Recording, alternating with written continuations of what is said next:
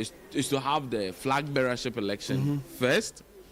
When you elect the flag bearer, the thinking is that the flag bearer contestant who is so instrumental and prominent within a party and has financial capacity would not be so interested in getting his people fill the various positions, rather than having competent people filling the positions.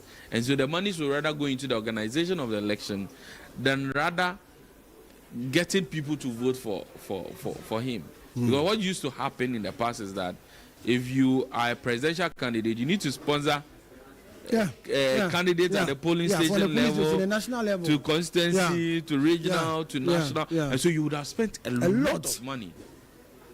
And you would need some level of you would have to. You would have to, because if you don't put your people in the album, as they will usually refer it to, then your ambition to be presidential candidate is dead, just like as it started. And so the understanding is that, well, even though the current limited expansion will increase the cost when it comes to organizing the party's elections and organizing activities for the party, it will take out that quest for the candidates to spend money to induce delegates, but rather spend money on the party. When the electoral system was increased, in then times, I remember in 2007, the party was doing around 2,500 delegates. And then when the party lost the election in 2008, the party held a similar conference at the Trade Fair Center, where he also decided to expand, hoping that money will not make any or influence the system. But even at that, we still had people accusing the party of monetizing the electoral system. What is the belief that the more you increase the number, the more you limit it? Because it's still going on. Yeah, but the thing is that it's to what extent you have money. I mean, if you have a lot of money, you can influence as many people as you would want to. And you know how some of these things work. Yeah. It's not because some of the people have been given life-changing amounts of money. It's just the culture of it. Yeah. That because I'm going to vote for you, I would need you to give me some money. And so if you don't give me, I won't vote for you. And so the candidates are in a way forced to spend in that manner. Not necessarily because it is the money that is inducing the people, but the money will be a reason for them to say that, come on, you've not given me money before, so I won't vote for you. It's not that the money is enough to change their minds. It's just a matter of a culture that had been created. And that is why you would perhaps, the next conversations the party will have is to maybe structure the issues about transportation. Would the party purchase vehicles and transport these people in and out?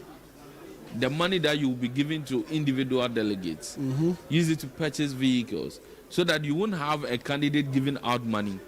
When you question the candidate, he says, we invited the people to come, and it's only right that we give them transportation, which in a way is because there's no standard to that transportation. There's a conference in Accra at the Greater Accra region. Somebody comes from Baulishi to the University of Ghana Sports Stadium, and you give the person 500 cedis for transportation. How is that? What's someone coming from Tamale? You get it? So how is that transportation? So it's just the tag. It's just the tag transportation. But in essence, it is to play into that culture I talk about. That because you are contesting for an election, you need to make some monetary payments to delegates, which is what all of us abhor, because we're saying that then you are giving the position to the highest bidder. which is not supposed to be the case. I mean, political parties are different from pressure groups because of one thing. Because political parties have the quest to attain political power. That is the ultimate difference between political parties and pressure groups. And so political parties who have the quest of seeking political power have a responsibility and mandate to ensure that the people they push are those who are competent enough at every point in time, that the lawyers will say at the prima facie level that even if there was no election, there was no contestant, that person that the party is putting ahead is fit enough to do the job. But when we have a situation where at that party level, because the larger Ghanaian populace have no hands in the selection of the candidates, is limited to who has money, then we are missing the point of getting good candidates to stand in and to push for the development of the country. I mean, of course, it is politics, but the ultimate aim and rationale is to push for development, is to have people who can ensure that there's enough development in the space. And so it's important that even beyond these motions, the party thinks carefully on how to reduce the monetization. Obviously, the one man, one vote will be the safest answer to that question. But I mean, the bigger question here is, to what extent can the party enforce? To what extent can the party enforce one man, one vote? An area which has really brought a lot of conversation up is the party's decision to elect a flag bearer first, which a number of conversations have come out as far as that particular move by the National Council is concerned. On the grounds today, in your conversation with some of the delegates, do they want to, or do they agree to this proposal to elect from the top first before the base? Or there are people who still have misgivings and believe that let's do what the party is known to have done always, from the base to the top? I think the party has argued its way out of this. I wouldn't say there was unanimous support for that proposal. There were misgivings about it, but a greater number of them support the idea of starting from the top. Because, one, the party at the moment needs a leader. And so a lot of them feel that when there's the election, when you get the presidential candidate can now restructure and rebuild the party around himself or the ideals of the party. The second thing being that a lot of them actually were proposing this particular amendment.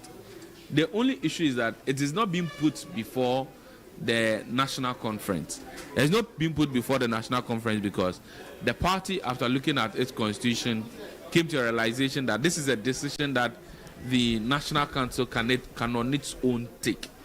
But I think the final reason why this will not be a big issue today is because of the expansion of the delegates list. The concern had been that if you are doing the election earlier, who are those going to make the decision? Is it those who voted in the past election? That means in the 2023 presidential primaries. But here's the case: the party is now expanding the delegate list, and so you are assured of a variety of the delegates who are going to participate in the election. There are motions for former MMDCs, motions for former parliamentary candidates, motions for former MPs, and all of these persons to participate. And so even though it's one that raised controversy within the party, I think that the party has settled it by arguing amongst themselves. We'll go into details, these motions and these proposals, put across. But let's come back to Fred. Fred, you've been outside to survey the area. Tell us the setup, security arrangement, accreditation, people having difficulties having access to the main grounds for the event. Yeah. So Sami, you recall that the party gave us an indication as to how this particular program and event would go. The various decisions which have been taken in terms of accreditation, in terms of the people who will be allowed in terms of parking, in terms of security. So when you enter from the University of Ghana main entrance into the Legon Stadium, one of the things you see is that now there are police officers there directing traffic, because there are a lot of vehicles coming in from all sides into the university. As we speak now, there's a bit of traffic because of the number of people coming in there, but the police are handling the situation very well. It's not a static traffic, it's a moving traffic. So you see a number of people coming in. Once you get to the entrance of the stadium, you see a number of security officers also there. Before you can get entry into the stadium, you will need your accreditation cards. So there have been cards provided to all categories of persons, from media people to delegates to national executives to protocols to special people who have been given special invites and entry. Without these accreditation cards, you would not be able to enter into this particular premises. And when you get into the premises, it's very, very interesting. There's a designated place for medicals. So in terms of any emergency, you see about 3 vans. There's a van from the Ghana Police Service. Then there are other stations also set up for emergency services in terms of medical emergencies, and that particular department is being run by Dr. Okoboy. So you've seen him going around. In terms of the security and the movement of the place, the police have taken charge of the entire stadium. They are working alongside the party security. You realize that at every point in time, or every point you get to, there's a party security official and there are policemen. So what the party security official does is, one, they help in authenticating the accreditation cards. Sometimes too, there are people who may be known and who have special places within the stadium where the party officials will help, or security officials will help in doing that. When you come into the premises proper, the stadium proper, where the event is taking place, you'd also realize that a place has been well designated for the media. Today, as we speak, when you look at the field of the Legon Stadium, the only people allowed on that field would be the people who are going to give speeches and the MCs. So nobody is seated on the field. Everybody is seated on the stands, in the stands. So the VVIP has been set up for party executives and other senior officials of the party. The other stands have been designated to delegates. So the delegates have been also divided into 2. There are the people coming from the southern part and the people from the northern part. From what we hear, all the people from outside Accra are in Accra now. Some of them were housed, or they resided at the UPSA hostels.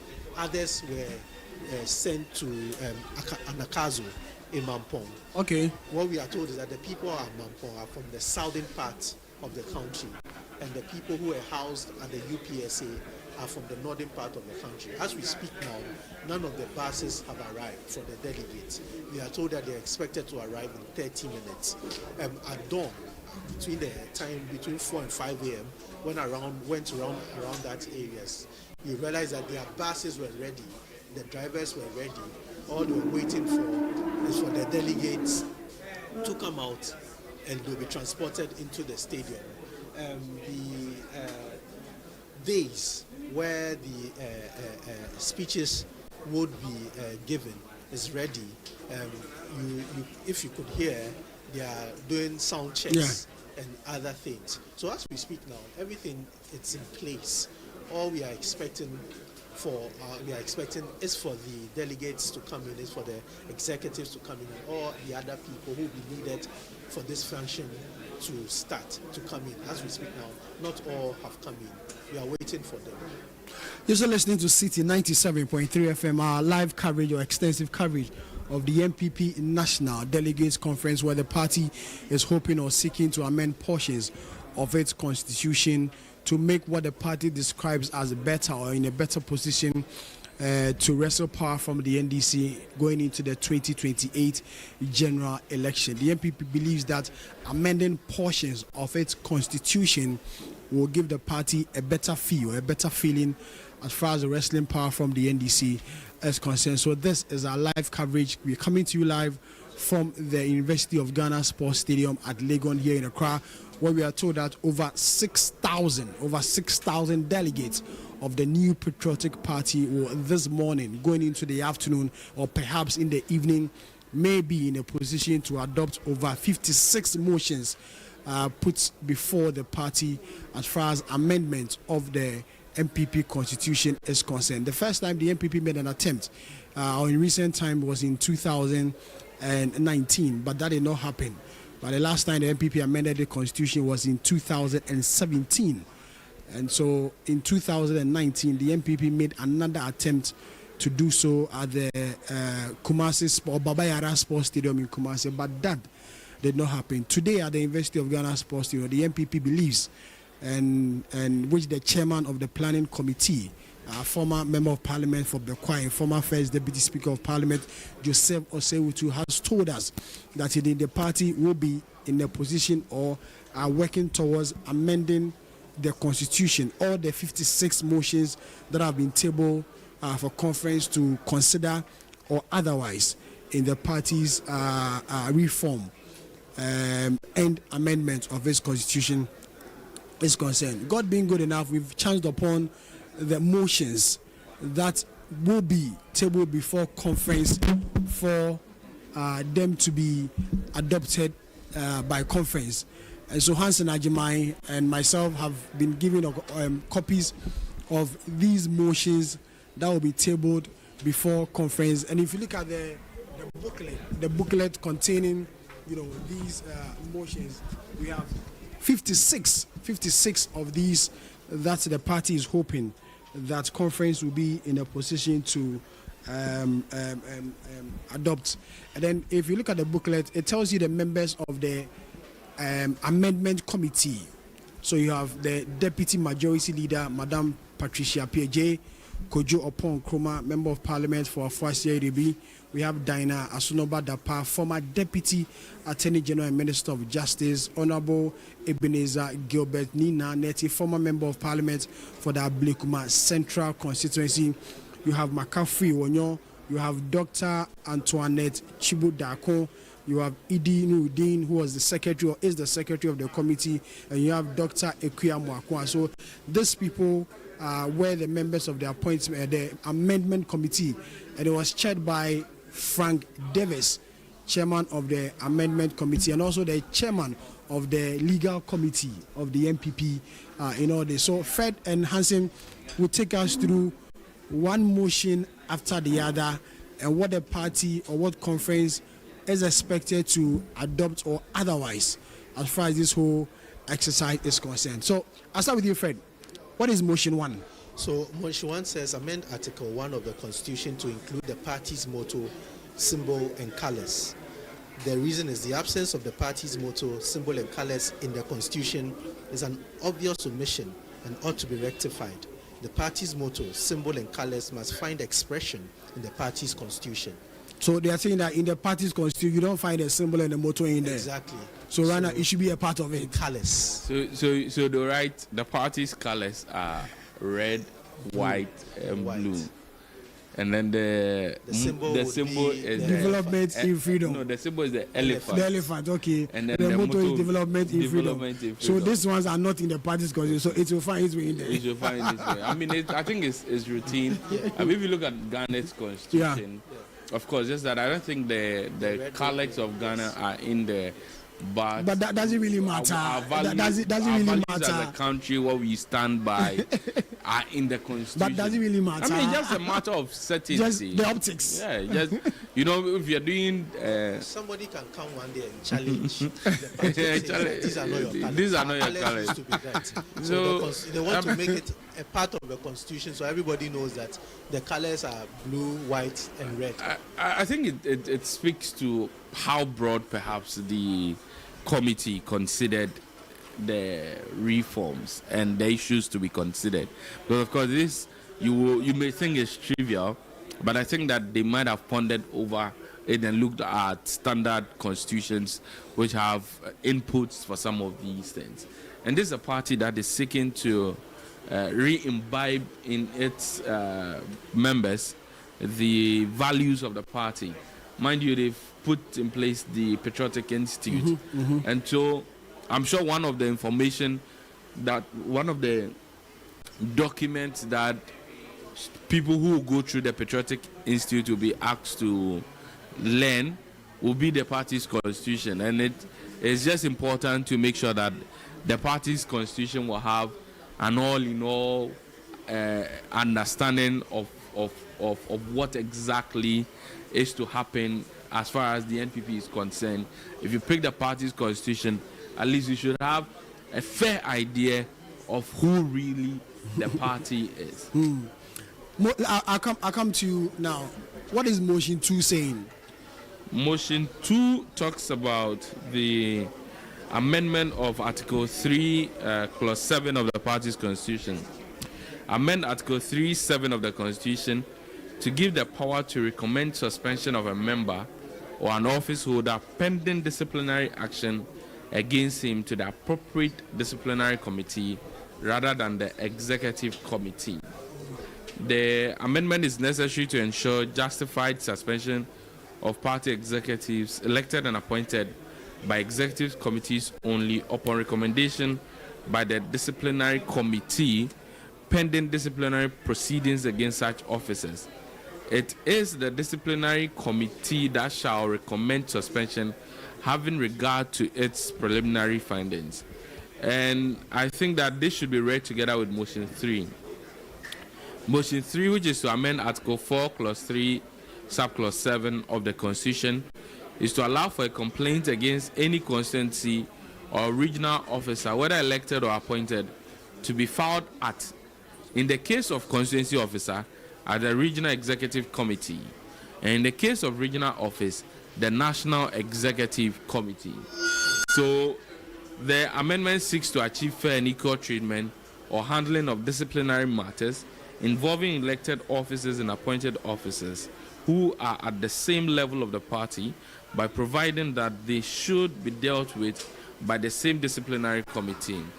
What these two motions are seeking to do, the first is saying that when there's a complaint against a member of an executive committee, say the secretary, the chairman has an issue with the secretary, the rule that that person can be suspended pending final determination of the issue should be a decision made by the disciplinary committee and not the executive committee. So the practice you have currently is that a chairman may have a problem with his secretary, and then he'll file a complaint. There'll be a complaint against the secretary, which will go to the chairman. And then while they are considering the complaint, the chairman will suspend the secretary. So more like checking abuse of power in there. Yes. So what the party's constitution is saying that no, when there's a complaint against anybody, let the disciplinary committee rather be the body to say that step aside while we decide on the matter. Then related to that is to say that when there's supposed to be a complaint against a constituency executive, it shouldn't be handled by the constituency executives, but rather constituency complaints should go to regional, and regional complaints should go to national, so that at least there's a higher authority that is dealing with the matter, and not somebody who technically you're of the same power with, I'm very sure the proponent of this particular amendment is someone who is disgruntled or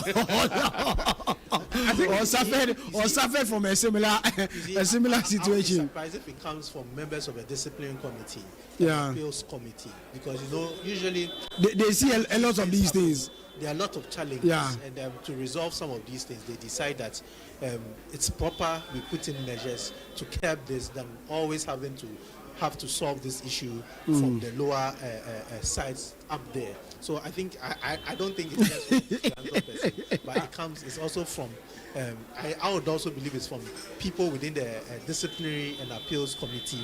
Because it's come up a number of times, not just within the NPP, even within the NDC. Remember ahead of the 2024 election, the gentleman who won the Asin Central, one of the Asin constituency was suspended by the constituency. The issue came up to Accra.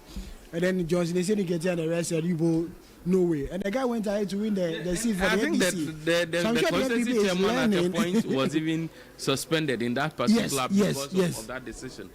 Very recently, I think the Aguna West issue within the NPP where the parliamentary candidate was suspended by the constituency executives for...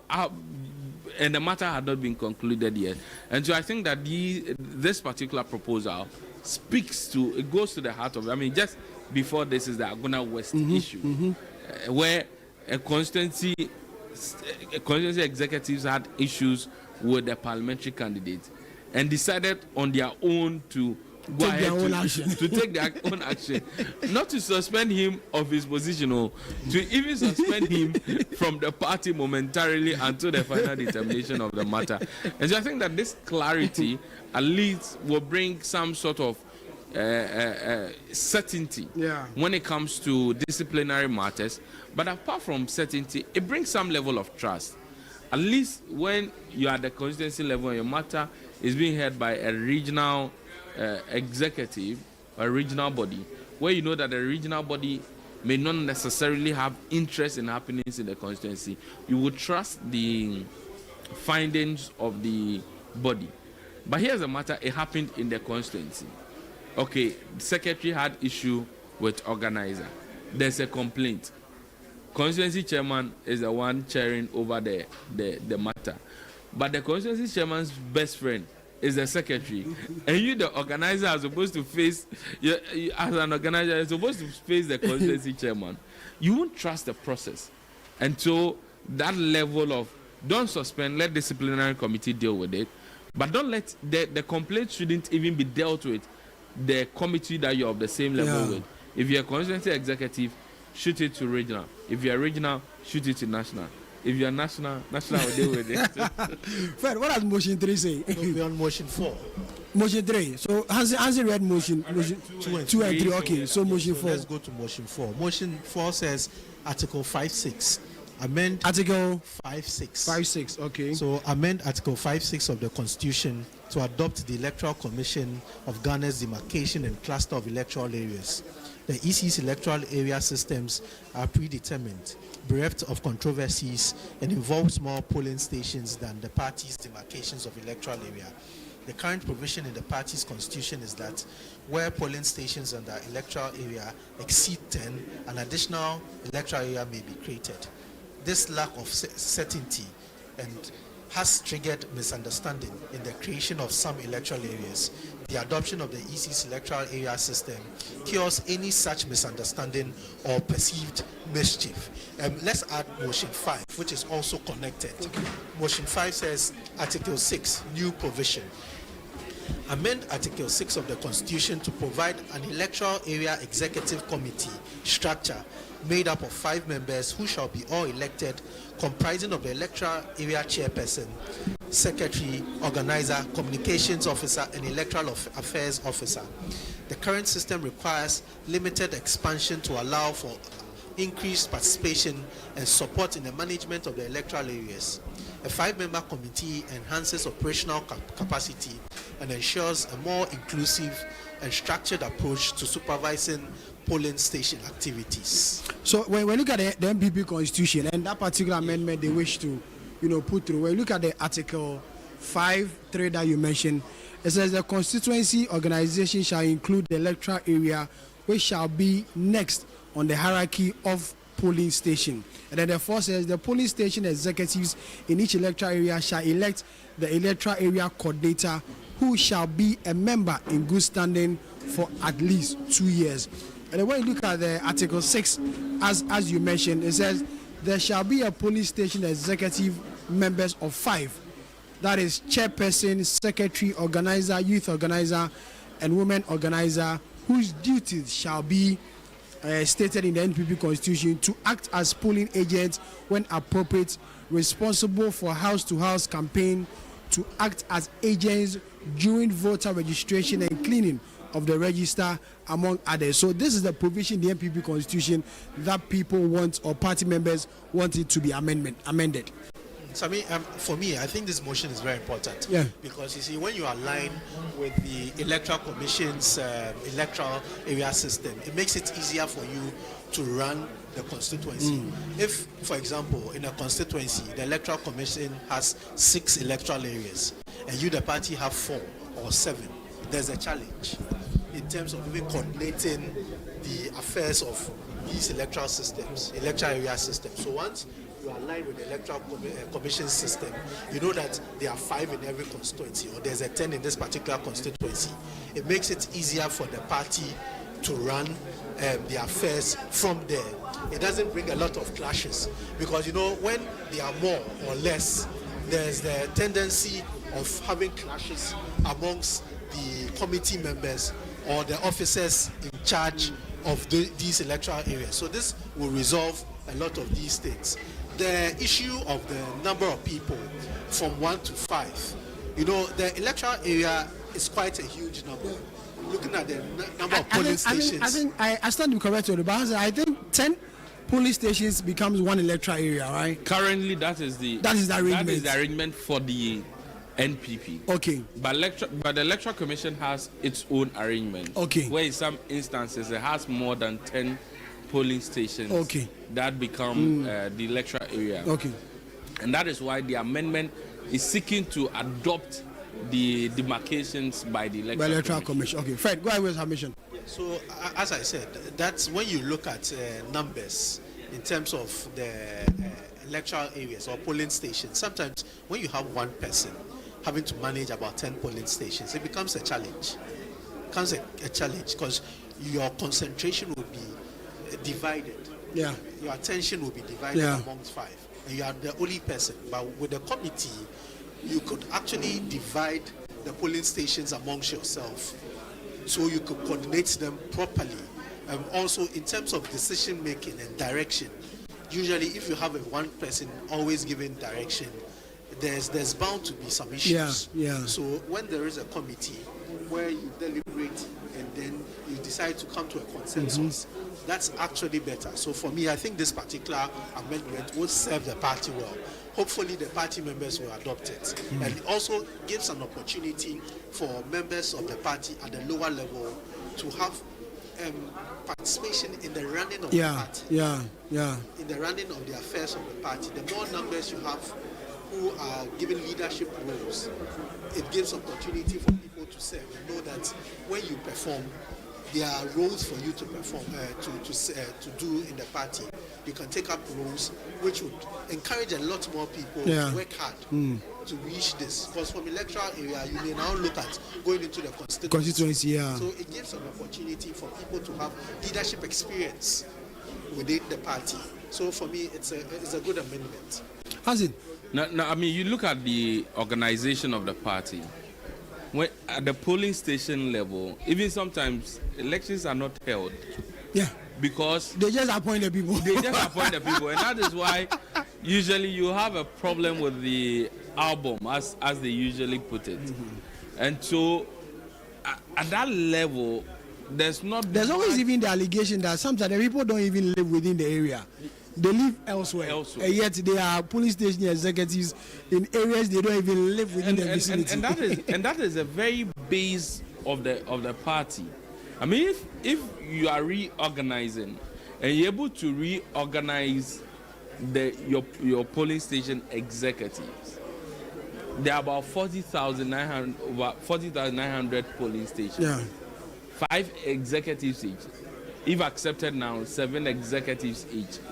If you're able to organize these 7 officers appropriately well, for them to be active in party organization, you would just have to do just some superficial work at the upper level. And so I think that is where what the party is seeking to do. You know, have an electoral area coordinator or executive committee, not one. Mm-hmm. So the over 40,000 polling stations meant that and 10 each forming one electoral area meant that the party now had about 4,000 coordinators coordinating all these 40,000 polling station executives times 5 of them. So that's a huge number for 4,000 persons to coordinate. What you're doing now is to have an electoral area executive committee of 5 persons take care of sets of polling stations. And usually by the time you get to the electoral area level, you would have people who are more active when it comes to the politics, who wants to take politics as a career, who will want to aspire to move from the electoral area to the constituency level, the constituency and perhaps to the regional level. Usually the polling stations are people who, even if they live in a community, go about their daily activities, they just join because they are attracted to the party one way or the other. And so they are not necessarily party activists. And so they won't wake up in the morning thinking of, how can I get to this person to speak to the person, to tell the person why he or she should vote for the NPP or the NDC. So at that polling station level, it is, they live in the community. When there's meeting, they would attend. But at the electoral area level, you begin to see some level of activism. And so having an executive committee of 5, means you have 5 activists taking care of, say, an average of 10 polling stations each. Yeah.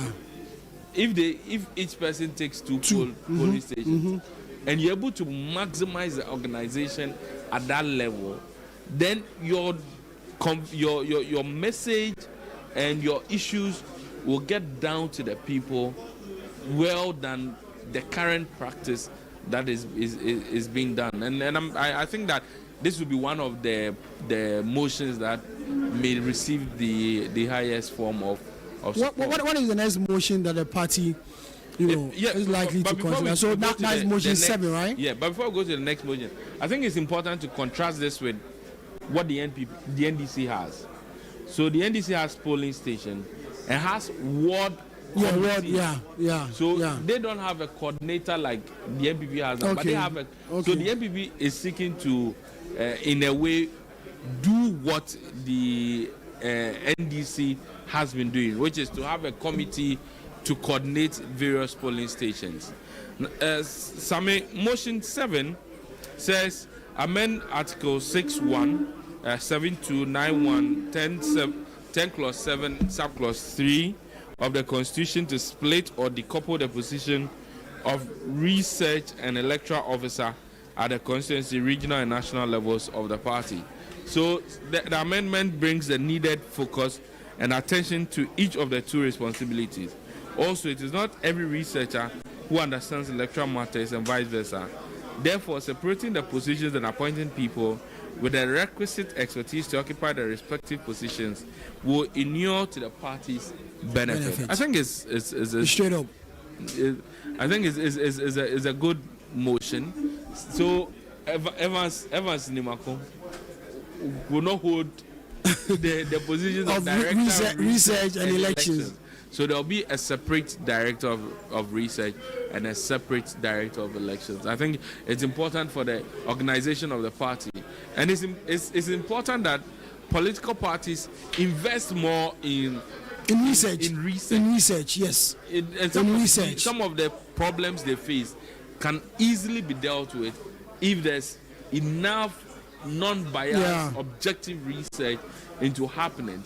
And I would always maintain that when we have strong political parties, be it in government or in opposition, they would all, to a large extent, play to the benefit of the country when it comes to national issues. And I think that this is an important motion. Fred, motion 8? Yes, so motion 8 says Article 7.2, amend Article 7.2 of the Constitution to include the Constituency Research Officer, Electoral Affairs Officer, and PWD Coordinator on the Constituency Executive Committee.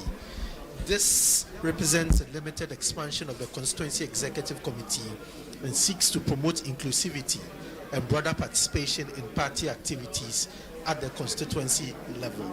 So if you look at Article 7 as it stands now, Article 7.2, which you just mentioned, it says each constituency shall have a constituency executive committee that shall consist of 1, the constituency chairperson, the first constituency vice chairperson, the second constituency vice person, the constituency secretary, constituency assistant secretary, constituency treasurer, constituency financial secretary, the constituency organizer, the constituency deputy constituency organizer, the constituency women's organizer, the deputy constituency women's organizer, and the constituency youth organizer, as well as the deputy and the rest. So the amendment, so Fred, the amendment there is seeking to expand it, right? Yes, it's seeking to expand the number of executives, constituency executives. You know, so we started with the polling stations, and you realize that the number of executives within the polling stations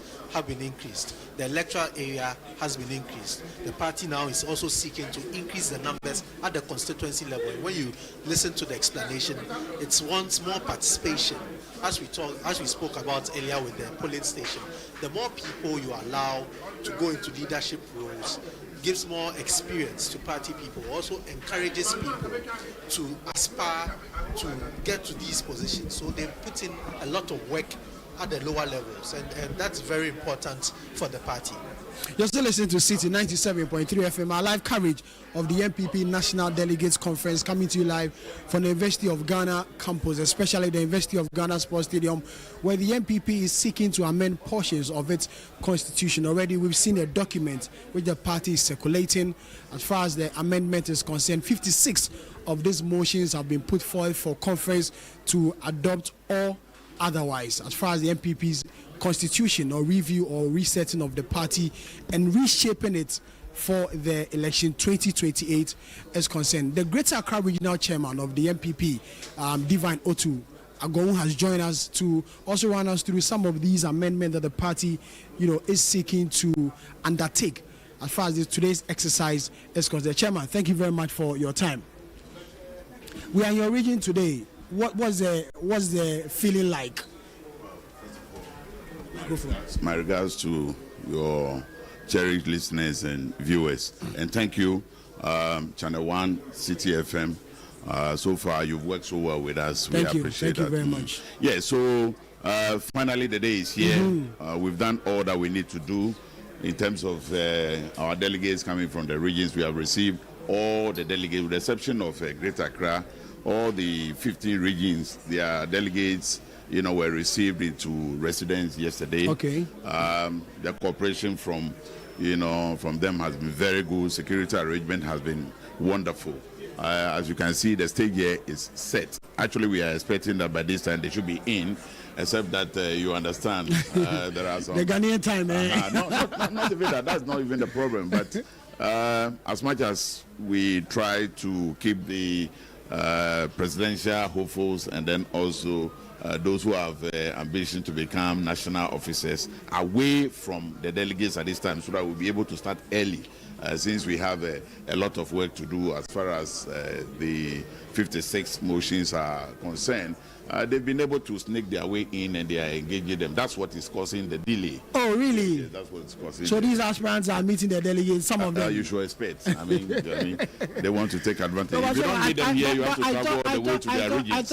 I thought you spelled out clear rules of engagement as far as today's event is concerned. For instance, you banned them from displaying their banners and the rest. Yes, we've succeeded largely, but meeting the delegates wasn't part of the arrangement. We did, but you are unable to control everything. Because as you speak, myself hosting, my focus is on making sure that the grounds is prepared and food arrangement, residential facilities and things are in place. So that's it. Otherwise, I would say that so far is very good. We look very ready for, and I think I like the compliance so far. The directives that the committee gave largely, the party bigwigs have, adhered to it. And as it is, we are ready. 56 motions. You expect all to go through today? Oh yeah, there are not many. We received over 300 proposals, and we've managed to abridge them to 56. And these are proposals that, if you like, already the party faithfuls are already committed to this. For example, if you talk about expansion of our electoral college, it's something that nearly everybody is asking for. So, I mean, it will just be, something that you will see, we will all vote for it. The numbers are where the differences are. Some are saying that we should expand the sake that every member should have one vote. Yeah. We will eventually get there. But not immediate. But not immediate. Okay. Not immediately. That's what it is. And then a particular portfolio, we have at the constituency level, the regional level, we have the Office of Elections and Research office held by one person. Yes. Yeah, so the thinking is that we should decouple it so that somebody will be responsible for elections, whilst another person should serve as the research officer. Why, is that a feeling that there's too much work for? Yeah, and it involves a lot. Somebody else should do the research, and the research should feed the strategy that the elections officer will be seeking to implement. Do you understand? Yeah. But if you are the same person going to do the research and the election at the same time, it kind of conflates your neutrality.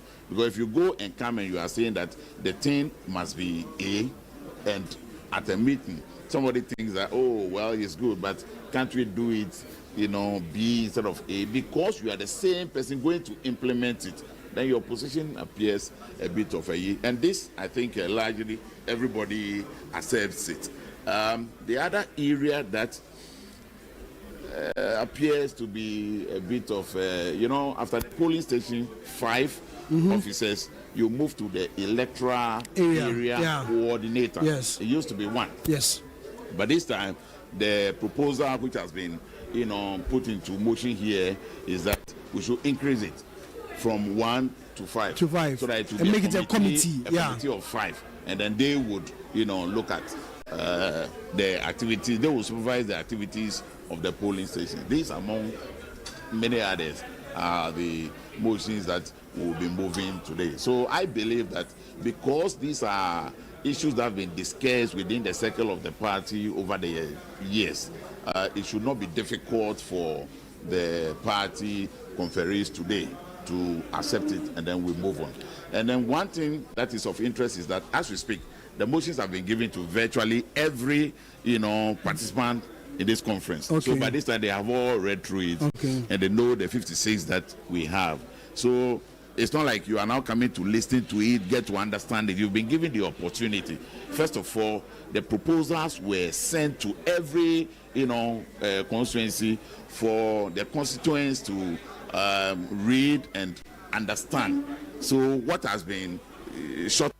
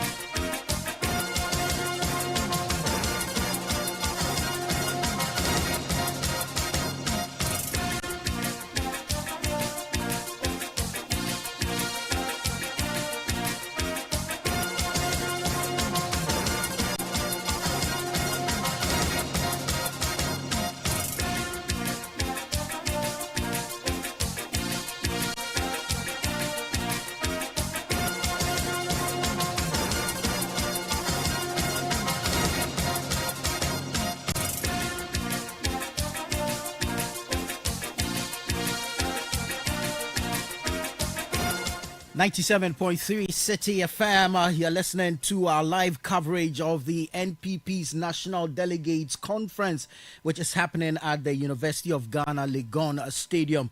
You've heard from my colleagues Sami Riafe, Hansen Ajiman, and Fred Tete Jabano, who are on the ground, bringing us up to speed coverage, live coverage from the Delegates Conference. So far, we're still expecting the delegates to converge at the stadium for the commencement of the event itself.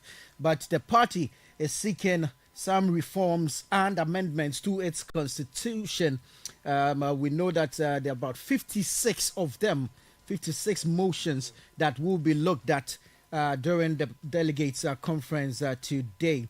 Key on the agenda, as well as the proposed amendments, will include grassroots empowerment, structural reorganization, revamping the National Youth Wing, governance mechanisms, professionalizing internal roles, and the likes. Now, one issue that is expected to dominate the discussions today at the Delegates Conference will be a proposed amendment to alter the NPP's constitution to expand the base of delegates for the election of its presidential candidate.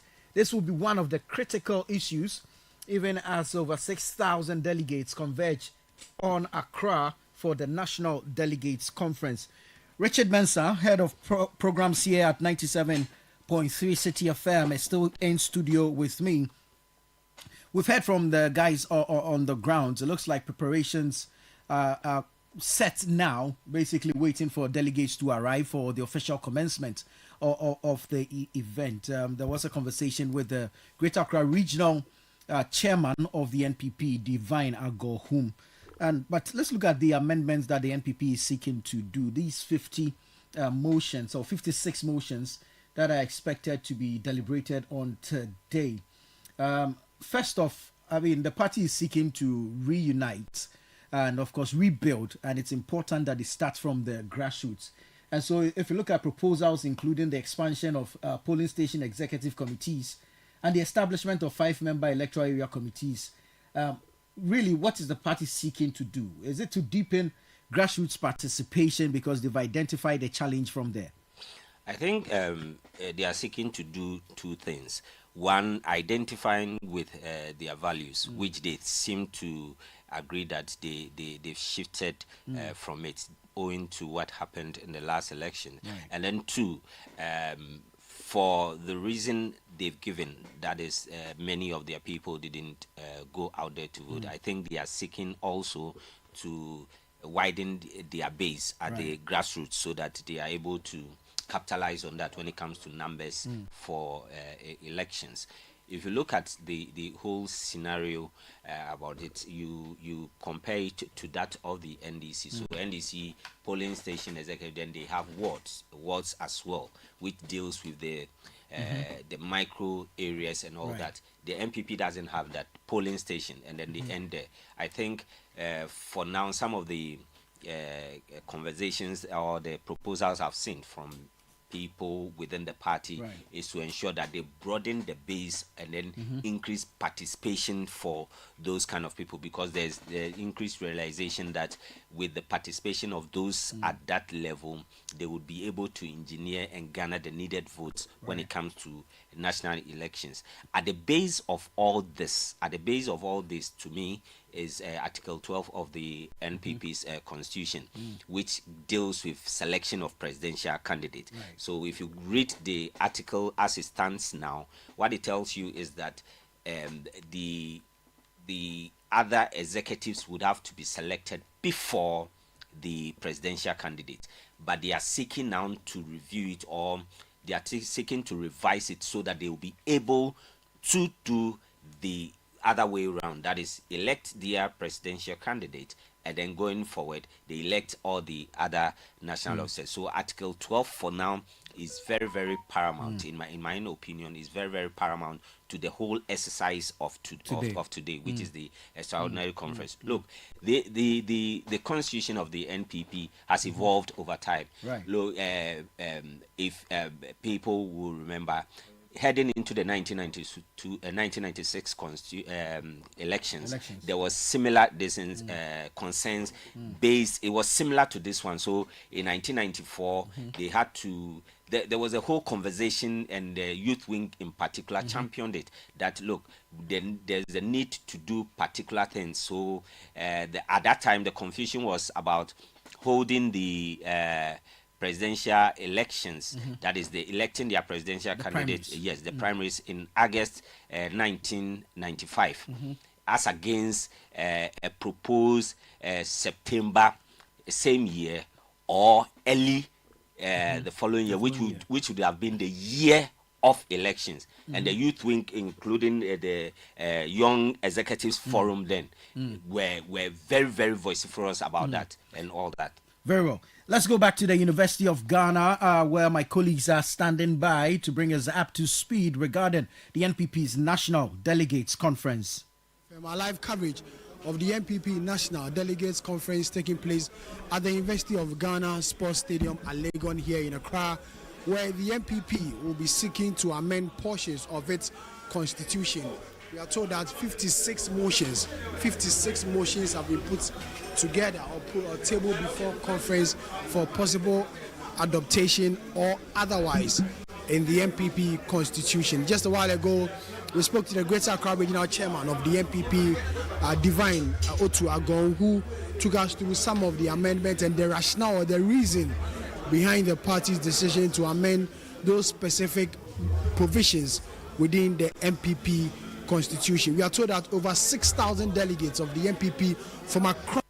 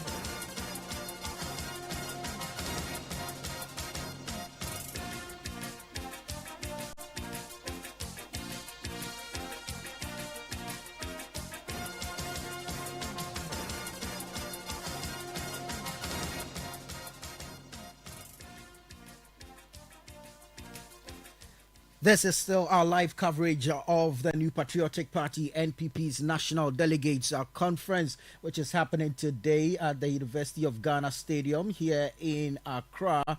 In all, about 56 proposed amendments are on the cards to reshape the party to make it stronger and more resilient for the future. Now, we've had party stalwarts such as Peter McMenu and Evans Nimakon table an expansion of Article 1319 from the NPP's constitution. What this seeks to do is to abolish the special electoral college of the or in the election of the party's presidential candidates. The argument these proponents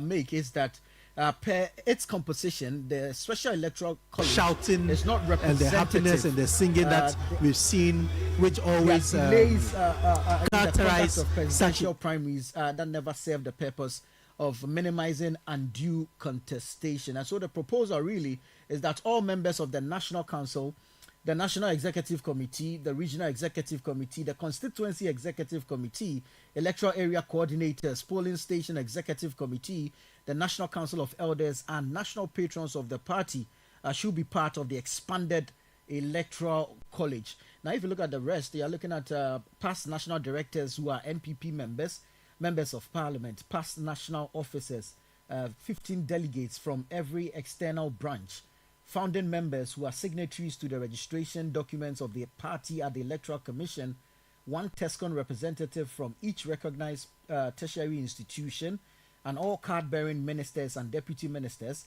as well as metropolitan, municipal, and district chief executives, MMDCEs, including 3 representatives of each of the special organs of the party, should also have the right to exercise their franchise in the election of a flag bearer. I mean, Richard, this is also expected to dominate this issue of their presidential primaries, and then that of the special electoral college in the election of presidential primaries. And we know that among the motions is a proposal to expunge Article 13(1) 9 of the Constitution to abolish this special electoral college.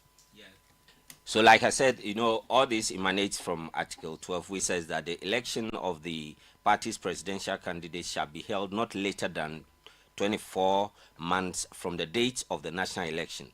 The date and venue for the election shall be decided by the National Council, provided, however, that the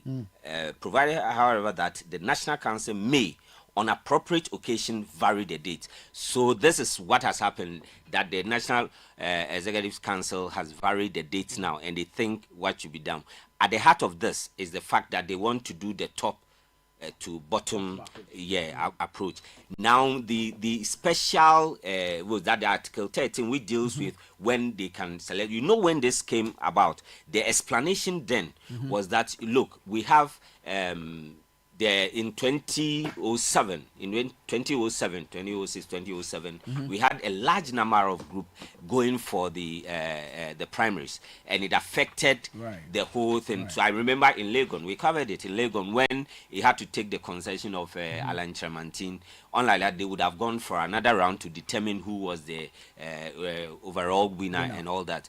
So they said that, okay, because of that, let's do what they did the last time, which is let's allow everybody to come in, but then we select the first 5 and then go into an election, which would then, the votes would then be garnered from that special voters list, which they had defined. Now they are saying that let's remove this, and then also remove the fact that we have to go through some 3 stages before we elect our presidential candidate, because for them that even deepens the wounds, if any, when that process happens. So yes, they have a case for that.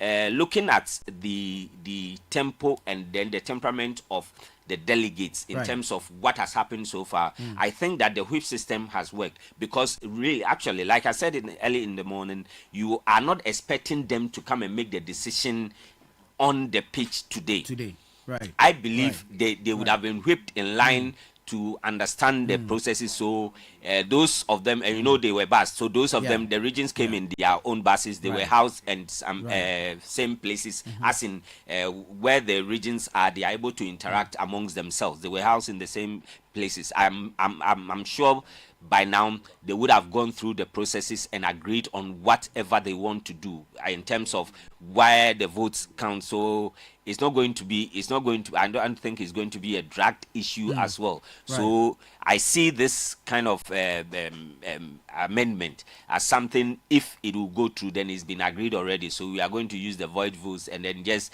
because they've given reasons for that. That when we go through that 2-phase process before electing our candidate, we only seek to deepen the wounds, and then in the final analysis, it inures negatively to the benefit of the party, and that is not what they want to go through. And I think some of these people who are making those things have seen the Okwe report, so they are acting on that. Right. Let's take listeners back to the University of Ghana. Hansen Ajiman is standing by to bring us some more live updates. From our studios here in Channel 1. Hansen Ajiman, my colleague in the Channel 1 newsroom, is currently stationed at the NPP conference to bring us the latest updates as things unfold. Good morning, Hansen. Hello, Hansen. Good morning. Great. I can see you're in high spirits already. What's the mood like? What's the mood like from the University of Ghana Sports Stadium? Well, currently a host of our party executives and party personalities are beginning to troop into the University of Ghana Sports Stadium where the National Delegates Conference is expected to happen. And so there are three major entry points here at the University of Ghana Sports Stadium. So there's one that has been left for dignitaries, i.e. national executive officers, regional chairman, regional chairman, members of the planning committee, members of the amendments committee, MPs, former MPs, as well as the members of the diplomatic corps who will be entering through this particular gate that I'm standing in front. There's another gate meant for delegates who are coming in from the southern sector, and another gate coming in from the northern sector. As we've already showcased, there won't be any much activity within the stadium grounds itself, except for a podium that has been mounted, for which you would hear speeches from there, or where the person who is supposed to coordinate the adoption of the motions will make that coordination. But essentially, all delegates will have been designated to stands within the stadium where they are supposed to be seated. And we are told, and we've seen, that those seating arrangements have been made according to region. And so you would see Greater Accra delegates seated in a particular area, Ashanti, Northern, Western, Western North, across all 16 regions. Currently, the Ghana Police Service, of course, they are situated here, ensuring that there's strict adherence to the accreditation. And so when persons come in, the first thing that they inquire is for you to indicate your accreditation and what shows that you have to be here, what shows that you have the mandate to be here at the conference grounds. We know that over 8,000 persons are expected to make their way to the University of Ghana Sports Stadium. Over 6,000 of these are delegates. However, some of the other delegates are given additional accreditation, and so that has pushed the number to over 8,000. The other thing that you observe also is that in strict compliance of the party's rules, you've not seen any of the candidates here who are campaigning, or their members who are campaigning, i.e. by wearing the shirts of a particular candidate or putting up the posters of a particular candidate. Of course, it's only Dr. Baumier's picture that we've seen in the pull-up banners that have been stationed, but of course, because of his position as a former vice president.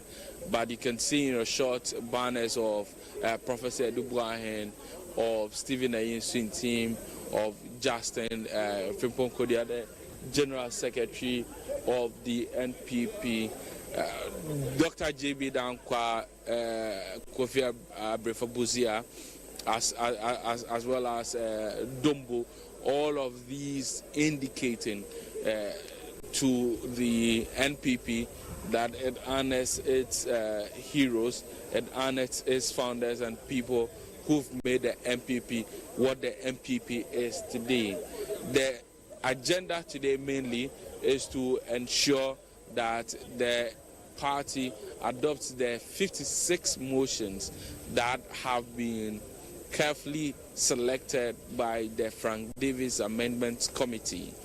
These motions range from inclusion of the party's name, symbols, and motto, to scrapping of the delegate system, to expansion of the elective officers and appointed officers when it comes to the party structure at various levels, as well as the expansion of the persons who are able to cast their ballot as far as the MPP's presidential primaries as well as parliamentary primaries is concerned. And so we'll take you around to observe really what is happening. So you can see the police is being helped by the internal security of the NPP. And as I indicated, these are pull-up banners with pictures of key personalities of the NPP. A lot of the delegates are yet to arrive here at the sports stadium. We've seen some vehicles approaching. It could be that one of them it should be one of the delegates. But of course, the Ghana Police Service are here, and as you can see, this is precisely what they do always. They question the persons who arrive, they check their accreditation to see that indeed these are persons who are accredited to be here at the NPP National Delegates Conference. One other important thing that I've noticed is that unlike previous exercises where you have posters that are placed at vantage points that tend to deface the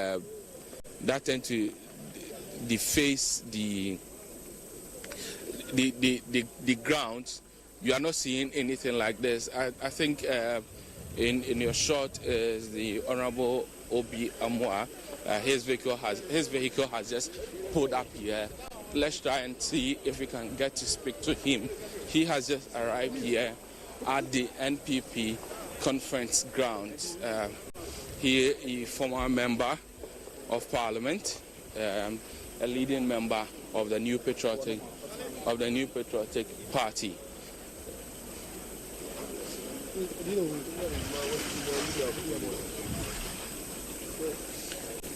So a lot of the delegates are yet to make their way here to the MPP. Let's try and speak to him. Good morning, sir. How are you doing? I'm fine. I mean, you are out of Parliament, but this is the first time the party is meeting in large numbers. What does it mean for you? Well, it still shows that the party is very strong and still very organized, and we are complying with our constitution. We should have a conference, so that's why we are here. I mean, you've been at such conferences before. When it comes to decision making, to the best of your knowledge, how is it going to be? We are told 56 motions. Well, as you might have heard, proposals were invited, and about 300 proposals were submitted. And by the provisions of the Constitution, the General Secretary had to circulate these proposals. But some of them are similar. So what you do is to put them into motions. So the 300 proposals have been reduced to, just like you said, 56 motions. So here we'll take every motion. Then there will be a seconder, and then we will then vote on it. Then we move on. How is the voting done? Well, I had the privilege of being the acting legal committee chairman in 2009 when we did a massive expansion. We went by voice vote. About 3,000 people here. If we were going to do head count, then we will not live here. It will take us a week. So you're a former member of Parliament, immediate past former member of Parliament. Is there a way to object to? I mean, if the person chairing says, I hear the yeah, and someone believes that it's rather no. Is there a practice of being able to object? Well, usually in Parliament, it's easy to do that because you may even call for head count. I mean, you go by the rules, you may call for head count, you will stand up for us to be counted, or you may call for division. But this is not Parliament. This is a party conference. And we believe that what has been happening, this is not the first time we are doing this. Apart from 2009, subsequently we've done some of these amendments. So even if you look at the proposals, I don't think there's anything controversial. What do you say to those who think that, I mean, without a process to object to what really the decision is. It's just a stamp, really rubber stamp of. So that's what I'm saying, that in the first place, if there's a motion and somebody has a counter motion, you'll be allowed to speak. At the end of the day, then the vote will be put. And if... Yes. Before you take leave of us, I mean, the party is supposed to be united. We've heard from former President before who said he has been sidelined, and he had actually written to the party asking for this event to be postponed. The party could not accede to that because of logistical or whatever reason that may have been. What do you make of that? And former President Kufuor is also not going to be here. He has traveled. The two gentlemen who have led the party before to the presidency are all not going to be here. Is the party really united? Well, it's unfortunate, but it appears their calendar did not run in sync with our calendar. Ideally, we could have sat down with them to make sure that if July is not suitable, then we could push it forward. And for President Kufuor, he doesn't have any issue. He said we can go ahead. He wished he would have been here, but for other reasons he cannot be here. For President Kufuor, he asked for end of August that he will be back in town for us to then decide a date. We all sat down, we looked at how far we had gone. Just this Monday, we considered it, and between Monday and now, a lot had gone in. So we thought it would be prudent to go back to him and discuss. Even though he's out of town, we were ready to send a delegation to him to discuss that this is a decision we've taken, not out of any disrespect, but for the fact that indeed we had gone very far when this issue came up. And because of him, an emergency National Council meeting was called. And it was decided amicably, we agreed that this is the way forward. So that's why we are still here. Right. Thank you very much.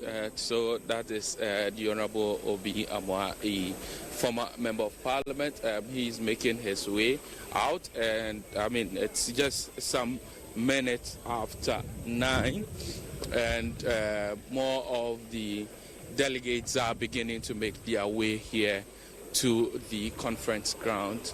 And as and when we are able to get an opportunity with them, we'll try and see if we can speak to them. We do not know yet who particularly at the moment is in this vehicle, but as and when we get an opportunity, we begin. That is the MP for Chiman South. Today is a big day, I believe, for the NPP. What are your expectations? Well, the party is gathering on the journey to rebuild our fortunes according to our roots. And so the business of the day will kickstart, and then the party rank and file who are delegated to be here will walk through the various motions, and then we'll see. It's a very important part of the journey to rebuild and recapture back power and put this country on track. So I'm very excited and very expectant that the business of the day will be successful, and then we'll finish with this phase of the process. What is the most striking motion for you? Well, I think to try and enlarge the space and give opportunity to as many as possible to join hands. The fight and the struggle ahead is the one of all hands on deck. And so those that seek to broaden the base and include bigger participation are quite good. Electoral areas, giving access to former party executive at the polling station to come on board and so on. But basically just to enlarge the base. I mean, this limited expansion was contrasted to one man, one vote. How possible? What measures can the NPP take to ensure that they can get the one man, one vote? Well, we just have to be cautiously ambitious. The ultimate is to get to the one man, one vote, but it has to start from somewhere. I believe as we go in the next round of such processes, we should be inching towards the one man, one vote. But we just want to be cautious even as we seek to broaden the base.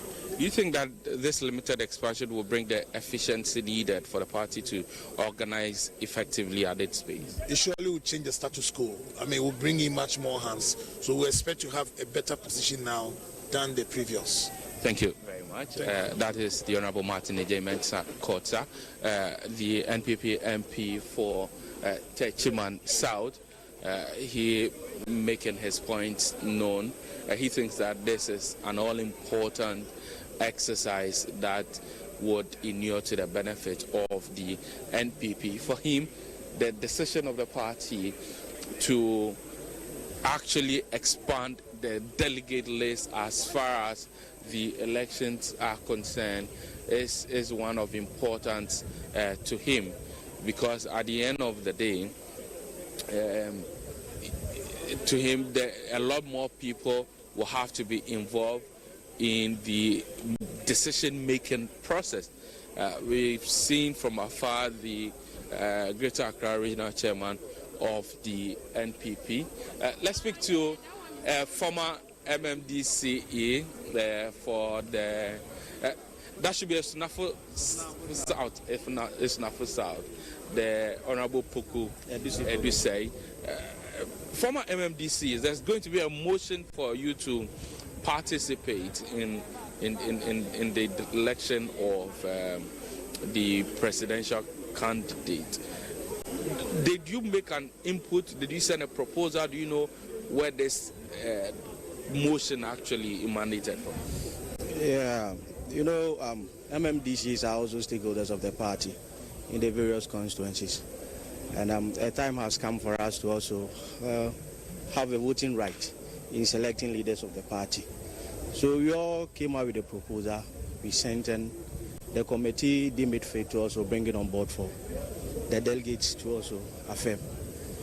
So I know that the party considered the report of the Micro Committee, recommendations from party members. We wanted to know this particular motion. Did you or any of your former colleagues, your colleagues, send a proposal to the amendments committee? That's what I just wanted to clarify. Yeah, some of us sent a proposal, and even people who are not MMDCs also. I remember Honorable B. Amwa, as part of his recommendation, it was part of it. Because, you know, MMDCs are stakeholders of the party. The moment you serve the party, you get a chance of being a DC or an MCE. And most of us are even former constituency executive, former regional executive. Me, for instance, I've been a constituency executive, I've been a regional executive. So it's fit. It's okay for us to also have a voting right. Do you think it'll be accepted? Of course it is. It's going to be accepted. But somebody will say the former MMDC, sorry to use the word, more primo. They've not accepted you that you are going to vote, and you've gone to endorse somebody. Oh no, we all have our rights. We all have our rights, and it wasn't 100%. But they've not accepted it. At least wait for them to accept before you. But as I said, it's not about us voting. We are also stakeholders of the party. Don't forget, we've represented the president at our various municipal and district assemblies, our various constituencies. So we've been stakeholders of the party, and I think we also have a stake in who leads the party. Now let's look at the reforms for reorganization. 7 polling stations are contrasted to the current 5 polling stations. 5 electoral area officers contrasted to the 1 coordinator. You have worked in a constituency first as a party member and also as a DCE. How are these reforms going to help in the organization of the party at that basic level? When you take a read or the summary of the Makoki Committee, the report that is submitted to National Council, you will see that many people want to have a sense of belonging. At least the delegate system, it was obvious that our people were calling for it to be expanded. So it's okay for us to, at least we are having 5, and now we want to take it to 7. It's a good call. At least it will bring more people on board. And I know the former constituency executives are also being considered, former PCs, former MPs, former DCs. So it's also going to expand the electoral college. And the electoral area coordinator, you know, you may have 2 polling stations having 1 electoral area coordinator. You may have 5-6 polling stations having 1 electoral area coordinator. So it tells you that at least we should have more electoral area coordinators so that they can supervise the polling stations for us. But it's increasing the number tantamount to effectiveness. Oh no, you know, our party people, they all want to work. as I said, they all want to have a feel of the party. It's not like when it's going to elections, you have, a few section of people who will be going to elect a leader. At least we have to bring more hands on board so that at least the one we will select will be the general decision of the party. Have you considered the financial implications? I mean, as a constituency executive, you know that when you hold constituency conferences, you will have to pay for or support with transport. 5 now 7 electoral area. How can the party go through this with the financial strength that is needed? Democracy has always been expensive. We want to get more of our people on board. If you recall, when you go to our brothers NDC, they are having, I think, 9 people at the various branches. So if you have to take it from 5 to 7, I don't think it's a bad call. Thank you very much. Thank you too. That's the Honorable Poku Edusei, former DCE for the Esnafo South Esnafo South District. Here we have the former boss of NHIA. He has made himself available here to the conference center. Doc, what's your expectations for today? Doc, what are your expectations for today? I believe that we've started to rebuild, and it's based on our values. So I believe that the amendment that has been proposed deliberated, and we see what the party people say, the delegates will say. Now, you were with Dr. Bawumia closely during the 2024 election. Beyond increasing the numbers, what did you observe? What did you see that you think the party need to consider? Not necessarily perhaps being amending the constitution, but strategy-wise. I think we need to build trust with the Ghanaian people, and we need to change minds and hearts, and that's what we'll be working towards. I've followed this party for a very long time, and I'm a member since 1992, from the Dubois Hens, the Kofors, the Kufuados, and so we will learn from the things that they did, and we will make sure that we inculcate the values. There are some positive things happening now. We have our institutes to obviously instill the values in our people, and through that we just take that out to the Ghanaian people to certainly appeal to the Ghanaian people that the NPP is a better option than the NDC. The honest truth is that, yes, we made mistakes, and we apologize for all the mistakes we made, but we did some positive things, especially if you look at the NHIS. It was on a different pedestal when I took over, and you could see that it was revived as of December 2024. We had paid all outstanding debts in November, and as insurance worked on definitely a delayed payment of 3 months. So I believe that we did some amazing things, but I believe the Ghanaian people should trust the NPP again in 2028, and we will work with the Ghanaian people. We will consult and amend our mistakes. Thank you very much. The chairperson of the the Council of Elders of the party, Hakman Osu Ajaman, he has just made himself available here at the University of Ghana Sports Stadium. Let's see if we can get from him what he makes of the motions. Being a long-standing member of the NPP, the party is seeking to change its course of ways, and as a conservative party, we want to inquire from somebody like him what he makes of some of these decisions.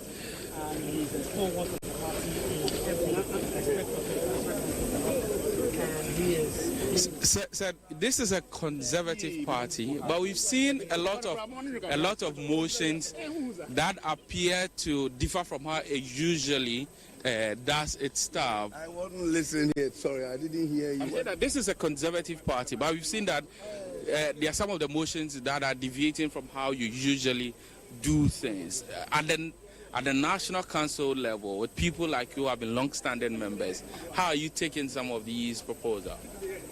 Well, we realize that the time has come to make a few changes in our constitution, and that there were some provisions that were not good for our advancement. So we decided to change, look at the constitution again and have a change, and hopefully that will bring us together, that will make people more sort of, and they will get a lot of energy to come and work for us. I believe that this Congress or conference will, in the final analysis, bring out a constitution that will be good for our development as we go forward. I don't think there should be any problem at all whatsoever. We have to understand ourselves that this is a human institution. It's dynamic. It goes forward. And as you go forward, if there are changes to be made, you make changes. And that's what we are really going to do. And if that will give us, Okay. Thank you. All right. Thank you very much. And so there you have it. The Honorable Hakman Owusu-Ejaman, he's chairperson of the National Council of the NPP. My colleague Charles Owusu-Kumi, he is on standby on the other side of the stadium, where other delegates are also making their way to the conference grounds, where conference will soon be expected to start.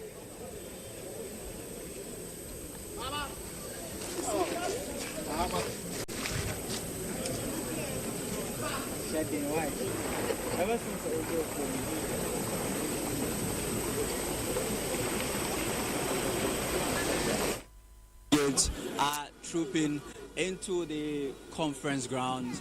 But aside that, you have all the other aspects that make a conference a beautiful occasion. You have the drumming and dancing, you have food, and you have delegates having conversations among themselves. So what happens is that delegates from all across the country, from the Volta region, from the T region, Ashanti, the northern, all the other regions up north, they come through these gates, and the other one on my right, they have their tags verified before they come in.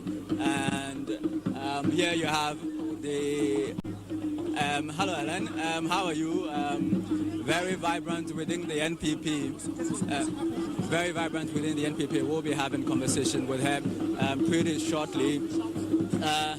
So you have your tag verified as and when you come into the grounds. Let me try and have some conversation with some of the delegates who have come from up north. Hello, sir. What's your name and where are you coming from? Oh, I'm from Novdine. Novdine. Okay. I imagine so. You are a constituency executive. Yeah. Okay. I'm deputy national coordinator. Okay. What are your expectations for today? Jamaica tree. Okay. And then I will expect to say ABC Waha. This is a group field national okay. Right. Thank you very much. Constituency executive from Novdai. So like I said, you can see some of the drumming and dancing here. There is also food available here for the thousands of people who have come to experience this conference of the New Patriotic Party. Hello, sir. What's your name, sir? Come again. What's your name, sir? My name is Delegates. Your constituency executive for which Which constituency? Afaja South. Yeah. The NPP isn't very strong in the voter region. How difficult is it being an executive of the party in that region? Come again. Saying the NPP isn't very strong in the voter region. How difficult is it for you guys working for the party in that part of the country? You know, I cannot say straightforward that NPP is not very strong in voter region. If you check the records, we see that NPP is growing in voter region. In voter region, is just like other constituency. NPP is struggling now. I get me. But what we are trying to do right now, we are just trying to build a party. So in the due course, NPP will bounce back. Okay. After today, what kind of party do you expect? After the things that will happen here today, the constitutional amendments, what kind of party do you expect to come out of this conference? I'm expecting a united front party, NPP that we used to know. I'm expecting all the aspirants to come together and build a common party that you wanted. And surely we shall take the power from NDC come 2028. All right. I'm grateful to you, sir. Alan, hey. Hi. Good to see you, man. Good to see you. How are you? I'm fine, thank you. Oh, you look great. Thank you. So today, a big day for the New Patriotic Party. I'm sure you're expecting that after this conference, you'll come out united as ever with common purpose for 2028. Definitely.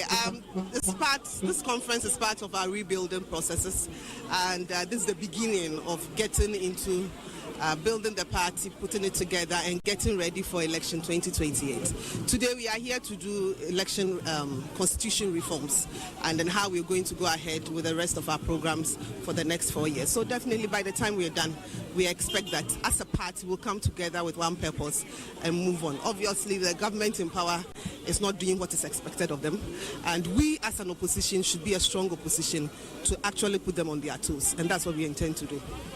I'm grateful to you, Ellen. I hope you have a fantastic day. The conference should start in the next couple of minutes, but here we have our Central Regional Correspondent, Akwesiado, who is joining us for this coverage. You've come all the way from the Central Region. You're welcome to Accra. How is the Central Region? Central Region is doing amazingly great. Because, you know, the region is always on fire. And for the New Patriotic Party's members in the region, they are anticipating a very successful conference. And they are hoping that the party would be able to make key decisions which would help advance the fortunes of the party in the region. Okay. There are about 50 motions that will be put forward today. Which of these are the members of the party in the Central Region looking forward to? Okay, so particularly this morning before coming here, I engaged some of the executive members, and what they are looking forward to is mostly on the expansion of the party space or delegates from the grassroots level, because they are feeling that there is some sort of absolute power at the top level, and so there should be some sort of interventions to ensure that the power is properly expanded, just so people would not overutilize that power. Because you see, the Central Region in 2016 had about 17 seats in Parliament. Then it dropped to 10 in 2020. Then, as at now, they have just 4. And if you look at some of the constituencies the NPP lost, these were seats the party has held for so long a time. So take Kaswa, for instance. The party has held the seat since 2012, but it lost it in 2024. Then take Aguna West, which is currently on fire as we speak, because just within this week, the constituency executives announced that they've suspended the parliamentary candidate, not just as a leader of the party, but also as a member of the party, pending the final determination by the Disciplinary Committee. And you remember that particular constituency had issues going to the 2024 elections. And surprisingly, there's been another statement from a section of the constituency executives, and these are led by the deputy constituency secretary, Isando, who is leading that group. Significantly opposing the earlier decision taken by the party. And you see that division run through the party during the issues between the party and then the former MP for the area, Cynthia Morrison. And it's playing out again. Then you go to a constituency like Gomua West, similar issues. So the members of the party believe that, look, there should be a way in handling party matters, because they believe that sometimes when the power resides with just the executives, it's become too complicated for them to take issues that will help address key matters affecting the party. So these are some of the things people are looking forward to. Okay. Grateful to you, Akwesiado, Central Regional Correspondent. The queue is gradually forming here, delegates making their way into the grounds. Hello, sir. My name is Charles. This is Channel 1 TV. What's your name, sir? My name is Honorable Dr. Pierre Kundi. Okay. You're a special guest. Where are you coming from? Well, I'm coming from Kumasi, Atmakwangoma. Do you hold any position within the party? I used to be the member of parliament for Atmakwangoma. Okay. How do you find this arrangement today? I'm sure you've been here for a while. Well, you could see, typical of MPP, everything is in order. People are orderly entering the venue.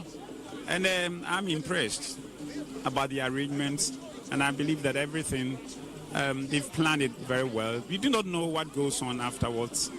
Let's see. Yeah.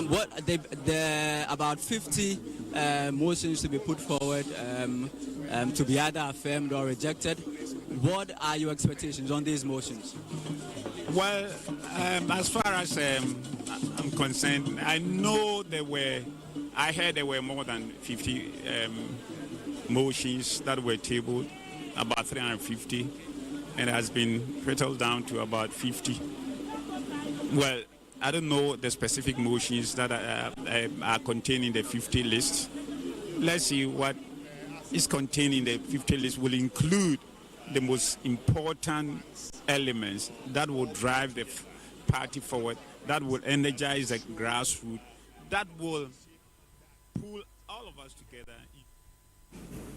This is 97.3 Citi FM and Channel 1 Television. My name is Selom Aduno. This is a special edition of the Big Issue, special because today is the day the New Patriotic Party is holding its conference to, among other things, assert its Article 55 rights in terms of helping to shape the political views of the people. And in doing so, they hope to revitalize their party by putting forward some amendments for their constitution, and there'll be a vote on those amendments, after which hopefully they'll be adopted, and the reforms they seek to institutionalize or implement will begin.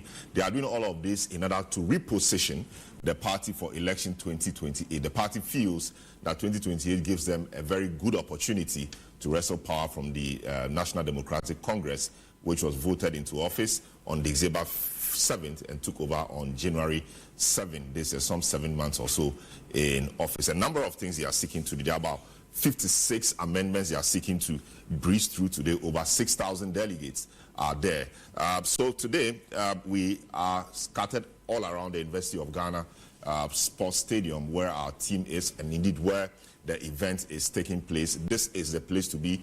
Channel 1 Television, 97.3 Citi FM, where every information you need about the NPP Delegates Conference you can find. Of course, you can trust us on that. We have a number of our reporters, as we've just seen, on the grounds, and we'll be going to them pretty soon. But we have in the studio Dr. Jalilu Ateku, who is a doctor of political science at the University of Ghana. We have a few other people like Dr. Palgrave Bachidankwa, communications team member for the Kennedy Japan campaign, who will be joining us as well as we do a studio discussion on the happenings, and be also intermittently going to the University of Ghana Sports Stadium to pick the feed as and when events get properly started. But indeed, we'll be getting back to the field to speak to our reporters. Dr. Jelly Ateku, good morning. Welcome to the program. Good morning, Sam. How are you doing? I'm very fantastic. Being a political scientist and seeing what is playing out in the political arena of the country, specifically in the fold of the NPP, you should be very excited that there is some activity on the political front. Yeah, thank you very much, and good morning to your viewers. Yeah, indeed, I mean, when we see things like this happening, we are happy about it because of the fact that, I mean, it is within the democratic processes that are expected of us to do. So when you have one of the big 10 parties that we have in this country, the NPP, after, I mean, suffering the significant decline in voter support, taking steps that will maybe lead them to the 2028 elections and beyond, I think that is a good thing, and we are happy about it. Yeah. How important are constitutional amendments for political parties? The NPP is not particularly new to this. We saw, of course, their constitution was adopted in 92 June. Yeah. In August of 1998, there was a constitutional amendment. Yeah. In August of 2009, there was another constitutional amendment. And also, this year, 2025, July, we are seeing a raft of amendments they are seeking to pass. Yeah. How important are these amendments? It does appear that a lot of these amendments come after a major electoral defeat.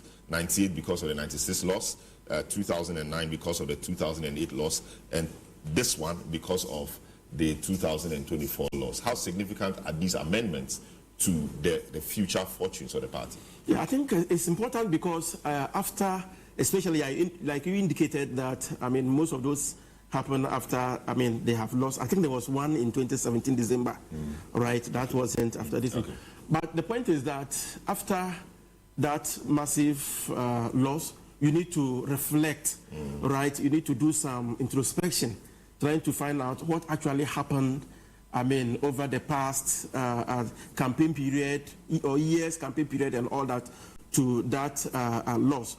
So that, I mean, you are able to make some changes that you find necessary, right? That will resonate with not only the party base or the party supporters, but to the nation, I mean, the entire country, because voters go beyond just the supporters of your political party. And voters will be looking forward to see how organized are you, right? Whether you are, I mean, in a position where when you are given the opportunity again to rule, whether you are prepared.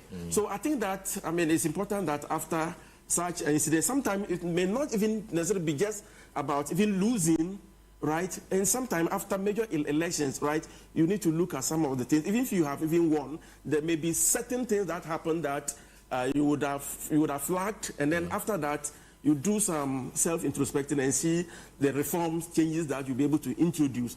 So that will give you some kind of a good, I mean, position in order to move into the next election. So they are very, very important.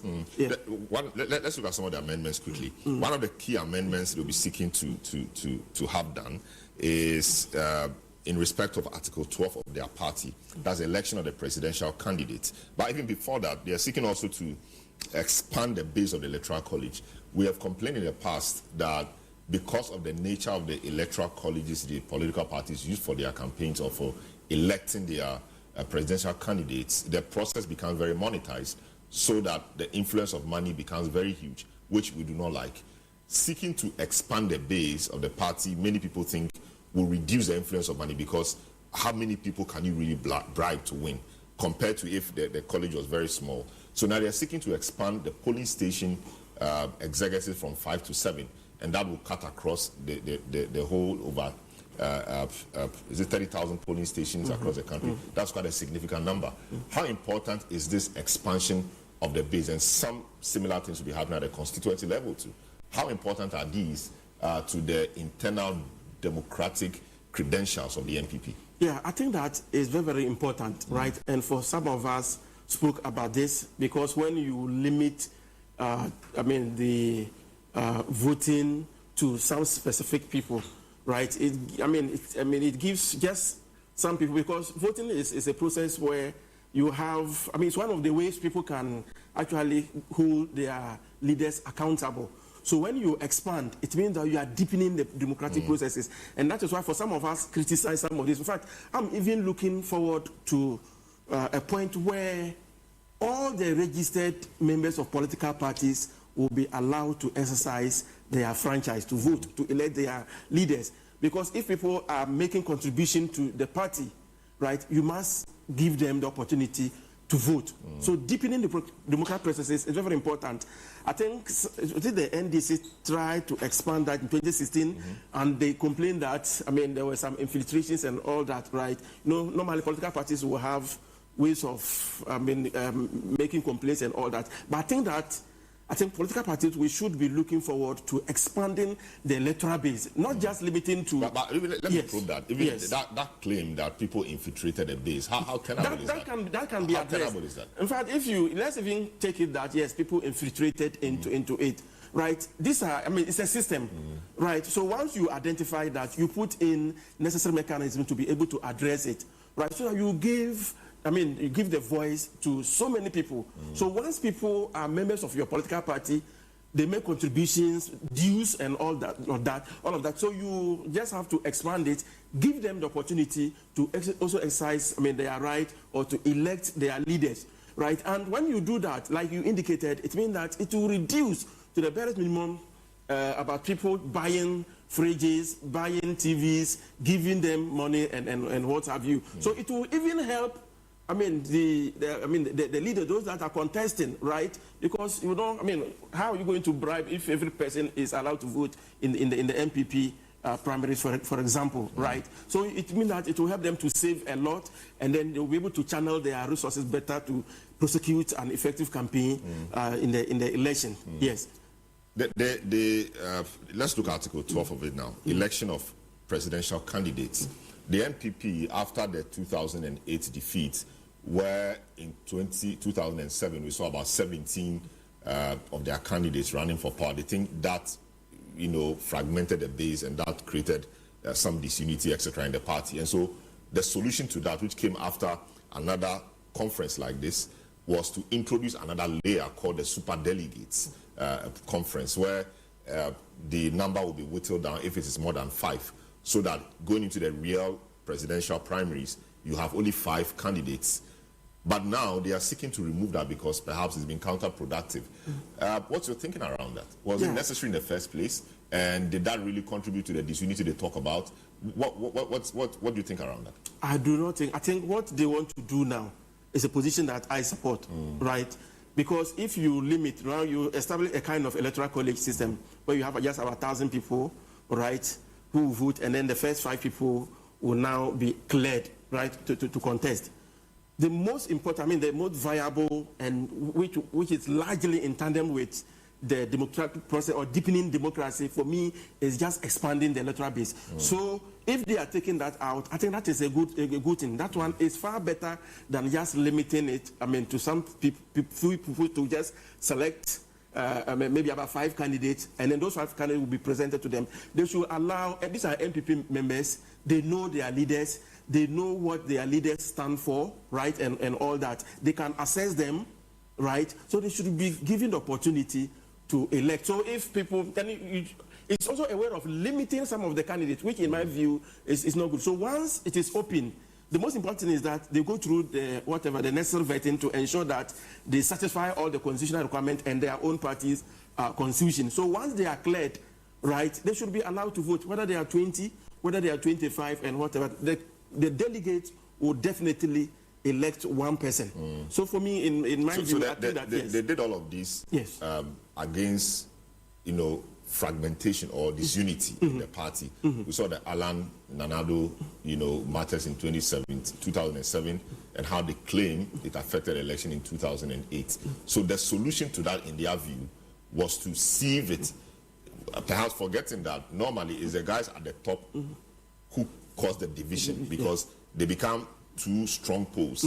The others who form part of the 70 may not even be popular. In fact, in that particular one, there were people who got 1 vote, others got 3, etc. So the problem really was concentrated, or is often concentrated at the top. And so once you cannot take out the first 3 or 4 or even first 2 candidates, the position about disunity becomes quite untenable.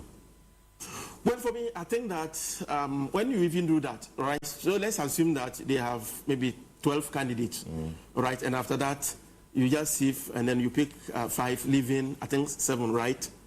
It means that already sometime the 7 will be embittered by this particular act, right? So definitely they will now try to find, problems as to what happened, maybe this person did this and all that. So that would rather have some impact on the unity that they actually want. But if they allow people to contest, right, and they should even lose, and the process, everything, the electoral playing ground is level for everyone, and they lose. They know that they have contested in a very even playing field, but they have lost.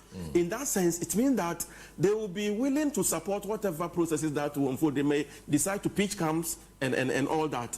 But if you limit them in the first place, that means that you are already creating problems. Then you now have the 5 after the election. Then you still have, so it means that you have a lot of issues to contend with. So in my view, if they are moving away, they are doing away with that as is part of the proposal. I think 1, it will deepen their democratic process, right, and it also allows people to make choice from the number of candidates that will be contesting in that election. So I think that for me, I think that it is a good thing. And like I indicated, I'm looking forward to the opportunity where political parties will expand their electoral base to all the registered members or those who have actually paid their dues consistently. They should give them that opportunity to exercise their franchise instead of just limiting it to the 5. The now going to 7. I think the NDC also has about 9 or so. They should be working towards to deepening the processes by allowing all the registered members or paid up members of the political parties to participate in the election. Okay, great. I'll come back to you in studio. I want to go to our colleague, Akwesi Ejeani, who is on the field, has quite a number of people around him he wants to speak to and gauge their moods ahead of it. We'll come back and deal with some other planks of the matter in studio. But Akwesi, what can you tell us where you stand? How is the momentum building up and what's happening? Well, Salom, I can say that where I'm standing, which is the main entrance to the University of Ghana Stadium, is really getting busier. And as you can see from here, we have a lot of the dignitaries, delegates now making their way into the stadium. And so all these buses you see line up there are making their entry into the stadium's main gate here at the Oponglo side of the stadium. And it looks a bit, hectic over here. You have several of the buses actually still trying to make their way into the venue proper to actually offload the passengers who are the expected close to 6,000 delegates to actually participate in today's NPP's National Delegate Conference happening here at the University of Ghana Stadium, where we are looking about 50 proposals to be amended when it comes to the NPP's constitution. But here I have one of the figures within the party who actually contested the Wenchi parliamentary constituency in the last election in the person of Mr. Kojo Frimpong, a known sports journalist over the years. And I just want to take some few words from him. Chief, first of all, your impressions and expectations about this whole conference. Thank you very much, and good morning to your viewers. So first off, what do I expect? This is a family meeting, right? This is a meeting of the Osono family or the Elephant family. So it's a meeting to take stock of what happened with the elections that we lost, and also to chart a pathway to the future. So everybody's talking about these famous amendments that we're going to try and engage with here to be able to pass or decline otherwise. And it's quite an exhaustive range. So I think this is a meeting of the family, and like all family meetings, you expect there to be some excitement, you expect there to be some disagreements, you even expect there to be some drama. So we've got to look for all of that. Drama, excitement, disagreements, all is part. Because it's a political party, and a major one at that. In fact, the biggest opposition in the country, which has left government, you should expect that not everybody is happy. People have issues, but it's at the family meeting that you iron all of these out. So it's a family meeting. We're coming for a family meeting. And this family meeting is going to decide how big the family is the next time we meet, because we are going to propose an expansion. And as I said, it's quite exhaustive. So I'm really excited to be here. And it's great to see all these people in red, blue, and white. It's lovely. It shows me that everywhere I go in this country, I have family, I have brothers, I have sisters, I have mothers, I have fathers. And that's the essence of the meeting that we're going to have today. Talking of the exhaustive proposals that are going to actually be looked at today, you are a former parliamentary candidate. You are not a delegate. I mean, you are not going to vote in this, but you are here to look at what excites you when it comes to the proposals that we are hearing that are going to be voted on today. Are you looking forward to one day see delegates, parliamentary candidates also having the chance to cast their votes? I mean, if what we are hearing actually is passed. Of course, we are in there. We're in there big time, you know. I don't know what number we are on the amendments, but we are seeking that all parliamentary candidates should be given the opportunity to vote. So, by God's grace, if this is passed, it would mean that in the upcoming elections for the presidential candidate, the parliamentary candidates are going to, and it's a very simple reason. We have 88 members of parliament now. Of course, with the passing of my good friend Ernest, there are 87 members of parliament. What it means is that the PCs in opposition are more than the PCs who actually got into the House. Now, all these constituencies are almost manned by the PCs because you make contributions all the time. And you've just finished an election that perhaps you lost. It's inconceivable that somebody who is so intimate and ingrained in the party's affairs at the local level or the constituency level does not have a vote. It beats my mind. It beggars belief. So this amendment to allow PCs to vote is in order. And just the fact that all former executive members of the party, all former parliamentarians of the party, all former polling station executives of the party are now going to be put into this extended pool of executives of the party. It's brilliant because the party has a history. You can't say that somebody who worked for the party for the last 20 years but has lost an election no longer has a stake or a say in the party. It can't work. It's incongruous to think so. So I'm excited about all these amendments. And then one that really caught my attention was Article 13.9, the fact that we want to expunge or abolish the special electoral college. So it's in our rules that, it's in our constitution that if we have, for example, parliamentary presidential candidates more than 5, we've got to have an election that trims it down to 5. Now, in the wisdom of the people who propose the amendments, and I agree with them, it's unnecessarily expensive, it's laborious, it drives division, so we should expunge it, and I'm sure that's going to get a blessing of the conference today. So it's exhaustive, it's quite a range, and I'm really excited that we can sit down, have a conversation around these things, meet, and then actually pass them, because I think it would bring the NPP into a stronger position. So that's what we're here to do today. Before I let you go, there's one proposal that I've also seen that is, earmarked for, consideration. That is the creation of the people with disabilities, and who will be given, the opportunity to also vote. What do you make of it? I think it's not. I think it's brilliant. Disability is not inability, right? And some of these people living with disability are very invested in the NPP. In Wenchu, for example, we have a group that we were working with, and they're very invested in the NPP, and they deserve to be at the table when we are making decisions. So kudos to the person who proposed the amendment. I think it's brilliant. And you see, what's the end goal? The end goal is to bring a lot of voices to the table when we are making these decisions. And that's what politics must be about. Because when you take these voices in the consideration stages to a decision, you are better informed. There's more opportunity to think about everybody. So that's why I think this is brilliant. And I'm looking forward to it. But as I said, expect the entrances, expect the drama. When the presidential candidates are coming in, you should expect the drama. It's a family meeting. All right, Kojo, thank you. So that is Kojo from Pong.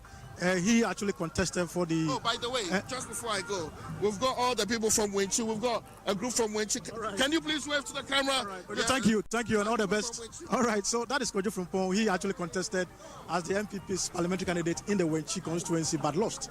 And today he's hoping that when everything goes well, he will also have the chance to actually cast or be part of the delegates in the next delegate conference. But for now, we're still seeing a lot of movement, delegates all making their way here. And this is the main entrance where when you enter, then they have two entrances inside that will lead you into the stadium proper. And one of the entrances is meant for the southerners, that delegate coming from the Ashanti region and head down, and then those from the middle to the north. So that is the situation over here now at the University of Ghana Stadium. Nimeje, one of our men on the ground. Indeed, ordinarily, Akwesi Nimeje should have been reporting from the Western region. But because this is so important to us, we have called in everybody to be part of it. And indeed, he knows his people from the Western region. And so when he sees his delegates and the NPP officials from the Western region, he knows who they are. So that's a good one. Thanks so much, Akwesi Nimeje. Back in the studio, we have Dr. Jelila Teku, who is a doctor of political science from the University of Ghana, helping us break down some of the issues. And indeed, Franklin Kujo, president of Imani Africa, has joined us on Zoom. Hello, Franklin. Welcome to the program. This is a very important day in the country's political history, not just the NPP. What are your expectations for today, Franklin? Well, good morning. I hope that they go through this patch successfully. That's all I can say. And hope that they come out with, amendments or whatever they call it, that it would inure to the benefit of the country and not just the party. I think that there's conversations about growing the party. You grow a party, but you grow the party together with the country. I've never understood this fixation on parties and people not being left out, and people, it's as if it's some sort of, how do I put it, a family heirloom that's based on extracted resources from the state.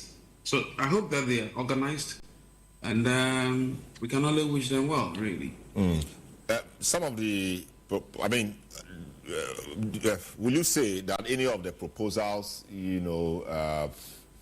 or which of the proposals, should I say, stand up to you or stick up to you?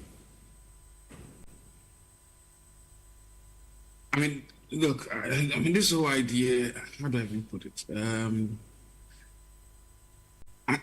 I don't even know where to start from, but I think that the whole concept of trying to get the flag bearer elected, I think, by end of the year or so, early January next year, I think it's just too far-fetched. I don't know why the rush, because I think that it is important to, it's as though you're in a hurry to come back to power when you have not even gone through the stages of, not mourning, it's the stages of renewal.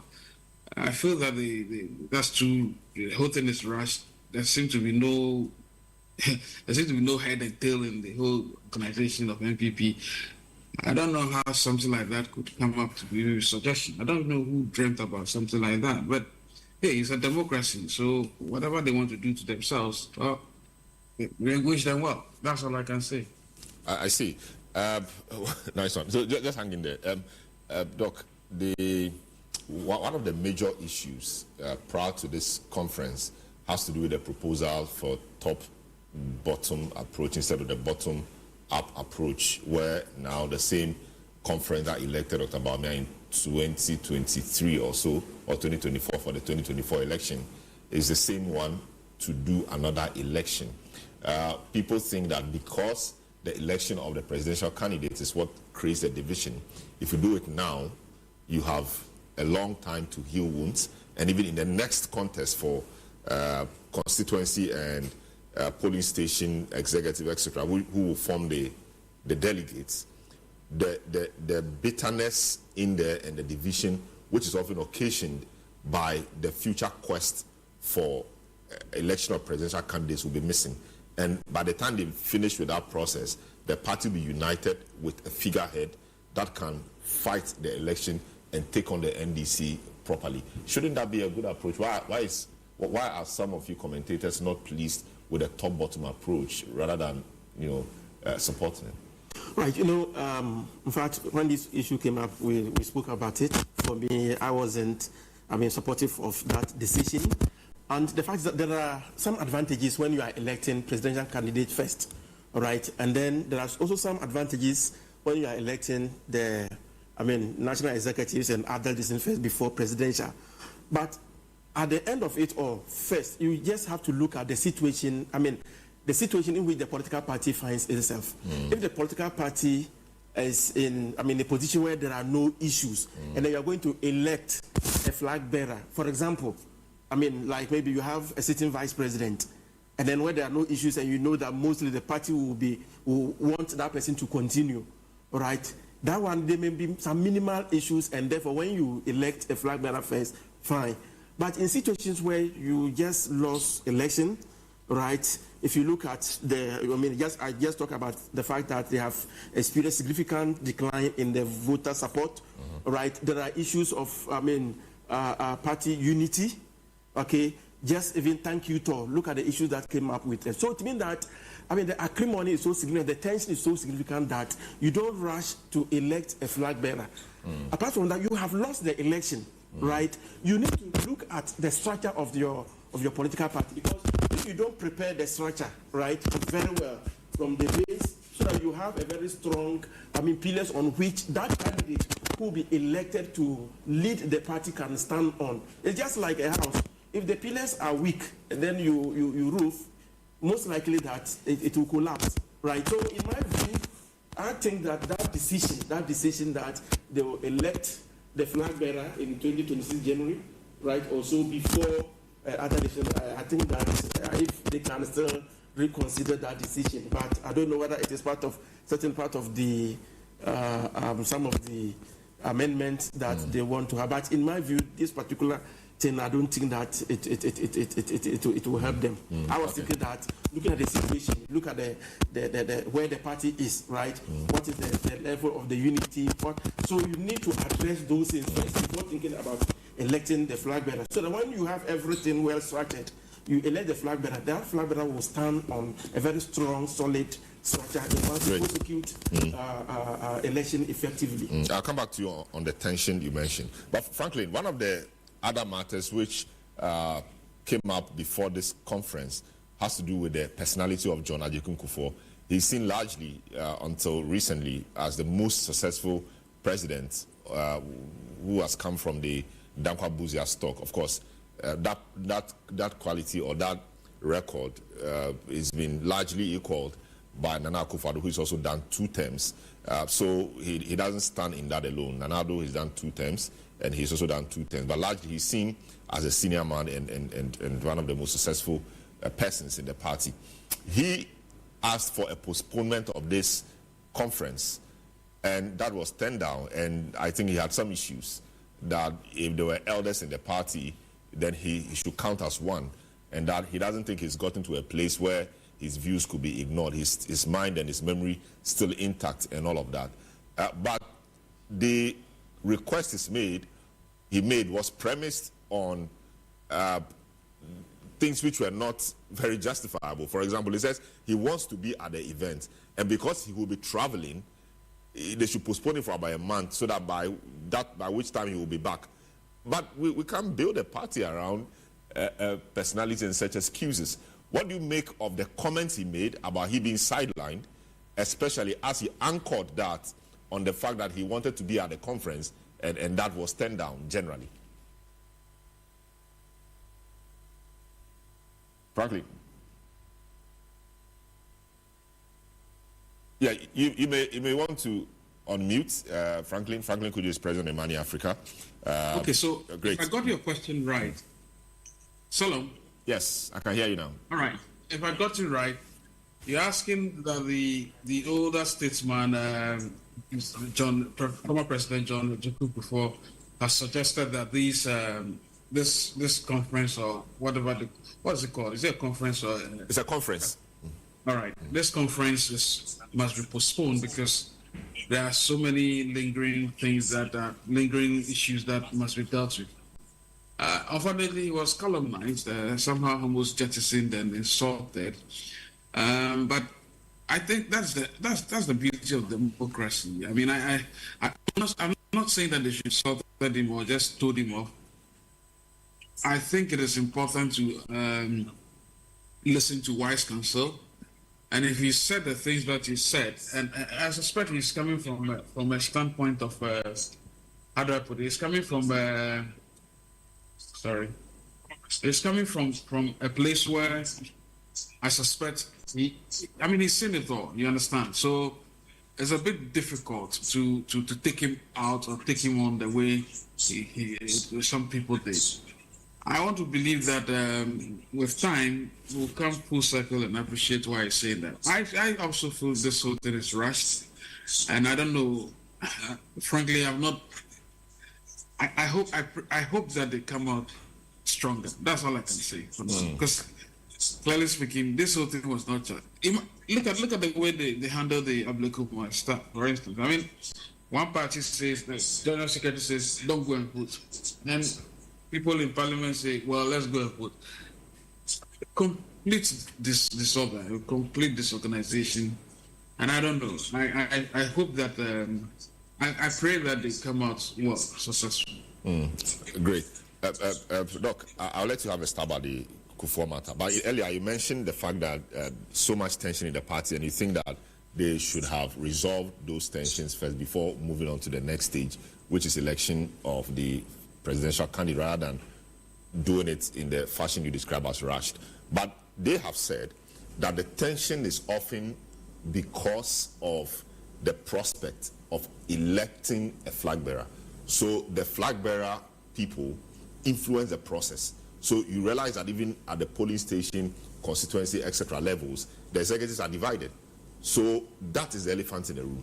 Let's deal with that elephant quickly. We go into the election for the polling station and constituency, etc. The interest in that election about people influencing it will not be as much because you'd have taken that interest away, which is the election of the flag bearer. So the division at that level will not be much. When they are eventually elected, they have a common purpose, now led by somebody who can mobilize properly and fight the election. And they have enough time to even deal with any discordant issues, if any. So the focus will be there. United front, they fight the NDC, they want to win power. Shouldn't we look at it in that light? That's what they've explained. No, Salom, that's why I indicated that if, for example, you do not have issues, okay, that's why I said that when you have the presidential candidate elected first, it has some advantage, like what you have just mentioned. But the fact is that you cannot be in a acrimonious situation, right? When the acrimony is very high, you have these issues about people attacking here and there, where, if you are not careful, it's like you may experience some disintegration and all that. So once you have these issues, you do not move into the situation where you're going to elect someone from that position. That's why I'm saying that the best thing is that you resolve the issues, all right, and then put up the structure.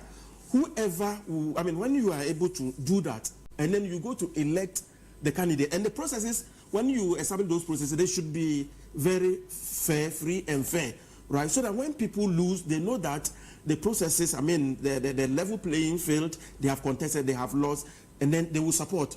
But when you move, when you have issues, tensions here and there, and then you are going into electing the presidential candidate with these tensions around, if you are not careful, it will rather, even when you even elect such a presidential candidate, because you have not addressed the cracks, you have not addressed the tensions, the conflict and all that, then it means that you are moving into a major election, right? And mind you, this is where they are going to contest, another big 10 party that is in government. And so far, if you look at the goodwill and what they are doing, right? So it means that you must establish yourself very well, the structure must be very strong. Other than if you move into, electing a presidential candidate with these tensions, conflicts here and there, then after that, that is what is going to continue into the 2028 election. And that is why I think that they should rather have a rethink about this issue. Yes. There are other amendments they are seeking to make. Indeed, let me state that this is a special edition of The Big Issue. We are coming to you live from our studios here in Accra. We are on 97.3 Citi FM, special edition because we are dedicating the whole day to the coverage of the NPP Delegates Conference, where they are seeking to make some 56 amendments to their existing constitution. Over 6,000 delegates expected to make that indeed to be a voice vote, and some of the amendments include expanding the base of the party, and a few others will be going through with time. You can join a discussion via the our WhatsApp line, and also the hashtag for our coverage this morning is NPP Confab 2025, hashtag NPP Confab 2025, NPP Delegates Conference, hashtag NPP Delegates Conference, and hashtag Citi Newsroom, hashtag NPP Confab 2025, hashtag NPP Delegates Conference, and hashtag Citi Newsroom. We will be happy to hear your comments and read them out to the rest of the world. So any comment you send, kindly put in the hashtags NPP Confab 2025 and or NPP or Citi Newsroom, hashtag Citi Newsroom. My guest this morning, Franklin Kujo, President of Imani Africa, and Dr. Jalilu Ateku, who is a Doctor of Political Science at the University of Ghana. Some of the proposals, Doc, they are seeking to make include the fact that they now want to include persons with disability in their electoral college and all of that. That surely is a party that is thinking about inclusivity. How important is that? Yeah, that is very, very important because, you must give opportunity to all the, diverse groups in your party, right? We have seen situations where even at the ministerial level some time passed where we had someone who was a blind person was made a minister. I think that is good when you do that. So once you have a political party and then you are going to mainstream some of these vulnerable groups issues in your party, I think it's a good thing, it's a plus. And it should not just be limited to that, so that when political parties have the opportunity of ruling, then it means that this inclusive attitude that they have adopted at this level will also be part of their government. So when you are making appointments, you have to look at the various groups and include people, whether, the blind, whether, all various issues that they have. So I think that is a step in the right direction, and they should be commended for that. Great. Before we go to the other ones, I promise to give you an opportunity to comment on the Kufuor matter. Should they have listened to him? They said that from Nana Komia, he said the request by the former president, John Kufuor, came late, and that there were logistical issues they had gone far into already, accommodation, venue, etc. So it became very difficult to consider his request to postpone the conference because he wanted to be there. Well, I think that the whole thing borders on consultation, right? I'm sure that if they had done, broader consultation with the identified groups, including former presidents, right? If they had done that, I'm sure that the engagement that they would have had with him, he would have said, oh, maybe on this particular day, I will not be around, maybe I'll be traveling, all right? So you can say that, oh, even though I will not be around, but I'm giving my blessings or something to you. That, I'm sure that wouldn't had come to the position where he came public, right? So I think that, it's good to, once you have, people, two former presidents in your party, it's good that you consult them, right? They will give you counsel, they will advise you, but mind you, advice is not, you are not bound by an advice, but at least, sometimes when you take some of those things, it helps you to build your way out, right? But it's only asking, I'm sure if they had gone to him earlier, I'm sure that he wouldn't have even given a decision or maybe postponed it to this period that I will be back, right? But because they didn't do that consultation, if they had done that, I'm sure it wouldn't have gotten to that level. And where they got to, the fact that they have already booked, whether it is a hotel and other arrangement that they have made, it was very difficult for them to push it to. I think he was asking for August, and then about 1 month time, right? And I think that for that one, it will be very difficult. But I'm sure that if they had, consulted them earlier, then they would have known that, or maybe the former president Kufuor would not be around this. But he said that, yes. To be fair to the party, he's a member of the National Executive, National Council. Council, yes. So that decision was taken by National Council. So he ought to have been there. So, but we are not sure whether he was invited or he was not invited. We don't know. But I'm sure if he was there, he would have made. Yeah, so he wasn't there. He wasn't. He wasn't there. But I don't know whether maybe was he invited or he wasn't invited. There's National Council. So if National Council will meet, no, what I'm saying is that if he was invited and he was not there, he wasn't there. It's a different thing. But we are not sure whether he was invited or not, because he said that he. It's like they are no longer including him. So there's a possibility that maybe he was not even invited. He wasn't even aware about it. I see. So who are the people taking a decision there? Because former President Akufo-Addo also recently stated that it's not true that he was trying to delay the process.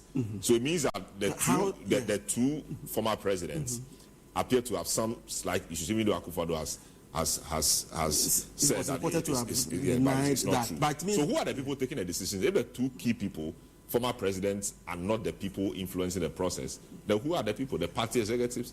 No. The National Council is made up of several people, including the two former presidents. And if these two former presidents, who by virtue of the roles they've had before should be very influential, are not the people influencing things. And that's why I said that this issue border on consultation. They didn't, in my view, they didn't do broader consultation to include the former president, and that was unfortunate, right? Because once you have them, and they are supposed to be part, okay?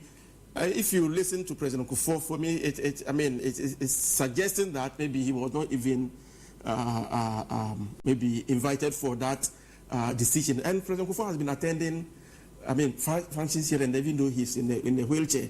So I was expecting that, if they had said that maybe, because if you listen to the former transport CEO, Akomia, he didn't tell us they invited President Kufuor and then he wasn't there. I'm sure if they had invited him, he would have said so.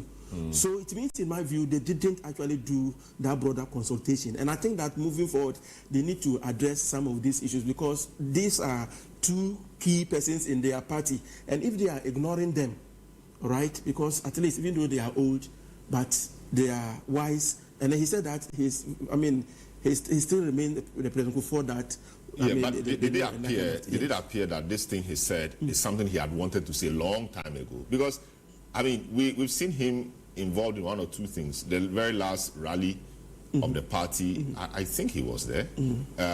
We saw him deployed somewhat in the last election, trying to rump up votes in Ashanti, meeting very influential journalists from Ashanti region in that interview in his house, etc. So where lies the neglect? But once for him to say that they should postpone it because he was traveling, it means that he was not consulted, right? Yeah, but that's just one we know. Yeah, but this is the National Delegate Conference, right? And it can't always be his way. No. The point is that you must, if you give opportunity to them, if he says that maybe I'm traveling, I will not be there, it's a different thing.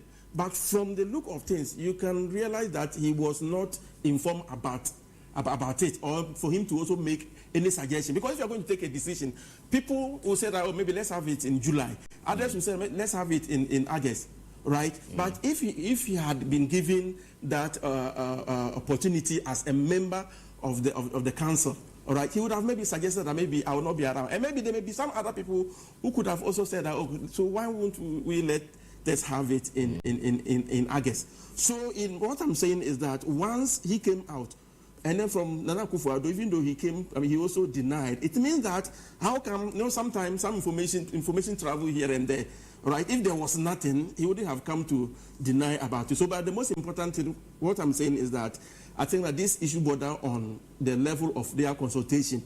I think that they could have done better, right? If they had done that, I'm sure President Kufuor wouldn't have come out to to let the whole world know that he's being ignored. Maybe there may be other meetings that they've been having, and then it's not consulted, or he's not, allowed or maybe informed to participate where he's supposed to be. Other than that, I don't think that this should be the only singular occasion, something that had happened, and then he will complain. It means that there have been other meetings or something that he should have been part to also make a contribution. But he said that they are just ignoring. They are not. I see. Yeah. Franklin, will you say, do you think that the NPP has drawn on the experience of former President Kufuor, sufficiently, and now with another former president of the party, Nana Akufo-Addo? We saw him in the election. They just ended the election. He did one or two things. I don't know if that will qualify or will satisfy the involvement question. But from where you sit, do you think he's been his experience has been drawn upon sufficiently for the betterment of the NPP? Oh dear, I think.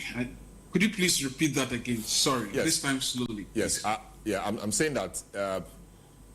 Do you think that the NPP has drawn on the experience of former President Kufuor, especially, sufficiently for the betterment of the party, of their party? Because there are times things happen, and commentators will ask, well, are there no elders in the party, etc. And he tries to paint the picture that he's been neglected. But I'm saying that we have seen him in the recent past in the elections play one or two roles, and that doesn't appear like neglect to the ordinary eye. And so the question is, do you think his experience has been drawn upon sufficiently to improve the party? Oh, well, every little bit counts and helps. Wisdom, they say, is not in one person's head. And I think that it is important to listen to, wise counsel from people. He's a former president for, we know that he's a former president. And I think that he loves his party. So why not? I don't think there's anything wrong at all by more or less going to him. And I think he still has some bountiful, if you like, wisdom that he has to give. I don't know what it is, but I feel strongly that maybe they don't involve him that much in party issues. Look at the last election. I think apart from the Baumia, Adoring, and then maybe a few other places. Well, maybe he took a back seat, but until it got a bit heated and then he was brought back again. Maybe some people have felt that he's a spent force because no matter what he said, probably nothing happened. As in, it didn't make any dent on their fortunes in the last election. So why did they probably have to listen to him? I'm sure that's how some people are thinking. That look, even though this man, we bring him on board, he comes to say, vote for this man, really nothing happened. So, yeah, but whatever it is, in terms of strategy and execution, I suspect he still has some, he's still got it. And I think he must be given his due, if you think that the party now, especially is run by, for lack of better, small boys without direction, without any compass, and then just bruising and walking, making themselves look like some big boys and big, it's a travesty of it's not justice. It's a travesty of party political organization, and I'm shocked that these persons will consider themselves into some lords and queens, and will not pay attention to the likes of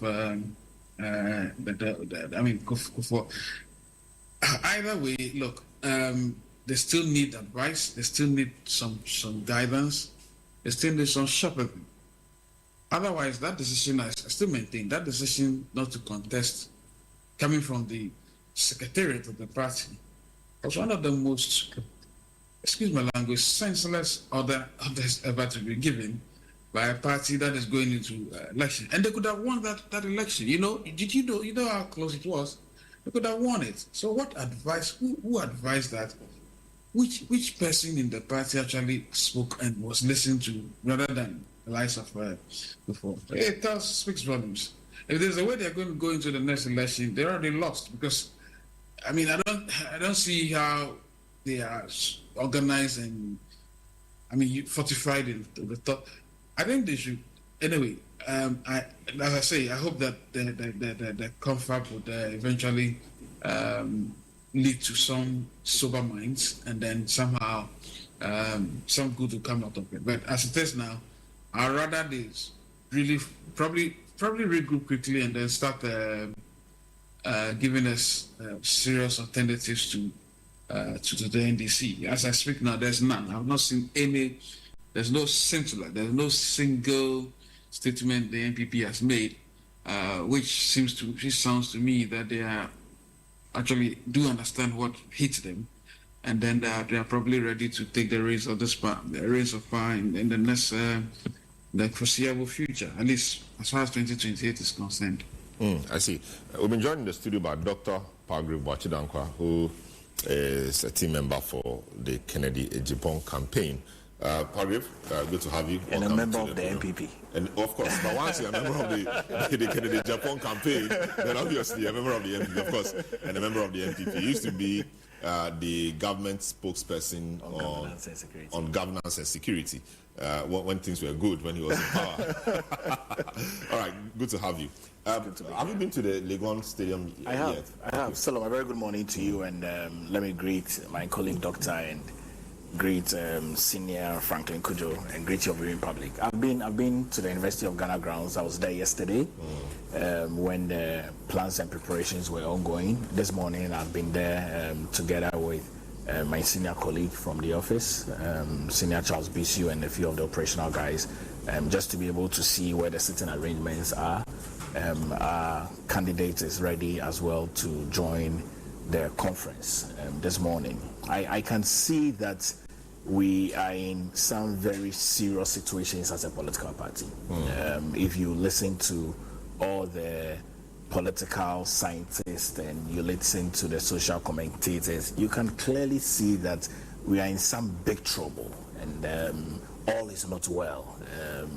The results of the 2024 general elections and the fallouts of the Michael Quay committee and how we have had to look into amending our constitution and opening up for everyone who is either a former appointee and a former government official, all throughout from President Kufuor's time till now, to have an opportunity to also vote in a delegate election to choose flag bearership. And clearly you can also see that we are in a very troubling situation because President Kufuor has spoken about how when decisions are being made at the party office, he's not involved in that. When I sit back, I get very, very troubled as a young person. When I read about the Progress Party, I read about the UGCC from 1947, I hear names like J.B. Dankwa, Peter Lajete, I hear names, Ekufuado, Pa Grant, Pa Willie. You hear these names of the tradition, and to come down to see that this is where we are, it's extremely troubling for us. But I'm very certain that as we look into rebuilding our party, we will be able to get it right. I think that it's important for us as a country, because the new patriotic party is important for Ghana. It's important for us to rebuild stronger. It's important for us to regroup stronger. And there's always wisdom in ensuring that you give old people an opportunity, which is why every now when young people are given opportunities and they crash, you realize that there's wisdom in always bringing in older people, because older people not just have experience, but they have hindsight of making sure that they make the right decisions. But where we are now, look at the results of the election. Look at even how decisions are being made to have an early election in terms of the 31st January flag bearership. Look at decisions from NEC that we should have a top bottom approach. These are things that we've never done before. So clearly it appears as though there is a system that is being put in place to make one candidate more favorable. And it's a real concern. If you talk to party stalwarts, I've read Atta Kennedy's statement that he wrote yesterday. If you hear the statements that he made, that we're going to have a delegates conference and we have not gone through the processes of having polling station, of having constituency, of having regional, of having national, all of these are real concerns for us. And I really pray that we'll be able to clean up what we have done over the years and the cracks that we have within the party. I really pray that we'll be able to mend those cracks within the shortest possible time so we can be the good alternative for the Ghanaian people come 2028. But what is the problem? I mean, what is the problem? The theme is rebuilding together with our values. The NPP has been spoken about generally as a party of great values. In the names you mentioned, I mean, JB Dankwa, we have Araram Ponsan, we have all of these people, Victor Usu, etc. We are made to believe that these are people who had values, who instilled a certain value, system in the party, and that the party in recent years has departed from those values. What is the problem? What is the problem? What led to the eating away or the erosion of those values, if what it is true? Indeed it is, even from the viewpoint of the party, because your theme, which anchors the event, is saying that you are rebuilding together with your values, which means that the rebuilding is as important as restructuring your value system. So what's the problem? Where did you lose it? Where did you miss it? Selim, I think that where we really lost it is where at a stage the party had almost become monarchical. And I really want to be candid, because we're not growing any younger. Yes. The party had become almost monarchical, and we can't have a political party that moves away from people-oriented, moves away from grassroots participation, moves away from the real ethos of democracy to almost becoming a monarchical political party. So when you say it's becoming monarchical, you just left office. Are you saying that the structure of the party that formed government was monarchical? No. What do you exactly No, you see, what I'm saying is that, you see, Salom, the party came into office in 2016, won an overwhelming election. The Ghanaian people were very happy. Governance was good. There's a strong dichotomy, and my colleague doctor is here from Political Science Department. He would agree. There's a strong dichotomy between party in power and governance, because you can't merge the two. But I'm looking at the real party structure, okay? The real party structure where in the lead up to the flag bearership, you recall, like almost every other person was whipped in line to ensure that there is a favorable candidate for the election. And when you do that, you don't allow the rank and file of the party, people that have breathed their breath into the party. I studied Steve Biko and Nelson Mandela in the then Soweto issues in South Africa. The formation of a political party is from the grassroots. And so what we witnessed, I think that's where our issues began. Our issues began where we started having almost a monarchical political party. And it's not the government. I'm talking about the political party, where we almost had a monarchical, we want this leader, this is the leader that we're going to choose because he has this particular credentials, he will be able to bring this number of votes, he will be able to get these areas for us. But if you look at the data of but is that not the NPP? The NPP, it's not for nothing that people tag the party as an elitist party. Contrast that even from your beginnings, contrast that with Kwame Nkrumah. And Kwame Nkrumah largely was loathed or lampooned or castigated by persons, your forebears, because they didn't see him as belonging to that class. Indeed, he came up with the Veranda Boys and Girls, which was in sharp contrast with what the JB Dankwa kind of stock was. So that is the NPP. It's always been monarchical. No. If you're expressing monarchical, it's really what it is. I don't think the NPP. No, but it's not for nothing that the NPP is known as an elitist party. We brought Kwame Nkrumah to Ghana. Yeah, but you thought he was a certain way. But when he came and he reflected his full credentials as a grassroots person. I recall we brought Kwame Nkrumah to Ghana, and we made him the leader. Actually the general secretary of the party at the time, and he became the first president of the Republic of Ghana. And I think that I mean, we brought Kwame Nkrumah to this country, and we're happy with what he did when he was the first Republic president. But need to say, Tom, Salom, look at it very well. You have a party that is a party of tradition, a party that has moved from UGCC to Progress Party to now the New Patriotic Party in the Fourth Republic.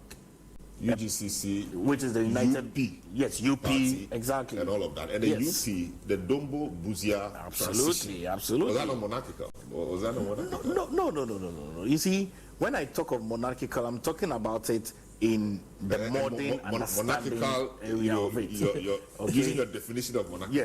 Yes, I'm using my definition of monarchical in the sense that Doctor is here, and we say that we want Doctor to become our leader, and we are ranking and raking in everybody with threats. Yes. Government machinery. Everybody knows that. Government you were part of course, but that is why which is why I'm stating, okay, you see my position has changed now. So he said that everybody was whipped in line. Yes. So you were whipped as well. Everybody, none was excluded. Who was whipping the people in line? Oh, well, I mean, do I need to say it?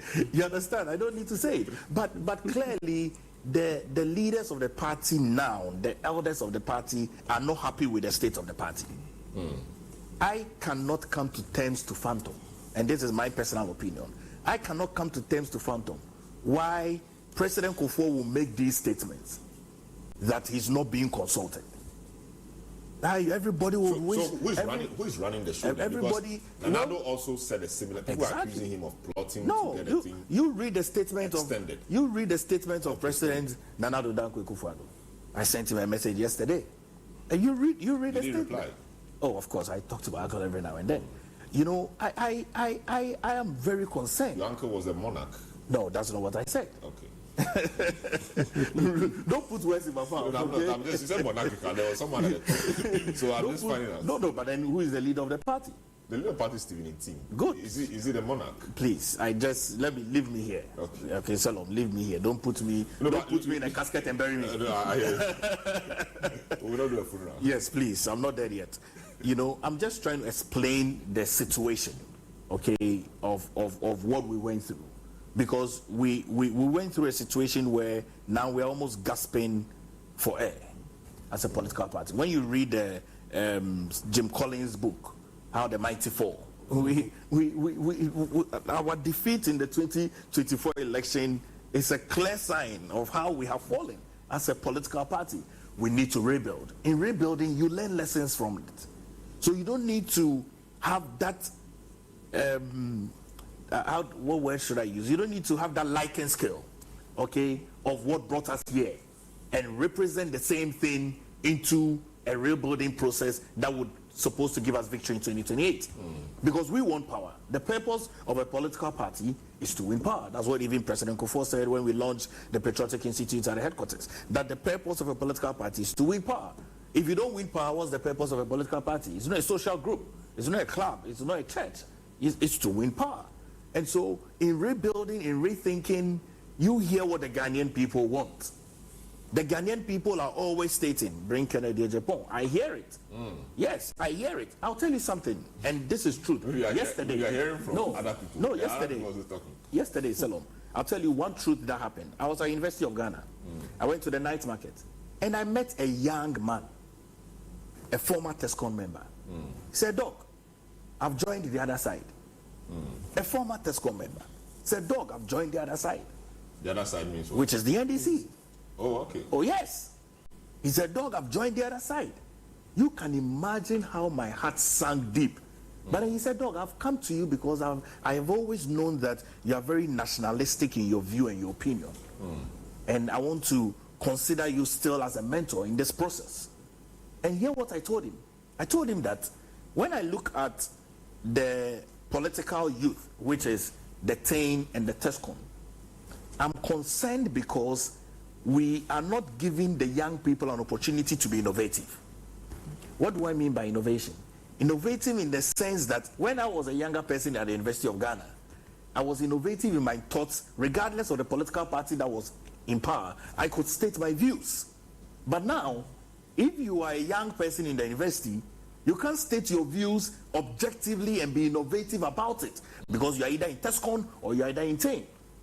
And I told him that we need to be able to get to a stage where we build a youth group which is neither politically oriented or affiliated, so they can be independent of their views and opinions and be innovative. So if a former TESCON member has gone to join TAME, it should tell you how low we have fallen. And it's not as though NDC... Or how attractive the other side has become. Of course. You may not necessarily have fallen. Of course. How Attractive the other side have become. Which is why, and that sunk deep into me, which is why I'm stating on national television, which is why in rebuilding the process, we need to learn lessons. It is clear and evidential that the people that held the affairs of the party should not be the same people that should hold the affairs of the party in leading up to a victory for 2028. It's very clear. It's very clear. Simply because they failed once? Well, simply because the understanding of running the political party was not deeply embedded in them, which is why we are where we are. But they're not leading the party to the next election. Next election, there will be elections internally. Of course. So they are not leading the party to the they are vying again. Yeah, no problem. So when you get there, then you can campaign against them. But for now, they are doing their job of reviving the base of the party. I need to set the thinking and the minds of the Ghanaian people very well. Yes, because you see, Salo, you and I are young people in this country, and we want a formidable political party. Okay, either in power or either in opposition. Because we've seen one-party states, and any one-party state, it doesn't give accountability. The government can do whatever they want. Do you realize that at this stage, very few of the opposition political people, from CPP to NPP to all of those political people, are able to keep the NDC accountable? Because everybody is regrouping. So we need to be able to finish that early so that we can start discussing national issues. Start asking John Dramani Mahama, this fuel thing that you said you are abolishing for appointees, give us the liking scale, state it for us. So if a minister is traveling from Accra to Dodowa, is he using his own pocket money to buy the fuel? Explain. It's official travel. Official. So they must contextualize. So we need to finish our in-house issues. Then we come and deal with what is happening nationally. Of course. That's why I'm stating that it's important that we redo that. And he's stating that very clearly. You see, that's why I say that the people that led us to this defeat, you know, Selo, we need to look at it. I mean, I wasn't following when I was coming, but I'm sure that Doctor might have mentioned a few things, okay, that the Ghanaian people have heard. And I'm sure that Franklin might also have said that. But Selo, we are in a very sober, reflective mode. And as we think about it, we need to think about a candidate that the Ghanaian people want, a candidate that the party wants, and a candidate that can win as an election. And for me, which is why I have moved to join Kennedy Japan, okay, to give him as the candidate for the new patriotic party and campaign for him so he can become the next president of the Republic of Ghana. I see. This is a big issue, a special edition, of course, and also our coverage of the NPP Delegates Conference happening at the University of Ghana Sports Stadium.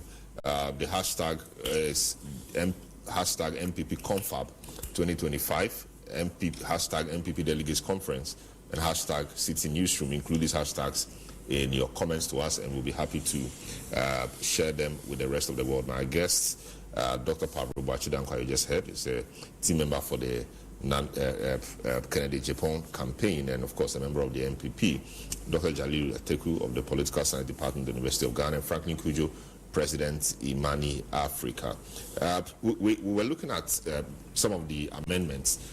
Doc, one of the amendments which caught my attention was the part that talked about the national, of course, the national chairman is to be the leader or is the leader of the party, but seeking to make it clearer that the national chairman indeed is the leader of the party, whether in opposition or in government. How important is that? Because often if the party is in power, for some reason, in fact, the candidate usually in some parties becomes the leader of the party. But I think what they're seeking to do here is to maintain the chairman as a leader of the party, even if a candidate is elected or not. Is that an issue?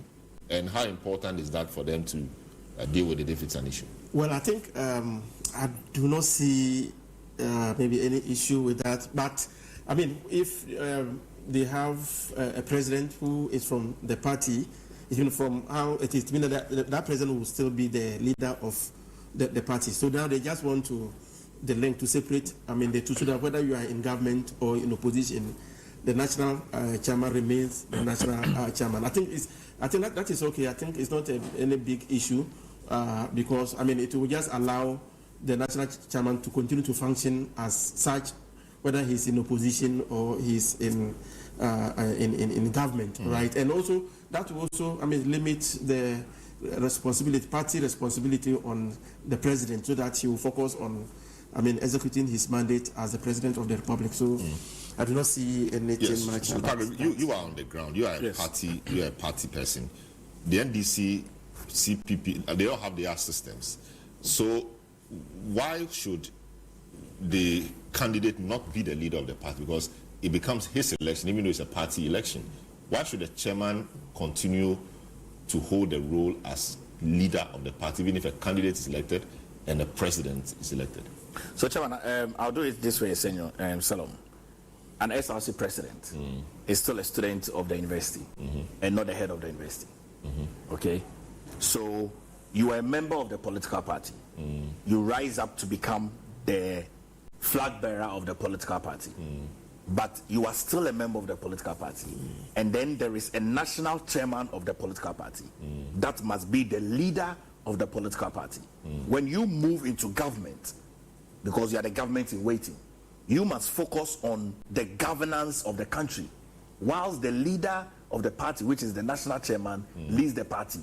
That is where we have always had that challenge, because there's not that clear dichotomy where you have a strong leader.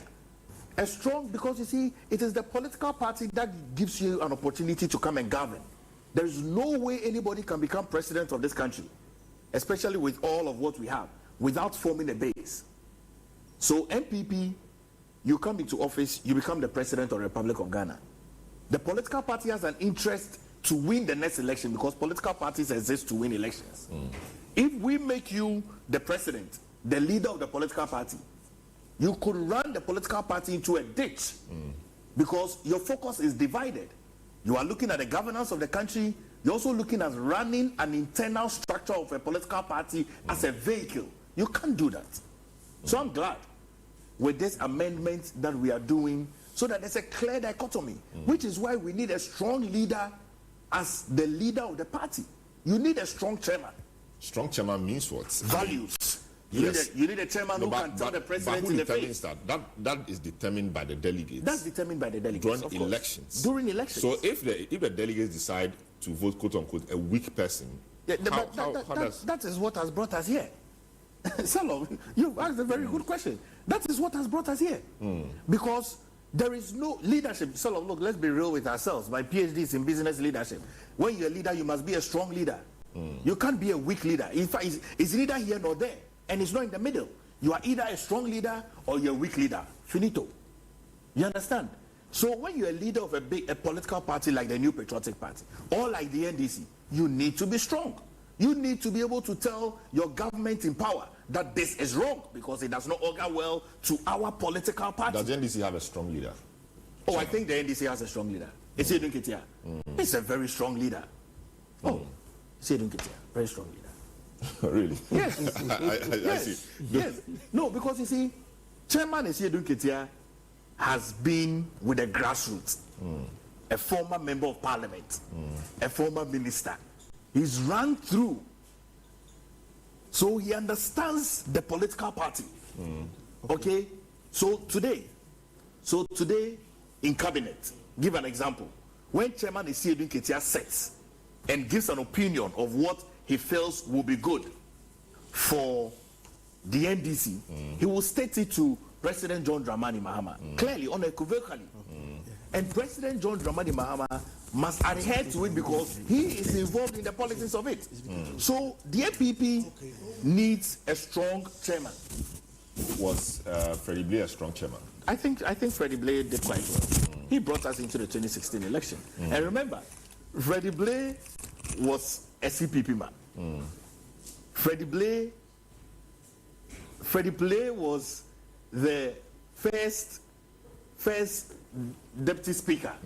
Okay, he was the first deputy speaker in Parliament, and Chairman Freddie Blair clearly understood what it meant to bring a political party into office.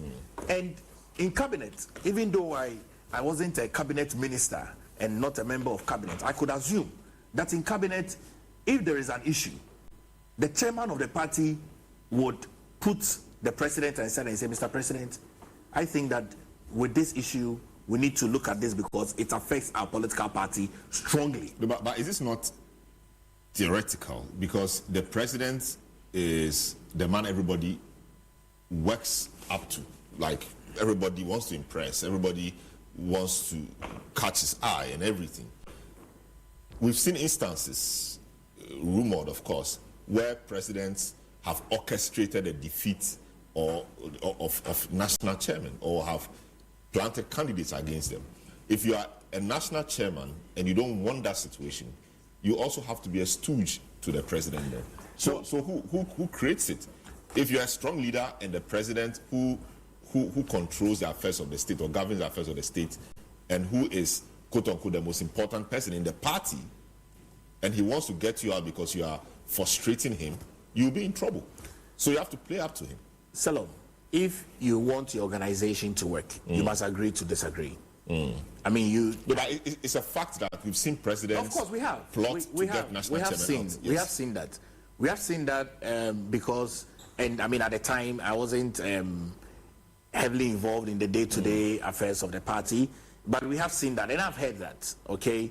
But it's not a good model, obviously. It's not a good model. So it may not be the chairman's fault that quote-unquote he is weak or he is strong. It's the reality on the ground. He wants to continue being chairman. He doesn't want to be starved of resources to run his party. No, but then if you want to continue being chairman, and today people would name you as a lame leader, as a weak leader, is that what you want as a legacy? I mean, the point I'm making is that it may not be. I understand the point you're making. It's the system. No. It must be the person, because if we put you as chairman of Channel 1 TV and there is a system that undermines you, you either resign or you make that system work so that you can be a strong leader. That's why I said there is no middle ground in leadership. You're either a strong leader or you're a weak leader, and you must tell it to the face. Because the vehicle that brings you into governance is the political party. You can't allow that vehicle's engine to run down. If that vehicle's engine runs down, you have no political party. Very well. Let me take Franklin's view on this. This is a purely leadership matter. The NPP is seeking to codify this, even though that is a reality. But the party says in the proposal that the proposed amendment affirms the position of the chairperson as the leader of the party, which means indeed he's a leader, but they are only seeking to affirm it. Frankly, it's been an issue even in the NDC, CPP, and we've seen it in the NPP, where after elections, the party wins, the role of the national chairman is blurred. The president is seen as the guy because he has influence, he has everything, he has executive power, and he dictates a lot of things that even happens in the party. How important is it for the two roles to be clearly defined? And in practice, can it even work? Because everybody works up to the president anyway. The president gives says something, the chairman says another thing. People will rather go with the president because he's the man rather than the chairman. How important is this provision? And is it a practical thing to even do?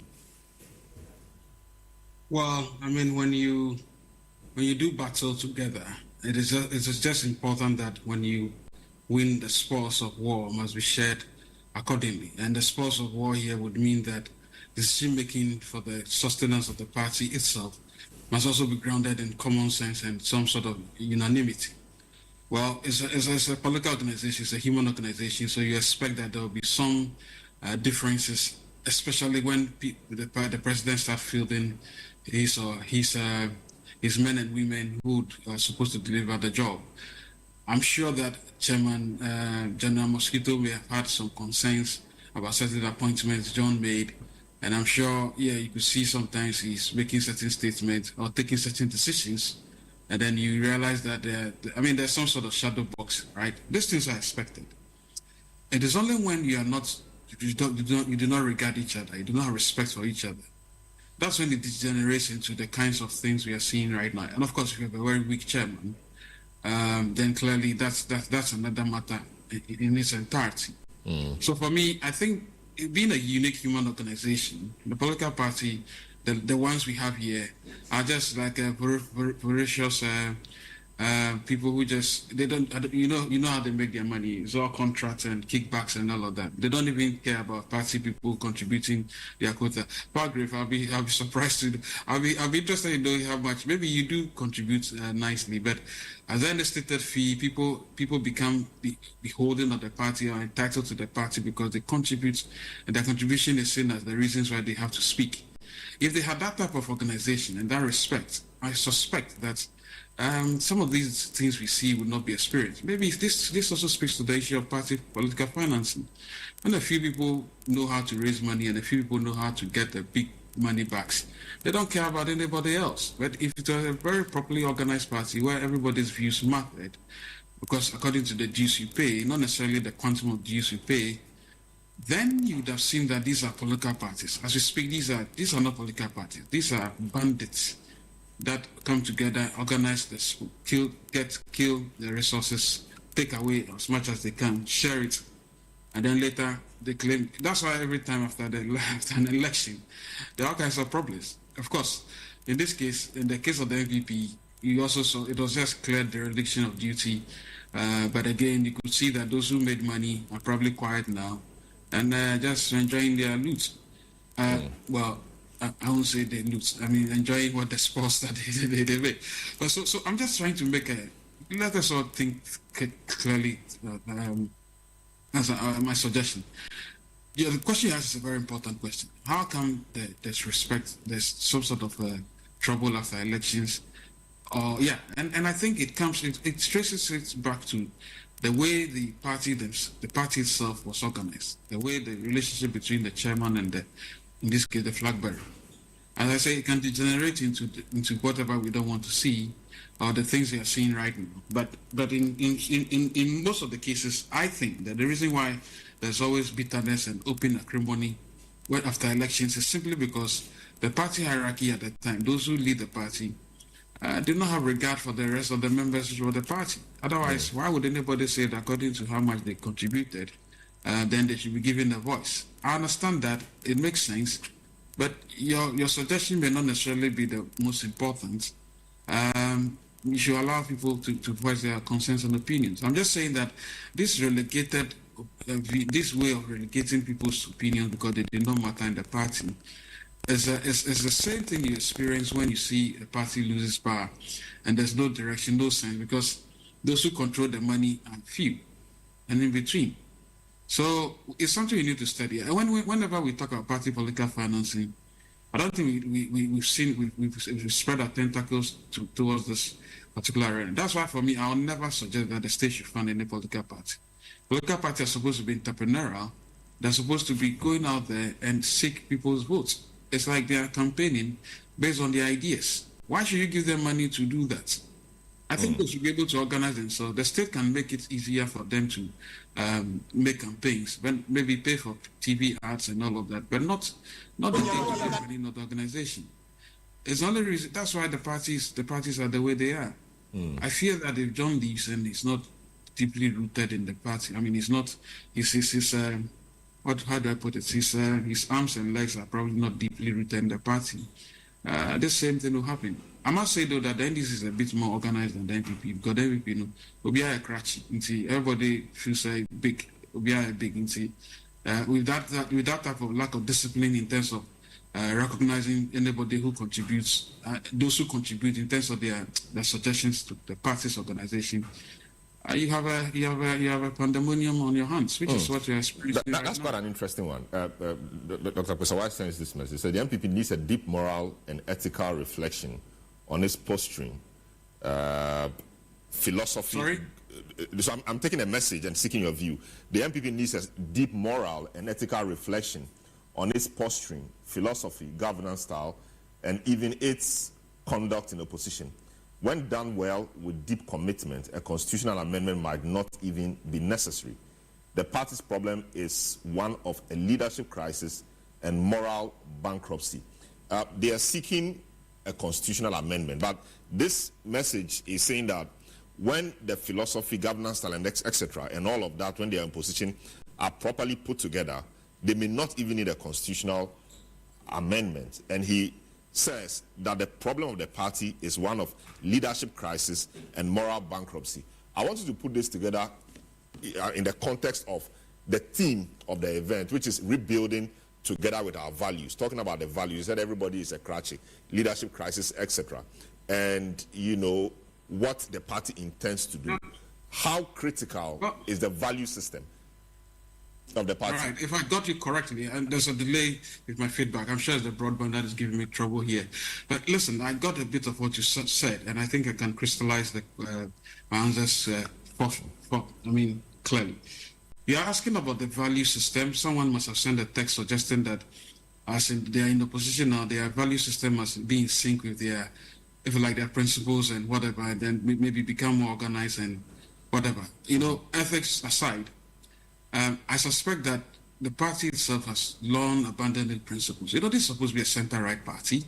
Remember when we came onto the scene, we were seen as NPP people because ideologically we seem to be in sync with the NPP. I'm a center-right thinker. I'm a libertarian, by the way, so I do not necessarily belong to the kinds of free market predatory system that the NPP practiced over the last couple of years.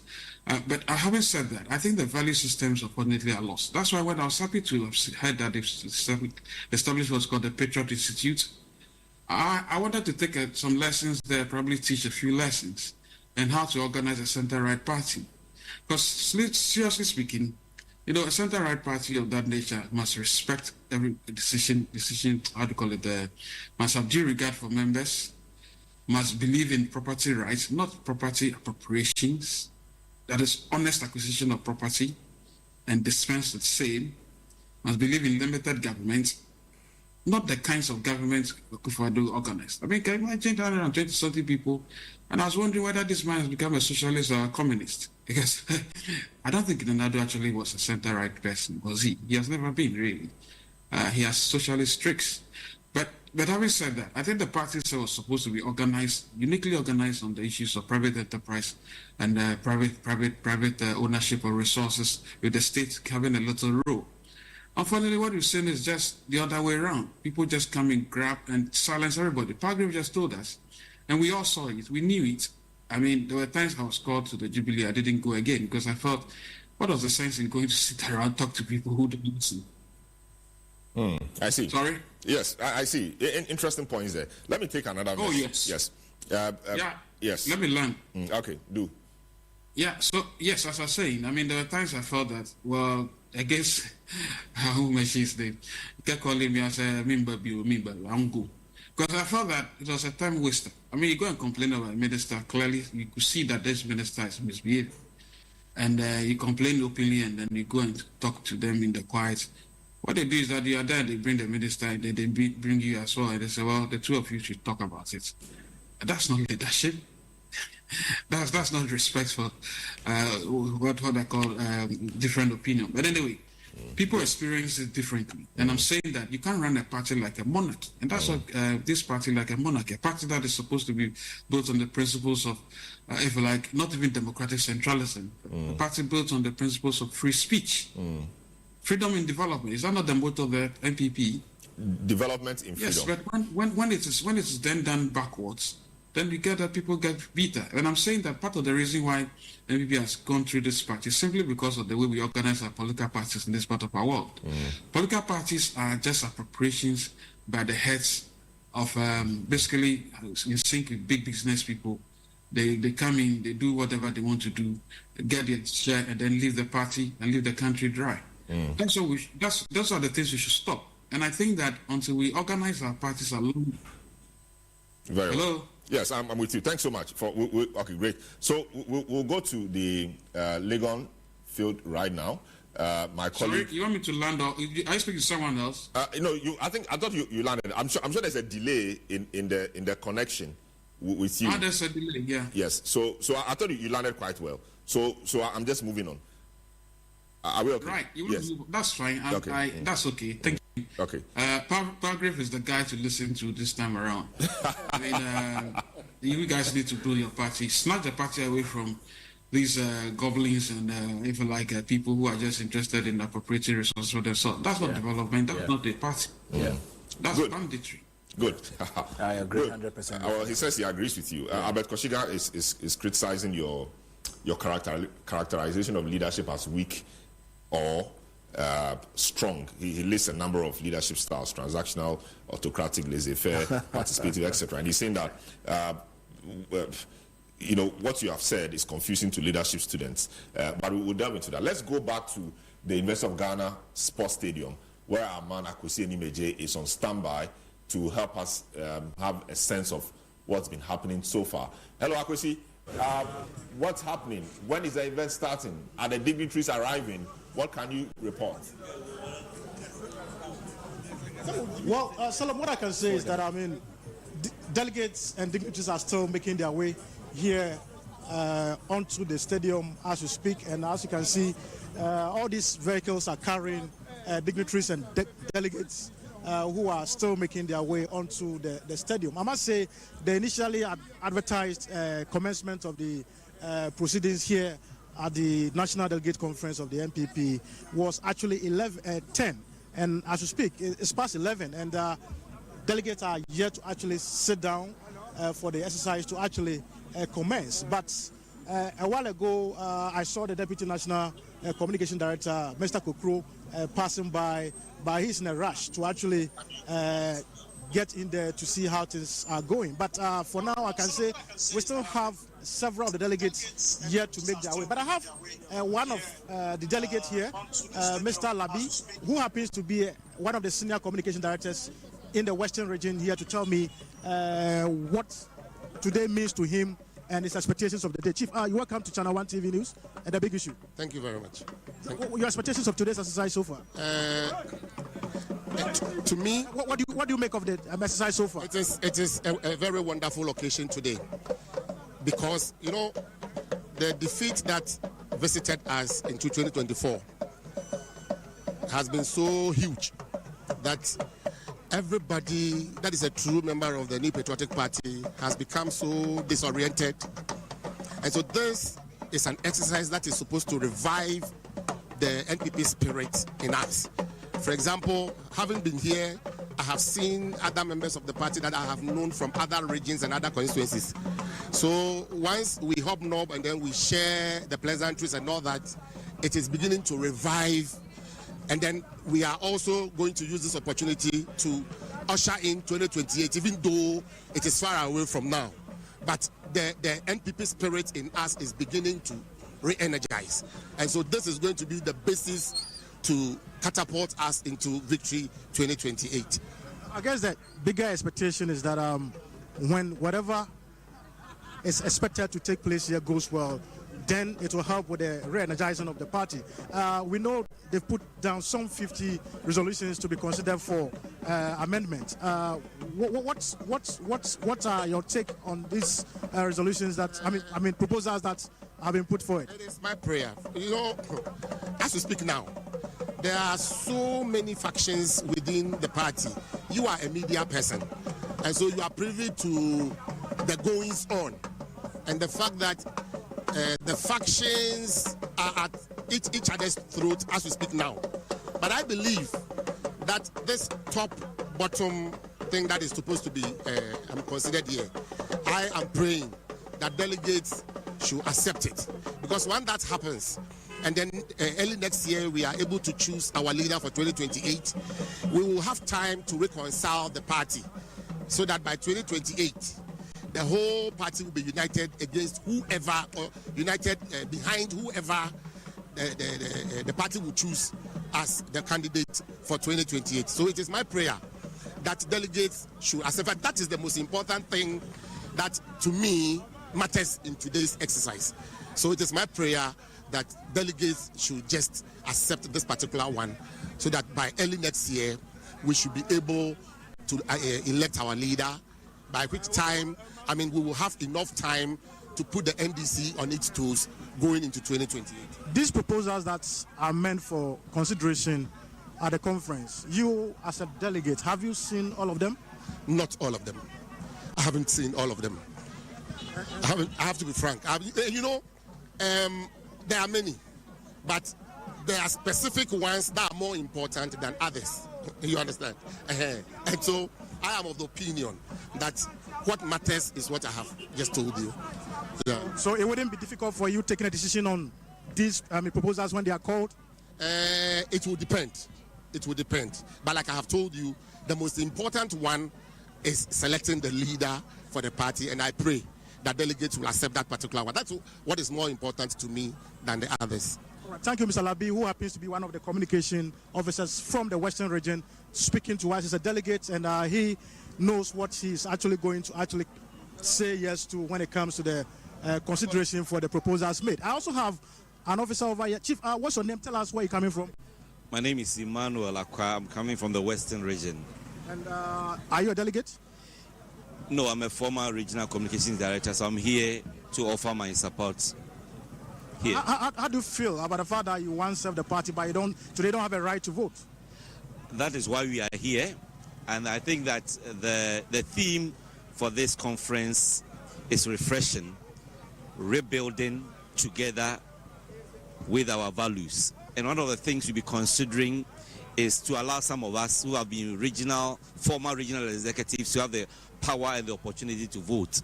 These are some of the proposals that will be coming up, and we expect that at the end of the day, these proposals will be accepted and the party will move forward. And I'm very sure that you are also encouraged by the euphoria you are witnessing here. We are down, but still the vim and the willingness to serve the party and to work hard so that we recapture power is there. And I'm happy for that. Thank you, Mr. Akwa. So, Salom, that is the situation over here. We're still seeing the delegates actually coming through the main entrance here at the University of Ghana Stadium, making their way onto the stadium for the exercise to actually commence. But as I can tell you, as I told you earlier, we're still waiting for the former Vice President, Mr. Dr. Baumia, to actually make his way here. But we've also been told that the former president, that is President Ejekum Kufuor, and the immediate past president, Nana Akufo-Addo, will all be addressing the delegates via Zoom. So we're still in a waiting mood, waiting for the exercise to actually kick off, and then we'll see how it pans out. Kwesi Nimeje is our man on the ground. He is indeed our Western Regional correspondent, but he is in Accra at the University of Ghana Stadium to deal with certain portions of the coverage. He sees and knows all the Western Region people, so he's there. He just spoke to a few people there. Now, our other man who is on the ground is Hansen Ajiman. As I did tell you earlier, we have a number of our reporters scattered around vantage points all around Legon and in the stadium itself. Hansen Ajiman is on standby to speak to us from where he stands to let us know what's been happening around, etc., etc. Hansen, if you can hear me, what can you report? What's happening around where you are? Well, Salam, the dignitaries and personalities of the New Patriotic Party are still arriving here at the conference grounds at the University of Ghana Sports Stadium. Quite a number of them have arrived, but not all of them have entered the stadium grounds where conference is supposed to be held. We heard the national organizer of the NPP in the person of Henry Nana Boakye indicating that almost all the buses have arrived here at the University of Ghana Sports Stadium, but he was out announcing that those who are yet to enter the sports stadium to make themselves available so that the process can begin. Already, you know that they have given themselves a 4 p.m. deadline to complete with today's activities. Looking at the time at the moment, let's speak to Kojo Nkrumah, who is a member of the Amendments Committee. 56 out of over 300 proposals. How tedious was it? It took over about 3 months to consolidate the about 300 proposals and engage various stakeholders and be able to bring them to a certain number. You can get about 20 proposals on one matter. You have to consult and see how to convert those 20 proposals into one motion. So the 56 you see is an amalgamation of the over 300 proposals and trying to simplify it in a manner that makes easy decision making. There are some of these proposals that the how differed from proposal to proposal. What were the considerations in taking a point? So for example, when it comes to expanding the polling station, some say make it 5, some say make it 10, some say make it 15. You have over 30 or 40 proposals on that particular matter. You do a number of focus group discussions. You meet some of the proposers. And then at the end of all of that, the committee, the Frank Davis committee, came to a view that this appears to be the middle line. It is that middle line that is converted into a motion. So you don't want a situation where somebody says, because I didn't see my specific proposal on the motion paper, it was not factored. Your proposal may be one of the many proposals on a particular subject. And after the consultations and focus group discussions, the Constitution Amendment Committee crystallizes it into one motion. And the idea is to be able to achieve a line of best fit for all of these proposals. It appears even though the committee was open to the limited expansion, you did so cautiously because polling station just an addition of 2, the electoral area an addition of 4, constituency aside adding a PW director and legal affairs director, no deliberate expansion. Like why? The net effect is that by the time we are done, if these motions pass, we would have expanded the current base by about 40% while working towards one man, one vote. So this is a political party. You have to take us through a transition period. We are working through that transition period. If these motions pass today, we would have expanded by about 40%, which is very significant. Even at the same time, we are putting in place measures to get to one man, one vote eventually. So I think it's a continuum we are working on. There's one on the youth age limit. I'm told it's a controversial one. It is, because there are people, even as have arrived there, who are giving us various views on how they will vote on it. We are not the ones who decide. We were given a job by National Council. We've done our job. Conference will decide whether they agree with the consultative view. The consultative view is that it should be 35, comparing with global, African, and national standards. Conference will decide whether they agree with that view or not. How should we judge the amendment committee? Is it by the number that is adopted? I think so. That would be a good test of how well we did our work. Frank Davis has been very, very, very firm in the work that he has done. I give him a lot of plaudits. The committee has also been very forthright in the work that we have done. But at the end of the day, let's see how many get adopted. Thank you very much. That's the Honorable Kojo Nkrumah, a member of the committee that looked at the amendment. Let's speak to the national organizer. I mean, this is directly... everything is going on well. How is it going? So far, everything is smooth. Everything is going on well. The delegates are seated. We are about to start.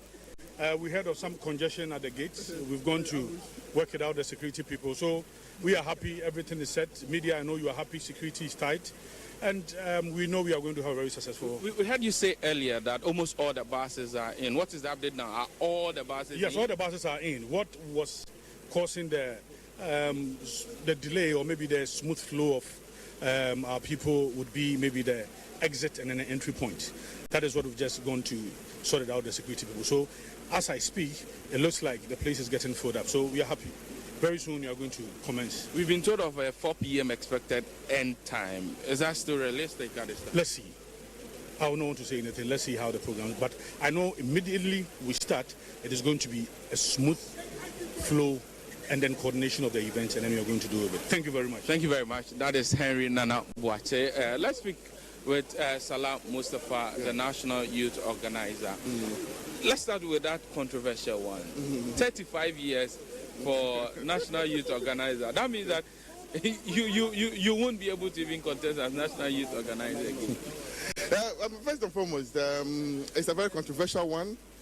We have been having back and forth, and I have rallied my, soldiers, and we are ready to do action today. Action meaning you're opposing it? Yeah, we're going to oppose it. And But I'm very confident that it's not going to see the light of day. But we are told that it's international practice. That is the standard. I mean, even our constitution. Generally, the year is 35 years and below for young people. Why do you want to push it to 40? Societies differ, dynamics differ from place to place, so we cannot take hook, line, and sinker what works in other jurisdictions to bring it down here. We have been using this system, and it has worked quite well, over the period, and we don't see, the reason why we are going to fix something that's not broken. We are saying that we're okay with the 40 age, threshold that we have right now that is operating. We want it, left there, and that any attempt to push it down further we are not going to accept. And I think there's quite a unanimous consensus from all that we have done across that this one is not going to fly.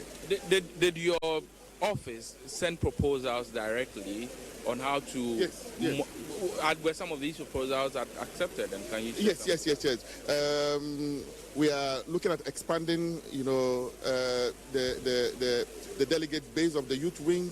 Regional TESCOM coordinators would have voting rights. National TESCOM coordinator would have a voting right, which is not the, situation now.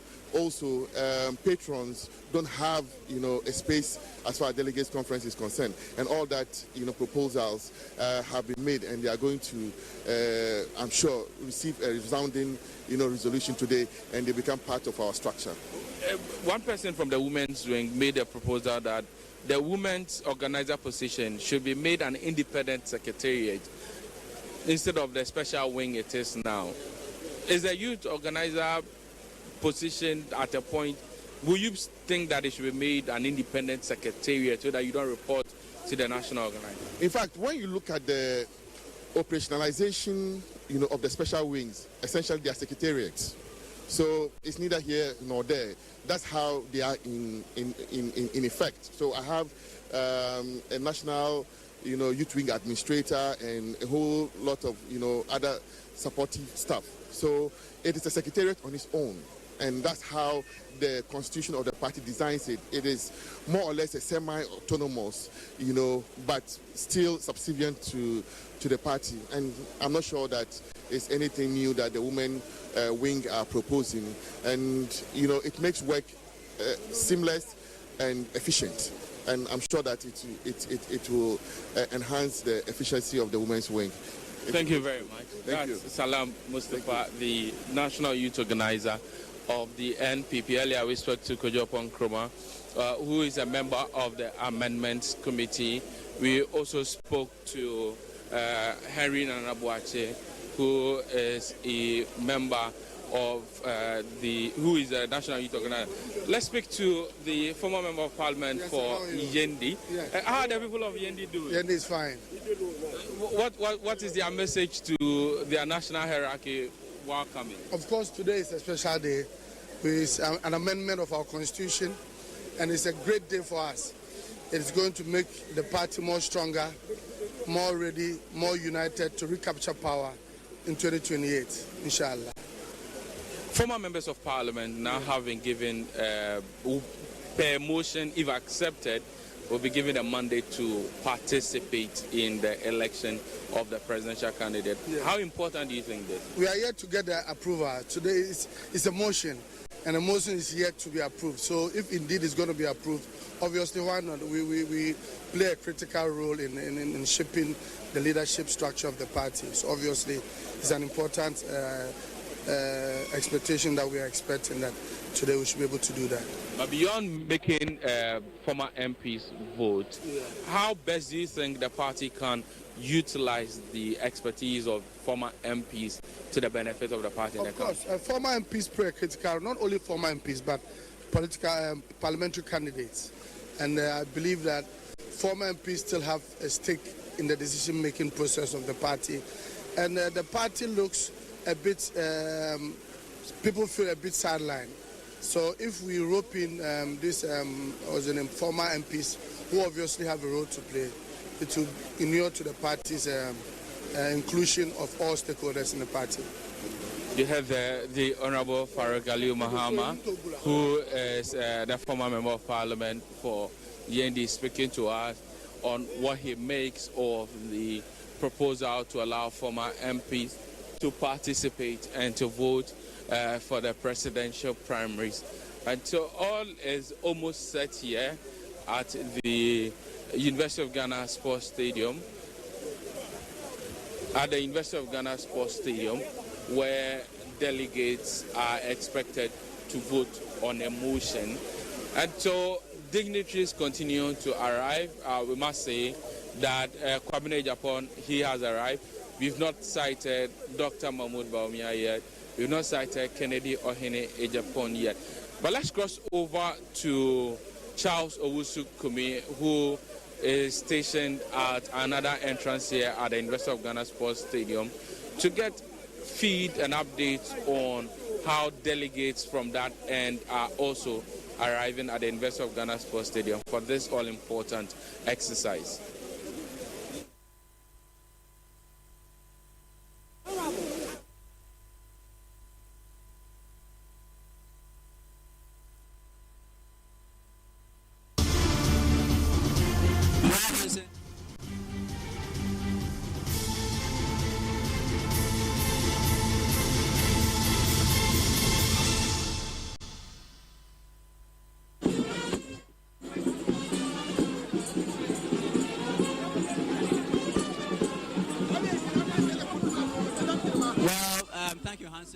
Is stationed at the entrance where the over 800 dignitaries are expected to enter.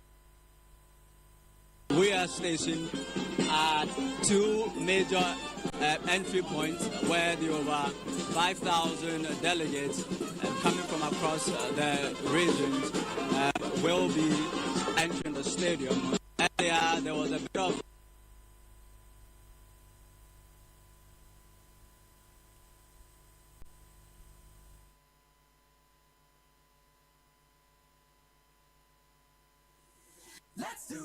The 2025 ABSA Black Star Marathon is right around the corner, and hey, guess what? You can still jump in. Register now at blackstarmarathon.com or dial *713*33*22# to secure your spot in the 42.2K marathon or 10K run, walk, jog. This is your chance to be part of Ghana's premier marathon, happening live on Saturday, July 26, 6 a.m. at the Independence Square, Accra. ABSA Black Star Marathon. Your story matters. Ah, my little ones, gather around. Once upon a time in the heart of Accra, a man in his fancy car sought directions. But oh, the Ghanaian way. Hello, bro. Good afternoon. Can you please show me where the Presby Church is? Go straight. 10 left at the big mango tree with the broken branches with most of the mangoes falling. Ask there. Anybody will show you. And when the Black Stars take to the field, every Ghanaian becomes a coach. Ah, the sacred cue for our beloved Gobe. As you wait patiently, rehearsing the perfect vibes.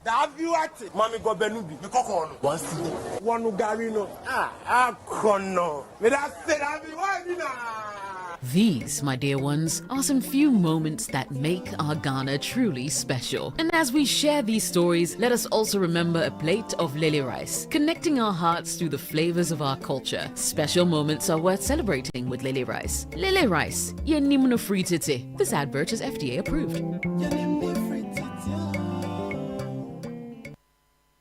City 97.3. Which seeks to revitalize the base of the party. The theme for the event is rebuilding together with our values. A number of persons are reported dotted all across the event grounds have spoken to appear to be Yeah, readiness for it. My guest is still here, Pagrib Wachidanko. Pagrib, what indications are you picking from the grounds? Why is it delaying? You told us 10 o'clock. By 4 o'clock we should be out of there. What's the problem happening here? Well, so, Salom, there shouldn't be any problem. I think that it's just political party event. We are waiting for everyone to come. I'm aware that as at yesterday, all 16 regions, all 276 constituencies had all arrived in Accra. And so everything that needs to be put in place for the conference to begin is right on point. I'm aware, like they stated, that the Honorable Kennedy Japan is here to arrive. I'm very certain that in a very short time he would arrive at the conference. I mean, as at the time when I was leaving, he was in the office. We got to the office this morning around 5:30 a.m. I see. Working very hard. So on a day like this, what kind of work will he be doing? Because he is not a major part of it. What will he be doing? Oh, there are delegates that are coming in to greet him, wish him well. People are coming at the office. At the office. But he should be on the field, shaking people, talking to people. Absolutely.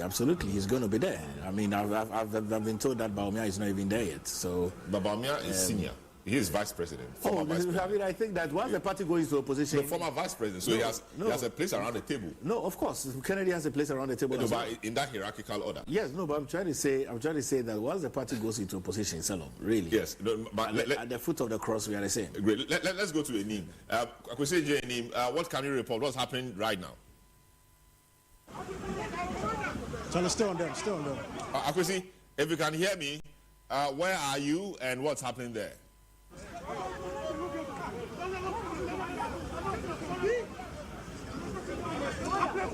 Hello, Akwesi Ejenim. There's some incidents happening around Akwesi Ejenim. What's happening there? What can you tell us? Hello? Yes, we can hear you. Go ahead. Yeah, so I mean, we're still at the main gates, or should I say the main entrance to the place. And what you see here is a little bit of a standoff between the police and the party security officers who don't seem to agree on the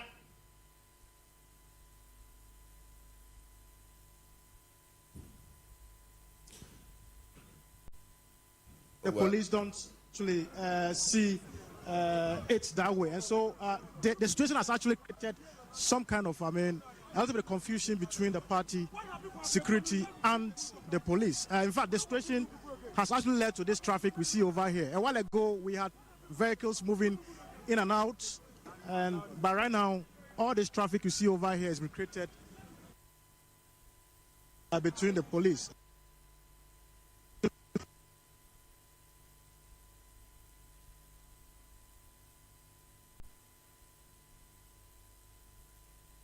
Yes, this is Channel 1 Television, our continued coverage of the NPP Delegates Conference.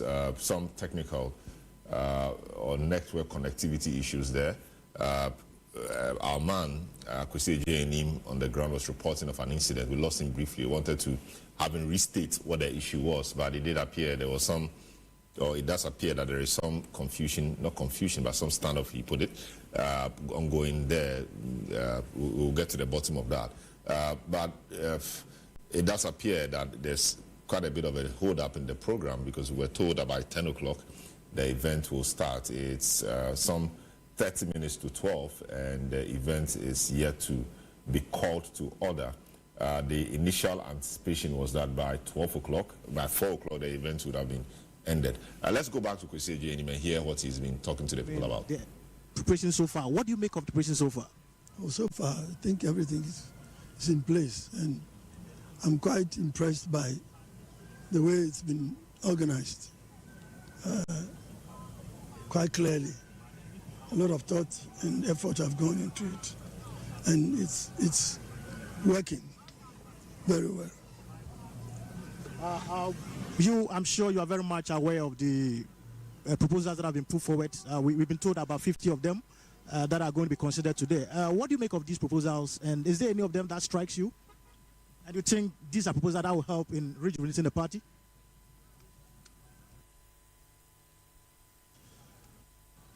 I've not gone through all the proposals, so I find it difficult to pick one that strikes me. But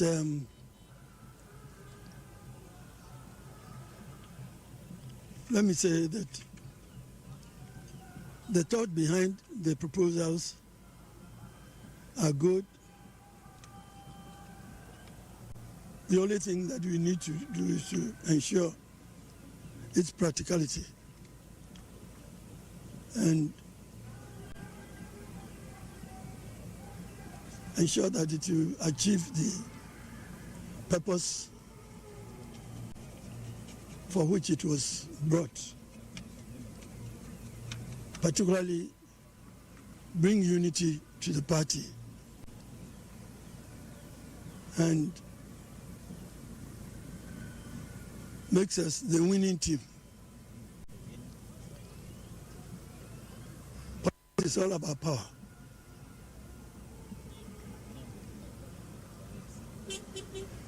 The most important thing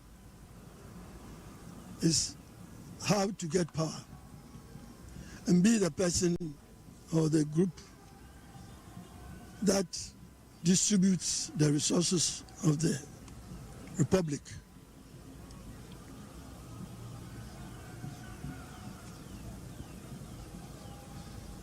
So all proposals which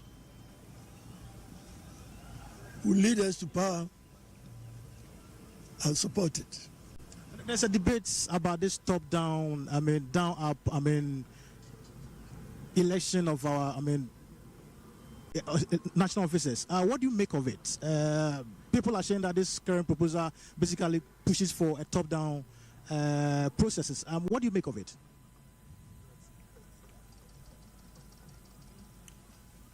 My personal views are that it should be the other way around. From down, you go up to the pinnacle. But the proposers of the top-down process must have some very good arguments to have gotten the proposal even into the books. I like to listen to them and see the justification for it. Do you foresee, a rejection of any of these, including this very one? Would there be a room for a rejection? Yes, there will be room for rejection. This is not the first time we have. We've had proposals for constitutional amendments which have been rejected.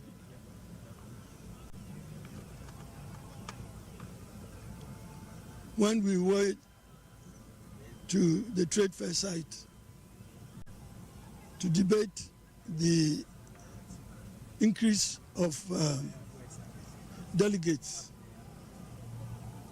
from around 350 to over 150,000.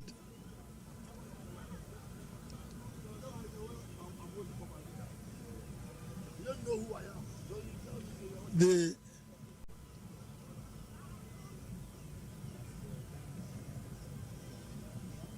proposal was that we maintain the 350.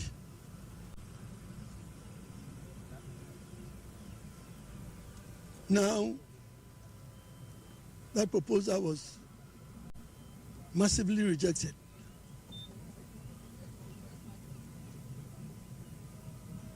Overwhelmingly. I believe if we are not convinced about the top-down proposal, we would find it quite easy rejecting it. like we did the other one. All right. So thank you so much for your time, and we wish you all the best. So that is Honorable Kwame Nabatel's, one of the most respected MPP stalwarts. And as you can see, the police has been able to actually, kind of address the challenges that they were having with the party security personnel. And so right now we're having some of the cars actually making their way inside. But I must say, this wasn't how tight the security used to be since we got here. And for now, I think the security is taking, the police is taking a bit of caution in terms of how to handle the vehicles coming here. Because as we speak, the place is getting actually by the vehicles that are supposed to come here, and even the people who are actually coming around to see how things are going. But I'm here with Ado Akwesiado, who is our Central Regional Correspondent. Mr. Ado, what do you make of the process so far? I think it's been okay, except to say that what actually occurred here, we saw the police not too much the party security officers, because there were specific arrangements made with regards to vehicles that can have access to this particular parking lot. But the party security decided that that arrangement should be sidestepped, and you saw what it generated between them and the police. So aside from that, I think everything is in order, and yes, so we would keep monitoring, and then we would update our viewers. Thank you, Ado. And so that's the situation over here. Things are shaping up in terms of plans to actually start.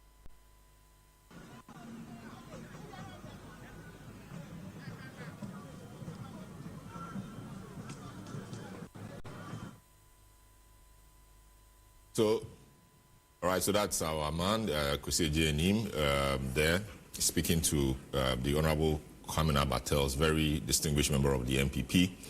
Former Minister for the Interior, former Minister for the Private Sector Development and Presidential Special Initiatives, and in fact, Minister for Information and National Orientation, I think at some point, a very distinguished member of the New Patriotic Party. And so he was one of the cabinet ministers in President Kufuor's government, sharing his views on the conference and the proposals being made. I still have here Dr. Pagre Boache Dankwa and Franklin Kujo as my guest here. Pagre, it should be refreshing seeing Kwame Nabatel's, a man who has done quite a bit in the past. But before you talk about him, let's go to our guy, our man on the ground as well, one of them, Charles Kumi, who is standing by to conduct some interviews and bring us up to speed with happenings around him. Hello, Charles. What can you report? Hello, Charles. What can you report?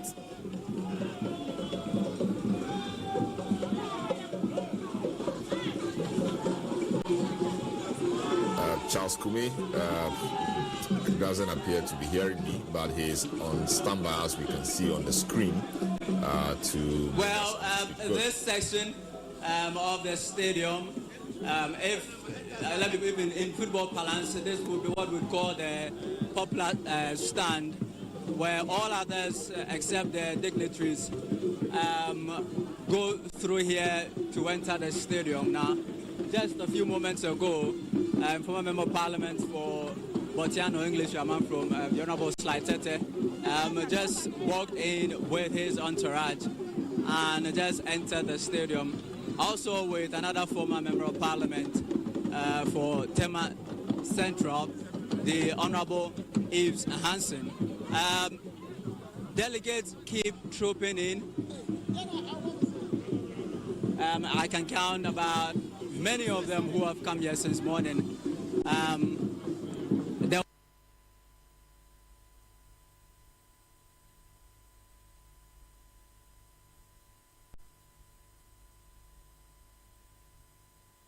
All right, so some technical challenge there, but we'll resolve them quickly. Pagre, yes, we're about speaking about Kwame Nabatel's, such distinguished persons, experienced people. It should be refreshing seeing him there. Yes, very much, Salom. Did you see his sharp decline of the top down and said it can be rejected? Yes, but I'm wondering how did he hear that? practical. Yeah, but he said the proposers might have something in mind. You know, yes, but I think that for me, it comes to stating that everyone is concerned about the state of the party. But that's just one view. Well, I mean, there are many people we've spoken to.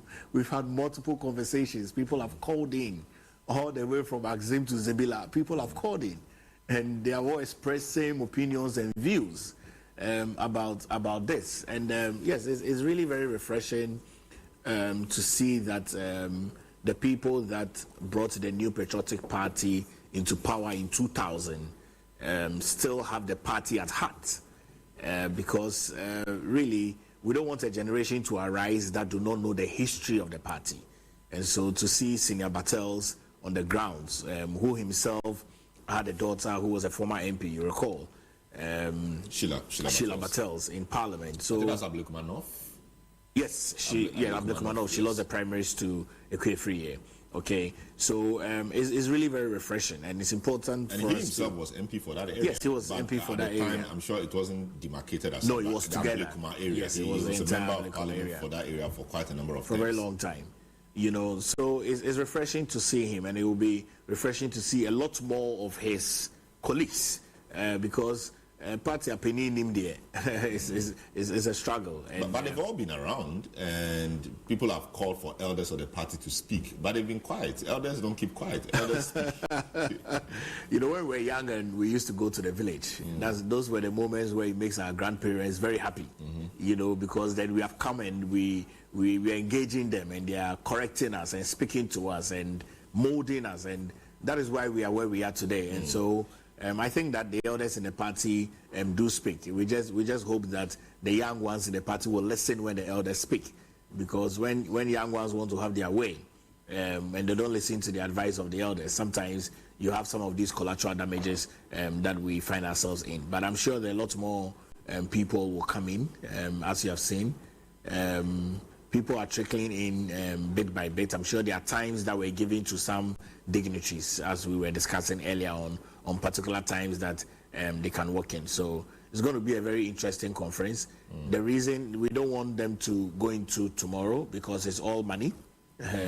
You're aware that when you stay a day in Accra, you're spending an extra almost 4 million or so on all the delegates that have come with accommodation, with feeding, and with transportation. So if they're not even able to finish at 4 o'clock, I'm sure latest by 6, they should be able to finish. But the goal is to finish today. Yeah, I see. Let's continue with some of the other amendments. The youth organizer, my colleague Hansen Ajon was speaking to earlier, Mustafa.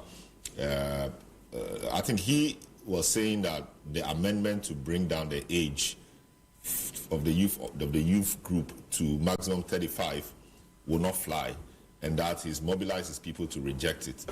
What's your thought on that? You're a young person too, but obviously you are beyond 40, you are beyond 35, which means that the definition your party is giving to that demographic, you are not a youth. You know, Selo, one day I was in the office and my wife sent me age category, and I realized that in a very short time I'll become almost a senior citizen because the categorization is really what is key. But I think that, you know, we're having a lot more younger people who are growing and coming into leadership in a very short time. And I mean, I know that there are global statistics that we can use at play at 35. The UN has their own code and things of that nature. But I think that with where we find ourselves in Africa, we are yet to see, maybe in the next 20 years, when Africa gets to 2060 thereabouts, that's when we are about to see the highest number of young people under the age of 25, almost 1 billion people. And so we need to be able to open up the bracket, which is why most of our leaders that we have for presidents are above 60, you know, and it should clearly give us a sign. So my proposal would be that they need to be able to look at it and move it a bit to about 45, if it's not too far-fetched. Because at that time, between ages 20 to 30, you're doing a lot of experimental with some of the works that you're doing. Between 30 to 40, you're beginning to major in what you clearly want to do for your life. You're settling down, you're having regular income, and you have a bit more experiences from your ages of 20 to 30. So if you do it to 45, then you give a lot more people to come in, where the brackets, they can be able to serve as a guide for younger people in their 20s because of their experiences, career path, decisions that they need to make, finance, investment, and all of it. But if you give someone who is 35 years old an opportunity to become a youth organizer for a big political party, which has many more people who have experiences than he has, it becomes a challenge. So for me, I think that it will be important for us to open it up a little bit. But whilst we are at this, I think that someone sent you a text message and spoke about leadership. Yeah, yes. So I need to clarify, okay? When I said that leadership, you are either strong or you are weak, what I meant is that in any of the categorization of leadership, either autocratic, laissez-faire, servant leadership, democratic, and all of that, you are either a weak leader or you are either a strong leader. There's no middle ground. And so you cannot say that you are an autocratic leader and there's a middle ground. You are either a strong autocratic leader or you're a weak autocratic leader. You're either a strong servant leader or you're a weak servant leader. Okay? You're either a strong democratic leader or you're a weak democratic leader. And those are the two parameters of what I was trying to explain in that light. But among all of these motions, I'm sure that there would be other amendments that would come into being, because once you accept it into a working document and you realize that Senior Batel stated that we need to make sure that it's implementable. I mean, those were the key things that he said. That yes, we have all of these 50 plus motions and amendments that we are bringing, but we need to ensure that it's implementable. That is why I think that for the youth age bracket of 35, we need to be able to look at it to about 45. So for you, that particular amendment proposal should be rejected? You see, I need to be able to look at the data, okay? And Solomon, this is why I'm saying what I'm saying. But the proposers would have looked at all of that, and the fact that it's been tabled also means that some work is gone in there. But the youth leader of your party is saying that his people are ready to reject it. Yes, because he's above 35. Yes, so okay. Is that self-interest? No. Or he's looking at it broadly? That's what I'm looking at. And he knows the tools he has. Yes. And he thinks that if you make it 35, it will not augur well for the party. Should we look at it from that point of view? So, Salom, look at it from an African point of view. In Africa, the data states that by 2065, Africa is going to have the highest number of young people under the age of 25 to the population of 1 billion people. Okay? So let's work with that data and work it backwards a little bit. What's the data that we have today in terms of highest number of young people under the age of 25? It's not 1 billion. Bring it into Ghana as a little country. Okay? What's the percentage of young people that we have under the age of 35? And under the age of 35, where do they find themselves within the ecosystem of the country? Are they matured enough? Do they have regular income? Do they have a stable home? Are they into investment? And so you need to look at all of those broader skills.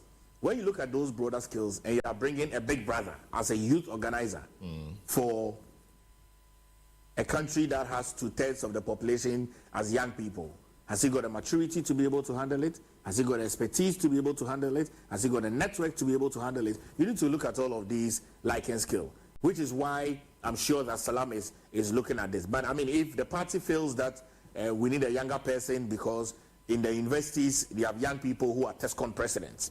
And so if you have a younger person who is 35, being in charge of the entire youth, he can be able to fit very well with those in the tertiary institutions, because the youth organizer is the head of all the tertiary institutions in terms of TESCON, because he mobilizes all of them. So there may be some rationale behind it, which is why the youth organizer reports to the general secretary as well, because it's under the secretariat of the general secretary. Okay, because there are also some motions to be able to have it as a standalone, which is why I mentioned earlier on that if you study the South African system, when Nelson Mandela was there together with Steve Biko, and they were doing the Soweto uprising, the number of young people that were involved, though they were young people who were hungry for power during the apartheid time.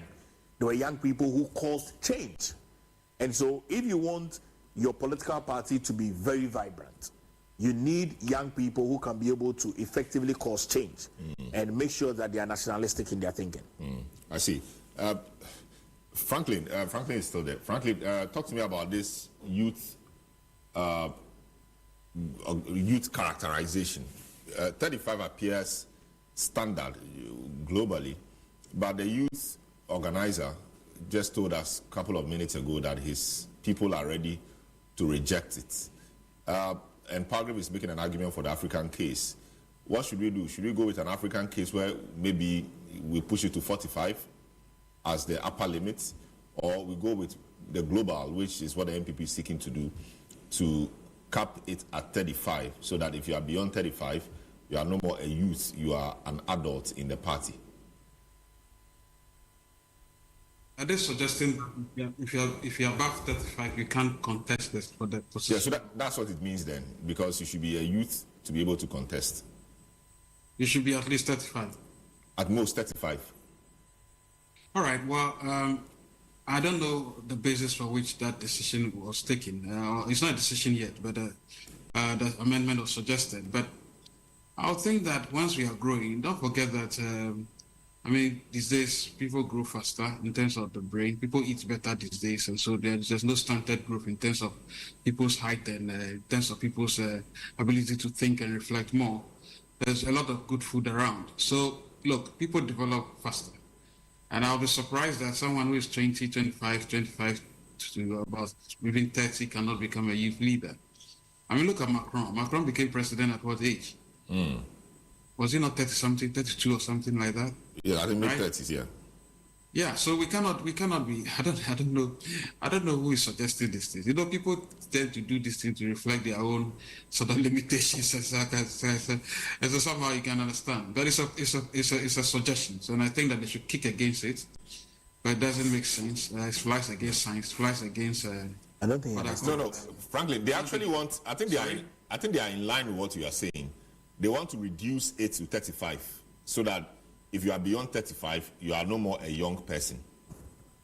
Oh, they don't reduce it to even 25? 35, 35. 35? 35.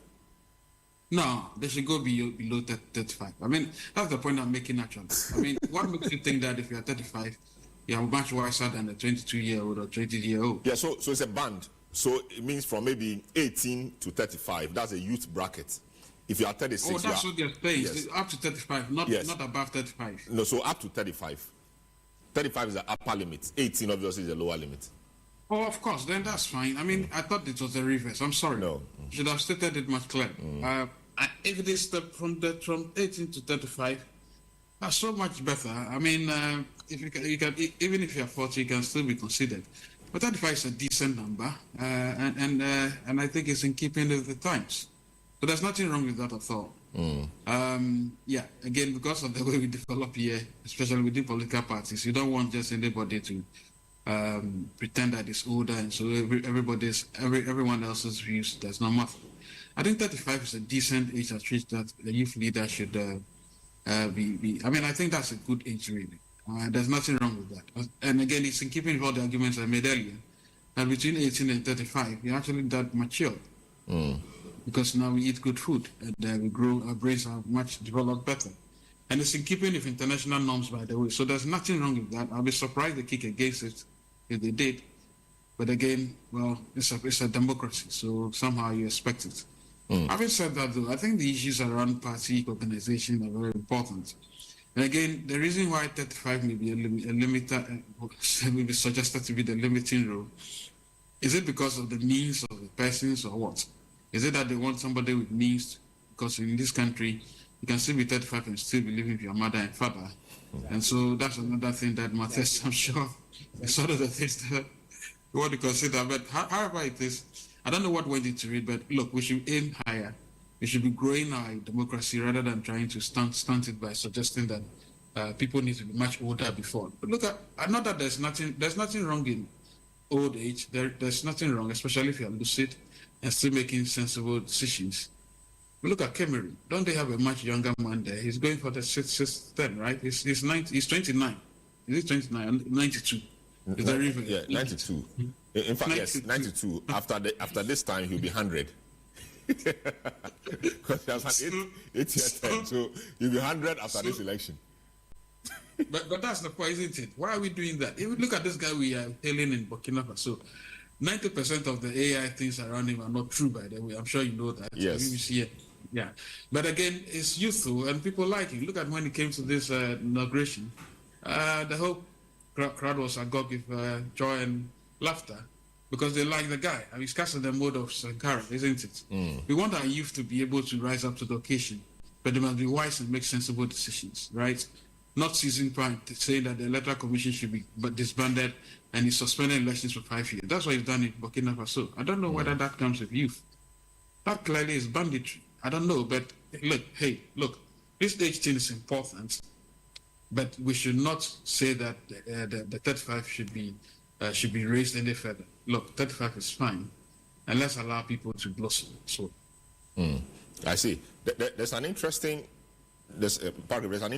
proposal here as well. It says number 39, motion 39, Article 1010. Amend Article 1010 of the Constitution to remove the President from the composition of the National Steering Committee of the National Executive Committee. And they say the Steering Committee, so this is a side note, the Steering Committee is in charge of the day-to-day administration of the party and should comprise only the 10 elected officers, the presidential candidate, the parliamentary leader, and chairman of the National Council of Elders. Well, what's it supposed to do?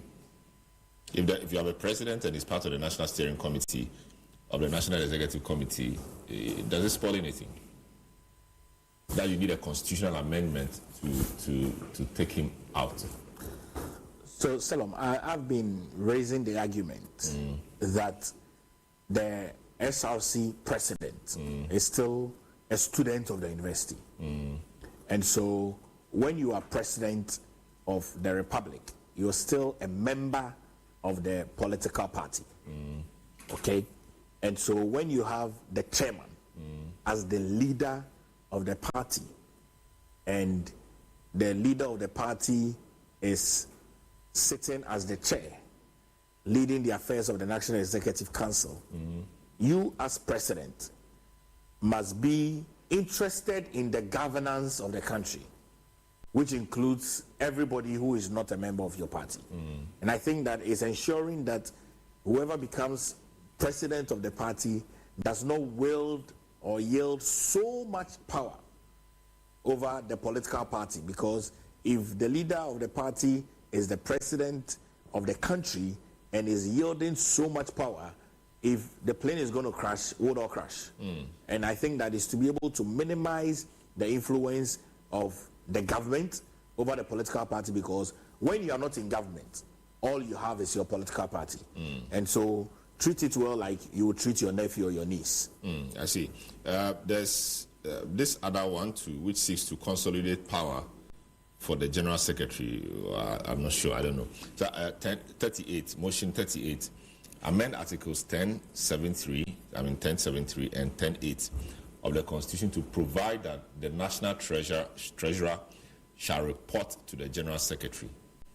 The side note is that the General Secretary is the party chief administrator and the chief executive officer of the party, and all officers except national chairperson and vice chairpersons report to him.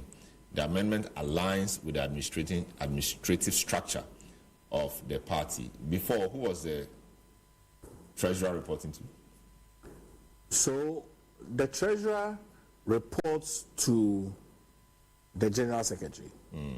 Okay?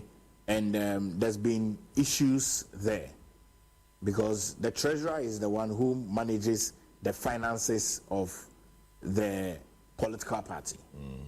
And so if someone brings money to you as the maybe CEO of the political party, and the treasurer hasn't got a right because maybe he's just an added on signature to the account, it means the treasurer cannot manage the finances of the political party. Okay? Do you realize that we were in power for 8 years?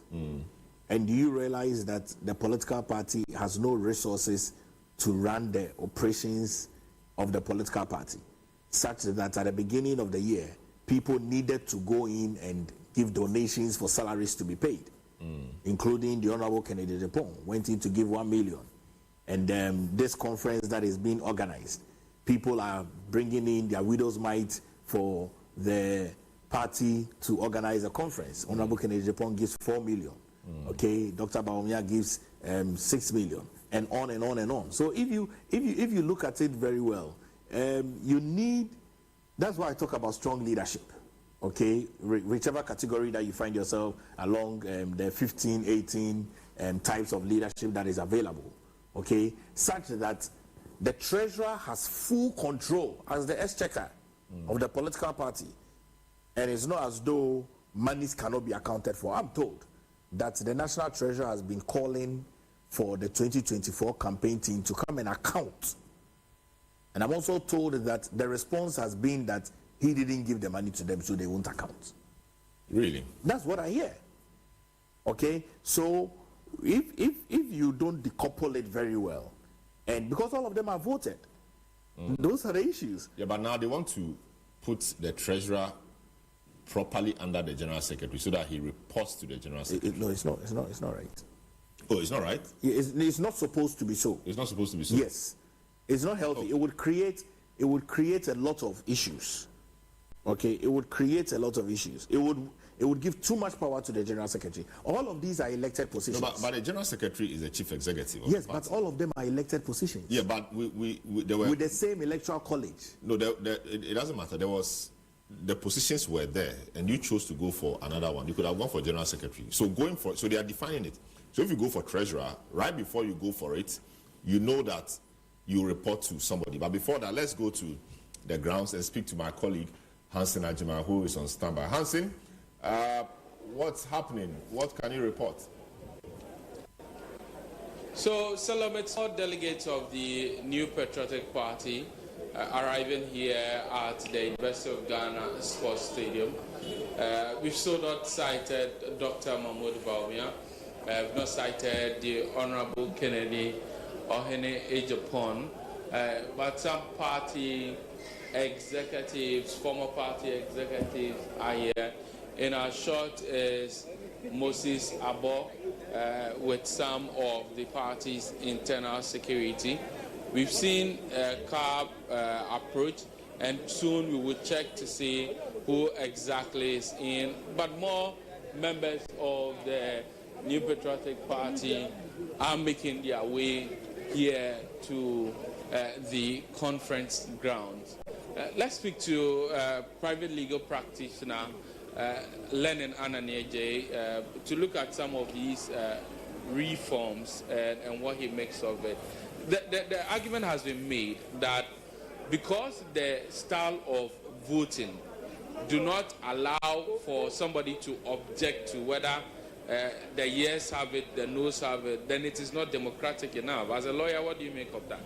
Okay, now, thank you very much and a very good afternoon to your viewers this afternoon. I think it must be understood that in democracy, there's not a single way of making decisions. And even when you look at advanced democracies, the US, the UK, it is not the case that it is every decision that is said to be made by secret ballot or individual voting. So while there may be some considerations to it, I don't think that it is entirely accurate to say that simply because you cannot do a head count of every single vote to say whether it is yes or no, it is undemocratic. Because the US, the UK, or the advanced democracies recognize acclamations as one popular form of approving or accepting motions. So I don't think that... The question is, we are not able to object to the acclamation. But it's why I'm saying that in the process of that acclamation, that mode of approving is one of the recognized means in the party structure in making decisions, even in respect of NEC. That is why even when you look at our constitution, in Parliament, for instance, the ordinary mode of making decisions is by yes or no. It is when somebody calls for a head count that then you can do the single counting. So once it is recognized as one of the means, until people or until the party structure says that for purposes of this decision, we want a specific head count, I don't think that we can discount it as being undemocratic. It has been accepted, it's been the practice, and so we would go with it. Have you gone through the motions and how instrumental are they to the organization of the NPP? And I have. I've gone through the motions, and I think that the party is at this critical junction when we actually need to relook at some of these structures. When you look at, for instance, the proposals to expand the Electoral College to allow past executives and also to diminish or minimize this monetization that is affecting our politics. When you look at the reduction of the years of the youth organizer, as well as the introduction of a legal directorate in the former party structure so that party members across the constituency, region, national can have proper legal advice and guidance, I believe that these are proposals that are necessary at this junction and forms part of the reformation structure that we are undergoing. When you look at today's team, we are rebuilding with our values, and the values of the NPP has always been inclusivity, has always been development, has always been democracy, and these proposals go to further all of these things. So I think that they are necessary at this particular moment. Thank you very much. You're welcome. That is Lennon Ananyeje. He is a member of the NPP and a private legal practitioner, giving us his views on the proposals or the motions that are supposed to be voted upon, arguing that the process of voting actually is democratic as it gets. But these are the scenes over here. More of the NPP faithfuls arriving, and in your shot you can see the Honorable Abu Jinapo. Welcome to conference grounds, and what are your expectations for today? Well, today is both a happy day and I want to believe a somber day as well, because as you know, this is the first time the NPP is converging after those very difficult days last year, a very difficult election that we had in December 2024. But as is very much in the DNA of the NPP, our party was formed with struggle, tenacity and determination. And therefore we are of the view that this conference is the beginning of the building steps, of the building blocks in resuscitating the NPP, rebuilding the NPP and recapturing power for the new patriotic party in 2020. So thank you very much.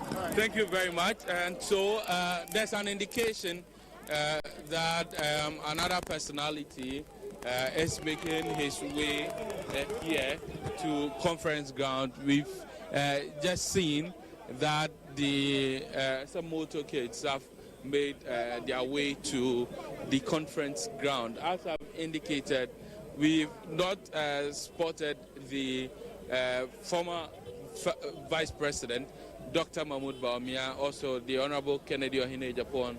We've not seen him here, and so these are some of the personalities who are yet to arrive here at the University of Ghana Sports Stadium, where conference is expected to take place.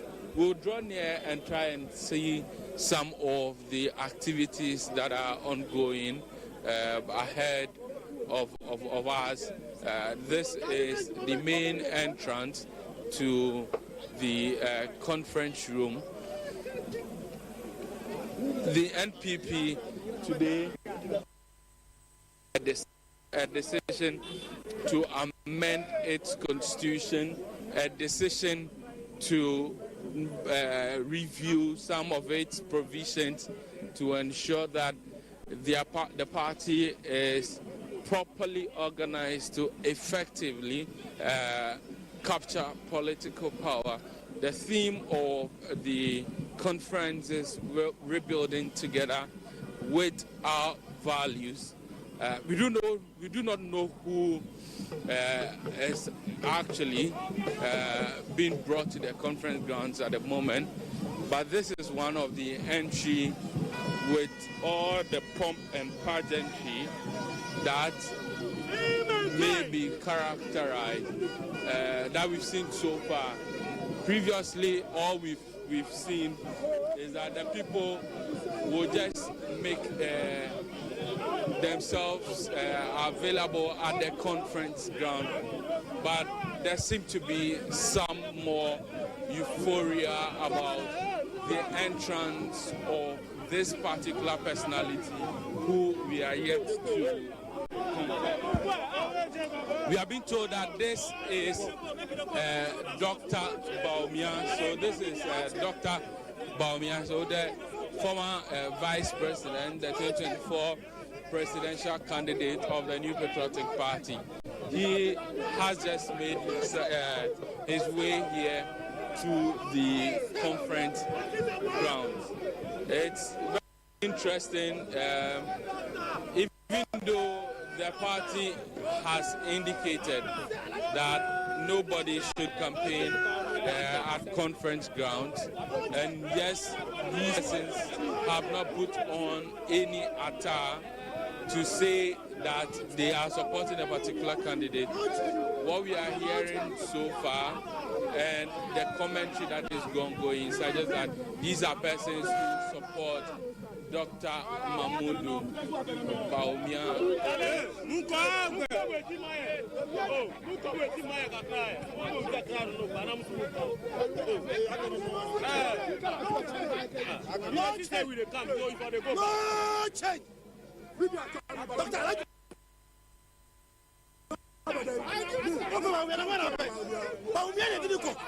Yes, sir, and then Mamunya campaign.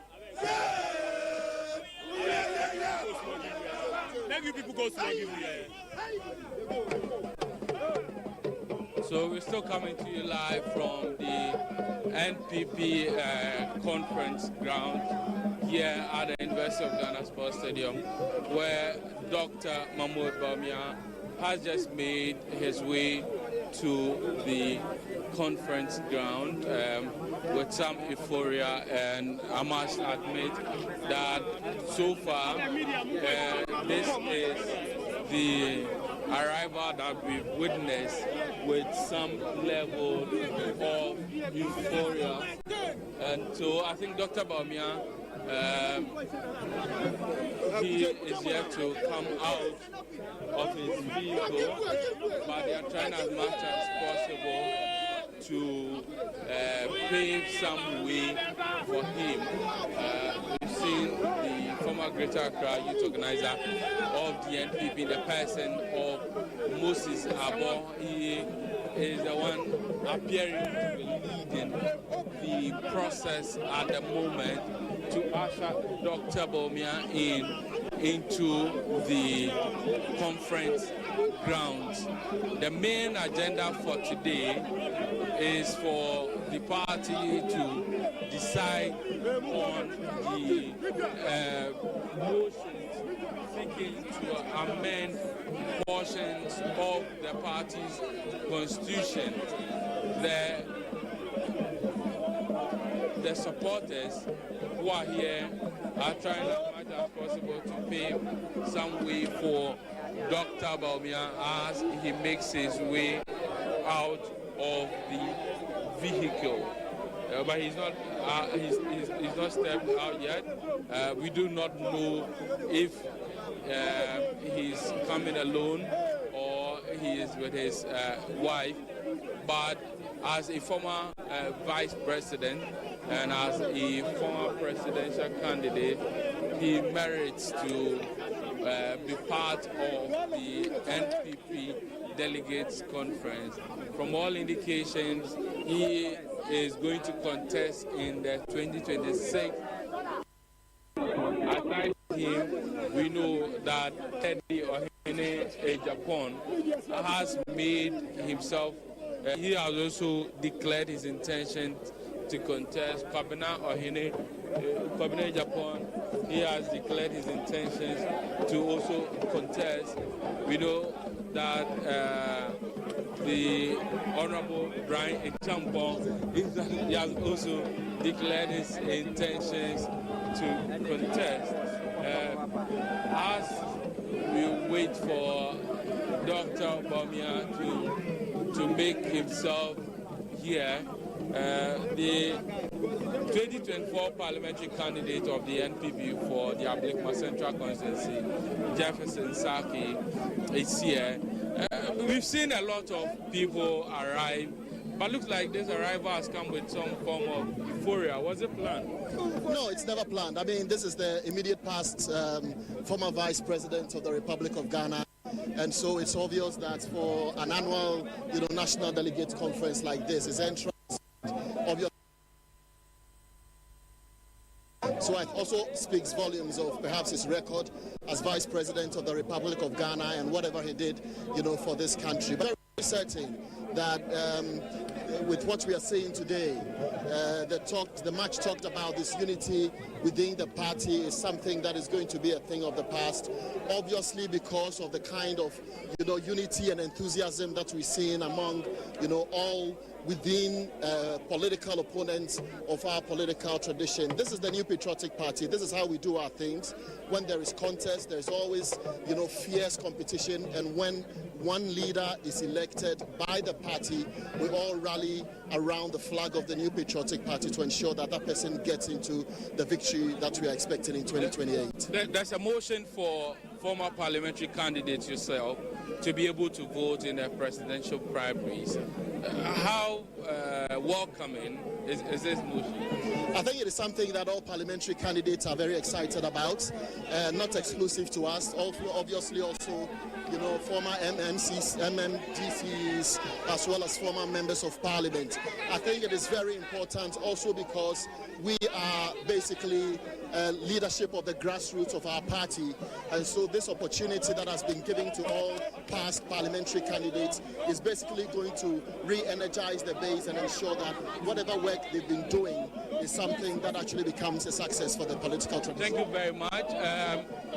We've also seen the Honorable Matthew Opoku Prempeh, doctor, who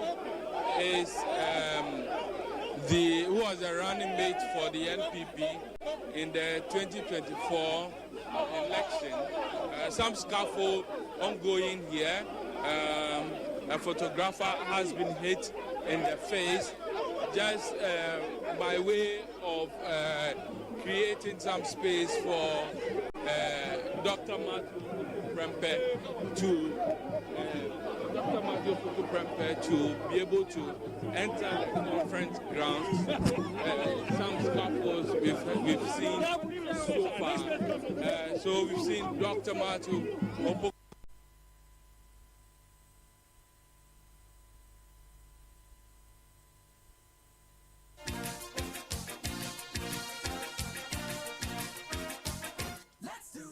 The 2025 ABSA Black Star Marathon is right around the corner, and hey, guess what? You can still jump in. Register now at blackstarmarathon.com or dial *713*33*22# to secure your spot in the 42.2K marathon.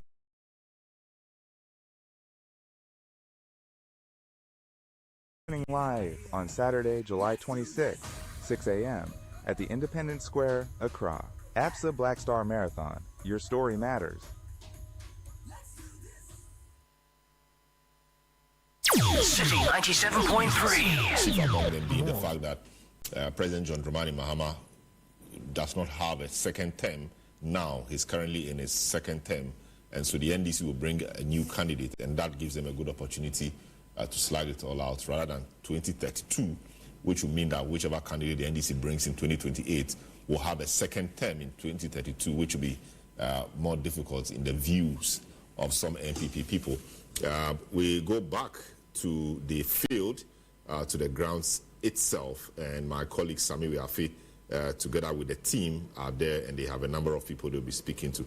Sami Wiafi, if you are there, kindly talk to us on what's happening. having one electoral area coordinator to 5. Yeah. So these are things that we have to also read through and see. Modern day politics, is it consistent with modern day politics? I believe it's so, but I don't want to take a stance. The party is now bringing something, and they are bringing it to the delegates. These are the people who have been selected by their various, constituencies to represent them. So they have to take decisions that will inure to the benefit of the party, not their own self. So nobody can easily be influenced or should easily be influenced by maybe an aspirant, the position of an aspirant. That's not needed. What we are trying to do here is to seek the interest of the party, not an aspirant. To seek the interest not of an individual, but the collective, which is very important. So that is all I can say about it. Are these reforms being carried out because of the NPP's heavy defeat in the last election? If the party had won, were we going to see what we are seeing here today? I believe that, the party's performance in the last election was so abysmal. Very abysmal. To the extent that the party has now come to its senses. And we believe that there should be a drastic change of certain issues. So the outcome of the election is driving these reforms? Maybe. We all sat down at the meeting and decided. And also a committee was set up by National Council to now collect all these amendments that people want to propose and vet and go through and see those ones that we think can help the party to progress or to move on in the future. Note that the NPP is not the only political party that has lost elections in Ghana. Other political parties have also lost elections. So we should not be seen as being somehow also so down to the extent that we have to come out with all these amendments to make the party attractive again. I don't believe so. If it's the will of the people, we should do that. If it's also not the will of the delegate, we have to now also follow the status quo. And that's my position. I don't want to convince anybody to take a decision. I believe that they came from constituencies. The position of the constituency must be considered, not their own self. Coming as individuals. So my point is that NPP lost elections. We believe that the elections performance was not too good. We think that we have to now come out with some changes or bring new energy into the party, and that's what we're about doing. And do you believe the conversation around the election of the flag bearer, the NPP has a convention of electing from the base to the top? There's a drastic change now. You won't do from the top and then descend to the base. Is it a decision that sits well with every member of the party? So this decision, I was part of this decision making. This decision was taken at National Council. Okay. Now, it was a majority and unanimous decision taken at National Council. So then the assumption is that everybody accepted it. So who are those who are now outside? The National Council space, having commentaries, having discussions on radio, television, now lambasting the party as doing something contrary to the normal. That is not fair. No, the party took a decision at National Council, and at that meeting, there was no alternative arrangement. There was no, issue about that issue. So a decision was taken, and that decision was carried at the meeting. So now, after the decision, some few people now come out to say that they don't support the majority of the party. Who are the majority? The majority took the decision at National Council, and that decision is binding on all of us as party members. So for me, whether it is good or whether it's or not, that's not the case here. Or that is not what we are discussing. The most important thing for discussion now is that the decision has been taken. We should now look at the way forward. How can we get it right? How can we get it done right so that it will not create a lot of, issues for us in the future? As in, we having problems. As a result of this, now a decision has been taken. We have taken a decision. A lot of those people who are speaking against it were at the meeting. They didn't say anything about it. And all of a sudden, they have turned into people who are attacking the party as if they are only the repository of knowledge and wisdom in the party. I don't believe in that. And I don't also rate these people. I see them to be not brave enough. They don't have the balls to have good discussions when it matters most. Kofi, thank you very much. I know you're busy. You need to go and meet your constituents. So thank you very much for your time. We'll keep in touch. Kofi Ochibref is the Member of Parliament for New Jabin South, former Deputy Minister of Trade and former CEO of the Free Zones Authority. Let me also speak to Madam Catherine Afeku, former Minister of Tourism and Creative Arts. It's been a while. Where have you been? I've been around. It's been a while. Yeah. It's been a while, but I've been around, working hard.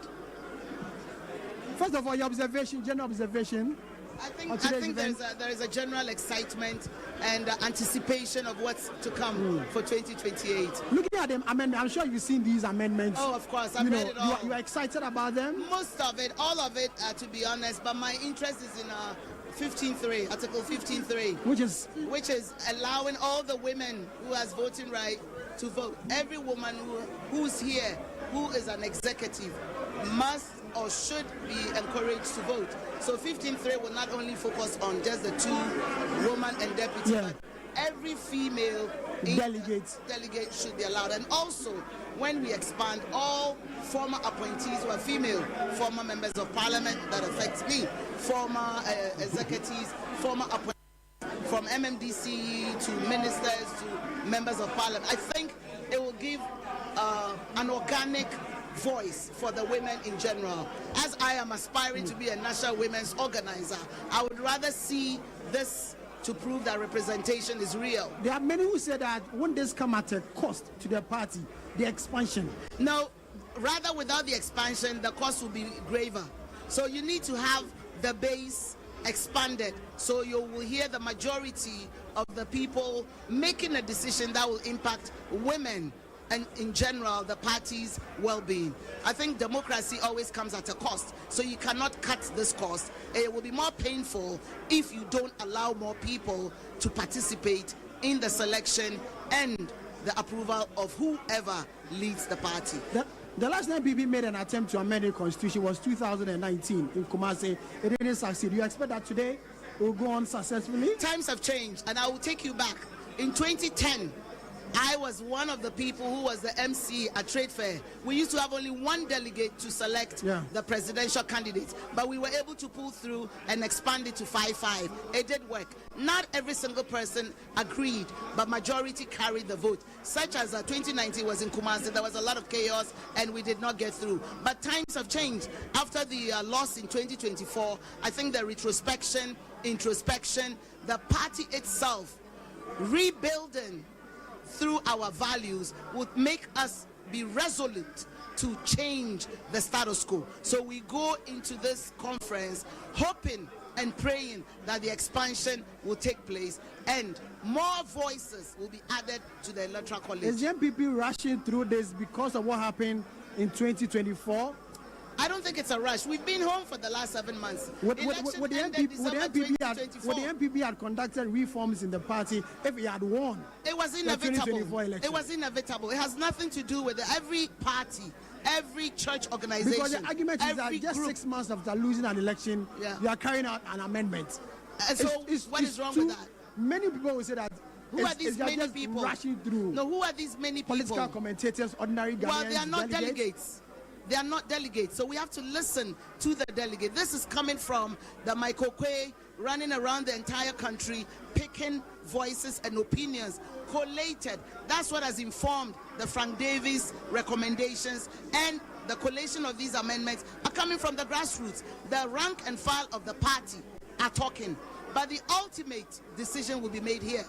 So this is commentary, as you said, but the ultimate decision, my prayer is that today voices of the masses will be listened to. NPP has always been the trendsetter. We helped remove the ballot box from that opaque to where we are today. So it is not a party that's afraid to change. Transformation is in our DNA. So we're ready. Whichever way it goes, let the majority speak and participate in the electoral process. That will help the party. You're not here to do campaign, but you just mentioned you want to be national women's organizer. You've been a former member of parliament, a former minister. What do you need a national women's organizer for? And precisely why I have to be involved. If you notice the vote pattern We lost a lot of votes because if you look at the research, majority of the women did not vote. And it is there, it's clear. We can send it to you. And women are over 52% in this nation. So imagine if you have women organizers, women followers, women funds, and they just sat back. So you need a dynamic woman who has the wherewithal, but also with humility and acumen to rally the women around the flag, the NPP flag. I think we need to change from the business as usual and bring women who can have what I'm doing with you. NPP missed a lot on women who are vociferous but eloquent, so we can deal with the issues of the party and also the achievements of the new patriotic party. It was missing, and that kind of vacuum is what I hope and pray that I can fill. So I'll be seeing you on your breakfast show, hammering what the NPP stands to do for Mother Ghana if given a chance again. That is the reason why some of us have laced the boot to step in the gap. Whenever you do marketing, where there is a service gap, you have to fill it. I stand to do that.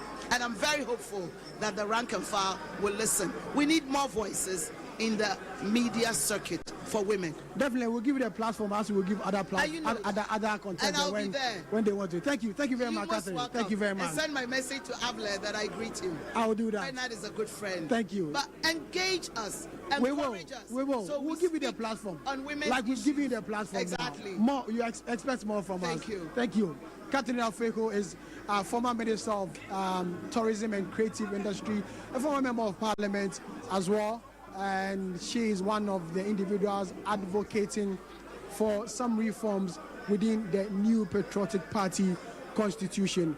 Kwesi Kwati, former PRO of the Ministry of Education, speaks for the Kennedy Ohine Japan campaign, has also joined us to tell us his observation about today's event and also what he sees about, some of the reforms that the party seeks to embark upon today, as over 6,000 delegates of the NPP have gathered here to ensure that these reforms or these amendments are correct. Kwesi, thank you very much for your time. Thank you. You've been here for quite a number of hours. General observation? Yes, so far so good. The proposed response is very good. Of course, it's a mixed feeling. Some form of enthusiasm because it's also an opportunity to revive and the base of the party. At the same time, it also offers an opportunity for further reflection of the current status quo of the party and how we can be able to move forward. I've always maintained that those of us here, we are just less than 3% of the entire Delegates album. The Delegates album should be around 208,000. Those of us here are about 5,012. So essentially, we are just a fraction, about 3% of the entire populace. And so when you are here, you have or you feel that burden, that responsibility that you are making a decision that will reflect the supreme interest of the party and of course the supreme interest of the entire Ghanaian populace. So yes, it's good. You can see the enthusiasm. At the same time, you can also see that people are really reflecting so that ultimately we'll make a right decision that Ghanaians will look into our face and say that yes, the party has been rebranded. The party has been strengthened, and for that matter, they can consider us for the 2028. I keep asking this question. Is the NPP rushing through this process? Because you just came back from an election just 6 months ago. Why do you want to carry out such drastic reforms within your party? Well, like Catherine said, annual delegate conference is inevitable. It's a constitutional requirement where as a party we reflect, we review, we make recommendations. And then based on that, we are able to make decisions going forward. I disagree that 7 months after losing an election, if we are to sit and make decisions, that necessarily constrain that we are in a rush. No, I even feel that we should have even done it quite earlier. Because the point is ultimately, they say a blow inevitably yours when earlier received will surely extricate you from all hostilities.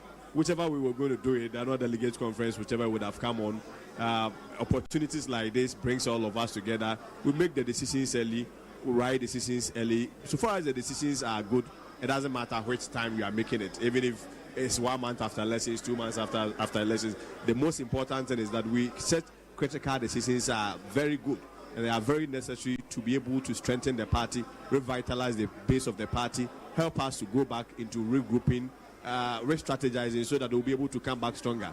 I don't think it's so early. whichever way, like I indicated, is inevitable. We will surely have it in the first place because it's a constitutional requirement that every year annual delegates conference have to meet and make decisions for the party. It so happens that we also have to take it the opportunity or the invitation and learn from how the election 2024 went. It was an unfortunate predicament, but the beauty of this game is your ability to learn, act on time, make the right decisions so that ultimately the party will be strengthened. And so you believe that if these reforms are carried out today as expected, it will make the NPP more attractive, restructure the party well, and make it ready for 2028 election? I'm extremely hopeful. It is my conviction that yes, when these reforms are carried out, you see, we need to make Ghanaians appreciate that we are also meeting them in halfway. I mean, it's a consensus building. We cannot pretend that the current status quo of the party, in terms of the image of the party, is not as how it used to be in the past. Even if it's even good, certainly we need some level of improvement in terms of the branding of the party. It's a party of intellectuals, it's a party that was once celebrated. I mean, if we are being very honest to ourselves after having a very good introspection, we will never say that our position or status quo has been the same since the party came into power or since the party was established. So it's the more reason why as a party, platforms like this, events like this is very crucial. We make the right decisions. The public, even it sends a very good signal to the public. It's symbolic. The public becomes aware that, well, the people have met and they are doing home cleansing. They are putting their things in order. They are putting their home in order. And that alone speaks very big and voluminous message to the public out there that we are making amends with ourselves. We are amending the cracks. It is an undisputed fact. It's a very big party. We have about 18 million voters. On a good day, half ordinarily will align with NPP, half also ordinarily align with the NDC. So at every point, they have to have that level of assurance and the guarantee that we are ready to fix the few things that were broken. I mean, platforms like this, as we strengthen the party, it's also a way of doing away with or addressing some level of animosity, some level of fear, things that don't go well. Certainly is an opportunity for these reforms to cater for them so that at the end of the day we are able to make progress. Record that the party, when we established for the first time, we are making reforms from polling station, elections, as when it's conducted, how it's conducted, the people who are supposed to vote, who are eligible. At every point we have amends to it. And I'm not sure this is also different from it. Finally, before I let you go, 56 motions for adoption at today's event. You agree to all of them? Are there some disagreements? I have not had the opportunity to review all, but I'll speak to some few ones. One, the Super Delegate Conference, I understand is being removed. It's good because, see, Sammy, the truth is that if the Electoral Commission of Ghana at every point gives opportunity for everybody that has filed to contest or run for presidency, why is it that in our party we cannot do same? We give opportunity to everybody, let the people decide. So you realize that beyond it even being expensive, the Super Delegate elections, beyond it even being expensive, it brings some level of animosity. It can be schemed, it can be skewed. Recall last elections, how Mr. Chamaten left. It stemmed from the Super Delegate conference. Yeah. So it's good that we scrap it. Again, I'm most particularly happy about the expansions. The level of expansions that are coming. The expectation was that the expansions should have rather been a bit wide. In terms of the expansion of the delegate album, especially at the polling station level, to include more people. But an understanding that I'm getting is that we are only adding 2 people, which is a limited expansion. But within the shortest possible time, I think it's also not bad. So the expansion is also something that is good. And I think there's also last one that interests me, which has to do with the National Youth Organizer. I also understand that the age requirement is now 35. Yeah. You know the Gen Zs, they want to associate with one of their own.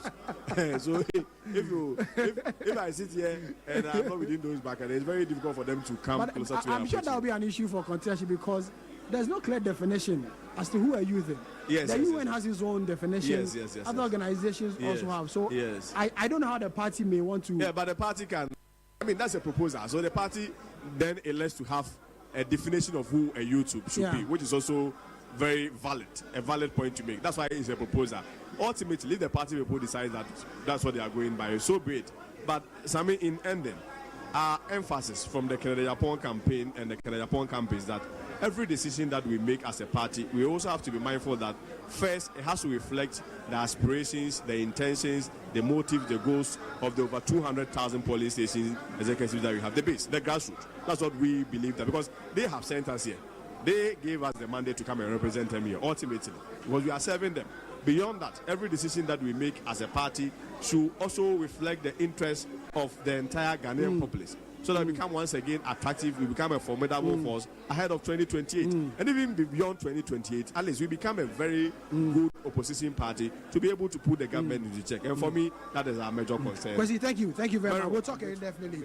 You're still watching Channel 1 TV and listening to Citi 97.3 FM live coverage of the NPP National Delegates Conference currently underway at the University of Ghana Sports Stadium here at Legon in Accra. We'll take you to the stage now where the event has started. A few speeches from party leaders as far as this whole event is concerned. 614 was spent on office administration, communications, internal elections and by-elections, audit and meeting expenditure, and party campaign and organizational activities. In the year 2024, a total amount of 113,907,252 was mobilized by the Treasury for the party. In that same year, a total of 114,097,641 was spent by the party in organizing party-related activities, including training and operations, meeting expenditure, election and election-related activities, office administration and communications. Mr. Chairman, conference delegates, these financial returns had to be filed at the Electoral Commission within specific time periods in order not to breach the provisions of Act 574. Due to the fact that there were no national annual delegate conferences 2023 and 2024, these statements could not be tabled before you for approval prior to filing. The National Chairman, the General Secretary, and the National Treasurer jointly acted on behalf of conference to avoid breaches of Act 574.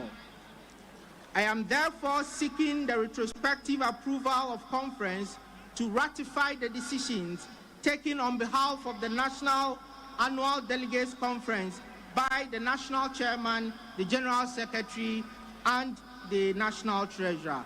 I thank you for your audience and wish all of us a successful conference. Thank you.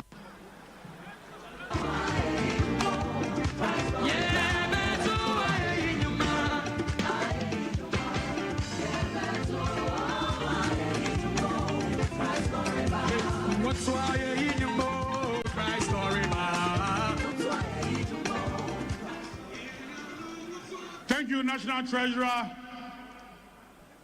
for your report. Now, conference, a quick roll call. I need you all to be active. Yeah, Babobo regions, you know, says yeah, the Ahayama, Yanya de Kasiapa. Upper East, Munsore, wake up, Upper East, rise up to your feet. Thank you very much. Upper East.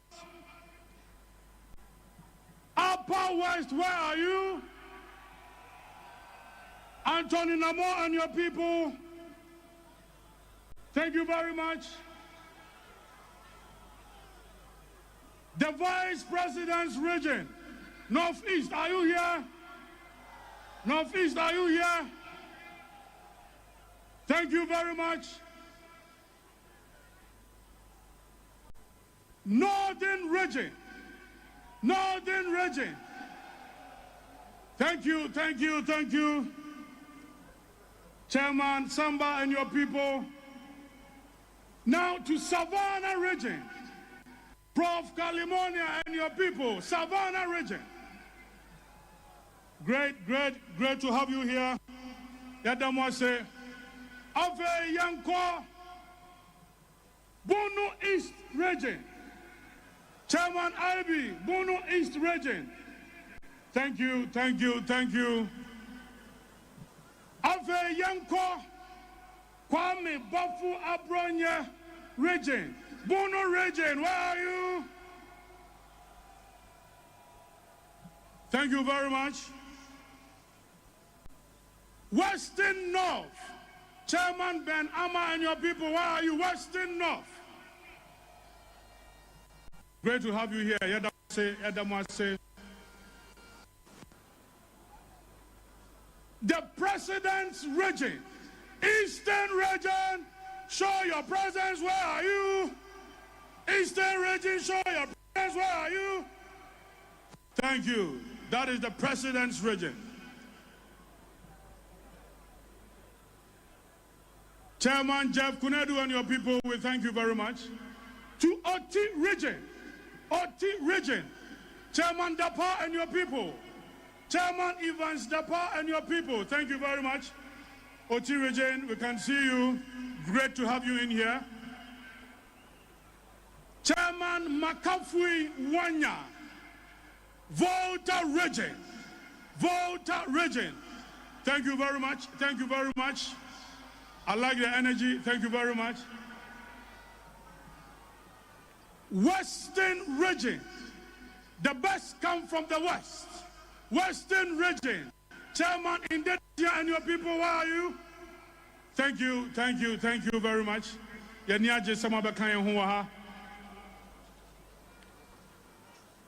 Now, to Central Region. Percy Dennis Kweku and your people. Central, where are you? Where are you? Thank you very much. Thank you very much. We can feel you.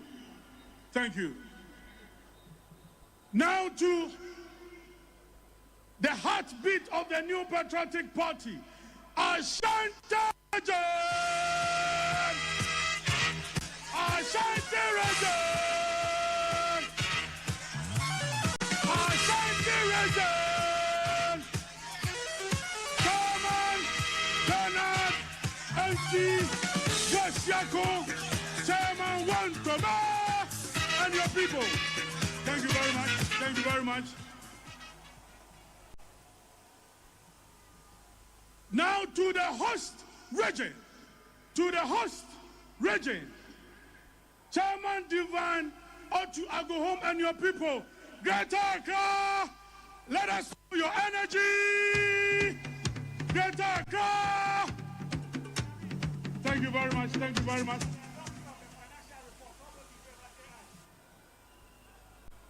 The National Treasurer just delivered our financial report.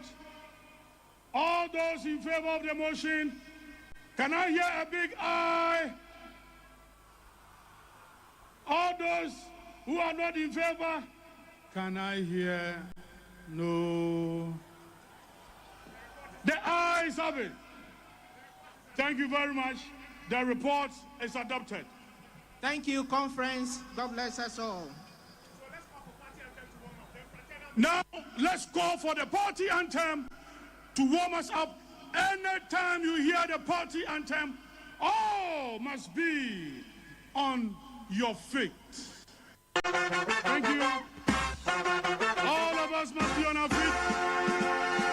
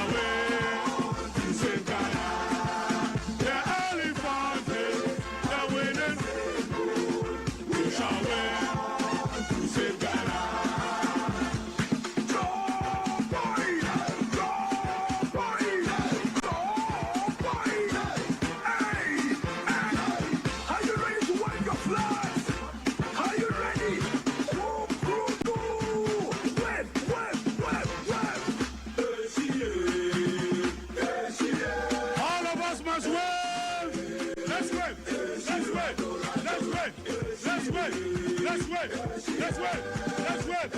And Shirado.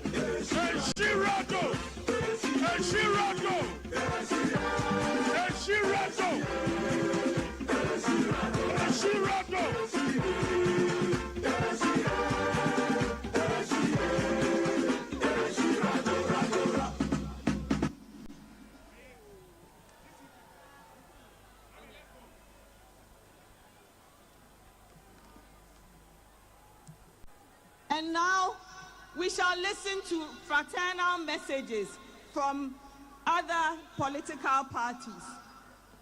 The first party here, a delegation led by the General Secretary, Citizen Atodazi, is the Great Consolidated Popular Party, GCPP. He is joined by Madam Cynthia Atta, his second vice, and Mr. George Amwa, the national organizer. The delegation from the Great Consolidated Popular Party, GCPP.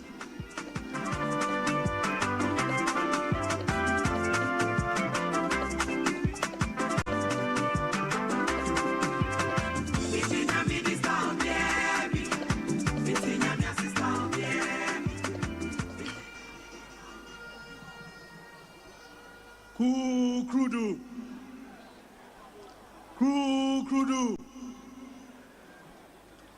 Chairman of Congress, kindly permit me to stand on existing protocols to bring you greetings from the only party in Ghana that has stayed true to the ideals and values of its concept of domestication, the Great Consolidated Popular Party.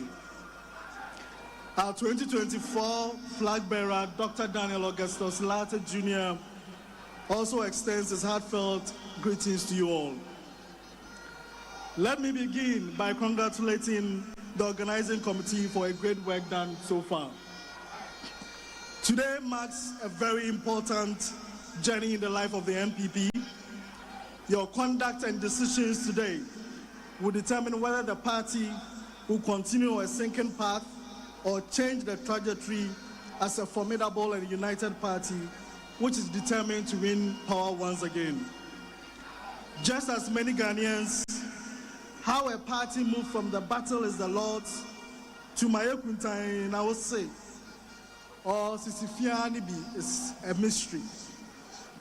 However, it is refreshing to know that the party, through its own internal mechanisms, has realized the essential need to go back to its values. The self-destruction button that was once pressed years ago needs to be unpressed. This is the time for a sober reflection and introspection. Therefore, burn walls and not bridges. Egos should be managed and collective good should rather be explored. The choice of whether you live here as a united front or otherwise is in your hands. We from the GCPP wish you well, and we hope you have a great conference that will reflect the true values of the NPP. God bless our homeland Ghana and make it great and strong. Thank you very much.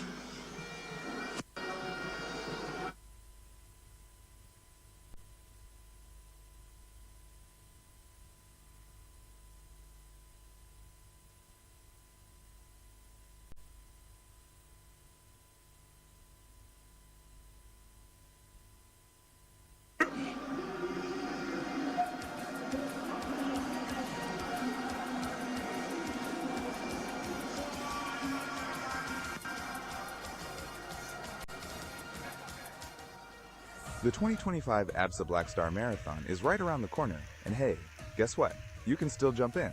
Register now at blackstarmarathon.com or dial *713*33*22# to secure your spot in the 42.2K marathon or 10K run, walk, jog. This is your chance to be part of Ghana's premier marathon, happening live on Saturday, July 26, 6 a.m.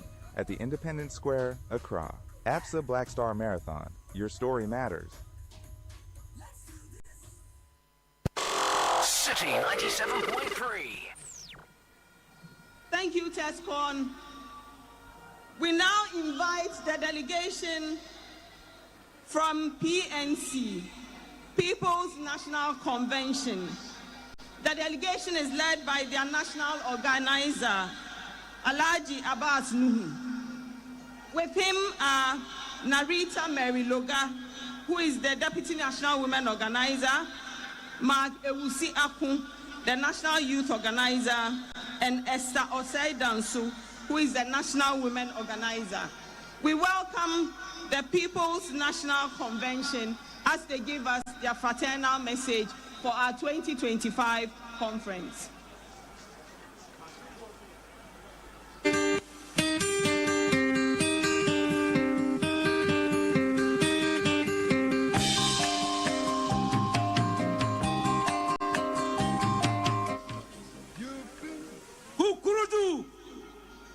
Kukurudu, PNC.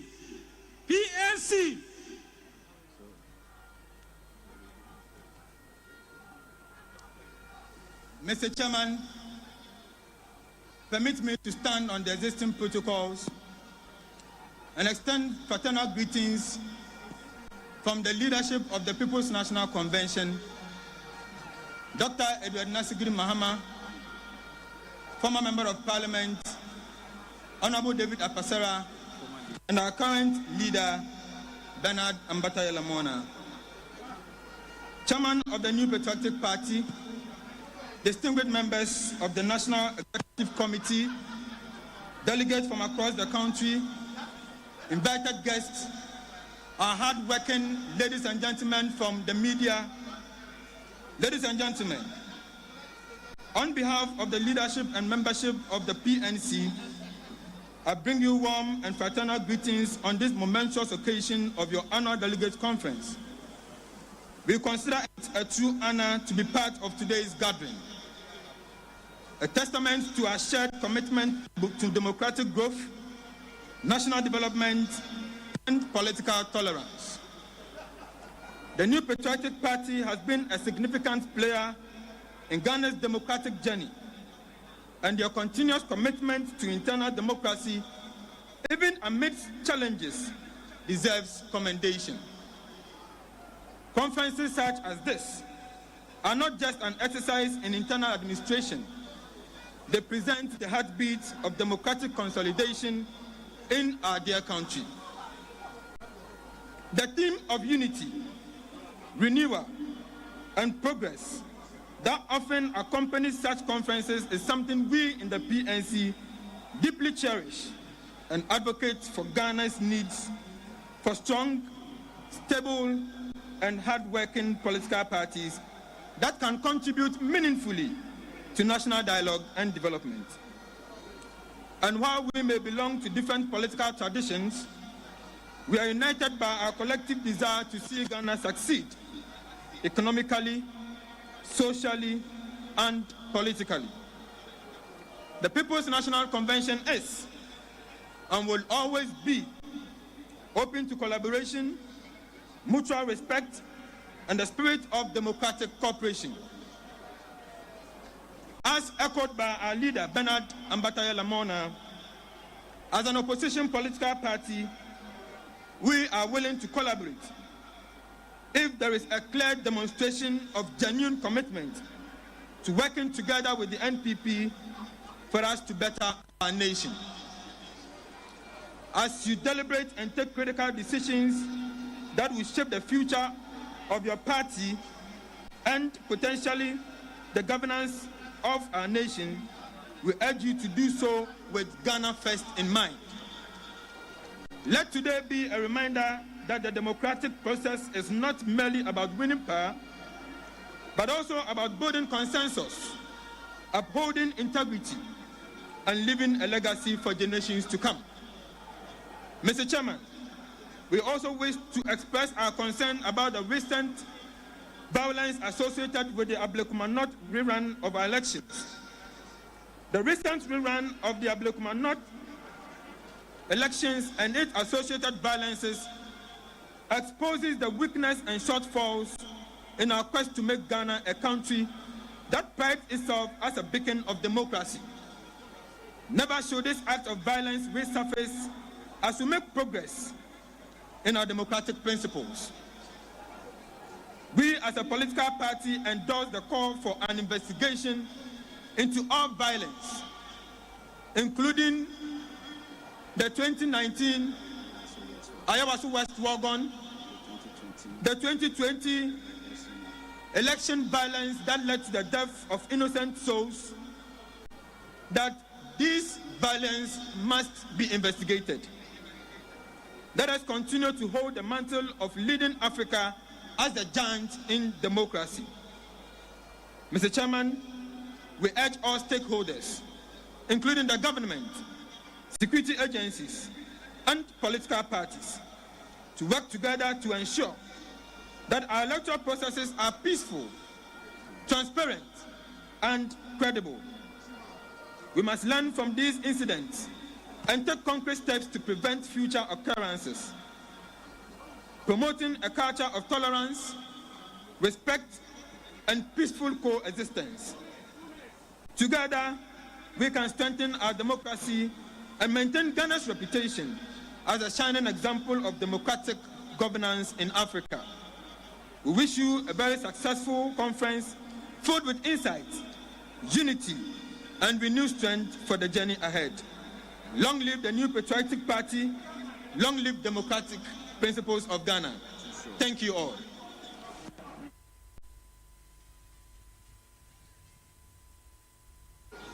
Thank you very much. Thank you very much, People National Convention. And now, a fraternal message from the National Democratic Congress, the NDC.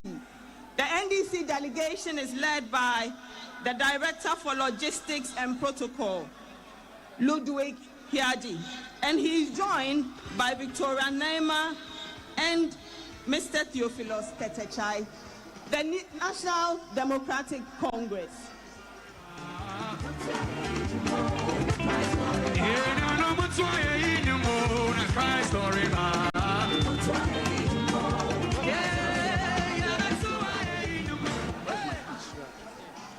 Let me make the essay. Kukudu, kukudu, kukudu. And this year, a head job. And this year, a head job. And this year, Abba Papa Abba.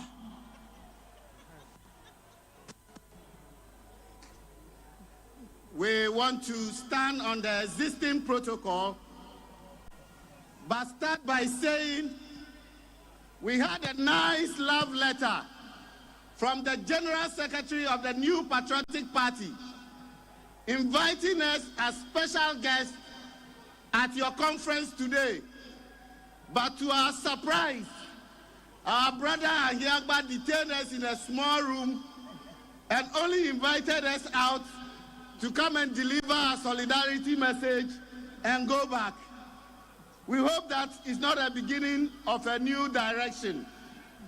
We are together in this fight to build a strong democracy for our country.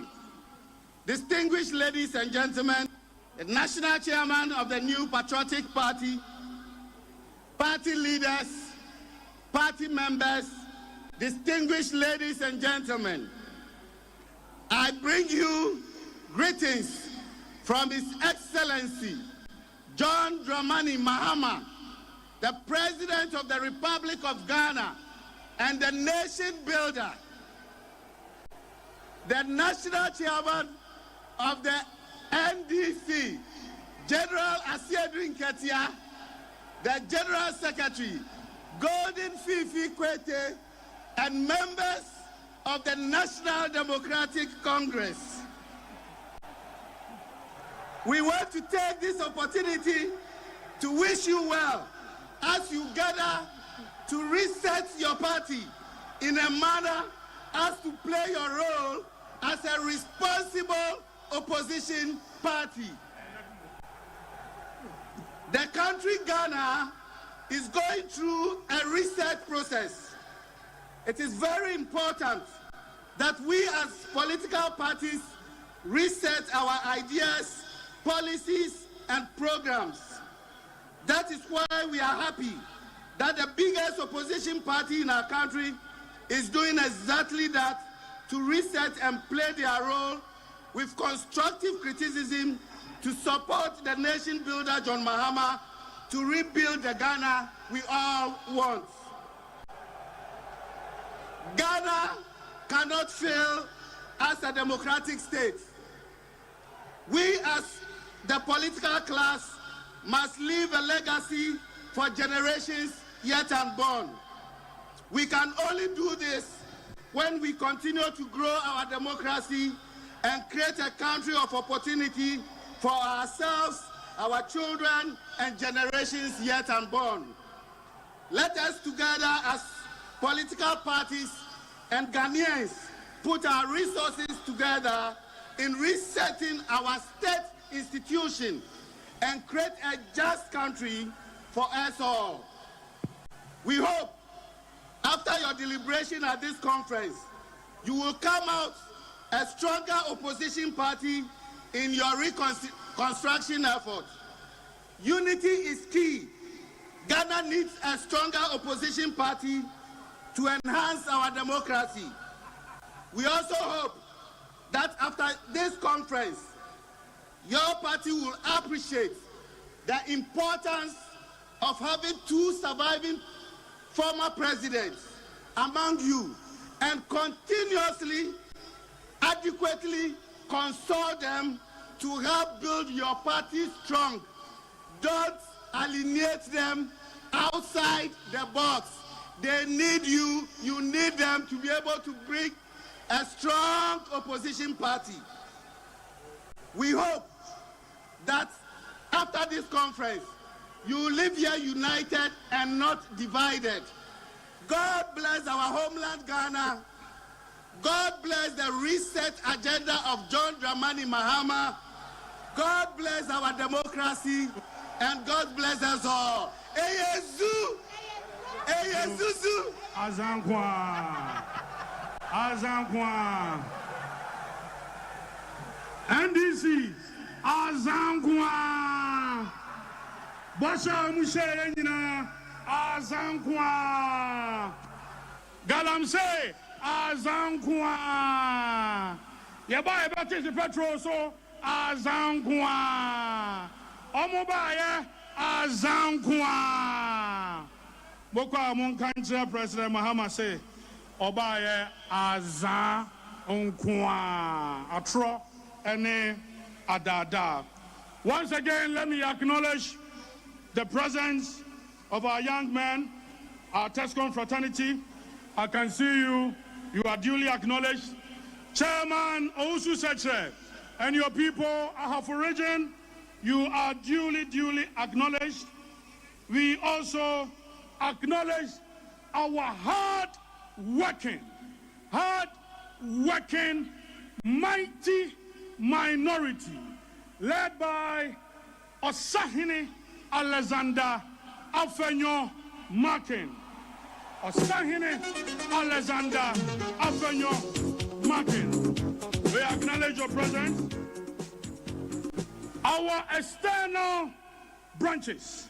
China is here. Canada is here. Denmark, you are here. Australia, duly acknowledged. Austria, Belgium, Cote d'Ivoire, Equatorial Guinea, Finland, you are here.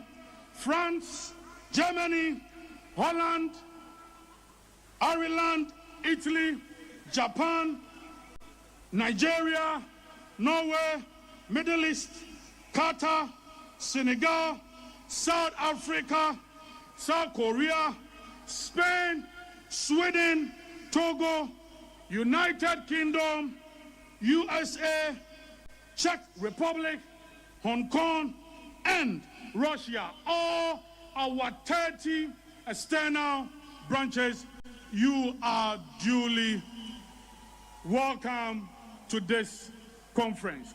Kukudu! Kukudu! Again, to all our National Council members of elders, we acknowledge your presence we thank you very much for this occasion. Again, let me acknowledge some important personalities. The MP for Bosomtwe, former Minister Education, he contributed to the success of this event. Honorable Yao Edichum is here with us. We thank you. Again, MP for Abetifi, former Minister in charge of Agriculture, Honorable Brian Echampong, thank you very much for your support. Again, we also have our own engineer, former General Secretary, Mr. Kwabena Ejay Ejapon, also here with us. Our respected elder, Mr. Boachi Ejakon, is also here with us. We again acknowledge and the effort, the support, the contribution of the former MP for Asin Central, Openia Waya MP da Ewa Asin Central, Mfie Bebre, Honorable Kennedy Akompreko Ejapon, Honorable, thank you very much for your support. Conference is grateful for your massive support.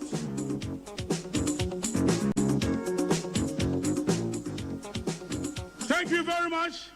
Let's also acknowledge the effort, the support, the phenomenal contribution of the former Vice President of the Republic, the former presidential candidate 2024, and his spouse, His Excellency Al-Hajj Dr. Mahamadou Bawumia. We thank you very much for your support.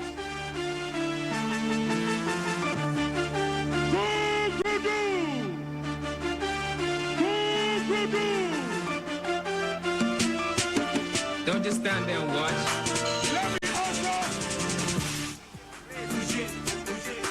Let me also acknowledge the presence and support of the former Energy Minister, the former running mate, Honorable Matthew Opoku Prempeh.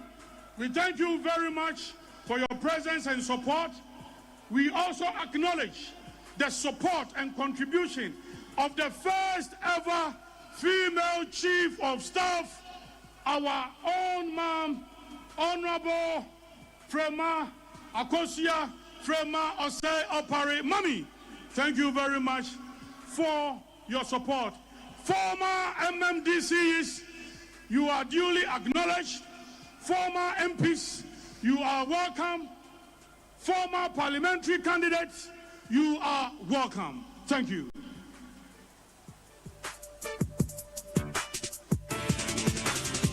Thank you very much. TESCON! Hello, TESCON! We are here for you and we see you.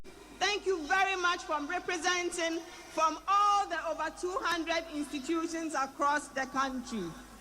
We continue with the fraternal messages from invited political parties.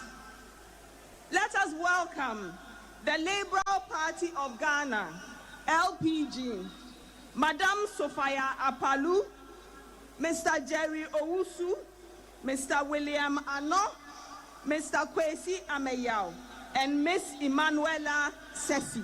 The delegation is led by Mr. Jerry Owusu, who is the General Secretary of the Liberal Party of Ghana. Let's give them a round of applause. LPG, you are welcome.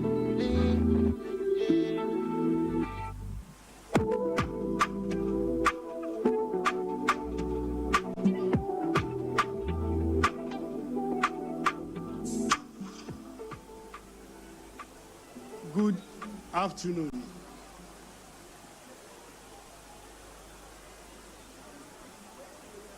we say LPG, you respond Yankonkwa. And when you hear LPG for the second time, you respond Someha, not Someha, na Yankonkwa. LPG. Yankonkwa. LPG. Someha, na Someha, na Yankonkwa. Mr. Chairman, the former president, J.A. Kufuor, the former president, Nana Addo Dankwa Akufo-Addo, the former vice president,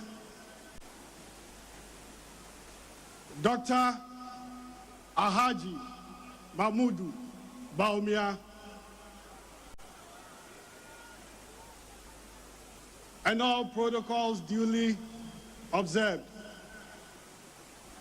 We bring you greetings from the Liberal Party of Ghana. Mr. Percival Kofi Apalu would have loved to be here himself, but duty calls elsewhere. Our national chairperson also wishes everybody well.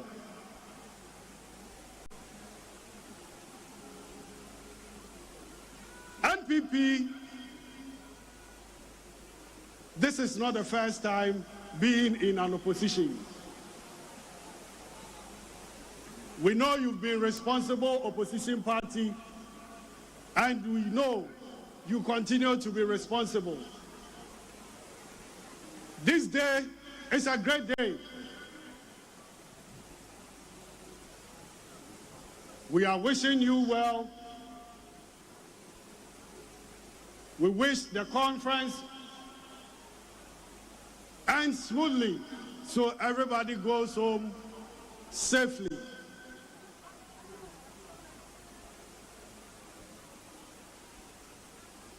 There is something happening in the country, and as an opposition party, we are concerned, very worried, as we allowed a party denigrate a former government, said all manner of lies about the former government.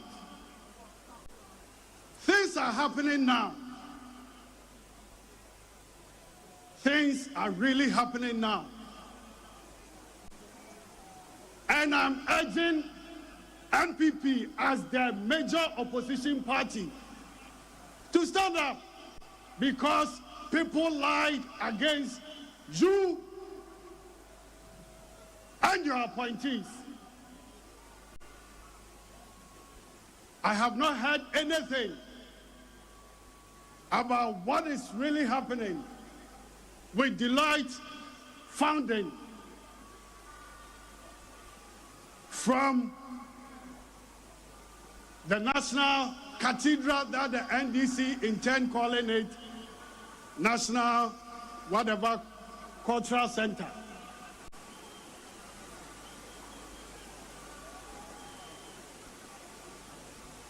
A lot of eminent members, their images were tarnished,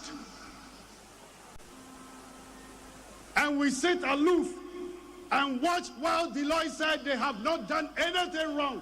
They did not spend any Ghana's money. What are we doing as opposition parties? We need to rise. We need to put in effort. The people lie, and they are now putting Ghanaians in captivity. Asofo ayegu manimase, especially Asofo Victor Kusi,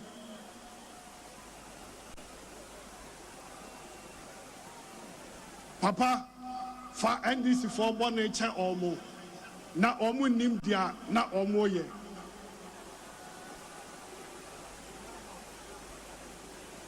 I know from today MPP is going to stop Matthew Macau and all those stuff and start fighting for Ghana. We are all in politics fighting for our mother Ghana. So if we sit aloof and point fingers at ourselves and watch NDC and the government put us into captivity, where are we going as a nation? I am urging everybody here. We have the voice.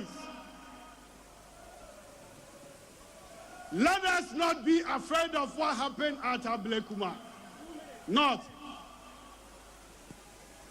Let's not be frightened.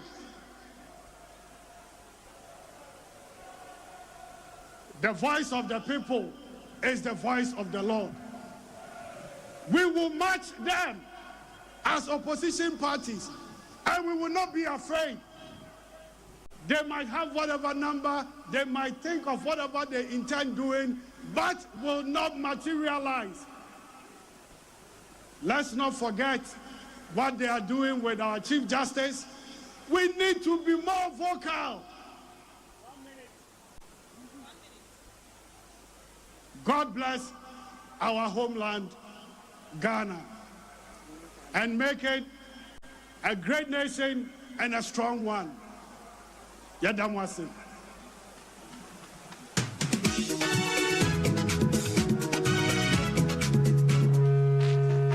LPG, thank you so much for the message.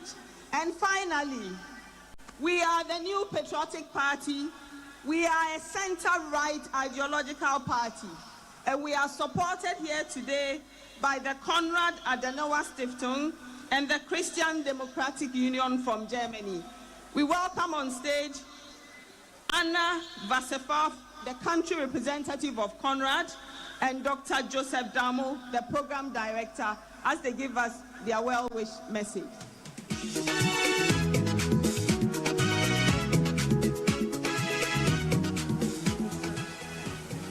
Your Excellencies, honored dignitaries, and party members from all over Ghana, it is with great pride that I stand here before you today to reaffirm the heartfelt cooperation between NPP and Konrad Adenauer Stiftung, or KAS in short, a German political foundation that is committed to the fostering of democratic and political exchange across countries, and that has been active in Ghana since 60 years. Our collaboration with NPP spans decades and is built on a common foundation: the belief in democratic participation for every citizen, the power of a market-orientated economy that allows prosperity for everybody, and the responsibility of the state for its people. We are honored to support the vision of NPP, a vision of a Ghana where opportunities, freedom and dignity are not privileges, but the right of every citizen. All over the world, we are currently navigating challenging times where trust in institutions is increasingly under pressure. In both Ghana and Germany, we are called to find new ways to remain responsive to the everyday concerns of our citizens, be it jobs, education, security, or social cohesion. In an ever-changing world, ladies and gentlemen, there is no greater truth than this: challenges are best met together. The long-standing collaboration between NPP and KAS is a practical expression of solidarity between democratic forces across continents. As we look ahead, let us continue to stand together, KAS and NPP, in pursuit of a common goal: a democratic future marked by peace, by prosperity, and the well-being of all people. Thank you very much.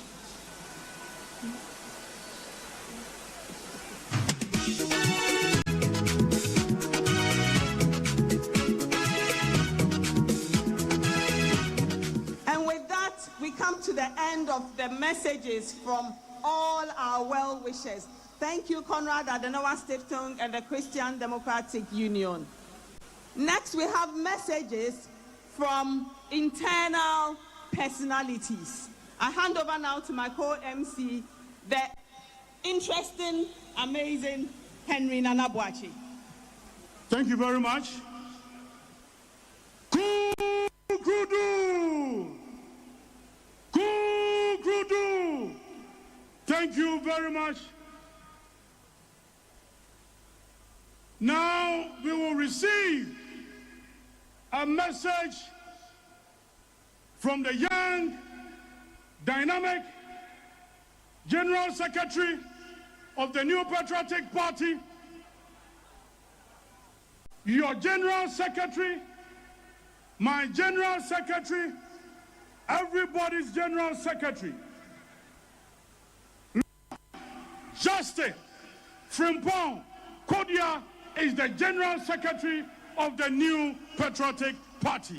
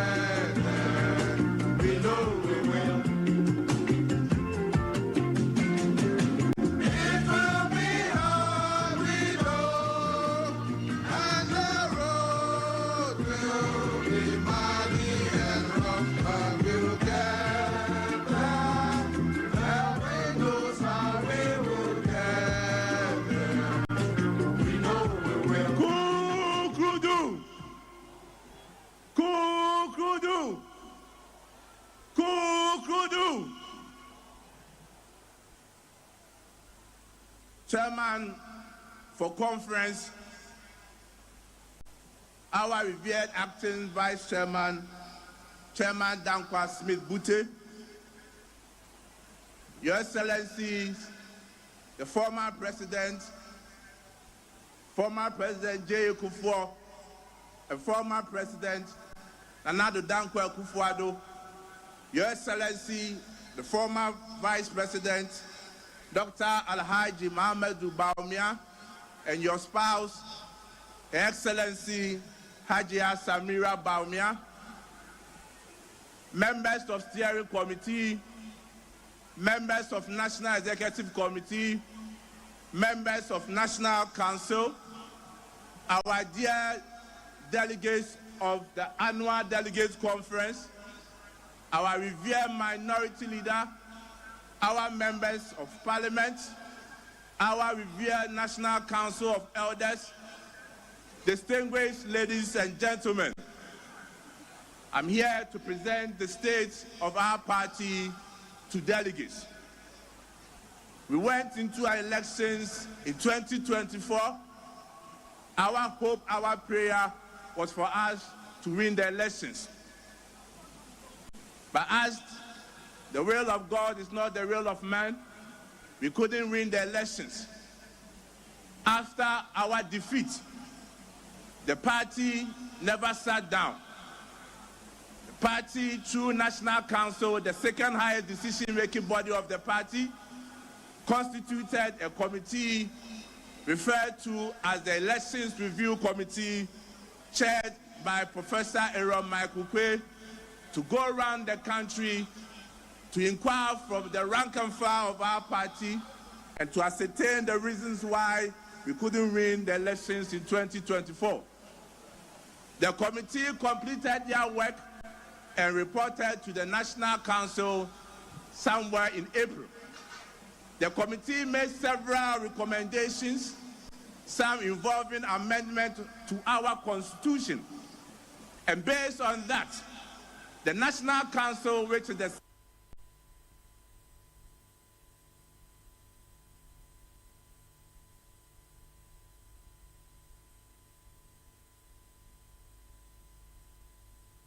Professor Iroma Kukwe's committee to look for proposals in 2021 when we met in Kumasi, to also receive proposals from our external branches, our TESCOM, our youth wing, and from the rank and file of the party. The committee completed their work, and in line with Article 19 of our Constitution, we are here today to look at the proposals that were submitted to the Amendment Committee, which has been grouped into motions, which is made up of 56 motions for National Delegate Conference to take a decisions on the motion. Today we are gathered here as National Delegate Conference, but it is important that we also, just as the National Treasurer said, just as the National Organizer also said, to show our esteemed appreciation to some personalities who made it possible for us to meet today as conference. Indeed, the party is extremely grateful to our former Vice President, His Excellency Alhaji Dr. Muhammadu Bamia, for the massive support he gave to us to be able to organize this conference. With a round of applause, let's show appreciation to the former Vice President, His Excellency Alhaji Dr. Muhammadu Bamia. Again, we also want to show our deepest appreciation to our former Member of Parliament, Asen Central, Honorable Kennedy Akoprakon Japan, for the massive contribution. He also made it possible for our conference to come on. We are also grateful to our MP for Abetifi, Honorable Brian Echampong, for also making significant contribution for us to be able to hold this conference, and also MP for Bosonche constituency, Honorable Educhum. We are also very grateful. The Finance Committee, we are grateful for the support, the work that you did. Madam former Chief of Staff, we are also very grateful for the work that you did for us. Ladies and gentlemen of Congress, today marks the beginning of our quest, of our journey of recapturing power in 2028. And today is a very important day for us, a very important exercise that we are going to undertake today. And I plead with conference that whatever decision that we are supposed to take today, do not look at individuals, do not look at personalities, but look at the interests of the New Patriotic Party.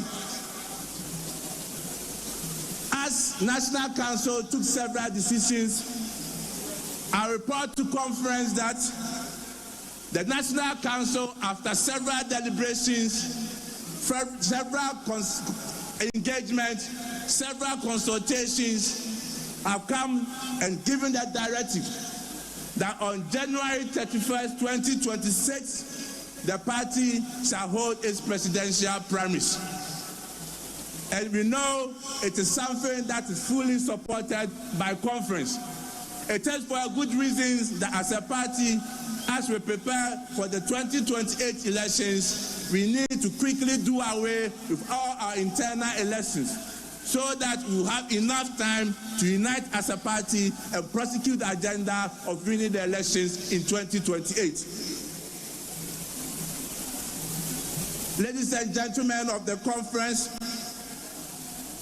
the party not long ago also established what we refer to as the Patriotic Institute.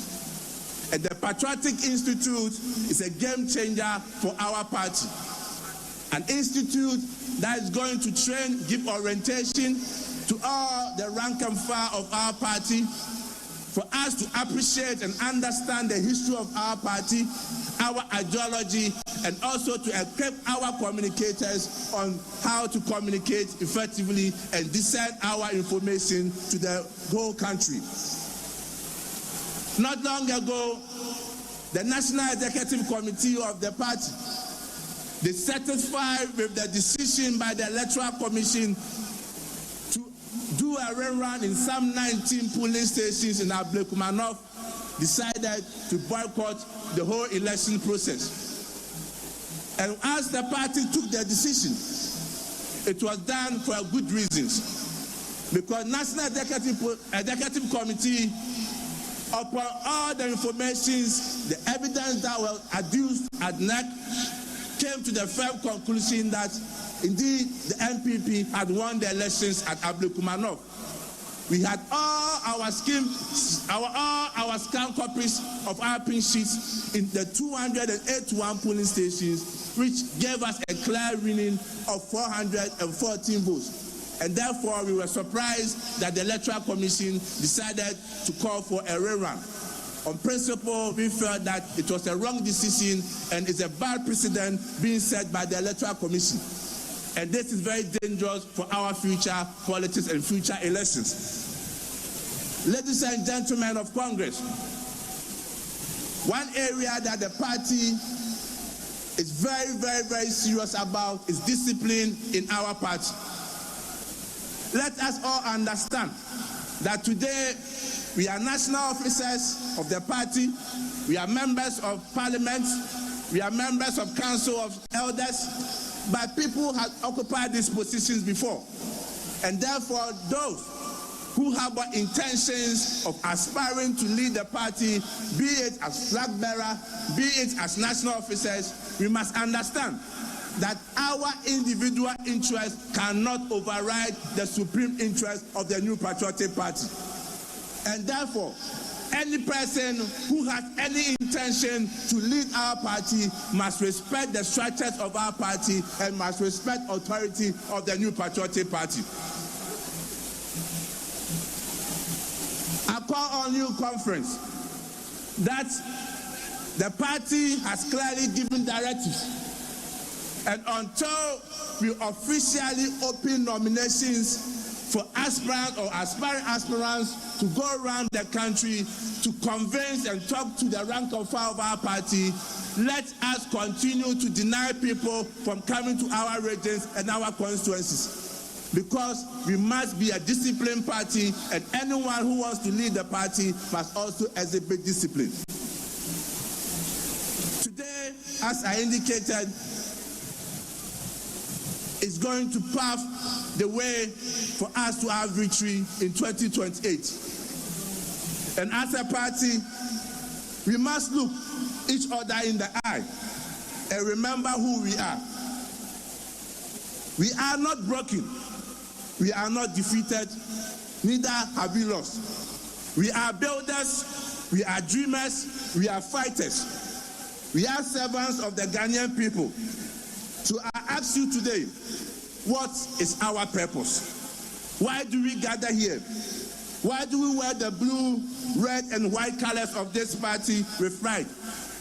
It is because we believe. We believe in development, in freedom. We believe in responsibilities. We believe in enterprise. We believe in the future of Ghana. Ghana needs us. The youth are watching us. The farmers are watching us.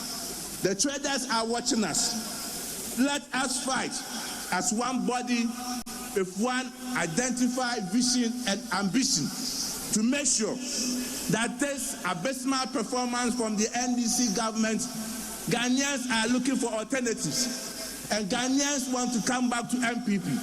Ghanaians know that our government offers the better solutions to their problems. But at the end of the day, they want to vote for an opposition party that is ready for power. And therefore, actions, inactions that seeks to divide us, that bring acrimony, that bring tension to us, needs to be relegated so that Ghanaians will see us as a proper, responsible, and viable opposition party that will wrestle them from the misery that they are going under the watch of His Excellency John Mahama and the NDC government. Ghanaians are asking the NDC questions. Ghanaians are asking President John Mahama, you promised us that you are going to reset the country for the better. You made noise about Galamsey in Ghana. You got certain civil society groups to come after our administration under His Excellency Nana Dankwa Akufo-Addo. Today, what is the state of Galamsey in Ghana? the extent that in his own backyard, in his own constituency, Galamsey is everywhere. Galamsey there, Galamsey where, Galamsey everywhere in Bale Bamboy constituency. President Mahama, Ghanaians are also asking you, what is the position of the NDC on the LGBTQ bill? You have gone silent on it, and Ghanaians are asking questions. Religious bodies are asking questions. That the promise that you made, that when you come into government, you will pass the bill. We are waiting for you. And again, Ghanaians are asking you that we are suffering with your D-levy. The hardship on us is something which is very unbearable. And Ghanaians are asking questions on your government. Ghanaians never knew that your research meant mass terminations of appointments. People who have worked in government institutions without necessarily having any political affiliations have been told to go home under your government. Is it the 24-hour economy you promised us, which meant mass dismissal and termination of appointments? Fellow Kukudais, ladies and gentlemen, let our answer be loud. Let it be clear. Let it be bold. Yes, yes, the new Patriotic Party is ready.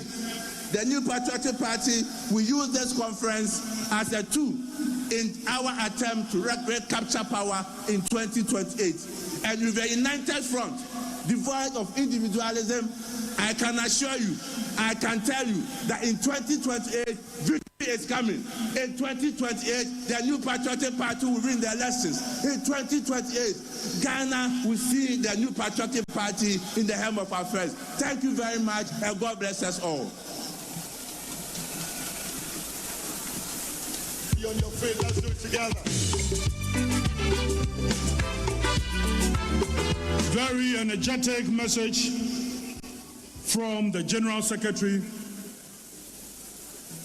Quick introductions. We also want to acknowledge our father, our uncle. He is a founding member of the New Patriotic Party, former treasurer, and he is the chairman for the National Council of Elders. Our own father, Honorable Hakman Ouswajiman, thank you very much. We thank you very much for coming. Former chairman, former campaign manager, Chairman McMahon, thank you. Former national youth organizer, former national organizer, former general secretary, John Buedu, thank you very much.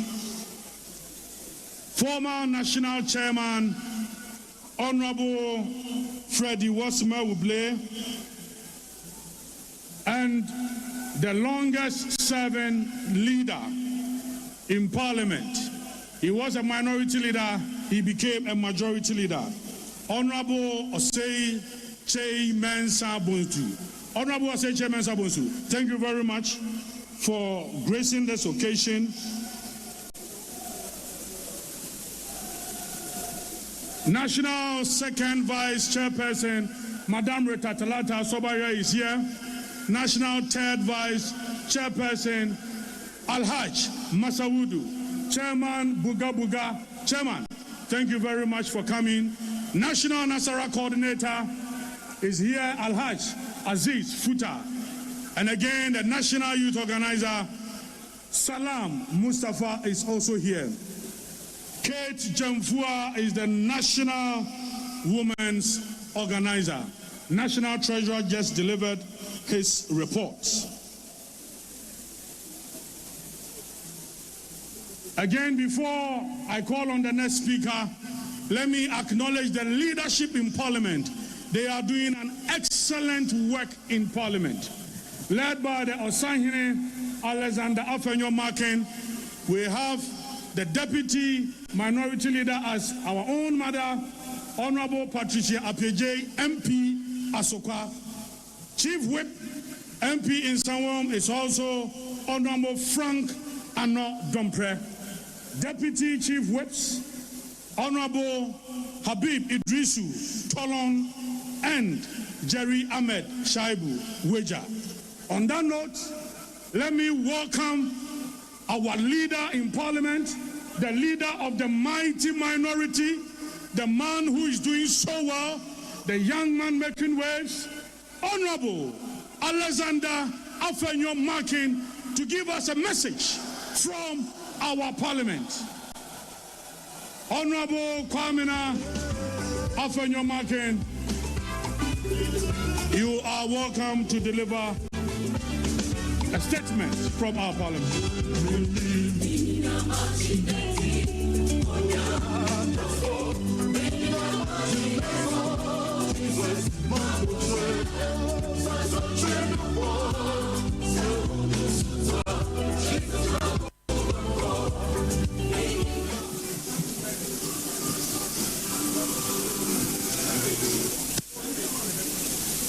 Anyangle male jata, jata ela ofiade, ela ola oside, o malo, o malo, o malo, o malo, o malo.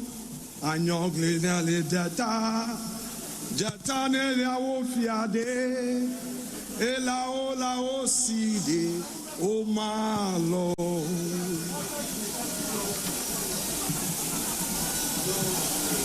Acting National Chairman of our great party, Your Excellency President John Agyekum Kufuor, Your Excellency former President Nana Addo Dankwa Akufo-Addo, Your Excellency former Vice President and former flag bearer of our party, Dr. Alhaji Muhammadu Bawumia, and your dear spouse, our respected former colleague, Dr. Matthew Opoku Prempeh, and former running mate of our dear party, members of the Diplomatic Corps, national executives of our great party, distinguished members of the Council of Elders, Second Deputy Speaker of Parliament, colleagues in leadership, honorable mighty minority members of Parliament, regional executives, constituency executives, distinguished delegates, representatives from our external branches, fellow patriots, members of TESCON, friends from the media, ladies and gentlemen.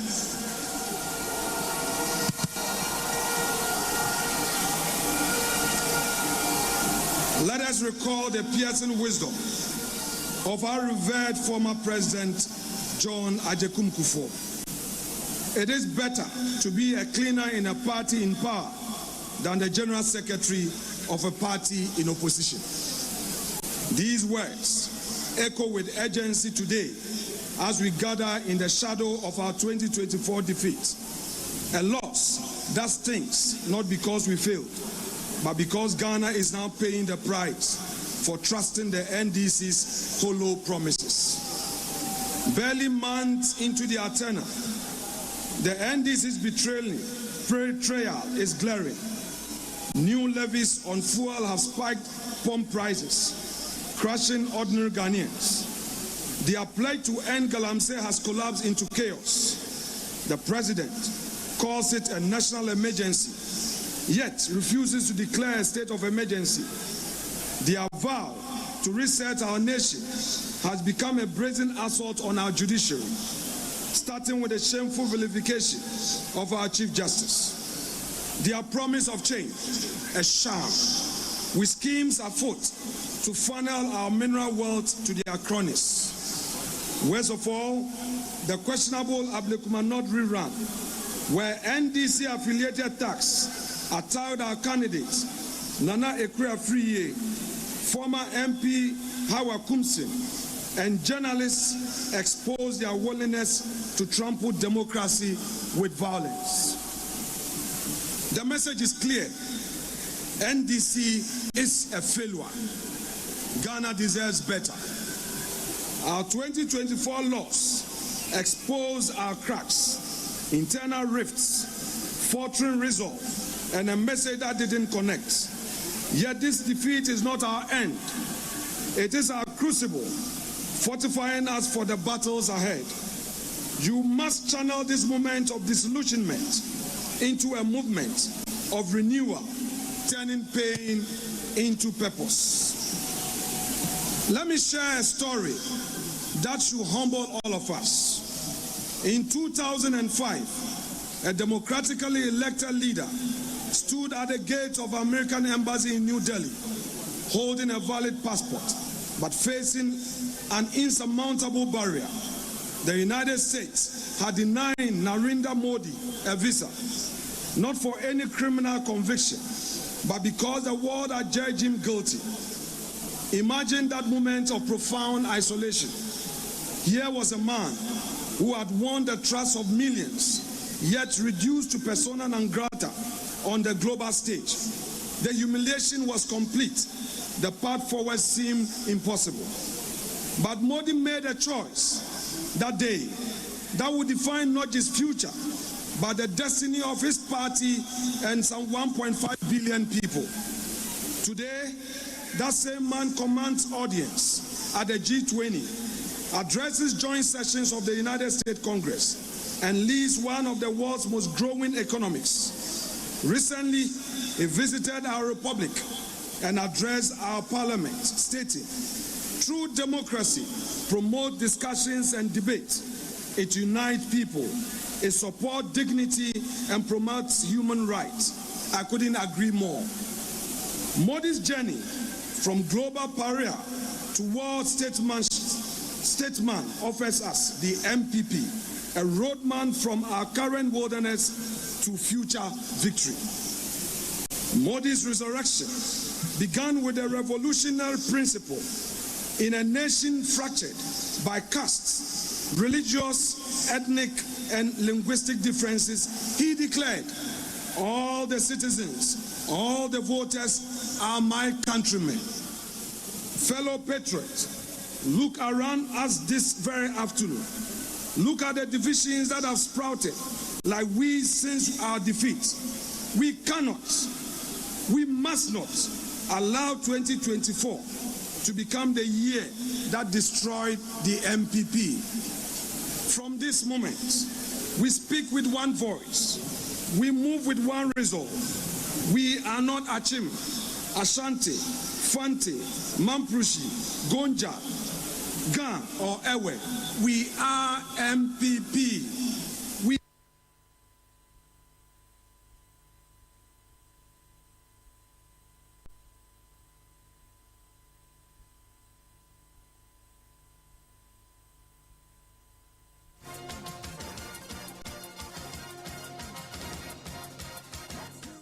The 2025 ABSA Black Star Marathon is right around the corner, and hey, guess what? You can still jump in. Register now at blackstarmarathon.com or dial *713*33*22# to secure your spot in the 42.2K marathon or 10K run, walk, jog. This is your chance to be part of Ghana's premier marathon, happening live on Saturday, July 26, 6 a.m. at the Independence Square, Accra. ABSA Black Star Marathon. Your story matters. Youth mobilization. From the mid-1980s onwards, he trekked to villages others ignored, sat with farmers others dismissed, and listened to the dreams others regarded as impossible. Perhaps we became a party talking to itself in Accra. We must become a party of Ghana talking to Ghana. Our constituency executives must master every polling station. Our polling station chairpersons must know every voter. Our electoral area coordinators must understand every community's dreams. Modi's greatest achievement was rebranding not just himself, but India's entire narrative. The country known for poverty became known for possibilities. But this rebranding wasn't cosmetic, it was substantive. We cannot rebrand ourselves through better slogans. We must rebrand ourselves through better results and strong character. This conference marks a pivotal moment in our party journey as we gather under the theme, rebuilding together with our values. We are called not only to reflect, but to renew. We are called to look inward and ask ourselves the hard questions. Who are we? What binds us? And where are we going? We are in a season that demands sober reflection, radical unity, and a return to first principles. This is a time of transition, a time when we are repositioning as a party in opposition. It is a time to rebuild, a time to reconnect with our grassroots, to re-express our ideals with clarity, and reconnect to the Ghanaian people with bold new vision for the future. We are at a critical juncture as a party, not because our tradition is broken, but because it is being tested by an electoral defeat, internal tensions, unmet expectations, and the competing ambition of people who want to serve. But let us remind ourselves, ambition must never override party loyalty. Competition must never erode patriotism, and political differences must never poison the well of unity. Dear patriots, every political tradition, every movement that has endured storms and achieved victories has been built on one unshakable foundation: unity. Without unity, we are just individuals with ambition. But with unity, we become a force, a party with direction, discipline, and destiny. Unity does not mean uniformity. It doesn't mean we all agree on everything. It means loyalty to a shared purpose. It means commitment to the flag, the same values, and the same future. The NPP has never been merely a political organization.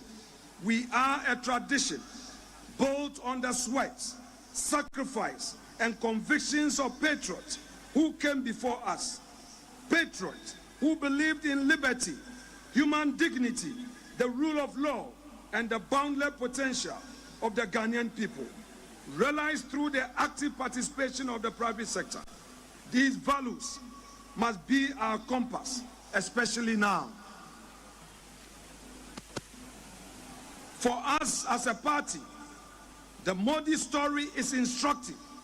The lesson for us is simple. It is possible to rebuild, and leadership is empty without a united party. Like the BJP, we have known both power and opposition. We have faced criticism and internal differences. But unity is the absence of is not the absence of disagreement. It is a decision to prioritize collective strength over individual ambition. If we are to reclaim our position of leadership and trust, we must first reclaim the spirit of unity, discipline, and shared purpose that build this party. We must reconnect with the base, re-engage the grassroots, and rise together, not as isolated contenders, but as unified movement driven by conviction and clarity. Like the BJP, our party too must rediscover the principle and the ethos that define our founding fathers. We must rebuild, yes, but not as a scattered stones. We must rebuild together, brick by brick, anchored in our values and in the unshakable belief that no individual is bigger than the NPP.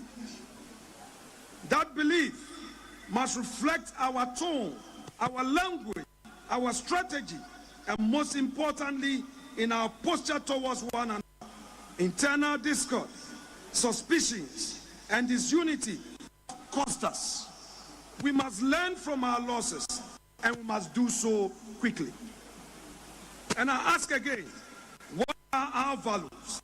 Our party, guided by the enduring motto, development in freedom, stands for democratic accountability, the rule of law, free enterprise, and national self-confidence. Rooted in the Dankwa Dombo Buzia tradition, we are inspired by a deep sense of perseverance, resilience, and an unyielding faith in Ghana's manifest destiny as a free, just, and prosperous society of opportunities. We believe in building a nation where every Ghanaian, regardless of the circumstance of birth, gender, ethnicity, or religion, must be offered the chance to rise through merit, effort, and enterprise. Our vision of a property-owning democracy has evolved beyond land or housing to mean giving every citizen a stake in national progress through education, healthcare, financial inclusion, and decent jobs. Every child and youth must be equipped with the skills, values, confidence, and opportunity to be entrepreneurial or to climb the professional career ladder.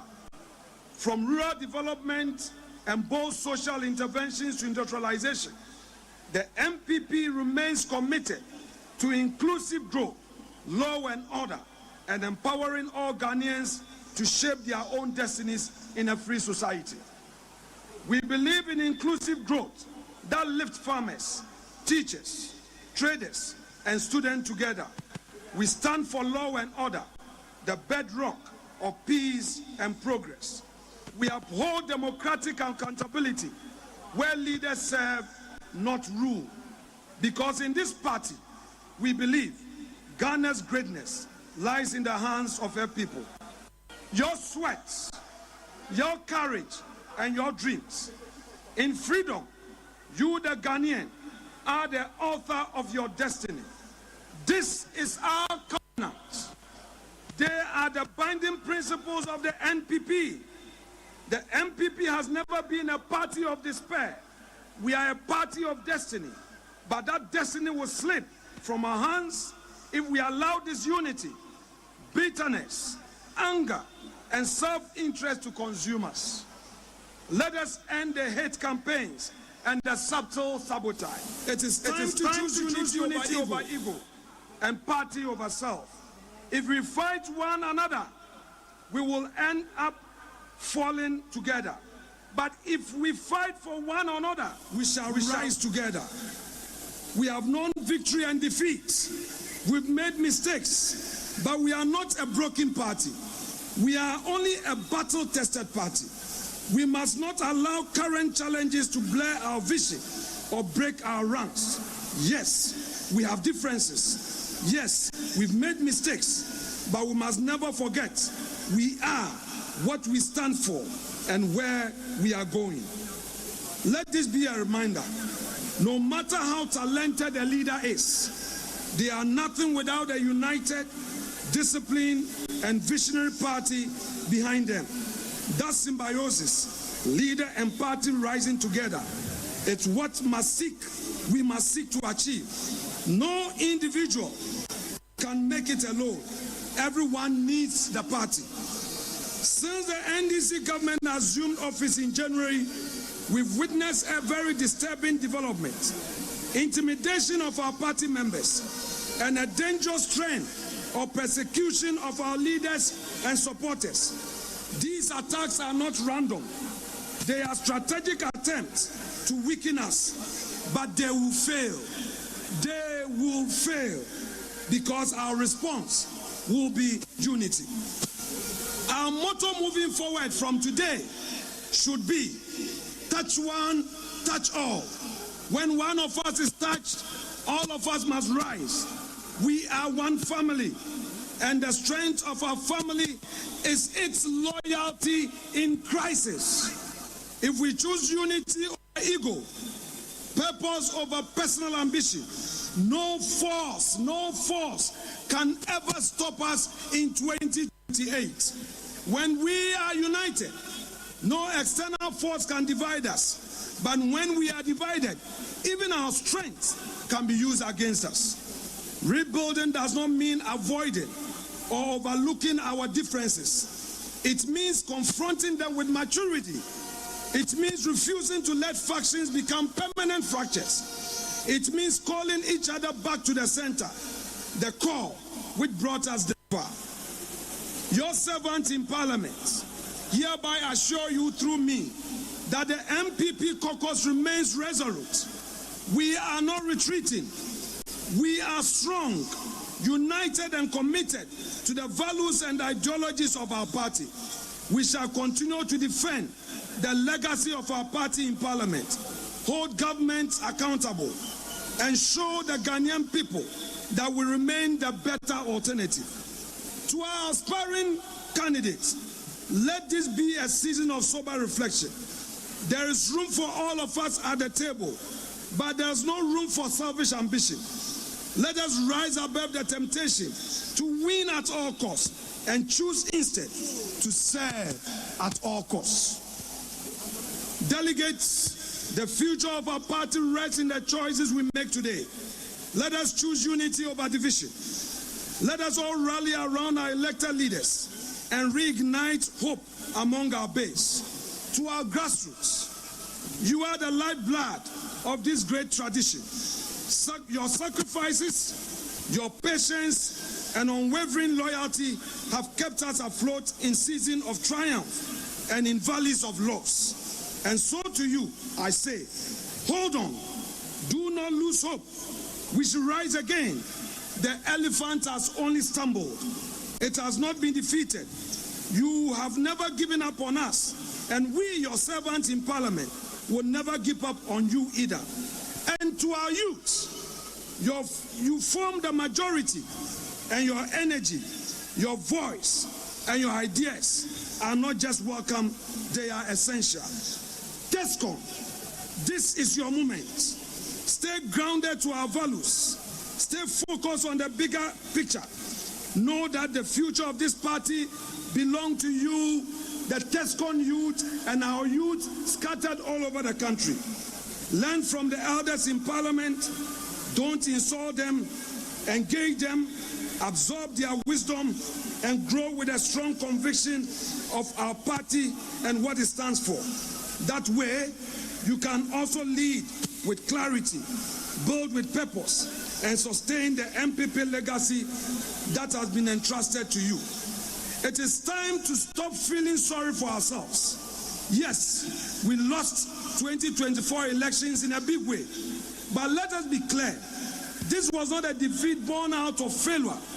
It was a perfect storm of adversity no government in the Fourth Republic has ever had. From the banking crisis that threatened to collapse our financial system, which we spent billions fixing, restoring confidence and stability, to the global COVID-19 pandemic that brought the world to its knees. Then came the Russia-Ukraine war, unleashing the harshest cost of living crisis in generation. And through it all, we governed with a hung parliament and an opposition speaker. No government in our democratic history faced this scale of compounded crisis. Yet, Nana Addo Dankwa Akufo-Addo in the driving seat, we held the line. We do not downplay the struggle the Ghanaian people had to endure, but we should commend them because it was a sacrifices day, including the bondholders, made, which led to the big economic recovery we started witnessing from early 2024. We endured, the people endured, and still we delivered. That was leadership, tested best in major crisis. We should not be shy of the mighty gains we made under very difficult circumstances under Nana Akufo-Addo. We fixed the crisis and handed over an economy with stronger GDP growth than what we inherited in 2017. We built historic levels of gold and foreign exchange reserves the current administration is now relying on to prop up the city and support the economy. We created jobs. We built more roads than any government in 8 years span and implemented free SHS, a globally unprecedented feat in a country where most students are boarders. We industrialized like never before, from 1D, 1F and industrial parks to an emerging automotive sector that positions Ghana as a manufacturing hub of Africa's single market. We expanded health infrastructure, revitalized agriculture, and rolled out STEM so boldly. The STEM education agenda, we successfully rolled it out to equip our youth with skills for the jobs of tomorrow. Thanks to Matthew Opoku Prempe and Dr. Educhum. We set Ghana on irreversible digitalization path, placing our nation at the forefront of promising digital economy and after. Fellow patriots, rather than feeling sorry for ourselves, let us face the truth. We took the hard, necessary decisions to save this economy. And now, Mohammed's government is taking propaganda credit, reaping where it has not sown when they talk about resetting, where it is its so-called 24-hour economy, the gold board or anything else. They are simply rebranding our achievements and marketing them as their own. Let no one be deceived. The foundation they are standing on was laid by this party, by our sacrifices, by our bold leadership in the face of crisis. So no, this party has no reason to hang its head at all. In closing, I want to reiterate our theme, rebuilding together with our values. It is a charge. It is a call to realign, to renew and to rise together. And we rise again in unity and in the enduring spirit of our party, our great NPP. And I say to all of you, though we walk through the valley of the shadow of death, we fear no evil. Let us go back to our roots. Let us rebuild with courage. Let us reimagine our future. And let us reclaim the spirit that built this party. A spirit of sacrifice, of loyalty, of conviction. We've done it before. We can do it again. And let it be that by the grace of God, we will. God bless us all. God bless the MPP. And God bless our beloved nation, Ghana. Thank you so much.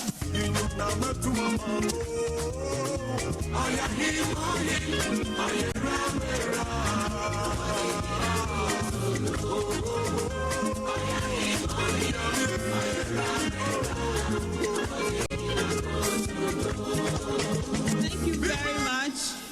Thank you very much. The minority leader, the strong and dynamic Honorable Apenyo Markin. We now listen to a message from our immediate past president, His Excellency Nana Addo Dankwa Akufo-Addo. The message is going to be read by a very dynamic lady. She's a two-term MP for Ayawaso West Wugon, the very constituency where this stadium, this beautiful edifice is built. She's been a deputy minister before. She has actually received an honorary doctorate, both in the international and national circles. She has received many awards. She has served the MPP with commitment and dedication. And she's the first female chief of staff in Ghana. Let us welcome with a round of applause our own very honorable Akosia Frema Osei Opari as she reads a speech on behalf of the immediate past president.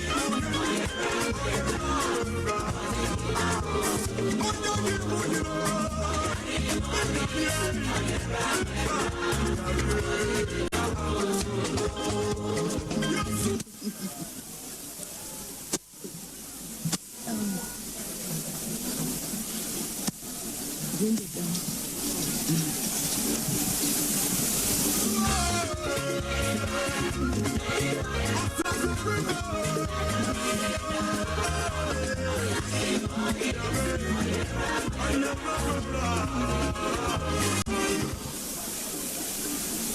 The acting national chairman of the New Patriotic Party and the national executives, the former president, His Excellency John Agyekum Kufuor, the former vice president, Dr.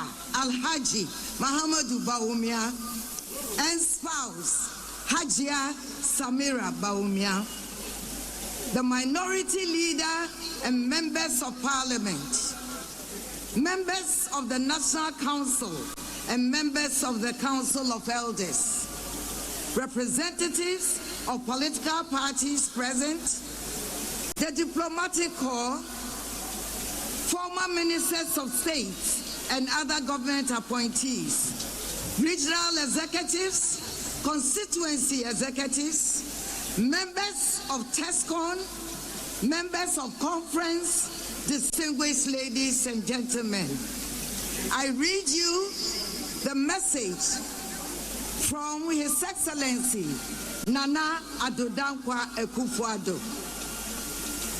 I feel a profound sense of gratitude for the trust and cooperation conference has shown me from the days of old, and most particularly during my tenure as President of the Republic for 2 consecutive terms.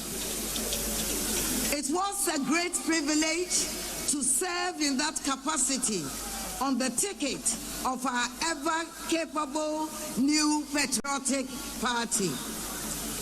I say ever-capable because of that our non-consecutive periods in government since the 1992 dispensation began. Firstly, under President John Agyekum Kufuor from the 2001 to 2009. And secondly, myself, that is Nana Addo Dankwa Akufo-Addo, from 2017 to 2025. We have, through it all, demonstrated the resilience of our rank and file against challenges and shown without doubt, as our records have proven, that it is always only under the new patriotic government that Ghana thrives. Today, we gather here at conference as representatives of the teeming mass of party faithfuls across the country to undertake a very important constitutional endeavor.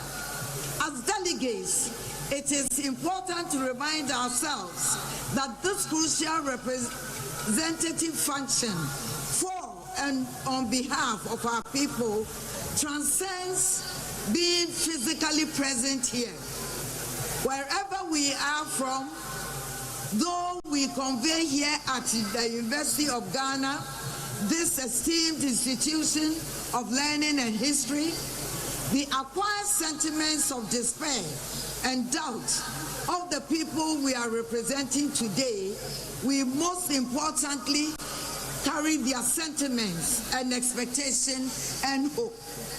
Hope that the key steps we will undertake here will in whole or in part be a formidable effort towards restructuring, rebuilding, and reclaiming the reins of governance of our dear country.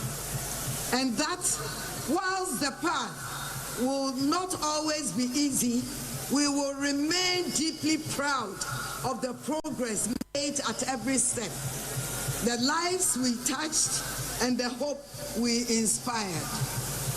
Whilst our present situation has been necessitated by circumstances we cannot ignore, I am optimistic through dialogue, mutual understanding, strong commitment to our principles and values, we can rebuild the bridges and restore the unity that has always been our strength.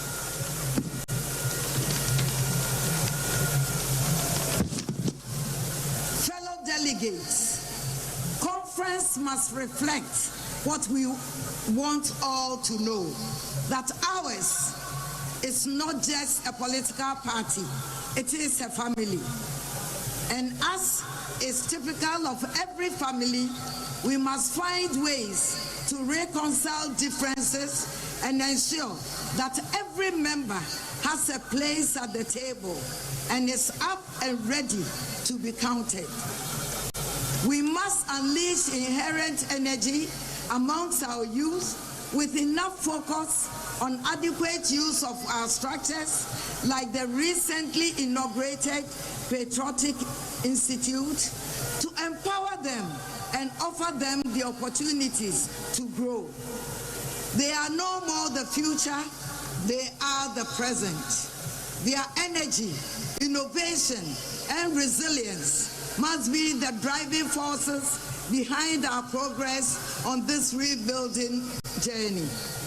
Our efforts must be all-inclusive. That is why structures or laws crafted in a bygone era, which notably do not reflect the realities and aspirations of our contemporary existence, must be opened up and critically examined to follow for proper reforms. Severally, I have stated, and today will be no exception, that we must continue to stand firm and united behind the eternally forthright ideals and principles of the Dankwa Dombo Buzia political tradition, which has proven the most suited political tradition on our Ghanaian market. We must make room for belief to replace doubt.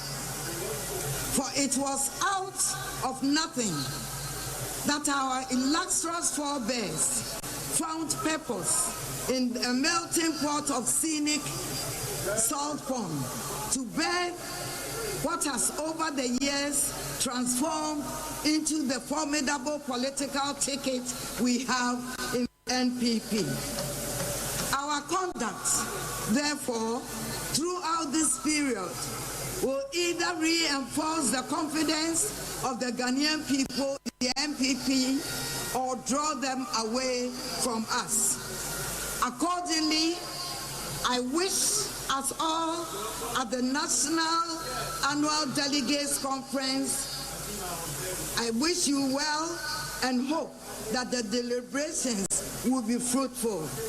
May God bless the New Patriotic Party and us all, and may God bless our homeland Ghana and make her great and strong. I thank you for your attention. Thank you.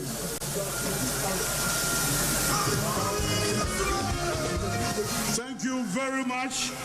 Our mother, who has made history, the first ever female chief of staff.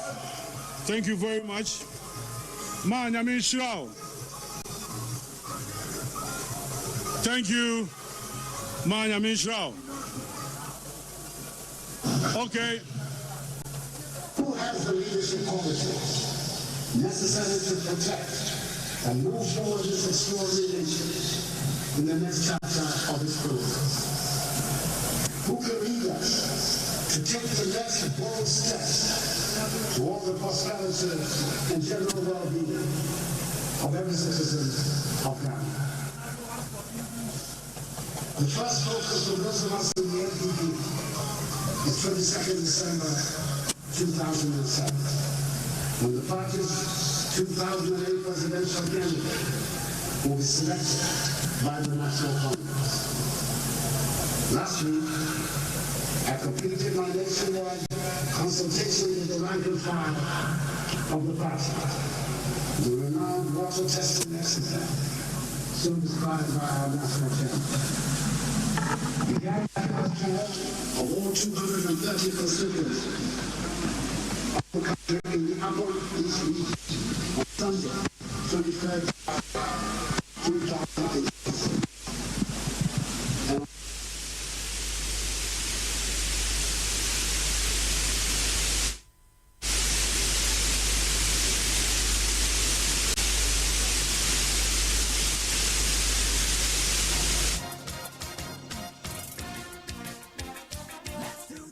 The 2025 ABSA Black Star Marathon is right around the corner, and hey, guess what? You can still jump in. Register now at blackstarmarathon.com or dial *713*33*22# to secure your spot in the 42.2K marathon or 10K run, walk, jog. This is your chance to be part of Ghana's premier marathon, happening live on Saturday, July 26, 6 a.m. at the Independence Square, Accra. ABSA Black Star Marathon. Your story matters. Are you a student in Ghana? Are you 11 to 15 years old? Are you ready to write, think, and analyze your way into hearts and minds and straight to the top? Then it's time for you to get ready for the Literacy Challenge 2025.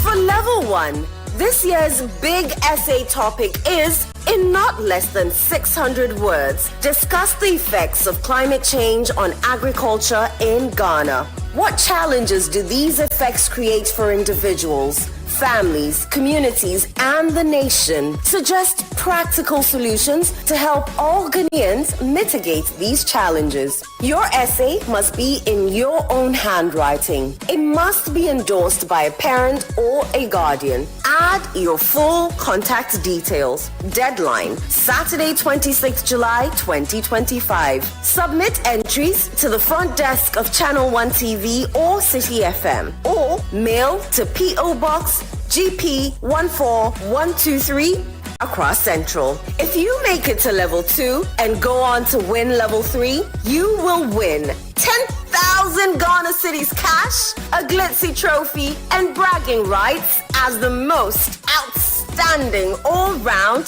JHS student in Ghana. So, get writing and show the nation what you've got. For more details, call 0205-973-973. The Literacy Challenge 2025 is powered by Citi FM, supported by Channel 1 TV, and is sponsored by Belmu and GB Assessment.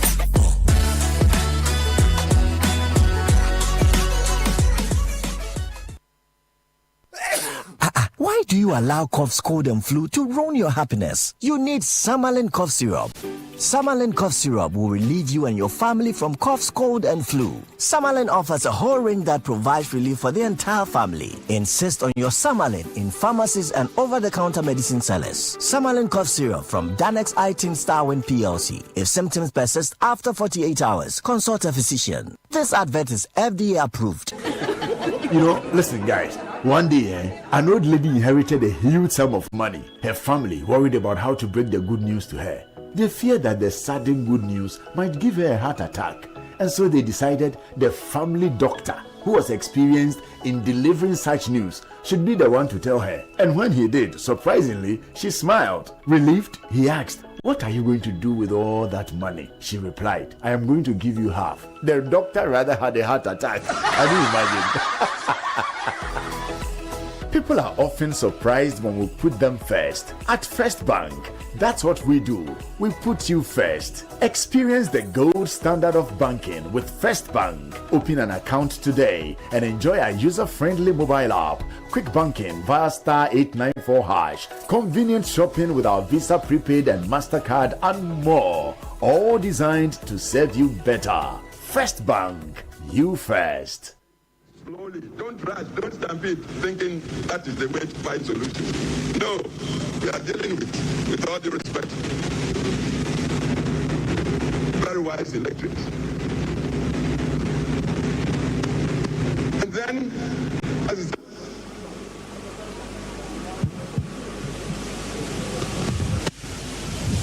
thank you very much. Very, very insightful, inspirational messages from our former president, His Excellency Nana Addo Dankwa Akufo-Addo, and His Excellency John Agyekum Kufuor. Yada Omwase. Kukudu! Conference. Very soon we are going to the second half, but before we do so, let me take this opportunity to also acknowledge the presence of our former ministers. A lot of them are here. We thank you very much. Our former appointees, MMDCs, CEOs, board chairpersons. Thank you very much. Let me also say that we are live on several television networks. Now, it is time to take a message from the former vice president. It is time to take a message from the former presidential candidate of the New Patriotic Party. Now let's welcome His Excellency, the former Vice President, Dr. Alhaj Mahamadou Bawumia, to give us his message.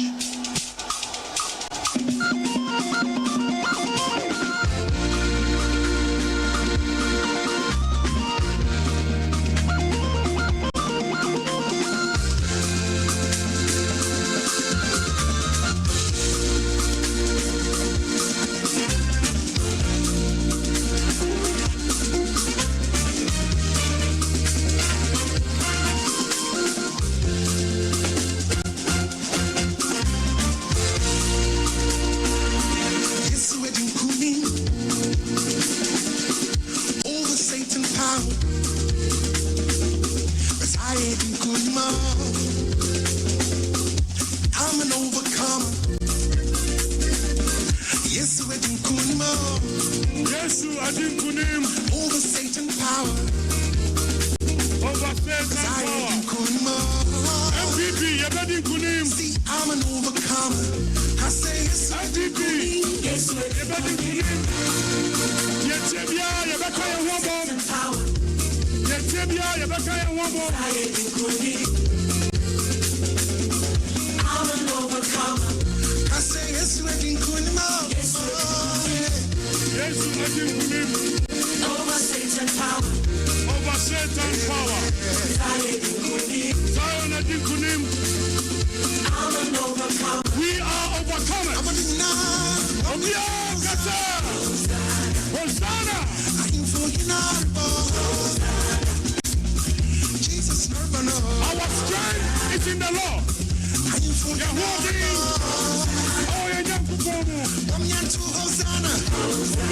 Hosanna.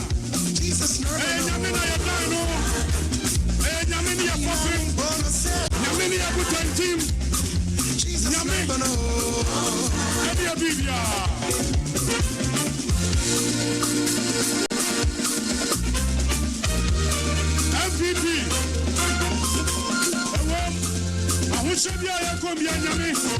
NPP.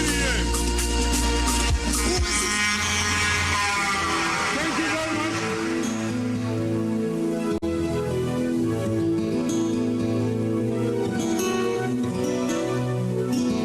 Thank you very much. Let's welcome His Excellency the Vice President, the former Vice President, 2024 presidential candidate.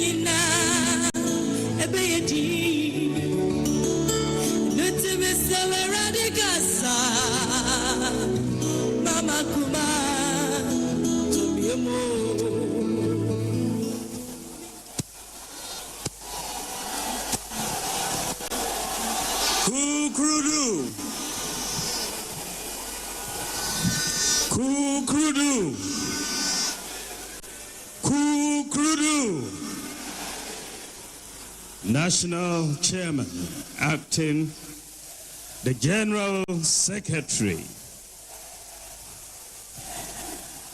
our former President J. Kufuor, former President Nana Addo Dankwa Akufo-Addo, who I'm sure are watching us, the former Chief of Staff, the former Second Lady, my beautiful Samira, members of Parliament, former ministers and former members of Parliament, former MMDCs, our national executives, external members of external branches, regional executives, constituency executives, electoral area coordinators, polling station executives, and representatives of other political parties, fellow Kukrudites.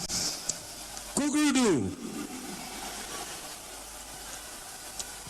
It is with mixed feelings that I welcome you all to this National Delegates Conference. It is a joy to see the representation of our party from across the country converge once again for conference.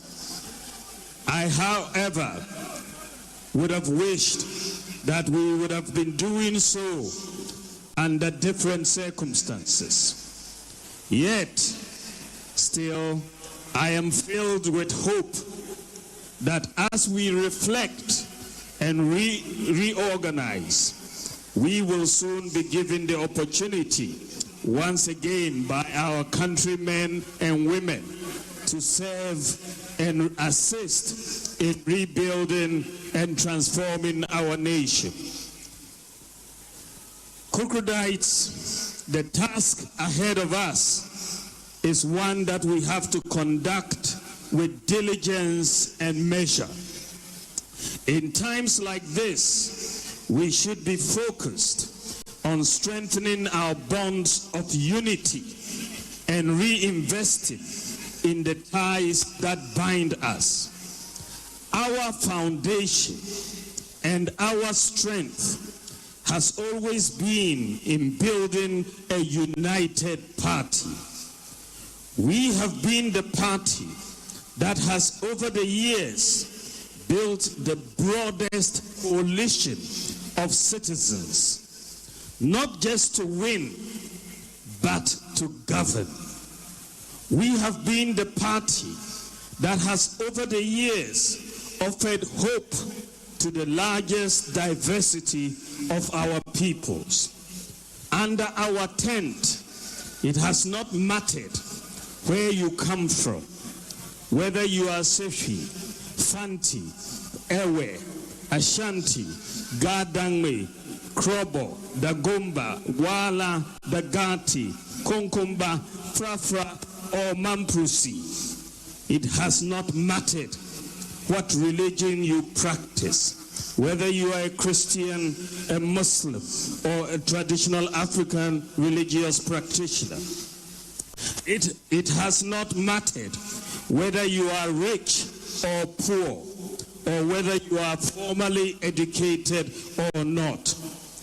This is why the root of our party resulted from an amalgamation of parties from different parts of Ghana and different interest groups. Let us remind ourselves that the parties that merged to form the United Party included the National Liberation Movement, dominant in Ashanti, the Northern People's Party, representing the Northern Territories, the Muslim Association Party, the Anlo Youth Organization based in the Volta region. Gan Shefimoke represented the Gan interests in Greater Accra region. The Togoland Congress focused on British Togoland interests. The Federation Youth Organization. It is clear, therefore, that the bonds of unity in diversity has been our lifeblood and our foundation. Now more than ever, we must refresh them and desist from any language, character, or actions that divide us. With unity and consistency, we can regain the trust of Ghanaians. If we are fractured and at each other's throats, none of us can cross over and lead us to fulfill this party's purpose. Let me say that tribalism and religious bigotry from whichever quarters it emanates, pose an existential threat and should have no place in the new patriotic party. We must also be consistent in pursuance of our effort to address not just the challenges within, but more importantly, the challenges that bedevil our motherland. In governance, there are ups and downs. Through the President J. Kufuor and President Nana Akufo-Addo periods, we succeeded at many things with monumental and transformational achievements. Their achievements, these two great presidents, their achievements will stand the test of time. We have also learned useful lessons in how to improve some things in the future. We must remain resolute and consistent in doing the right things again and in applying the lessons the next time. We must ensure that the lessons we have learnt and are willing to apply the next time round. We shouldn't be shy about them.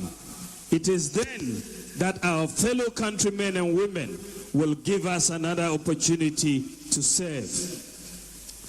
Ladies and gentlemen, an army that wants to win a battle must exercise discipline within its ranks.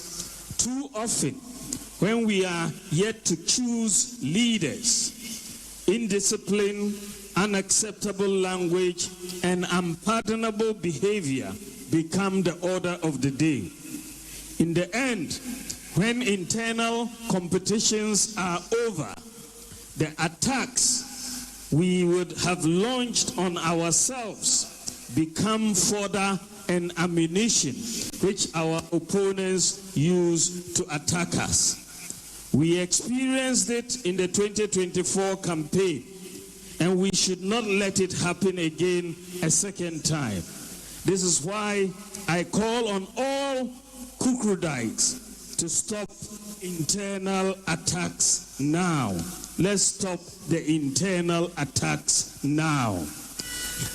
Let us rather focus on the attempt by the NDC to undermine our democracy and rule of law in trying to remove the Chief Justice. Let us focus on their clear intention to go after the Electoral Commissioner subsequently.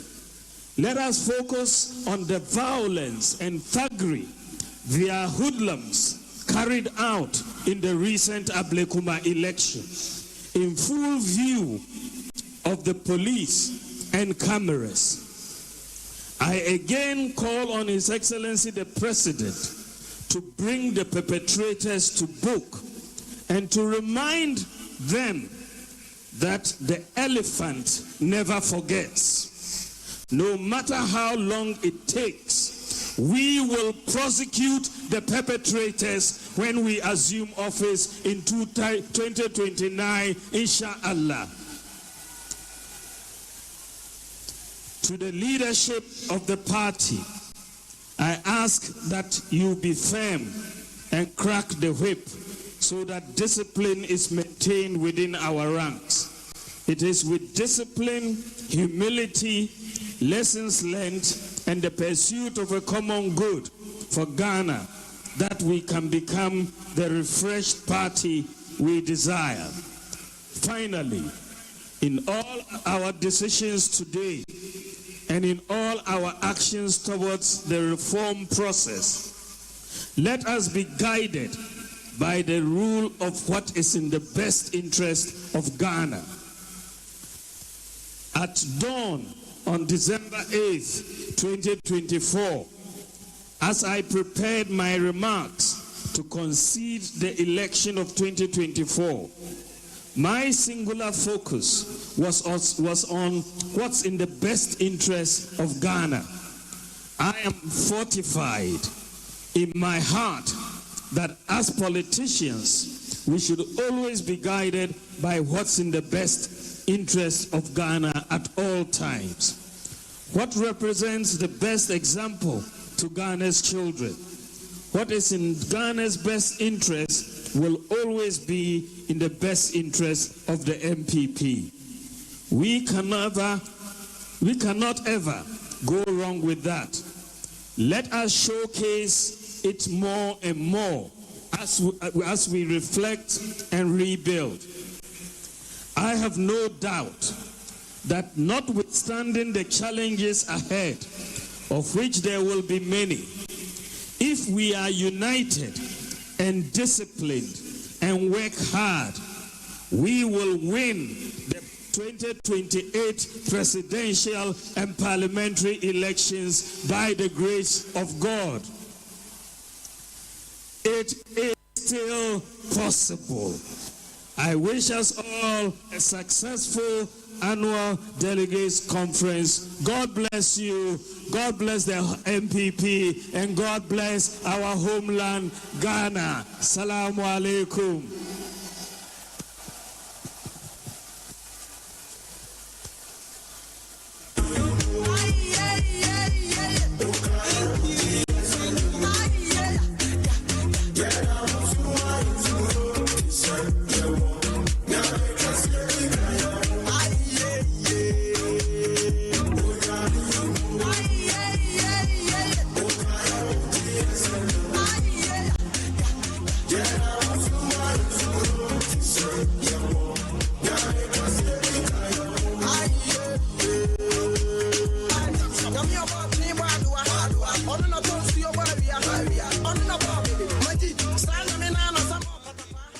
Citi 97.3. More variety. Are you searching for a world-class conferencing facility to elevate your next event? Do you need a bougie look for that all-important corporate, board meeting, or private social event? The Alisa Pavilion has an unmatched capacity. Our expansive conference center comfortably seats 1,000 persons in a theater-style setup. This makes it ideal for large conferences, product launches, weddings, social events, and exhibitions. There are 2 executive boardrooms set up for your high-profile meetings. With the importance of seamless technology integration, our facilities are equipped to support your audiovisual needs. Looking for an oasis of bliss? Saunter into our Oasis Lounge and Bistro on Thursdays for Thirsty Thursday, while you enjoy a whopping 15% discount. Make a date for Saturday Barbecue, where we have alfresco dining for nature lovers in our lush manicured lawns, while you savor lip-smacking dishes. The Alisa Hotel Pavilion, where great minds convene and beautiful memories are created. Alisa Hotels, our Kwaba means more than just welcome. The city is alive on 97.3.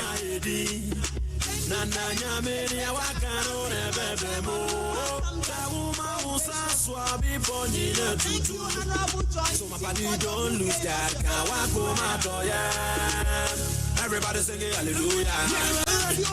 Hallelujah. Everybody singing hallelujah. Hallelujah. Let me sing, oh yeah. I say let me sing, oh yeah. Thank you very much, His Excellency, the former President of Ghana, President John Ejekum Kufuor. Thank you all the speakers of today. Thank you for the messages that you've given to us. Thank you all regional teams. Thank you to our national executives who have been so actively involved and have helped to make this event a success. Thank you, organizing team.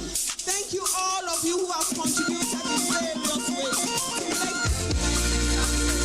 and thank you, His Excellency, Dr. Mahmoud Bawumia, for that deliberate message and for the confidence with which you have spoken to us today. Thank you to all the various speakers. Thank you to all the well-wishers. Thank you for all the fraternal messages that we have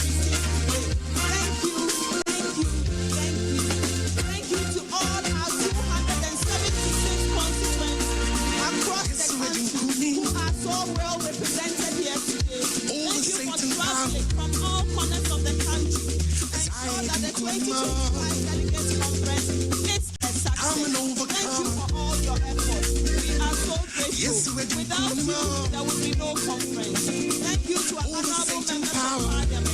Thank you to our strong double minority. Thank you for your speech. I'm an overcomer. Thank you once again to our general secretary. Thank you to our national secretary. To all our strong speakers today for the contributions that you have made. I'm an overcomer. I say yes, we're doing enough. Thank you. Over Satan power.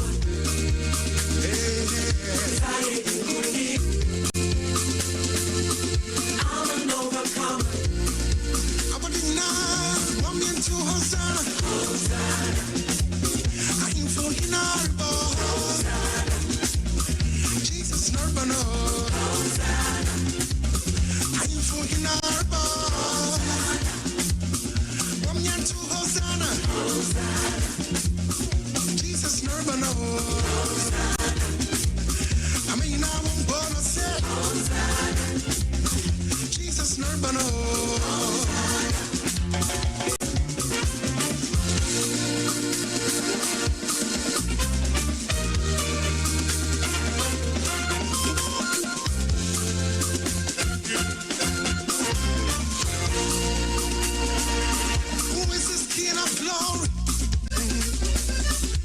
Strong and mighty. Yes, we're doing see, I'm an overcomer. Listen, no weapon fashioned against me shall prosper. For the greater one lives in me, yes, he does. Yes, yes, we're doing see, I'm an overcomer. I say, yes, we're doing yes, we're doing Thank you very much. Conference, we have gotten to a very critical and very important portion or a part of our program. Under the party's constitution, Article 19 is clear that any amendment whatsoever, whatever nature, whatever type, the kind of amendment can only be effected by this body duly constituted and duly opened. On this note, the General Secretary, in accordance with the provision of the party's constitution, invited proposals for amendment of the party's constitution. After the proposals, again according to the constitution, the General Secretary circulated the proposals to the regional party and the constituency party. The amendment committee, made up of Frank Davis, the chairman, Idi Muhaideen, the secretary, Honorable Patricia Apieje, member, Honorable Kojo Opong Kruma, member, Honorable Ebenezer Gilbert Nina Nate, also a member, Dr. Antoinette Chibudaku, a member, Honorable Diana Asunabadapa, a member, Dr. Ekuya Amwako, and our very own Makafui Wanya, Volta Regional Chairman, also a member. Council put in place this committee to receive all of these proposals. At this point, I would invite the Constitutional or the Constitution Amendment Committee to come and guide us through all the motions put together so Council can do the needful. So let me invite the Frank Davis Committee the Constitutional Amendment Committee to come before conference, put before conference all motions so that conference will duly decide.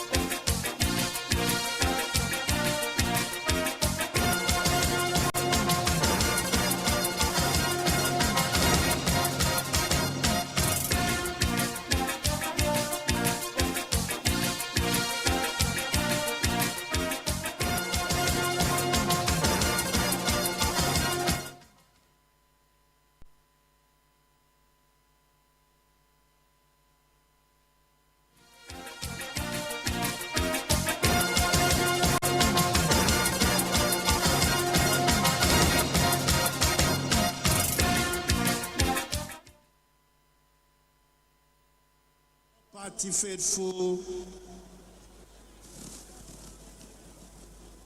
friends of the media, both print and electronic, fellow party representatives, our distinguished elders of this great party, our distinguished delegates, invited guests, ladies and gentlemen.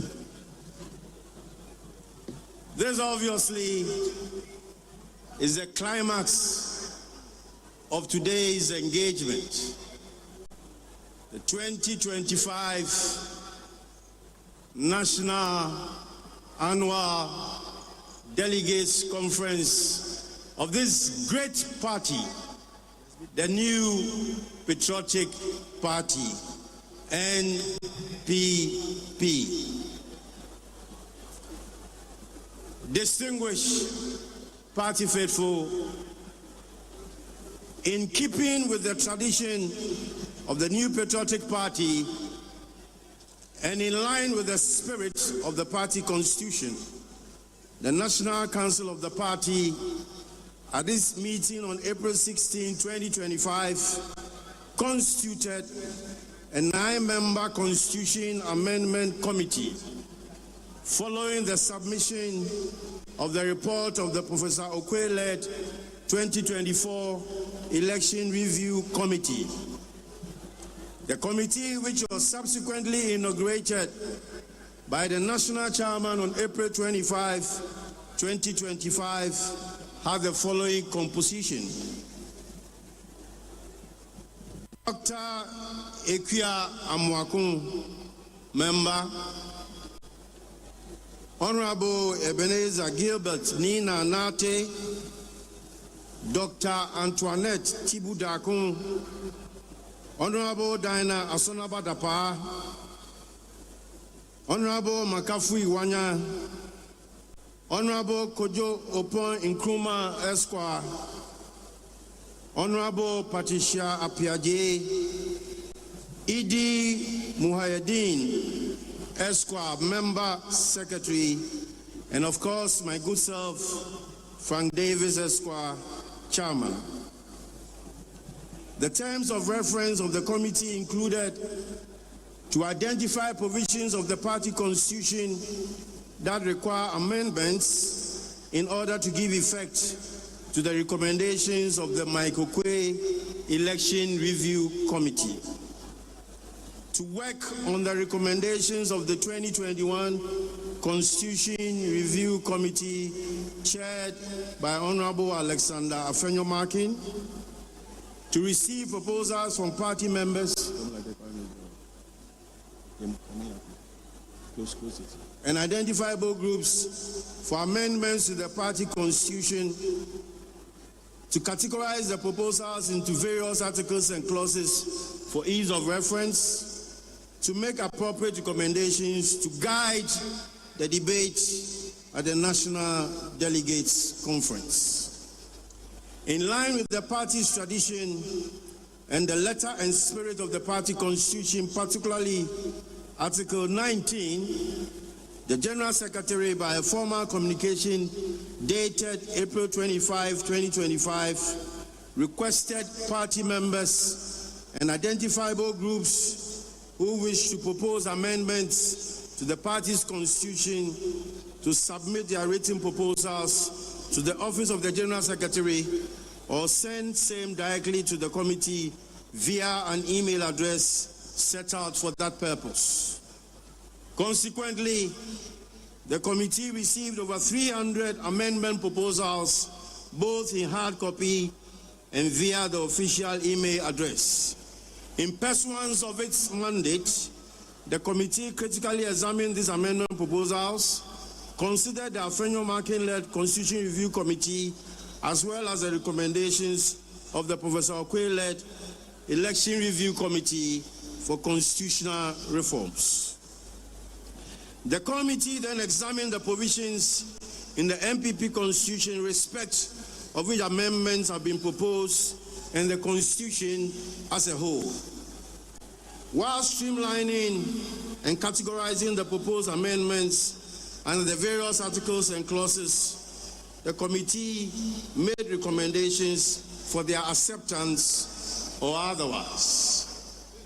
Where appropriate, the committee also made some modifications to ensure coherence and consistency with other constitutional provisions, and more importantly, with the time-tested tradition and aspirations of the party as enshrined in the Constitution. Recommendations made by the committee were informed largely by the totality of the views expressed by the proponents, the underlying principles and traditions of the party, which ought to be respected and protected, while ensuring that the Constitution reflects current socio-political developments of the party in its forward march to advancing the cause of democracy and the rule of law. Fellow delegates, below are the motions formulated by the committee out of the amendment proposals that were submitted to both the General Secretary and committee by party members and identifiable groups for consideration and approval by the National Delegates Conference herein assembled. For the purposes of clarity and to make what we are about to do very distinct without any misunderstanding when we leave here, I'm going to set out the modalities for the run of the motions. I am going to take the motions seriatim from 1 to 56. After I have read out the motions, the justification for the motions will be read by another member of the committee in the person of Honorable Kojo Opon Nkrumah Esquire. After the recommendations, the motion will be put to vote, and we are going to have a voice vote. The ayes and the nays. Distinguished fellow delegates, party faithful, if I have your attention at this particular point in time, I would start the exercise in earnest. Motion number 1. To amend Article 1 of the Constitution to include the party's motto, symbol, and colors. Justification. The absence of the party's motto, symbol, and colors in the Constitution is an obvious omission and ought to be rectified. The party's motto, symbol, and colors must find expression in the party's constitution. Fellow delegates, those in favor of motion number 1, say aye. Those against, say nay. The ayes have it. Motion number 2, Article 3(7). Amend Article 3(7) of the Constitution to give the power to recommend suspension of a member or an office holder pending disciplinary action against him to the appropriate disciplinary committee rather than the executive committee. Justification. The amendment is necessary to ensure justified suspension of party executives, either elected or appointed by executive committees, only upon recommendation by the disciplinary committee, pending disciplinary proceedings against such officers. It is the disciplinary committee that shall recommend suspension, having regard to its preliminary findings. Having heard the motion loudly and the justification, distinguished delegates, those in favor of motion number 2, say aye.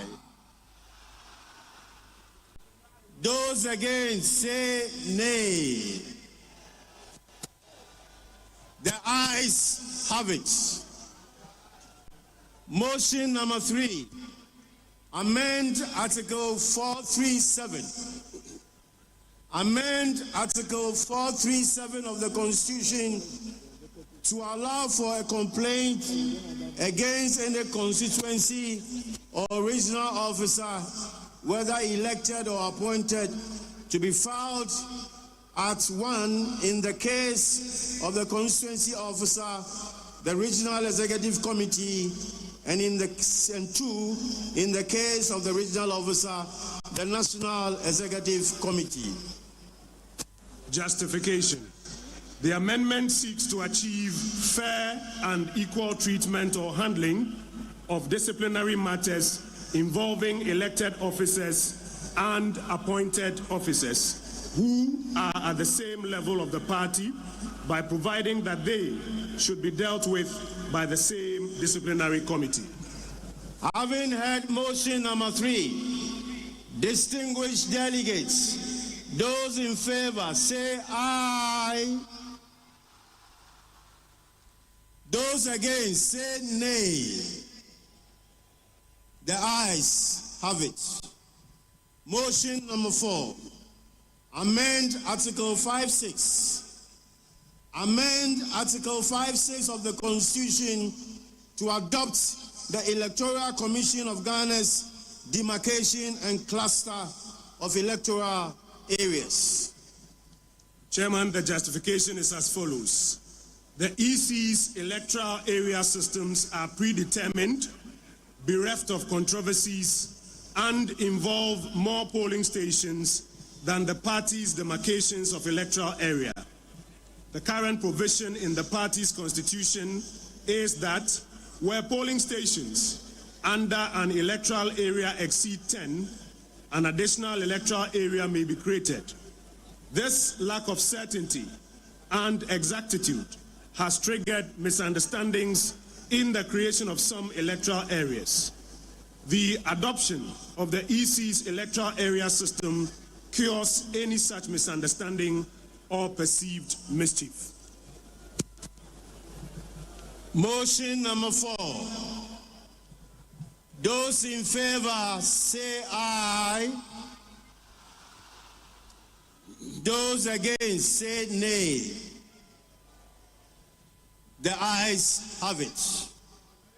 Motion number 5. Article 6. I must say at this stage that this is a new provision. Amend Article 6 of the Constitution to provide for an electoral area executive committee structure made up of 5 members who shall all be elected, comprising the electoral area chairperson, secretary, organizer, communications officer, and electoral affairs officer. The justification is as follows, Chairman. The current system requires limited expansion to allow for increased participation and support in the management of the electoral areas. A 5-member committee enhances operational capacity and ensures a more inclusive and structured approach to supervising polling station activities. Distinguished delegates, those in favor of motion number 5, say aye. Those against say nay. The ayes have it. Motion number 6, amend Article 6(1) of the Constitution to increase the polling station executives from 5 to 7, who are all to be elected, comprising the chairperson, secretary, organizer, women's organizer, youth organizer, communications officer, and electoral affairs officer. Chairman of Conference, this committee respectfully recommends the one-man, one-vote system as a long-term electoral framework for the party. In the absence of the foundational structures for the one-man, one-vote electoral system, the proposed limited expansion, which, if approved, will represent a 40% increase in the Electoral College at the polling station level, is more realistic and manageable. It has the effect of increasing the Electoral College considerably while the party works on the recommended one-man, one-vote system. Respectfully submitted. I now put the vote. Those in favor of motion number 6, say aye. Those against, say nay. The ayes have it. Motion number 7. Amend Articles 6(1), 7(2), 9(1), and 10(7)(3) of the Constitution to split or decouple the position of research and electoral affairs officer at the constituency, regional, and national levels of the party. Chairman, the amendment brings the needed focus and attention to each of the 2 responsibilities. Also, it is not every researcher who understands electoral matters and vice versa. Therefore, the recommendation is that separating the positions and appointing people with the requisite expertise to occupy the respective positions will inure to the party's benefit. Those in favor, delegates, motion number 7, say aye. Those against say nay. The ayes obviously have it. Motion number 8. Amend Article 7(2) of the Constitution to include the Constituency Research Officer, Electoral Affairs Officer, PWD, that persons with disability coordinator on the Constituency Executive Committee. Justification. This represents a limited expansion of the Constituency Executive Committee and seeks to promote inclusivity and broader participation in party activities at the constituency level. Delegates, those in favor, say aye. Those against, say nay. The ayes have it. Motion number 9. Amend Articles 7(5), 9(2), and 10(7)(3) of the Constitution to make communication officers at all levels of the party elected from the polling station, electoral area, constituency, regional, and at the national level. At the national level, the communication officer shall be designated the Director of Communications. Mr. Chairman, the appointment of communication officers has, in many instances, been fraught with a lot of challenges occasioned by perceptions of favoritism and lack of candor. Making the positions elective will afford the party delegate opportunity to select persons that they think can best communicate for the party. For the avoidance of doubt, the deputy directors of communications shall remain appointed. Respectfully submitted, Chairman. Delegates in favor, say aye. Those against, say nay. The ayes have it. Motion number 10.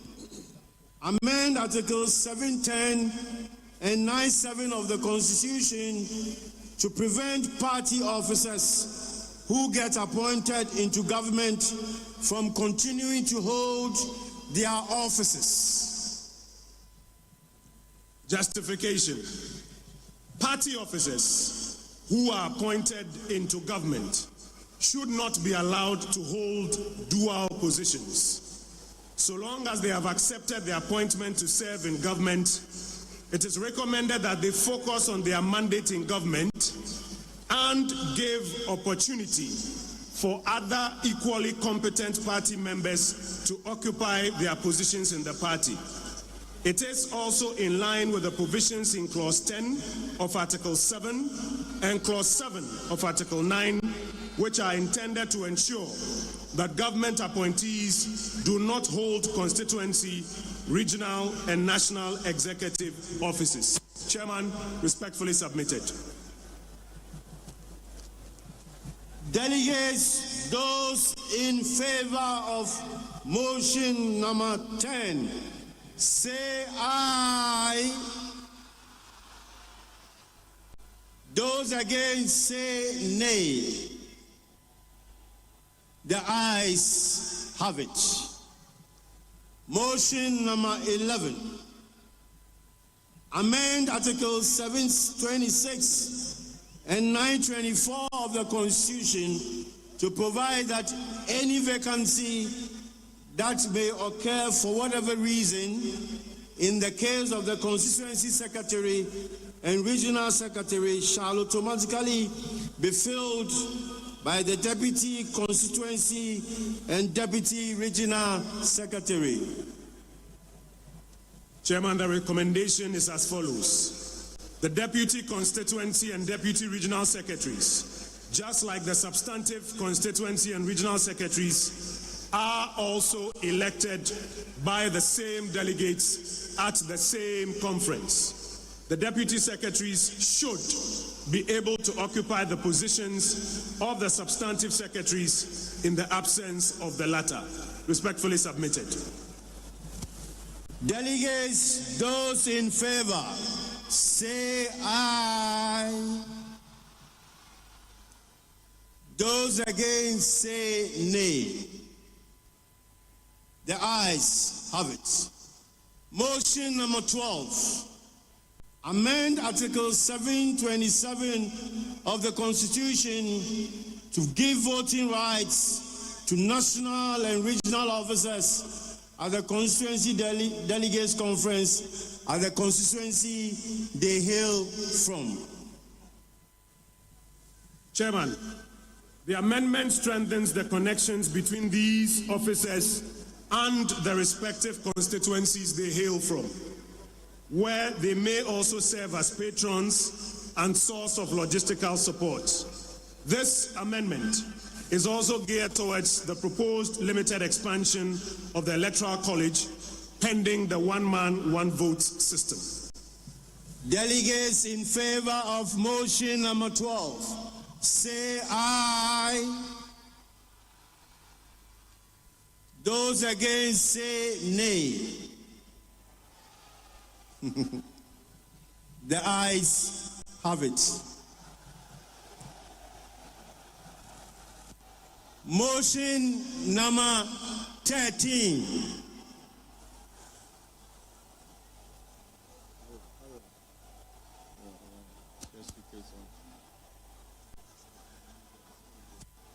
Our respected and distinguished delegates, with great respect, shall we have some calm so that we carry out this exercise diligently and faithfully. Thank you. Motion number 13. Amend Article 727, 925, and 10.2 of the Constitution to provide that the party shall hold constituency, regional, and national delegates conferences every 2 years, that is biennially, instead of annually. Chairman, this amendment looks at holding timely but necessary conferences across all levels of the party. There shall also be sufficient time to hold other equally important conferences within the period before the biennial conference. Where it becomes necessary, an extraordinary delegates conference may be called. Respectfully submitted. Delegates in favor of motion number 13, say aye. Those against, say nay. The ayes have it. Motion number 14. Amend Article 727B of the Constitution to give voting rights to the electoral area executives at the constituency biennial delegates conference. Chairman, currently, electoral area coordinators and all polling station executives have voting rights at constituency delegate conferences. The proposed electoral area executives, made up of the electoral area coordinator, to be now called electoral area chairperson, and 4 other executives should also have voting rights at the constituency delegates conference. Respectfully submitted. Those in favor of motion just ably recommended, say aye. Those against, say nay. The ayes have it.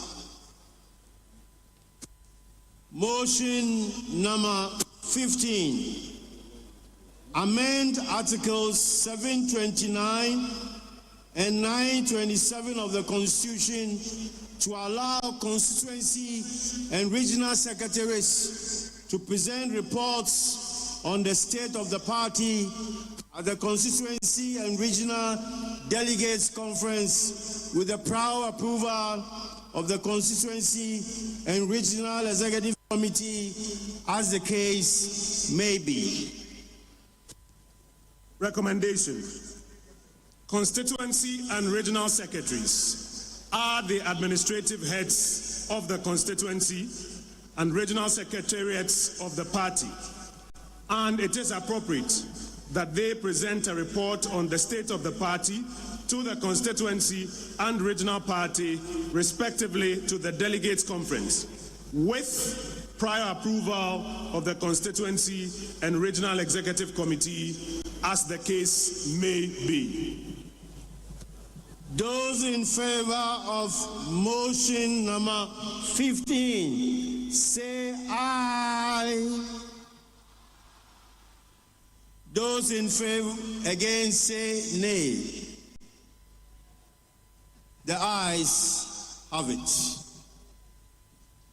Motion number 16, amend Articles 729 and 927 of the Constitution to require the statement of accounts to be presented by the constituency and regional treasurers at the Constituency and Regional Delegates Conference to have received prior approval of the Constituency and Regional Executive Committee, as the case may be.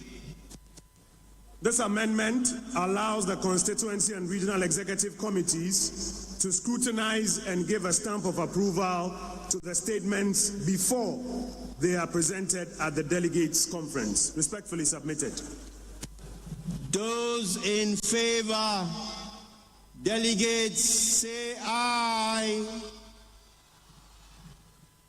Those against, say nay. The ayes have it.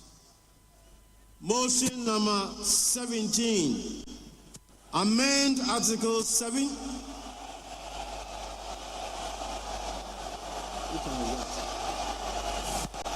Appoint persons other than police station to supervise police station. Let's take it. No, 16. You are shouting 17. No, 17. Motion 17. Delegates, I know you have your booklet. It shows they've read it. And you have also read it. Yes. So permit me to also read it, then you can respond. Thank you very much.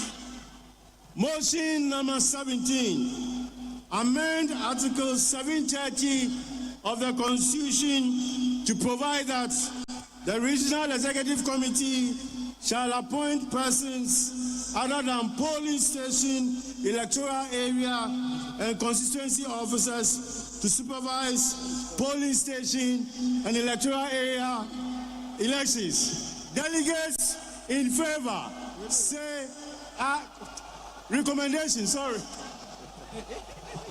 Dear delegates, please hear the recommendations. The recommendation is that constituencies are directly involved in the compilation of the album for organizing polling station and constituency elections. And therefore, it may be prudent that supervision of these elections be taken to the regional level to absolve it from any conflicting interest. Chairman. My fellow delegates, those in favor of this motion, say aye. Yeah, those against, say nay. The nays have it. Yeah. That is the beauty of our democracy. This time, the nays have it. So motion number 17 has suffered a knockdown. Motion number 18.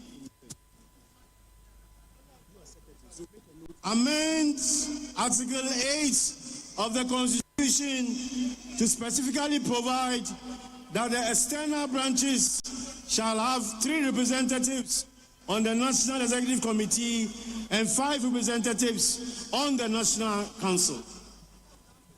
Chairman, the party constitution under Article 8.5 grants the external branches representation at the National Executive and the National Council, but does not indicate the number of representatives they should appoint to serve on these bodies. This amendment brings clarity to the number of representatives the external branches shall have on the National Executive Committee and National Council. Respectfully submitted, Chairman. Those in favor of motion number 18, say aye. Those against, say nay. The ayes once again have it. Motion number 19, amend Articles 8 and 13, 11 of the Constitution to specifically provide that all former and current executives of the external branches shall have voting rights at the presidential primaries. Chairman, the amendment seeks to extend the Electoral College for the presidential primaries to promote inclusivity and broader participation. This is in line with the proposed limited expansion. Delegates in favor, say aye. Those against, say nay. The ayes have it. Motion 20. Amend Articles 8 and 10(2)(f) of the Constitution to specifically provide that all current executives of the external branches shall have voting rights at the National Delegates Conference. Previously, Chairman, only 12 executives of the external branches were allowed to vote at the National Delegates Conference.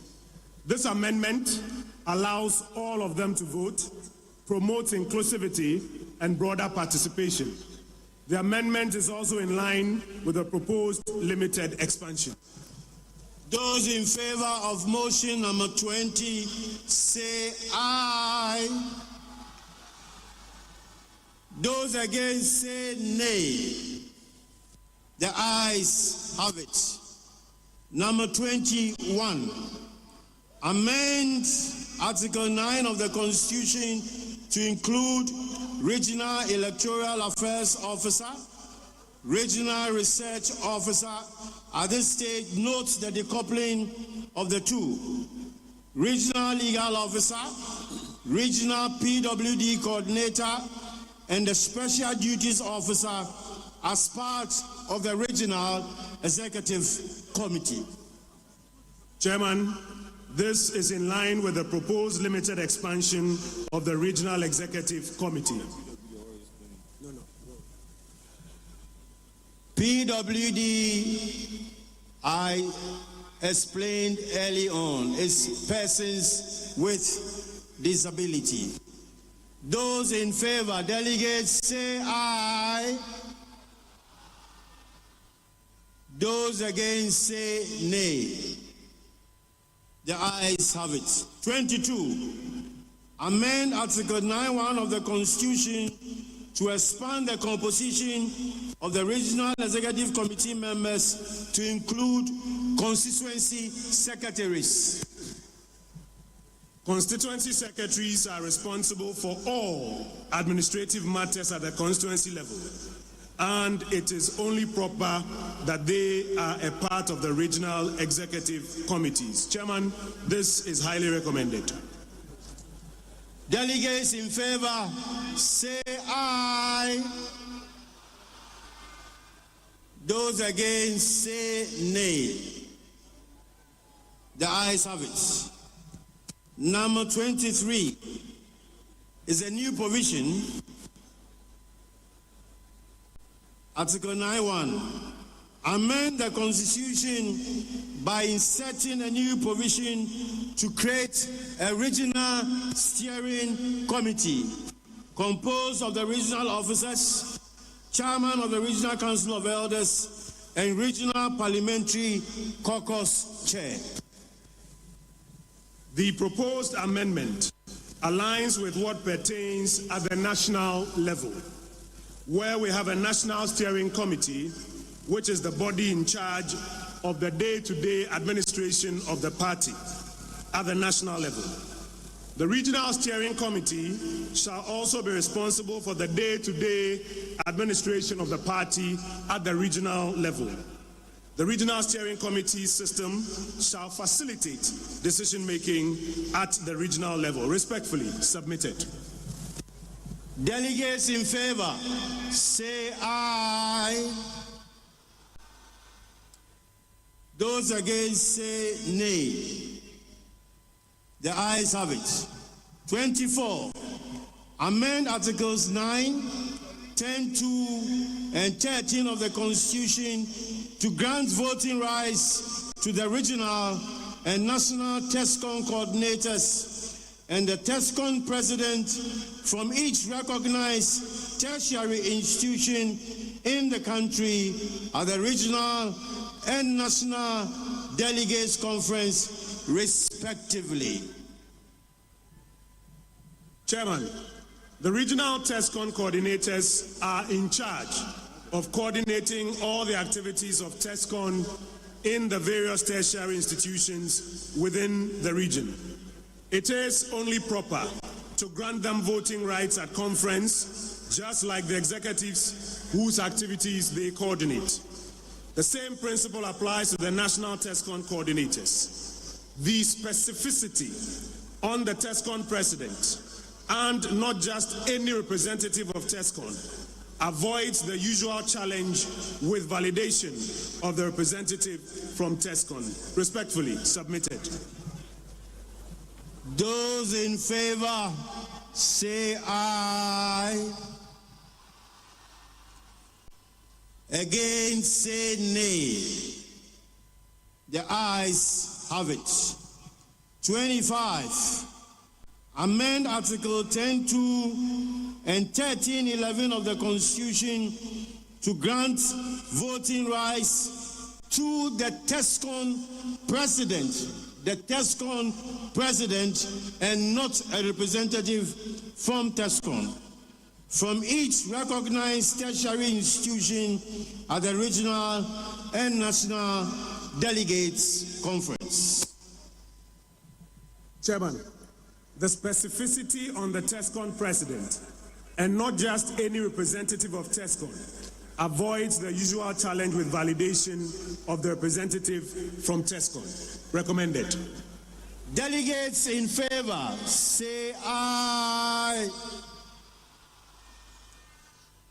Those against, say nay.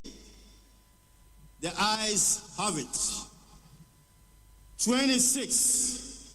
Amend Article, this is a new provision, amend Article 10 of the Constitution by inserting a new provision to include the consideration of position papers from sector committees of the party on key developments since the last National Delegates Conference at any current National Delegates Conference.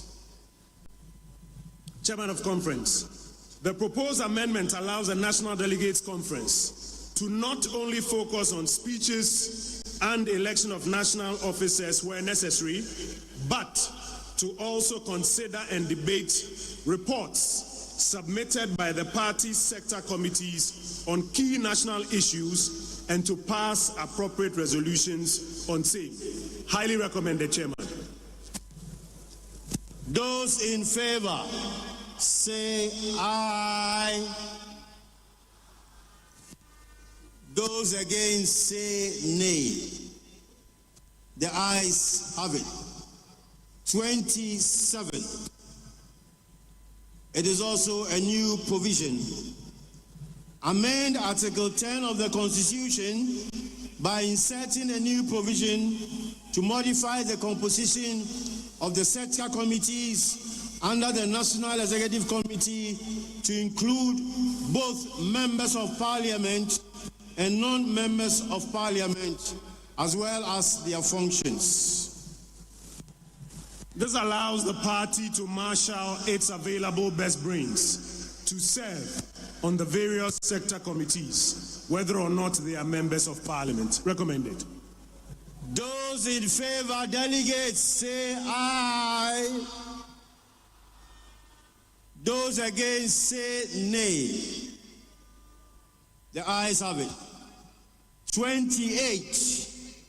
Amend Articles 1023E and 13 of the Constitution to make all members of the National Council of Elders delegates at the National Delegates Conference and the presidential primaries. Chairman, considering the indispensable roles played by the National Council of Elders, they deserve more representation at the party's highest decision-making body.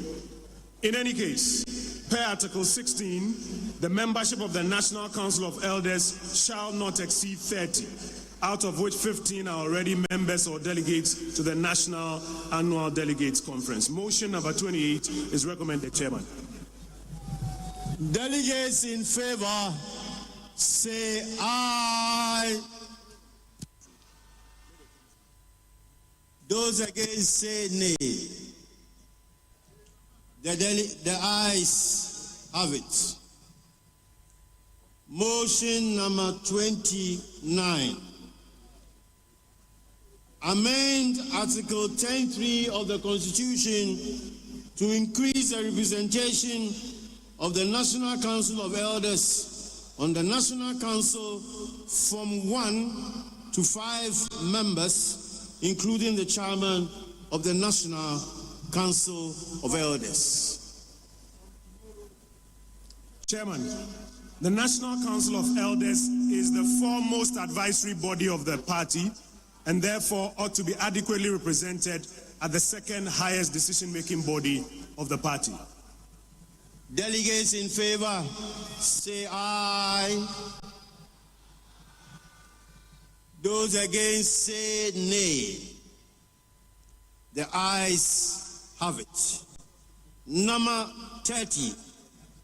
Amend Article 10.3 of the Constitution to provide for 4 additional standing committees and enable the National Council to create new standing committees as and when the Council deem fit.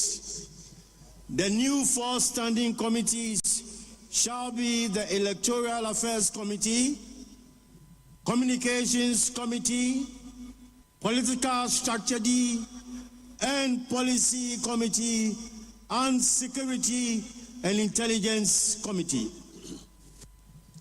The proposed additional standing committees to be created are indispensable and crucial in supporting the National Council and, by extension, the entire party to function more effectively. The amendment also grants the National Council the mandate to create additional standing committees as and when necessary. Delegates in favor of motion number 30, say aye. Those against, say nay. The ayes have it. 31. Amend Article 10.3a of the Constitution to expand the composition of the Finance Committee from 6 to 10 members, in addition to the National Treasurer. Chairman, this amendment expands the composition of the Finance Committee in order to enhance the effectiveness of the committee. Those in favor, say aye. Those against, say nay. The ayes have it. 32. Amend Article 10.3.2d of the Constitution to expressly provide that chairpersons of standing committees and directors at the party headquarters shall have voting rights at the National Council and consequently vote in the presidential primaries. Chairman, this amendment admits chairmen of standing committees and directors at the party headquarters into membership at the National Council with voting rights. Those in favor say aye. Those against say nay. The ayes have it. 33. Amend Article 1034 of the Constitution to include former majority and former minority leaders to the composition of the Executive Committee and National Council. The National Executive Committee stands to benefit immensely from the experiences of persons who have once led the party's parliamentary group as majority or minority leaders. This motion is recommended, Chairman. Those in favor say aye. Those against say nay. The ayes have it. Motion number 34 is a new provision. Amend Article 10 of the Constitution by inserting a new provision to provide that the National Executive Committee shall, in consultation with the presidential candidate, develop the campaign structure and establish. This amendment deepens the collaboration between party and presidential candidates. Respectfully submitted. Delegates in favor say aye. Those against say nay. The ayes have it. 35 is also a new provision. Amend Article 10 of the Constitution by inserting a new provision to specifically provide that the national chairperson shall at all times be the leader of the party.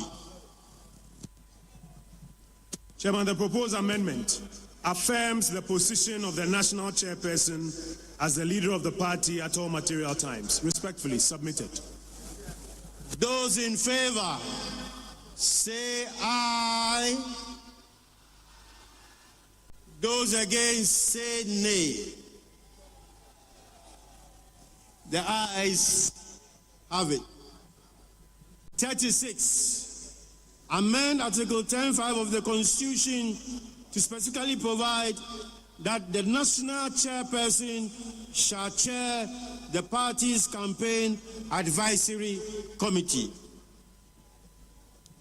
The national chairperson, as the leader of the party, should chair the party's campaign advisory committee to enhance collaborative work between the party and the campaign. Delegates in favor say aye. Against say nay. The ayes have it. Number 37. Amend Article 10(4)(2) of the Constitution to increase the representation of the parliamentary group on the National Executive Committee from 1 to 3, comprising the leader and 2 others, one of whom shall be a woman. My chairman, the parliamentary group is a critical organ of the party. It is the group that champions the party's policies and agenda in the legislative arm. The amendment seeks to increase the representation of the parliamentary group on the National Executive Committee. This is strongly recommended, Mr. Chairman. Those in favor say aye. Aye. Against say nay. The ayes have it. 38. Amend Articles 10(7)(3) and 10(8) of the Constitution to provide that the National Treasurer shall report to the General Secretary. Chairman, it is the view that the General Secretary, as the party's Chief Administrative Officer and the Chief Executive Officer of the party, who has superintendence over all officers except the National Chairperson and Vice Chairpersons, should exercise superintendence over the National Treasurer. The amendment aligns with the administrative structure of the party. Delegates in favor, say aye. Those against, say nay. The ayes have it. 39. Amend Article 1010 of the Constitution to remove the President from the composition of the National Steering Committee of the National Executive Committee. The steering committee of the party is in charge of the day-to-day administration of the party and should comprise only the 10 elected officers, the presidential candidate, the parliamentary leader, and the chairman of the National Council of Elders. Delegates in favor of motion number 39, say aye. Those against, say nay. The ayes have it. Motion number 40. Amend Article 11 of the Constitution to specifically include a provision that allows the Constituency Executive Committee to remove a polling station or electoral officer from office with the prior approval of the Regional Executive Committee upon receipt of a petition from a member.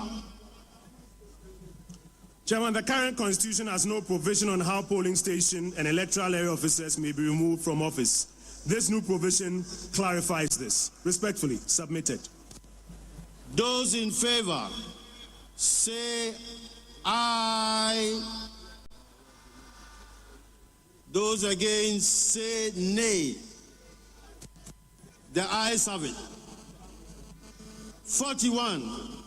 Amend Article 11 of the Constitution to include a provision requiring the need for the body to be constituted by the Executive Committee to recommend removal before the summoning of an extraordinary delegates conference for the purpose of removing an elected officer from office and for specific timelines for the removal process of such elected officer. Chairman, this amendment brings clarity in the removal of officers and avoids the convening of an extraordinary delegates conference without recommendation from the body constituted by the Executive Committee. Those in favor, say aye. Those against, say nay. The ayes have it. 42. Amend Article 11.7 of the Constitution to explicitly provide guidelines and procedure for the removal from office of an appointed officer or executive to be done by the relevant executive committee with prior approval of the immediately higher executive committee. This amendment, Chairman, clarifies the process for removal of appointed officers. Submitted. Those in favor, say aye. Those against, say nay. The ayes have it. 43. That's a new provision. Amend the Constitution by inserting a new provision to provide that national officers, ministers, deputy ministers, CEOs, and other government appointees who fail to contest to become a parliamentary candidate of the party in a constituency with a sitting member of parliament shall resign their positions at least 12 calendar months to the national general elections. Chairman, this is to ensure fair competition and a level playing field to all prospective aspirants for the position of parliamentary candidate. Recommended. Those in favor, say aye. Those against, say nay. The ayes have it. 44 is a new provision. Amend Articles 12 and 13 of the Constitution and insert a new provision to grant voting rights to former members of Parliament, former parliamentary candidates, former metropolitan, municipal and district chief executives, former ministers, former deputy ministers who are card-bearing members of the party at the parliamentary and presidential primaries. The amendment seeks to expand the Electoral College for the presidential primaries to promote inclusivity and broader participation, and is in line with the proposed limited expansion. Delegates in favor say aye. Those against say nay. The ayes have it. 45 is a new provision. Amend Articles 12 and 13 of the Constitution and insert a new provision to grant voting rights to former constituency executives and former regional executives at the parliamentary and presidential primaries. The amendment seeks to expand the Electoral College for the presidential primaries to promote inclusivity and broader participation, and is in line with the proposed limited expansion. Those in favor say aye. Those against say nay. The ayes have it. 46. Amend Article 13(1)(6) of the Constitution to provide that national officers, ministers, deputy ministers, CEOs, and other government appointees who fail to become the presidential candidate of the party shall resign their positions at least 24 months to the national general elections. This amendment, Chairman, is to ensure fair competition and a level playing field to all prospective aspirants for the flag bearership slot. Delegates in favor say aye. Those against say nay. The ayes have it. 47. Amend Article 13(1)(9) of the Constitution to completely abolish and do away with the special electoral college and super delegates system.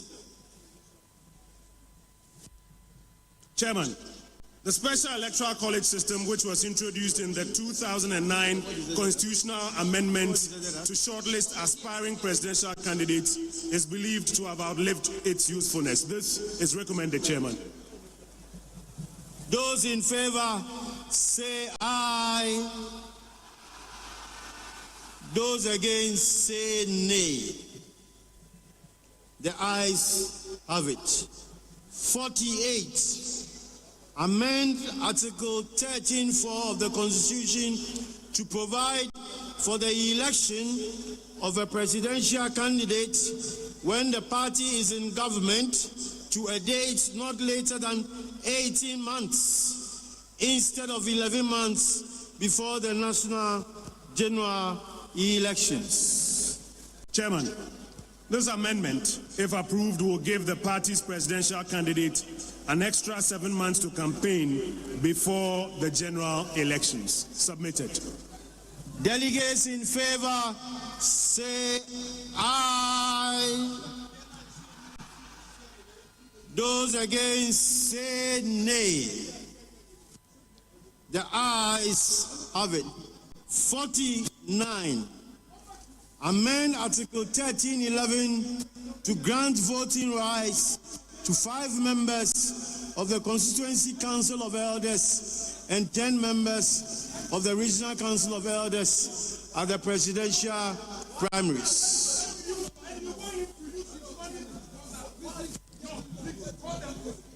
These constituency and regional elders are members of the constituency and regional delegates conference respectively. Polling station and electoral area executives who form part of the delegates to the constituency conference have been given voting rights at the presidential primaries. The exclusion of the elders is an omission which should be rectified. Respectfully submitted. Motion number 50. Amend Article 1311 of the Constitution to include 30 national patrons and all members of the National Council of Elders to be part of the presidential primaries. The National Council of Elders is the foremost advisory body of the party and therefore ought to be adequately represented as the second highest decision-making body of the party. The national patrons also occupy an important position in the party structure. The expansion of their members in the presidential primaries is therefore appropriate. Respectfully recommended. Those in favor say aye. Those against say nay.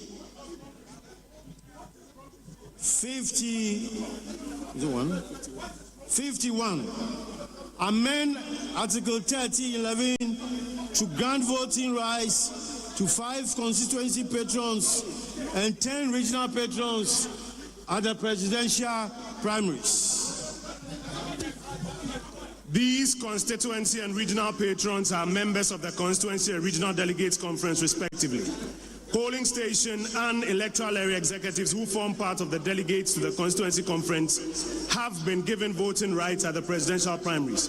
The exclusion of the patrons is an omission which should be rectified.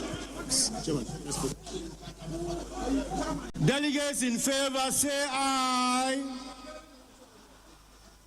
Those against say nay. The ayes have it. 52. Amend Article 1311 to grant voting rights to 1 TESCOM patron from every recognized tertiary institution in the presidential primaries. 52, right? 52. Chairman, this amendment allows for inclusivity and broader participation. This is in line with the proposed limited expansion. Those in favor say aye. Those against say nay. The ayes have it. 53. Amend Article 15(3) of the Constitution to make all female delegates at the National Delegates Conference eligible to vote for the position of National Women Organizer.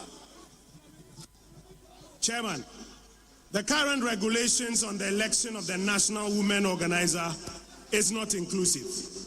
This amendment, if approved by conference, will allow all female delegates, I repeat, all female delegates, to participate in the election of the National Women's Organizer. Recommended, Chairman. Delegates in favor say aye. Those against say nay. The ayes have it. 54. 54.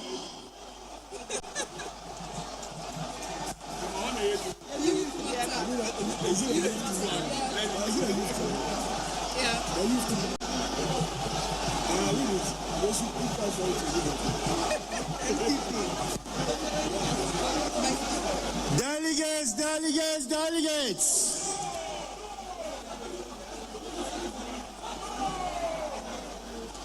Delegates, delegates, delegates. Permit me to read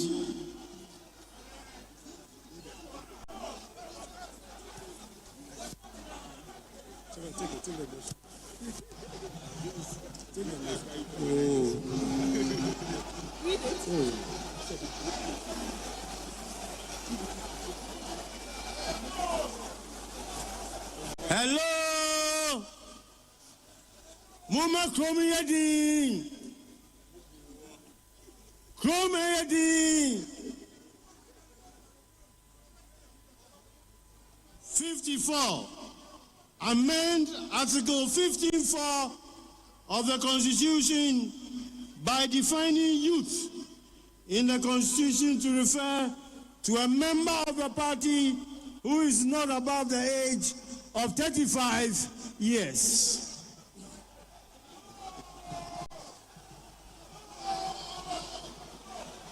My chairman, the age limit for youth per all the international conventions and national laws shows that the highest age limit is 35.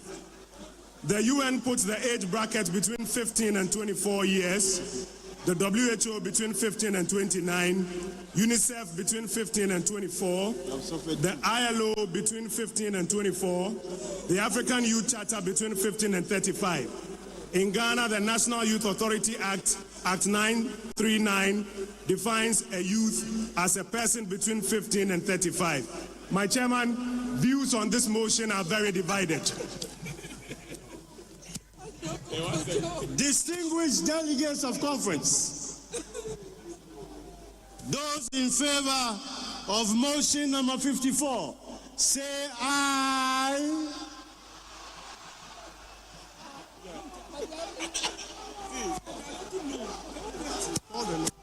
Those against, say no.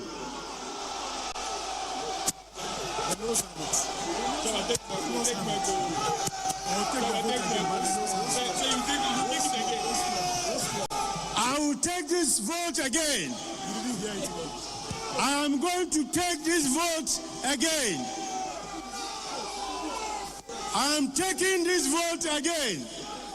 Delegates in favor, say aye. Those against, say nay. Nay! Nay! Nay!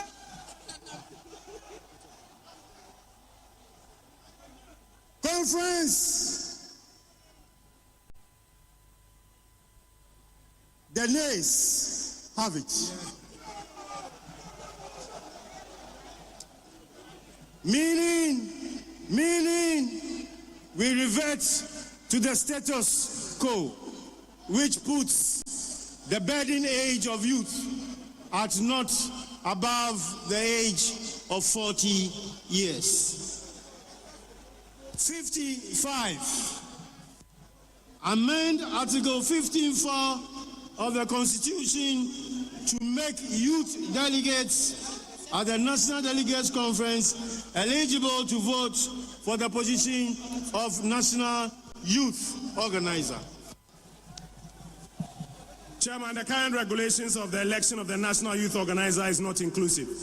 This amendment allows all youth delegates, I repeat, all youth delegates, to participate in the election of the National Youth Organizer. Submitted, Chairman. Those in favor, say aye. Those against, say nay. Well, the ayes once again have it. Certainly, this is the last motion.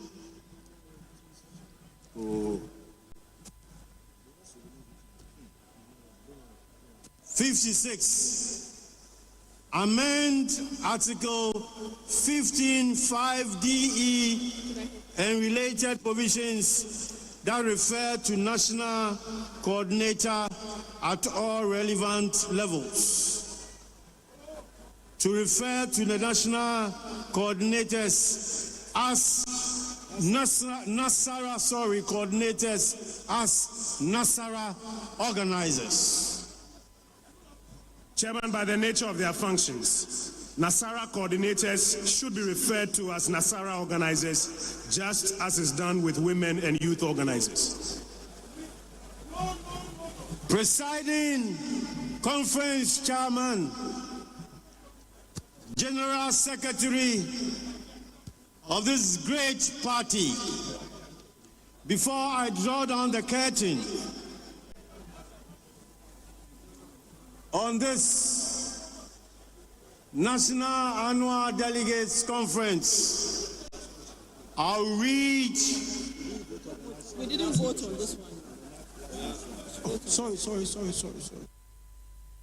Those in favor of motion number 56, say aye. Those against, say nay. The ayes have it.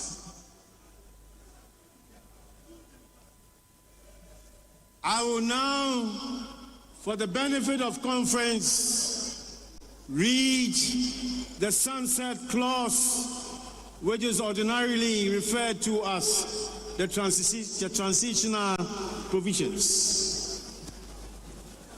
And this has been drawn by the Constitution Amendment Committee in line with the existing practice. Whereas the National Council of the party has pursuant to Article 13(1) of the Constitution scheduled January 21, 2026 as the date to elect the party's 2028 presidential candidate.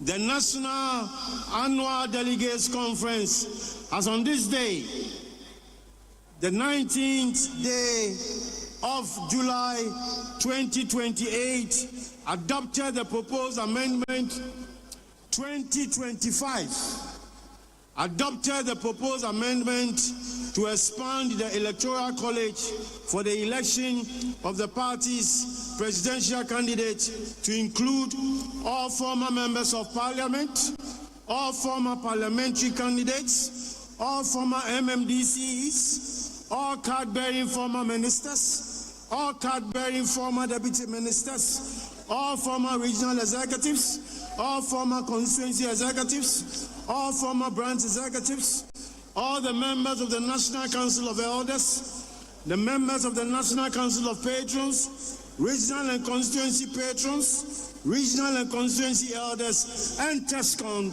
coordinators.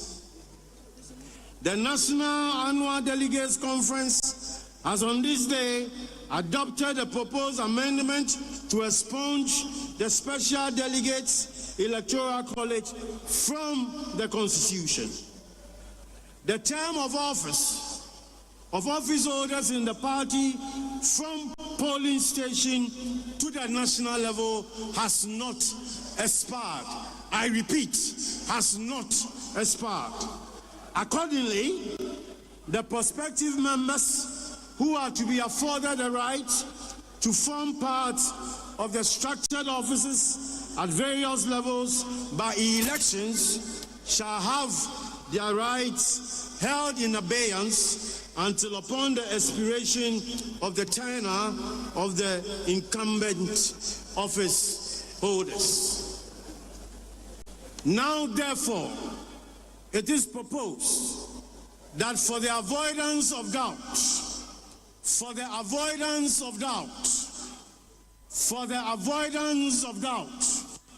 the effective dates for the new amendments relating to the additions to the polling station executives, electoral area executive committee, constituency executive committee, regional executive committee, and executive committee shall be after the January 31, 2026 presidential primaries.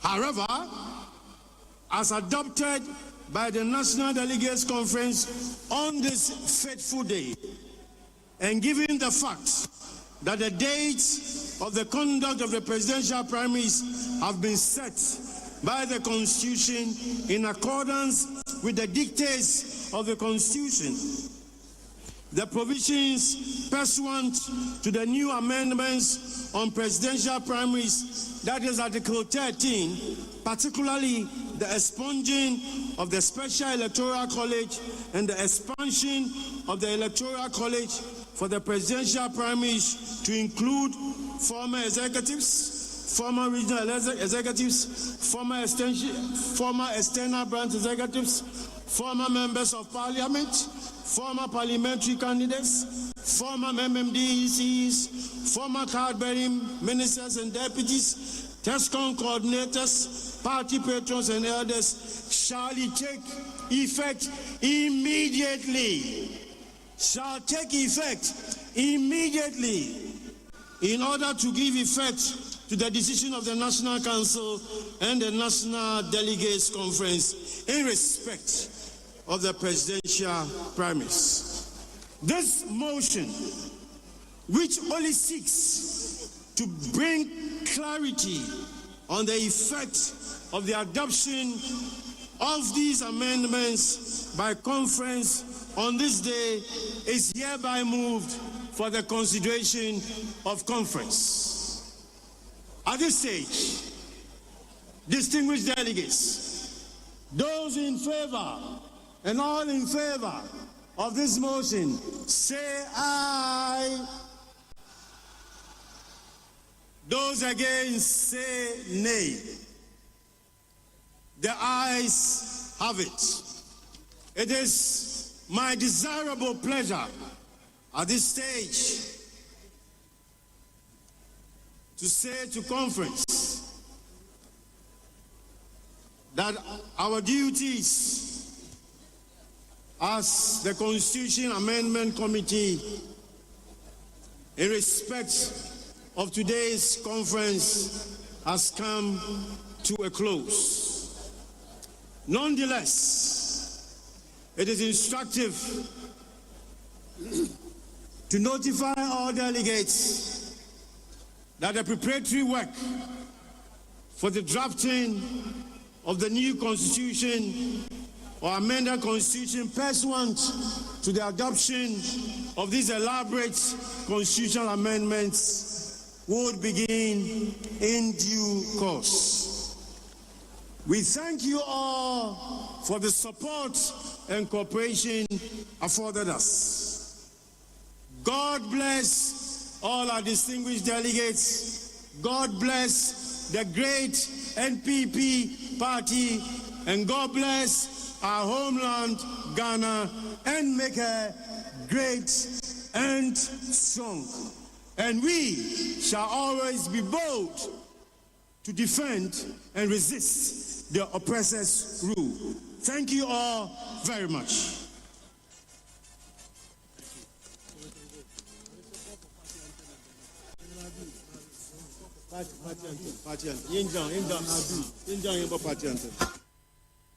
Thank you, guys. Party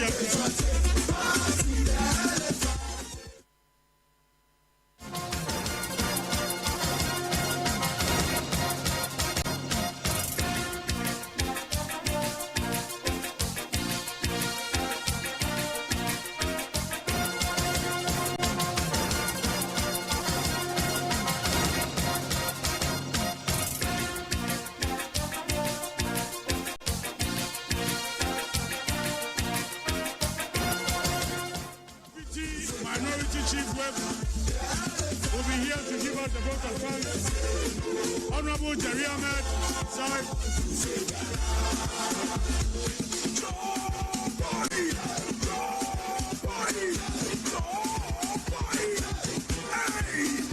Honorable Jerry Ahmed, give us the vote of thanks. Then our third national vice chairman will give us the Muslim closing prayer.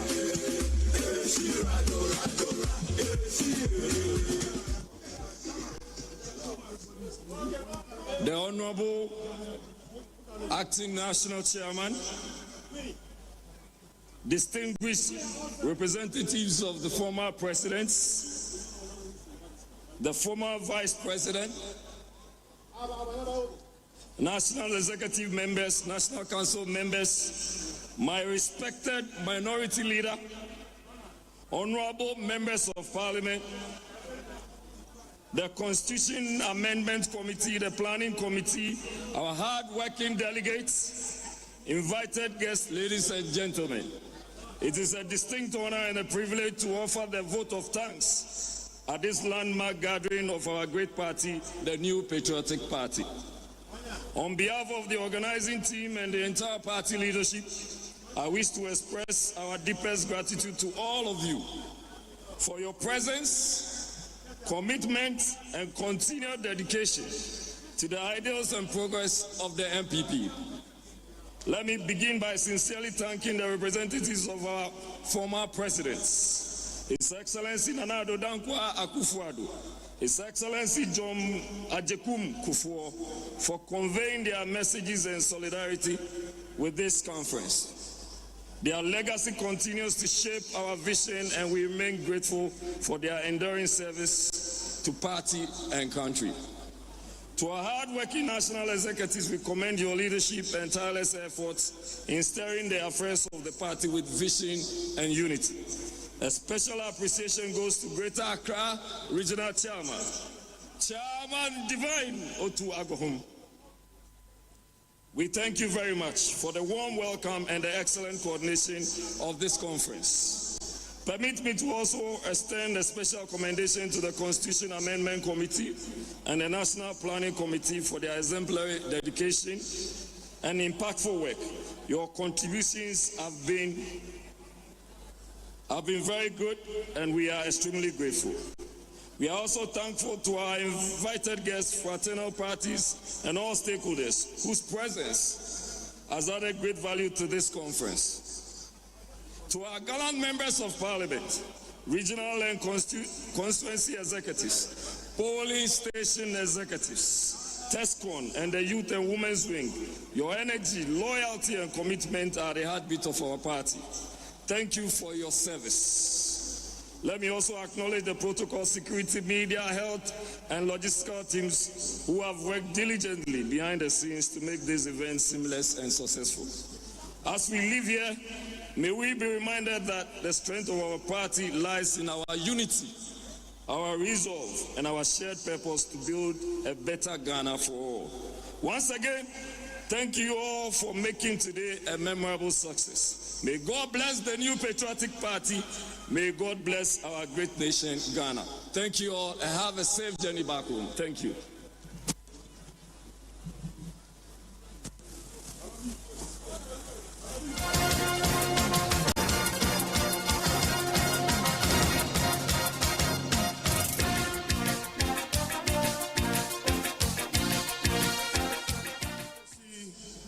The former Vice President of the Republic of Ghana, our acting national chairman, the former Second Lady of the Republic of Ghana, the Chief of Staff, the former Chief of Staff, the General Secretary.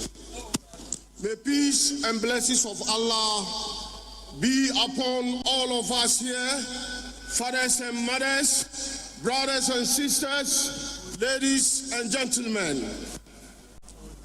We thank Almighty Allah for bringing our delegates from the various regions to the Greater Accra here to participate with this historical event, which is our National Delegate Conference. We are thanking the Almighty Allah for bringing them in peace, and we ask God, Almighty Allah, to send each and everyone here to his or her constituency safely, and inshallah, we will get that. In this case, Rabbana Zallamna Anfusana wa illan takfir lana wa tarhamna lan nakunanna min al-khasirin. Allahumma innaha اللهم ثبتنا على الإيمان وثبتنا على المسلم. ربنا آتنا في الدنيا حسنة وفي الآخرة حسنة وقنا عذاب النار. إن الله والملائكة يصلون على النبي يا أيها الذين آمنوا صلوا عليهم وسلموا تسليما. اللهم صل على محمد وعلى آل محمد كما صليت على إبراهيم وعلى آل إبراهيم في العالمين إنك حميد مجيد. الحمد لله رب العالمين الرحمن الرحيم مالك يوم الدين إياك نعبد وإياك نستعين اهدنا الصراط المستقيم صراط الذين أنعمت عليهم غير المغضوب عليهم ولا الضالين وآخر الدعوان أن الحمد لله رب العالمين. Thank you, Al-Hajj Masaudu. We are grateful to all of you. We pray that the good Lord will take you to your various regions and to your various constituencies. It's been a very, very fruitful conference, incident-free, and that is what we expected it to be. Thank you very much once again.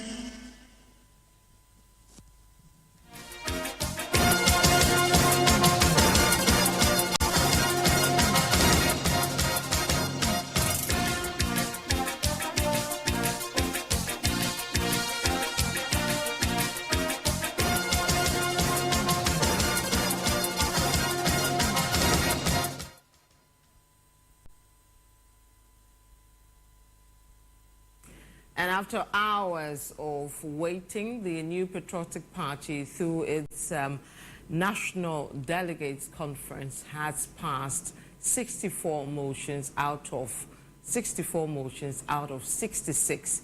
We'll take you through all you need to know about what happened today during that conference. This is our final pack for our coverage for the NPP's Delegates Conference. I am Vivian Kai Loko. I will be steering the ship from now till we wrap up from the University of Ghana's stadium and here in the studio at Channel 1, as well as Citi 97.3 FM. We'll go back to the field where my colleagues will give us a wrap-up from the venue proper, after which we return to the studio and bring you the analysis around today's development. Umar Sanda, if you can hear me, take it from here. To consolidate the about 300 proposals and engage various stakeholders and be able to bring them to a certain number. You can get about 20 proposals on one matter.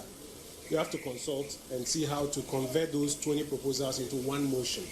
So the 56 you see is an amalgamation of the over 300 proposals and trying to simplify it in a manner that makes easy decision making. There are some of these proposals that the how differed from proposal to proposal. What were the considerations in taking a point? So for example, when it comes to expanding the polling station, some say make it 5, some say make it 10, some say make it 15. You have over 30 or 40 proposals on that particular matter. You do a number of focus group discussions. You meet some of the proposers. And then at the end of all of that, the committee, the Frank Davis committee, came to a view that this appears to be the middle line. It is that middle line that is converted into a motion. So you don't want...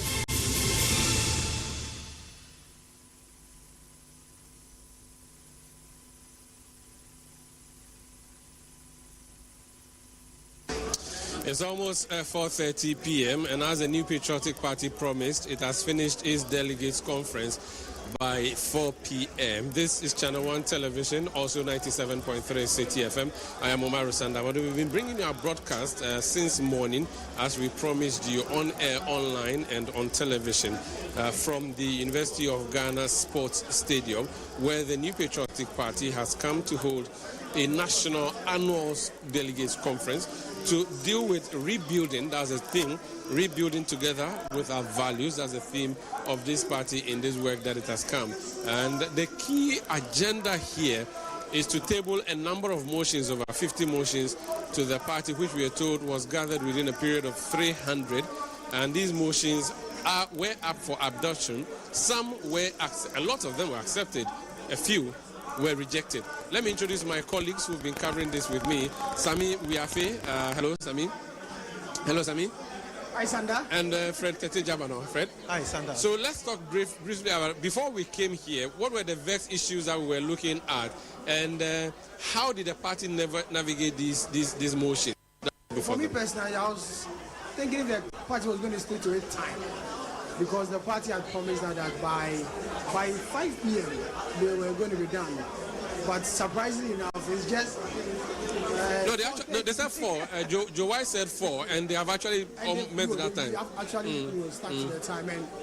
And I'm sure as they've learned lessons from previous events of the party where it dragged for a long while, and I believe that taking lessons from it, they've ensured that straight to the point, agreements, the motions adopted, only 2 of them, rejected, and they stuck to their time, ensure that those who traveled from far will be able to go back in peace and not want to travel in the night. So I think the party has done well. The organization has been fantastic. Security-wise, you saw the policemen with body cams all over. You saw the party's internal security ensuring that everything goes on successfully. So for me, the party has really done well as far as putting up this whole event is concerned. Fred, what's your assessment too? And on the issue of the security, there's a view that these are people who are going to be raised to go and deal with Akwetia.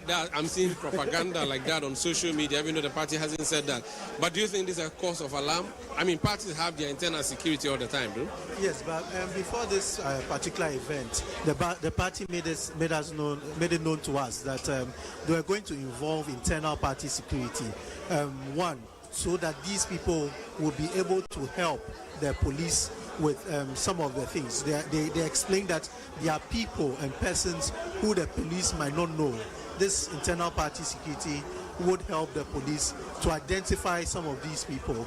Also, in dealing with delegates, a lot of the times the internal party security have a lot of interaction with these delegates. So it's easier to calm down and explain if there are issues. So the party indicated that they're going to allow internal party security. With internal party security, anything could happen. I'm not surprised early in the morning we saw that misunderstanding between the police and some internal party security officers of the party, of the NPP. But then generally, if you want to assess the security with the Ghana Police Service and the internal party security, I would say it went well. Generally, security here was okay. People went through the motions.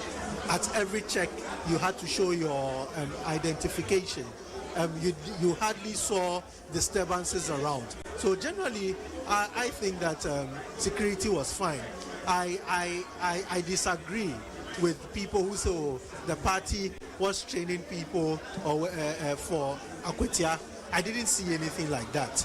Even party security officers were quite polite, apart from 1 or 2 or 3 of them who wanted to show power. Okay. Generally, they were quite polite. Let's talk about the motions. Over 50 motions were presented, and we are told that only 2 were rejected. Talk to us about the motions that were rejected. Yeah, so there were 54 motions which were tabled and put before the delegates. What happened was that there were 2 of them which were rejected. Motion 17 and motion 54.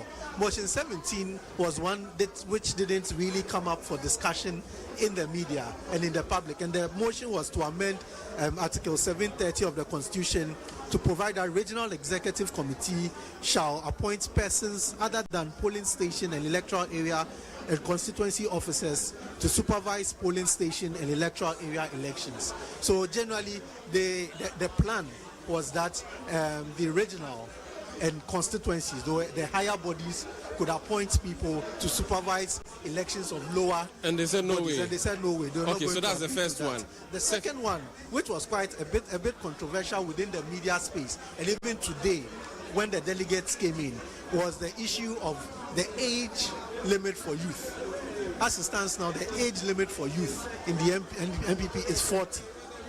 Today, they intended to amend it to make it 35.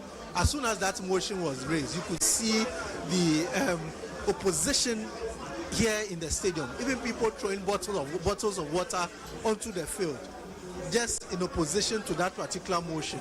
That motion was taken twice. The vote was taken twice. Eventually, the people who opposed this particular motion won the day. So, okay, as it stands now, 40 years is when has been is deemed as youth. As youth in the NPP. Let me bring in our guest. Kwabena Abankwah is former treasurer. A bird has told me you want to run for chairman of your party. Is that correct? A little bit told me that. Viewers. Yes, hopefully. Okay. When the time is ripe. Okay. Now let's talk about today. How was today? Today it has been a very good day. We had to do a lot by going through all these motions and amendment changes. And I think everything has gone well. And I believe strongly that with the amendments, except for one or two, which were not taken or where people overlooked because of the noise, they didn't really get the import. You know. You think they didn't get the import? That's why they voted the way they voted? No, not. I'm saying except one or two. You know, as he said, that for the youth, of course, they rejected. And then also when you come to Article, so no, it's not 17 yet. It's 17 and 17. Yes. But those ones, I think, for the youth, there was a need to explain further. Probably the consultations were not done. They didn't do enough consultation at the grassroots level. Would you have wished that the motion was carried? No, I would have wished the motion was carried. However, if Congress decides, then we go by what Congress decides, because we are a democratic institution. Okay. Would you say when you come to Article 39, for example, though it was approved, I think they didn't think through it. And I think there is something wrong, because it cannot be that a steering committee could be composed without the president or the presidential candidate. You are going out of this place today. What kind of NPP is leaving Legon today? For me, I think we are more united than ever, because at the end of the day, all that we wanted to do was to make sure that we amended the constitution appropriately as per what members required. And so with that, the ball is now in our court for us to go through the processes of electing our leaders. And I believe in so doing, we'll be able to bring about the unity that we require. Would you say that you have done a basic job of mending the cracks in your party? Would you say you have excited your base enough? Because the apathy was huge. Mending the cracks is a continuous process. You cannot mend a crack just after amending your constitution and proposal. So it's for us as a party now to go through the amendments, and then during the course of implementation to make sure that we implement these amendments in such a way that it will pull the party together and bring us all on board. Very well. Rather than divide us. Thank you so much, Mr. Kwabena Benkwaye Boa, aspiring national chairman of NPP, former treasurer. I don't even want to say something to your party before you leave us. What I want to say is that we thank the good Lord for today's meeting and for granting our people journey mercies. We pray that as they return, the good Lord will take them safely to their various homes. We also want to bring this to the notice of the party, that as a party, we are like a family. And of course, having gone through the big loss at the end of last year, 2024, there is a need to come together and to mobilize grassroots so that we'll be able to get on track for Victory 2028. Okay. We need to forgive and forget the past. And also we need to stretch our hand to those party members who are not happy with what has gone on in the past. I believe the new leadership, or the current leadership and the new leadership that is going to come, will make sure that all those who are falling out will be brought on board, so that together we'll be able to bring this party. One question for you. You are hoping to be chairman. The proposal to make the chairman of the party the leader of the party at all times, what's your view on that? The point is that it's the party that gives birth to the presidency. And of course, it's good that the party would always be in charge, because the party has to implement policies for the party. And in government, of course, we need to also advise the president, so that the president knows what is going on, what the grassroots want, what the people of Ghana want. So the party has to have a leadership that can communicate with the presidency in such a way that the nation, what the nation requires, is done in the interest of the nation. And that is how come I said Article 39, I find something wrong with that. And of course, because of the noise and all that, most people did not think through it when it was read.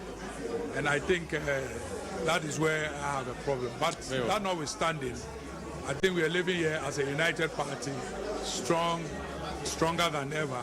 And we need to make sure that we bring back the values of the party that we had when we began in 1992. Thank you so much. Lord bless us all. Thank you so much for speaking to us, Skwabna Bankwa Yeboah. He is a former treasurer of the party, hoping to be chairman. Let me bring in Evans Nimako, Director of Elections and Research. There's a proposal to decouple or divide your position. Has that been successful or not?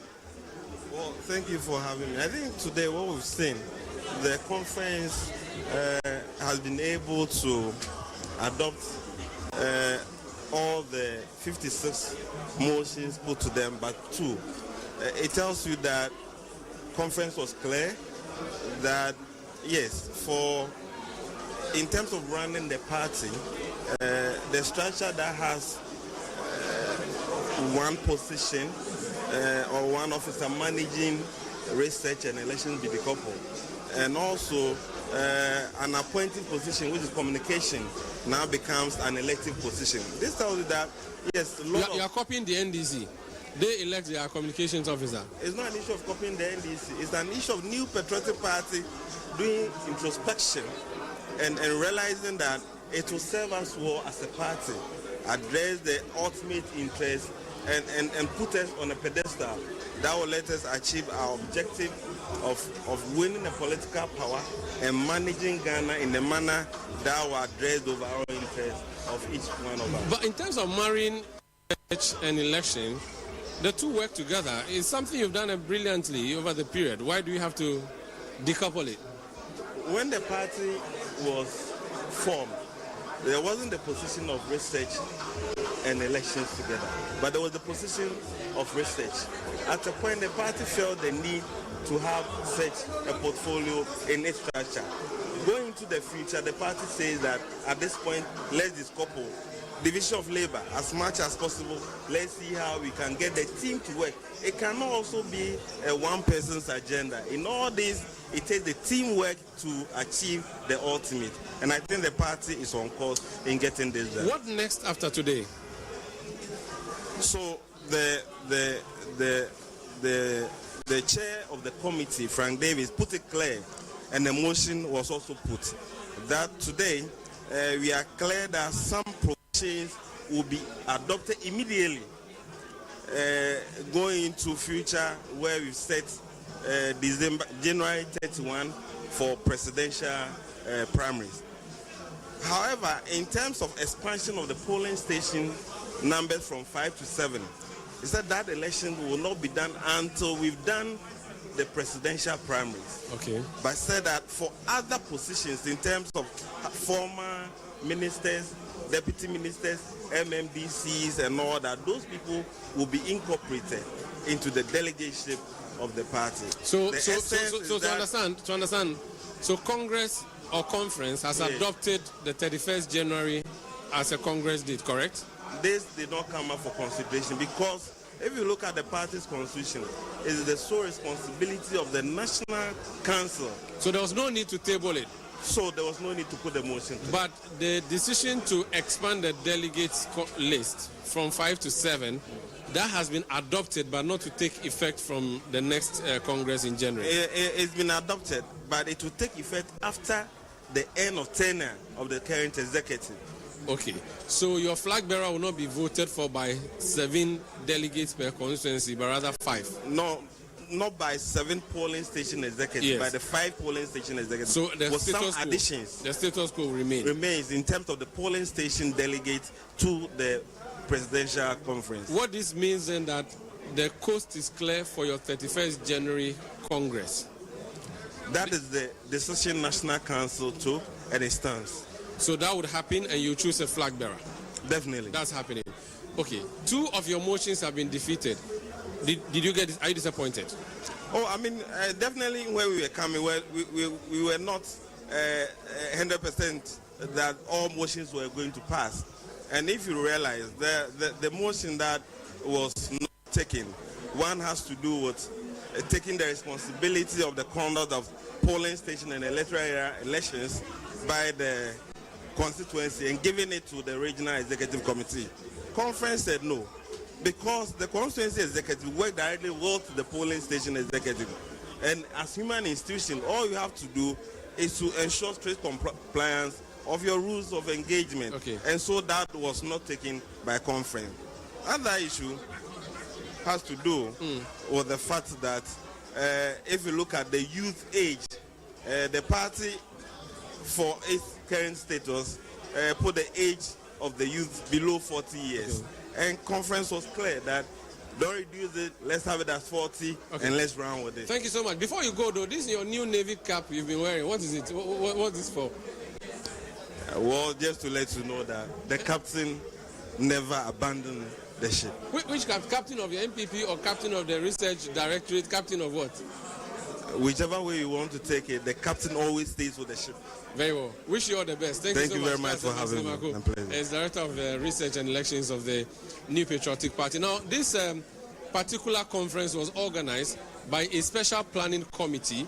The chairman of the committee is a former deputy speaker, former member of parliament who voluntarily decided to go home and go into agriculture.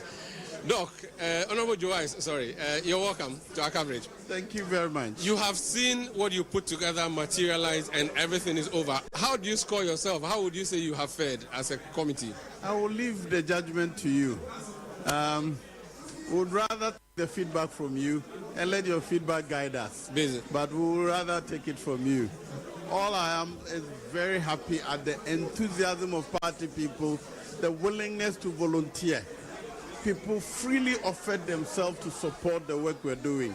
It gives me encouragement that the spirit is coming back and we should harvest the spirit to move the party forward in unison. Were you worried that you may not have the enthusiasm you were hoping for, considering what happened to you at the polls in December? Well, yes. To be fair, every one of us was dispirited after the election. Too many things had happened and a lot of blame gaming discussion has been going on across the various media houses. But what I've seen in the last 2-3 days, enthusiasm which people freely just come in and give me something to do. I want to help in the preparation. It gives me confidence that we will recover and move forward. Talking about organizing this, of course, you need a lot of money. I have seen social media posts suggesting that the flag bearer aspirants were, competing with each other to give you money to organize this event. Did you go cap in hand asking for funds from them? Did they voluntarily bring you money? How did that work? We did fundraising. The finance committee was charged to raise funds. And some of the presidential aspirants were very generous. Others did what was within, depending on their own capacity. But the large chunk of the funds were volunteered by the presidential hopefuls. Are you at liberty to share with us who donated what? No, please. Because a lot of figures are being bandied about. Well, that's what you do in the media. Okay. You speculate a lot, but the figures are with the finance committee. Largely a successful conference you have organized. 2 of your motions have been shot down, but out of over 50, as a former speaker, I'm sure this will be a big deal. You have done so well. We have. I'm happy. Generally, I'm happy at the comportment of members. The request we did that please don't introduce any competition on the grounds. If you don't have access card, you're not permitted in. People complied. It made our work much easier. And generally, as you can see, the enthusiasm with which members came, traveling long distances, coming over the night, staying till the morning, it's very encouraging for me. And I'm very grateful to party members, party volunteers, and even you, the media. From yesterday evening, you being around here, monitoring everything we're doing, reporting to the rest of the world. Before you left, you came here, your treasurer was here, and he said he believes that some of the motions that were lost may have been as a result of the noise. Maybe the delegates didn't appreciate exactly what it was. Would you say you did a proper education? Again, as a speaker who is used to hearing voice votes, would you say that the voice votes failed you? I don't think so. Okay. You could hear the two no's were the loudest. So it appears to me that the delegates had made their mind before they took their seat. Very well. And that was the essence. Circulate the documents and let them discuss it as much as possible before they come. Okay. And the vote very clearly demonstrated that these two, they have made up their mind to vote against it. And there was nothing anyone could do otherwise. Thank you so much for speaking to us. That's a former Deputy Speaker of Parliament, a former Member of Parliament for Bekwai, who's Chairman of the Planning Committee of the just ended 2025 National Delegates.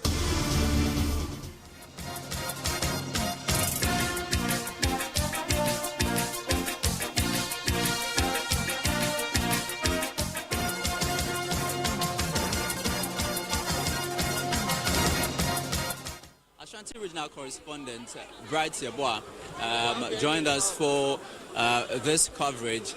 Bright, the Ashanti region, the World Bank of the NPP, following the elections, how is the party trying to rejuvenate itself over there? So, undeniably, the Ashanti region happens to be the stronghold of the NPP. And in fact, with all seriousness, you could see the euphoria since morning. Everything seems so exciting. All of them, you could see, all of them came out in their numbers. People from the Ashanti region, which of course I spoke with some of them, most of which are the deputy women's organizers, of course. They are excited of everything that's happening here and that's happened here so far. And so I feel, well, so far so good for the Ashanti region. And we are just, to me, I feel they are hoping for the best as for the Ashanti region. All right. So the amendments that were put forward, we know that two of them were rejected. The one particularly on the youth organizer position, you heard, from the crowd, they were very vehement, in their opposition. What do you make of the fact that almost all of these amendments were affirmed, but for just two? Well, I think what really matters for the party currently is having to, in fact, confirm majority of the happenings in the constitution. So I feel to them it's a good way, it's a positive for the party. Taking into consideration the youth inclusivity, I feel it's one of the topmost priorities of the party. And so I feel so far so good for the party. They feel it's a good way and a good start for the party going forward 2026 when they are ready to elect their party officials. How are the people of the Ashanti region welcoming some of these measures that a party is beginning to put in place to sort of reorganize itself? But just like I said, the inclusivity of the youth, in fact, plays a key role. Well, they say it plays a key role of the party's resetting agenda. And so far, like I said, I think it's going to be one of the good reforms that the party's constitution has actually seen so far. All right. Oh, Captain Jasparu, captain of the naval ship. Good to see you, Captain. We have here NPP USA chairperson. Oh, USA chairperson. Yes. I just spoke to your Washington chairman.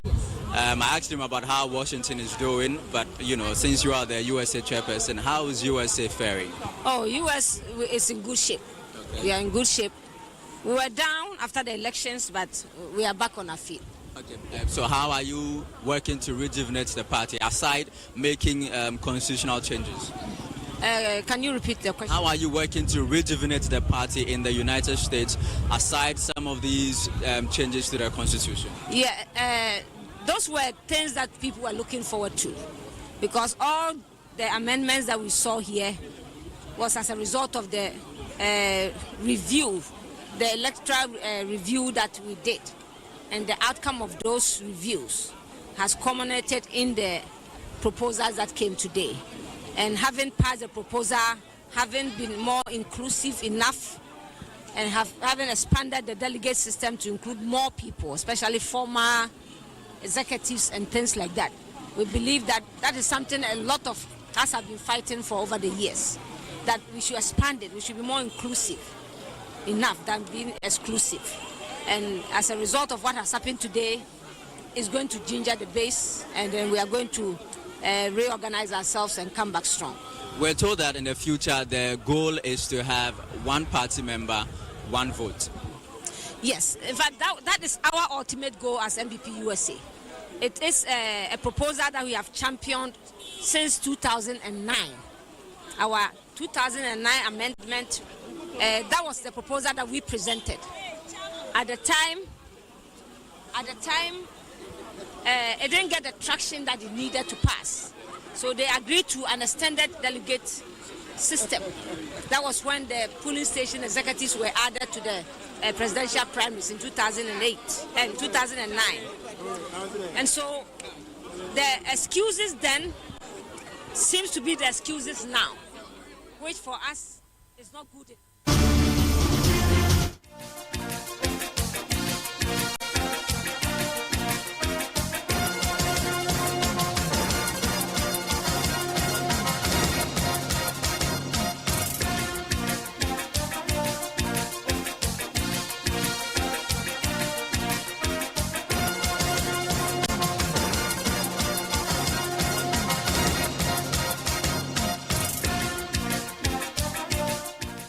Here in Accra, exactly at the Accra University of Ghana stadium here in Accra, and I must say the exercise started a bit slow, but it actually ended on time.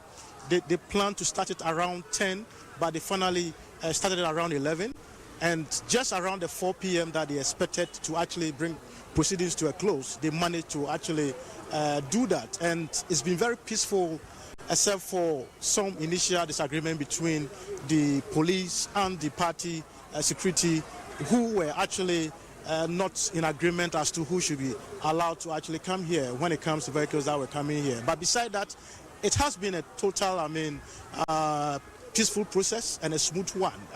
The party set out to get about 56 proposals to be amended when it comes to its constitution, and at the end of the day, out of the 56, around 2 of the proposals were actually rejected. But I'm here with our Central Regional Correspondent, Ado, to share with me, what for him has been his take on this whole process here at the University of Ghana Stadium, where the NPP just concluded its National Delegate Conference. Kwesi?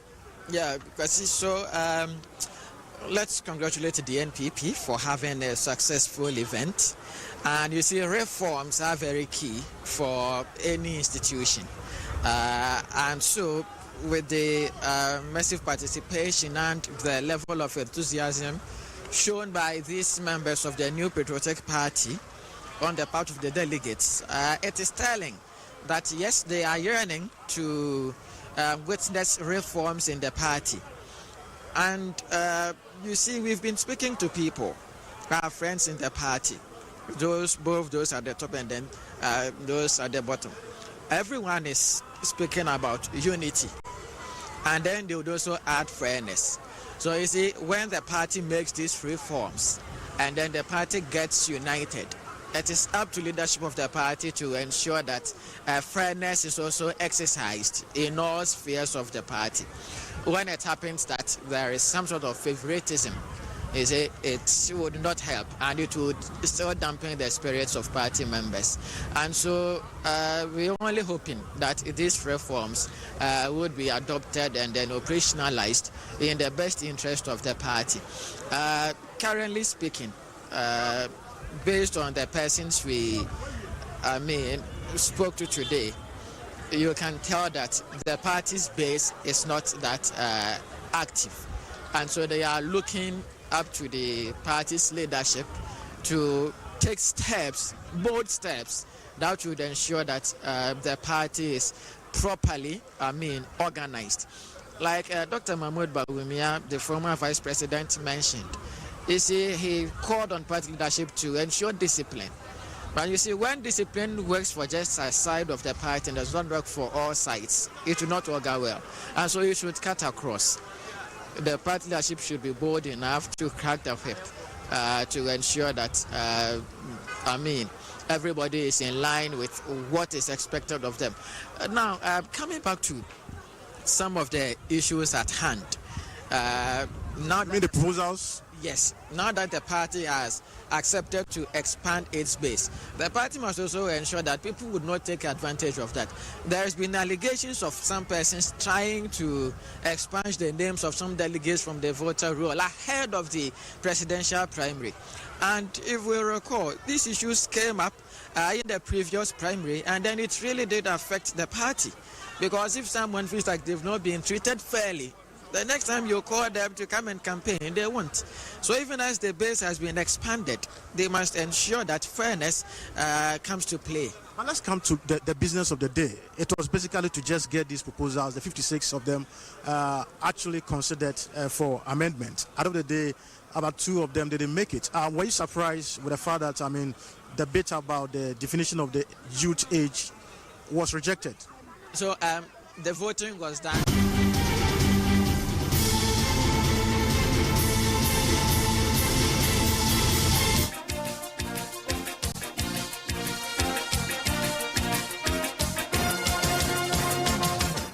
Two Akwesi's coming from the University of Ghana Sports Stadium, Western Regional Correspondent as well as Central Regional Correspondent, bringing us some insights into today's program, the NPP's Delegates Conference.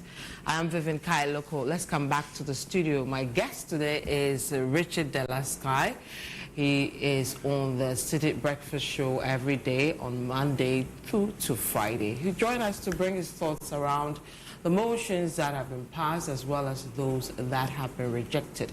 56 motions presented to delegates, 2 rejected at the end of the day. It's been an interesting day today, and we'll look at all that happened, dignitaries that passed through, the planning, security, as well as the meet proper, which are the motions. Richard, welcome to our special and final coverage of the NPP's National Delegates Conference. Thank you, Vivian. You've sat through the whole day since morning when we took off at 7. It's exactly 5:01. Let me first start with your general impressions about everything. Planning, security, dignitaries, the numbers, everything else. Well, thank you so much, Vivian, for the opportunity. I would say that the NPP, having just lost an election, 7 months into their defeat, they've been able to shake off the the defeat, and they've pulled off a good program. A good program, I think. With a few issues here and there with security, where some people thought that they had a right to be there, and then there were little troubles here and there at the entrance. But the party people and the people in charge of security, including the police, stuck to their guns because they had made it clear from the beginning that they were not going to allow people without accreditation to make it to the venue because of a certain suspicion they had that people might infiltrate into the system and create problems. But I think that is generally what is to be expected of political parties, that we should take security seriously. We are not, in the marketplace inviting just everybody to come in. The people who have a right to be there have got to be there. And if you do not have accreditation, I don't see why you should be allowed in, because of the potential that somebody might go in there and create problems. So generally, I think that in terms of how they manage security, we've not heard of anything untoward, unless it happened and we did not pick it up. We did not hear of anything untoward. But then also, in terms of how the event generally was organized, the delegates came in fairly early.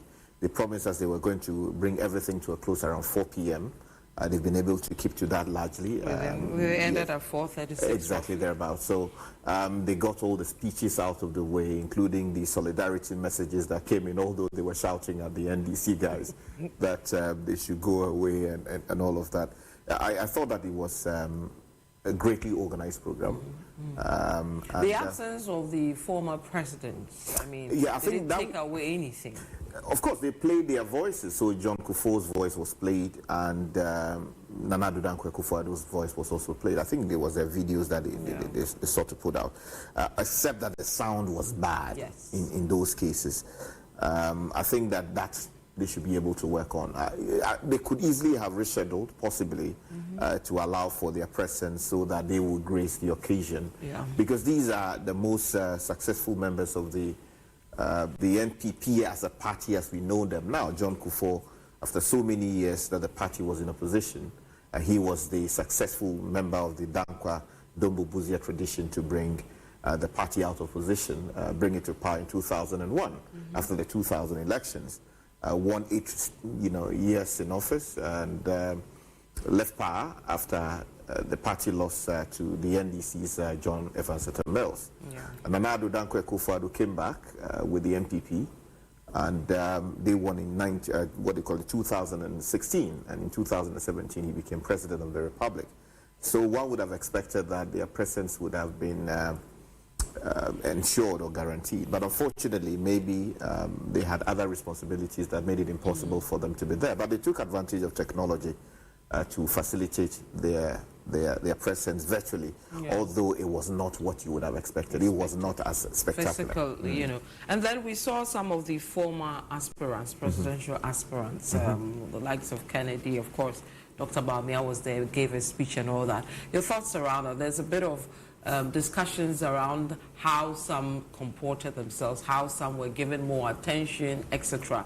Dr. Bawumia, for example, was made to go around to say thank you and all that. You would have thought that that equal opportunity will be given to others, but there's so many different schools of thoughts around that.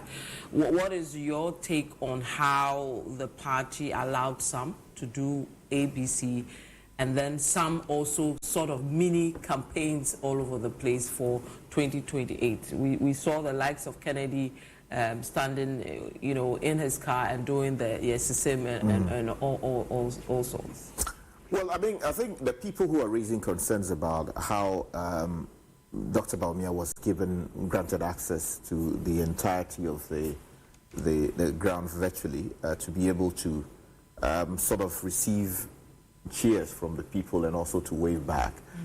They do have a point to a large extent, but that point is also defeated by the fact that he's the immediate past, flag bearer of the party.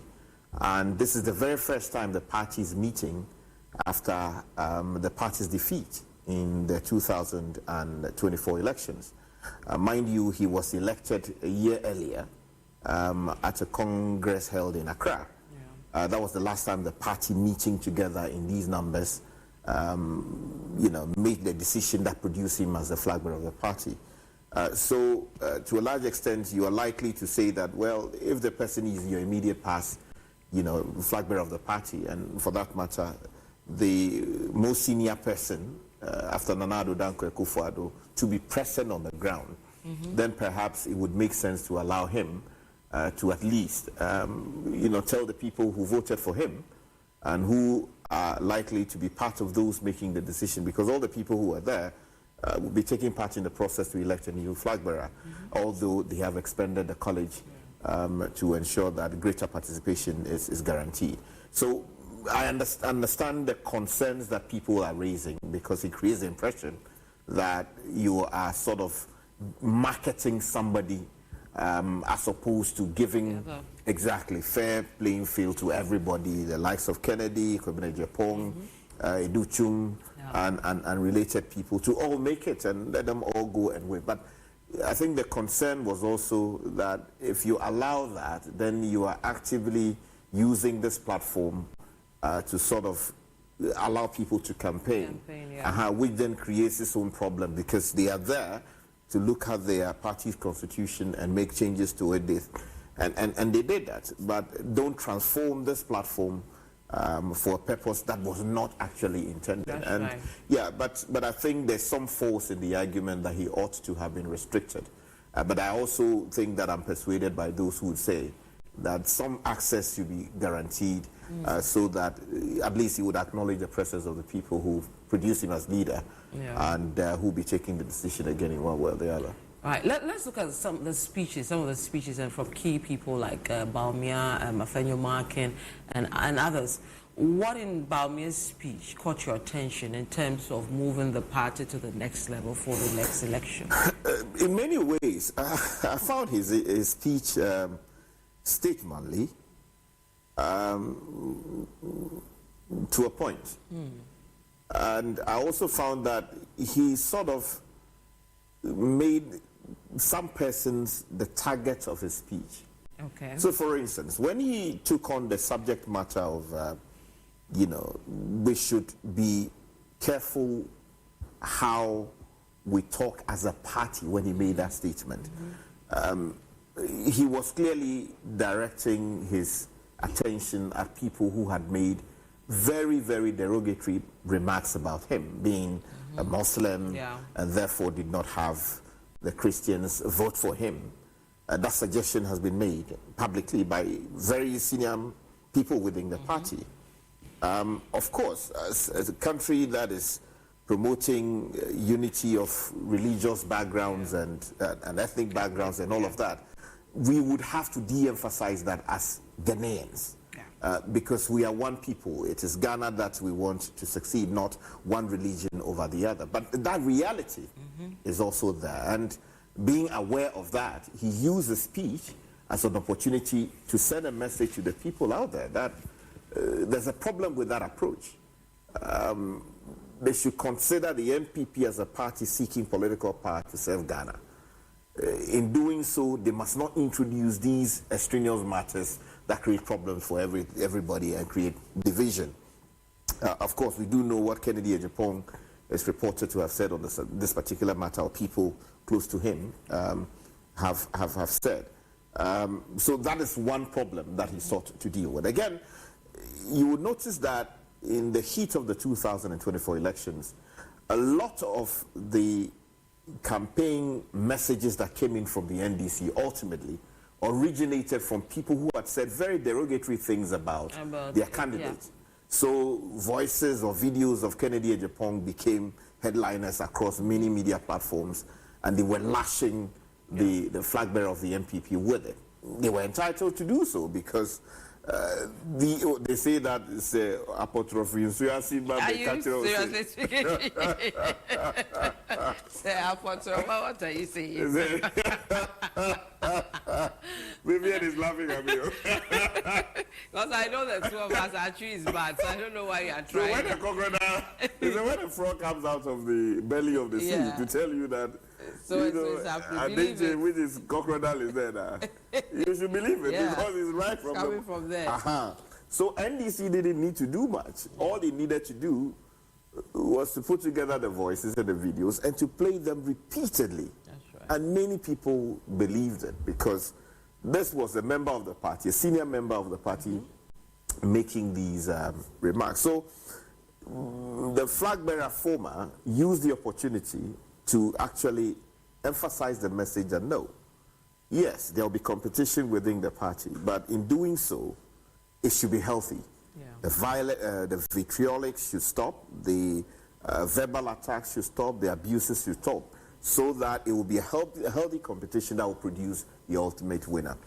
And he also spoke about the disappointment that has been registered. Of course, there have also been concerns about his early concession, which many people thought, and where these comments were echoed just recently, that because he conceded early, he basically rendered many of the parliamentary candidates naked.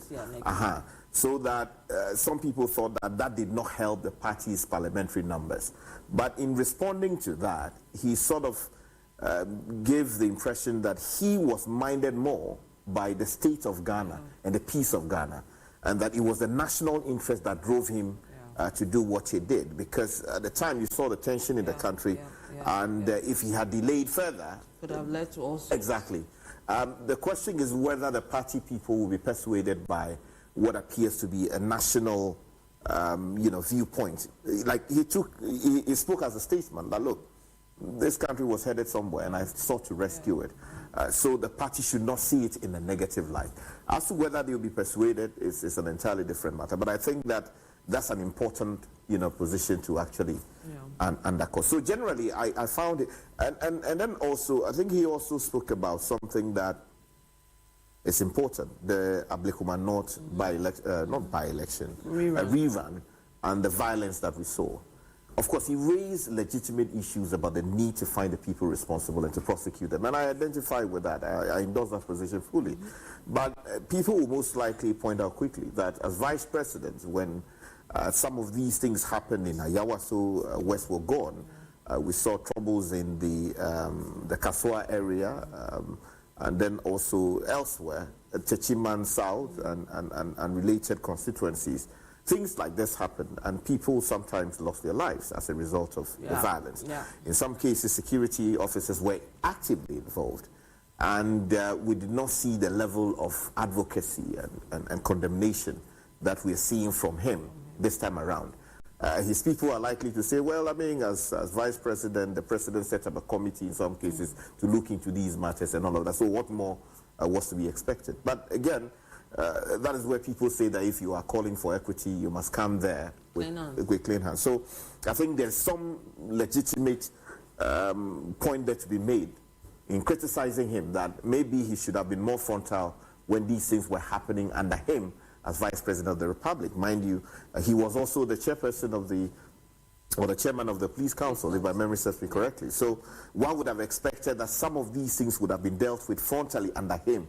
So then he gathers the moral authority to be able to take on this matter. But I identify fully with him that if these things are not dealt with properly, they become problems for the Republic. Right. What are any other official whose speech caught your attention? Then we go to the motions. I would say that the General Secretary of the party, Justin Kodia, also attempted to give an account of his tenure.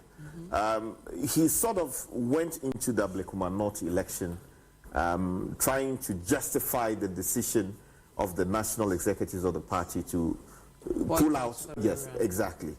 Except that that decision was not ultimately respected by the candidate. Now, there are two issues here. He said, per the evidence collected by the party and presented to the NEC, based on which a decision was taken not to take part, it was clear to them that they had won the elections by in excess of 400 votes. And therefore, it did not make sense for the party to go and subject itself to a process that would ultimately be against their interests. I think there's some weight in that argument, particularly if it is supported by evidence. Of course, that position is disputed by the NDC and then also the Electoral Commission because of some comments they had made. But it is important to state that the EC had repeatedly stated that they were more concerned about just 3 polling station results because those were areas that they were not so sure about. So if you were to go with the EC's earlier position, then you would say that, look, there was some merit in the NPP's argument. So the EC ought to have been consistent. But the flip side of this matter is that the party, yes, may have contributed something to the fortunes of the party over the years in that constituency, because I used to live there.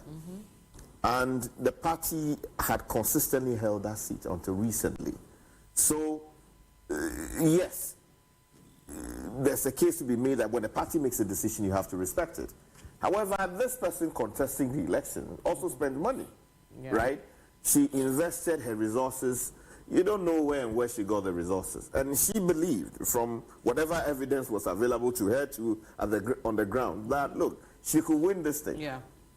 Unfortunately, it didn't turn out well.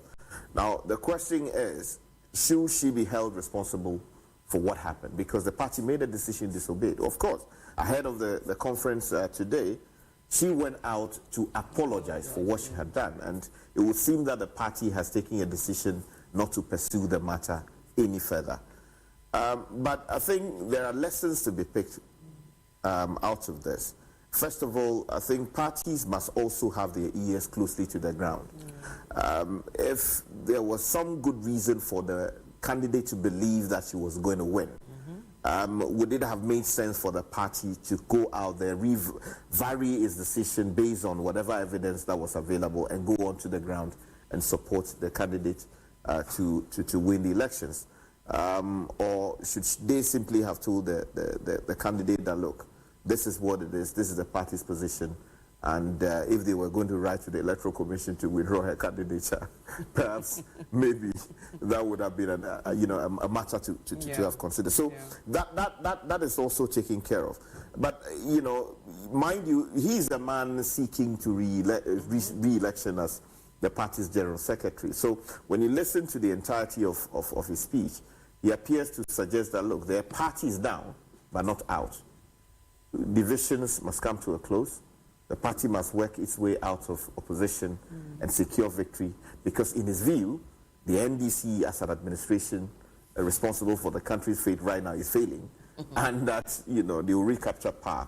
It is up to the Ghanaian people to evaluate what he's saying, and also the members of the NPP to evaluate what he is saying and determine whether or not he deserves re-election, and for the NPP to also be examined to determine whether or not they are in the right place to come back to power.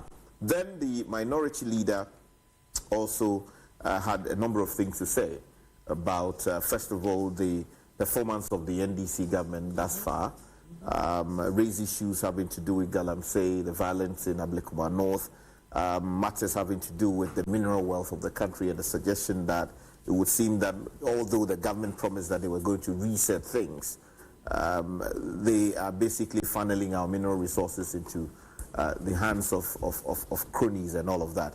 Then he also used the example or the story of Prime Minister Modi, how he was a pariah on the international stage previously, was refused access to the US because of some problems there. But he's managed now to actually turn himself around, won elections in Gujarat, and the BJP is now the biggest thing happening to India and changing the fortunes of that country. And he sought to use that story to say that while the NPP finds itself in a position today, it can pick up lessons from what Prime Minister Modi did to transform the BJP's electoral fortunes in India.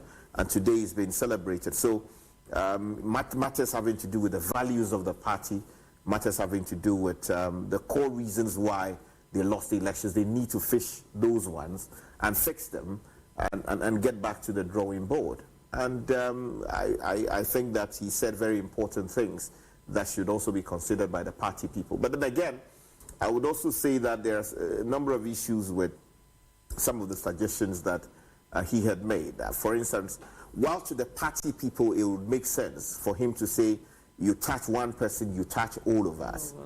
That would not make sense to many Ghanaians, because one of the reasons why they voted the NPP out of power was to ensure that whoever was coming in should hold those who had done terrible things under the tenure of the NPP accountable for the actions. Now, the question is, if the state is lawfully pursuing people who should be held accountable, should that mean that a whole party should rise up? I think, comments like that sort of undermine the what do you call it? The judicial system as we know it, or the criminal justice system as we know it. When people are put into office, the expectation is that they would perform to the glory of God. That means that they should act in ways that would be, free of any suggestion that they had done wrong. You understand? And where there are reasons to believe that they acted contrary to the laws of the country, they should be held accountable. Now, that is not to be mistaken to mean that the state has the authority to abuse the processes of the courts or the criminal justice system just so as to pursue people unjustly.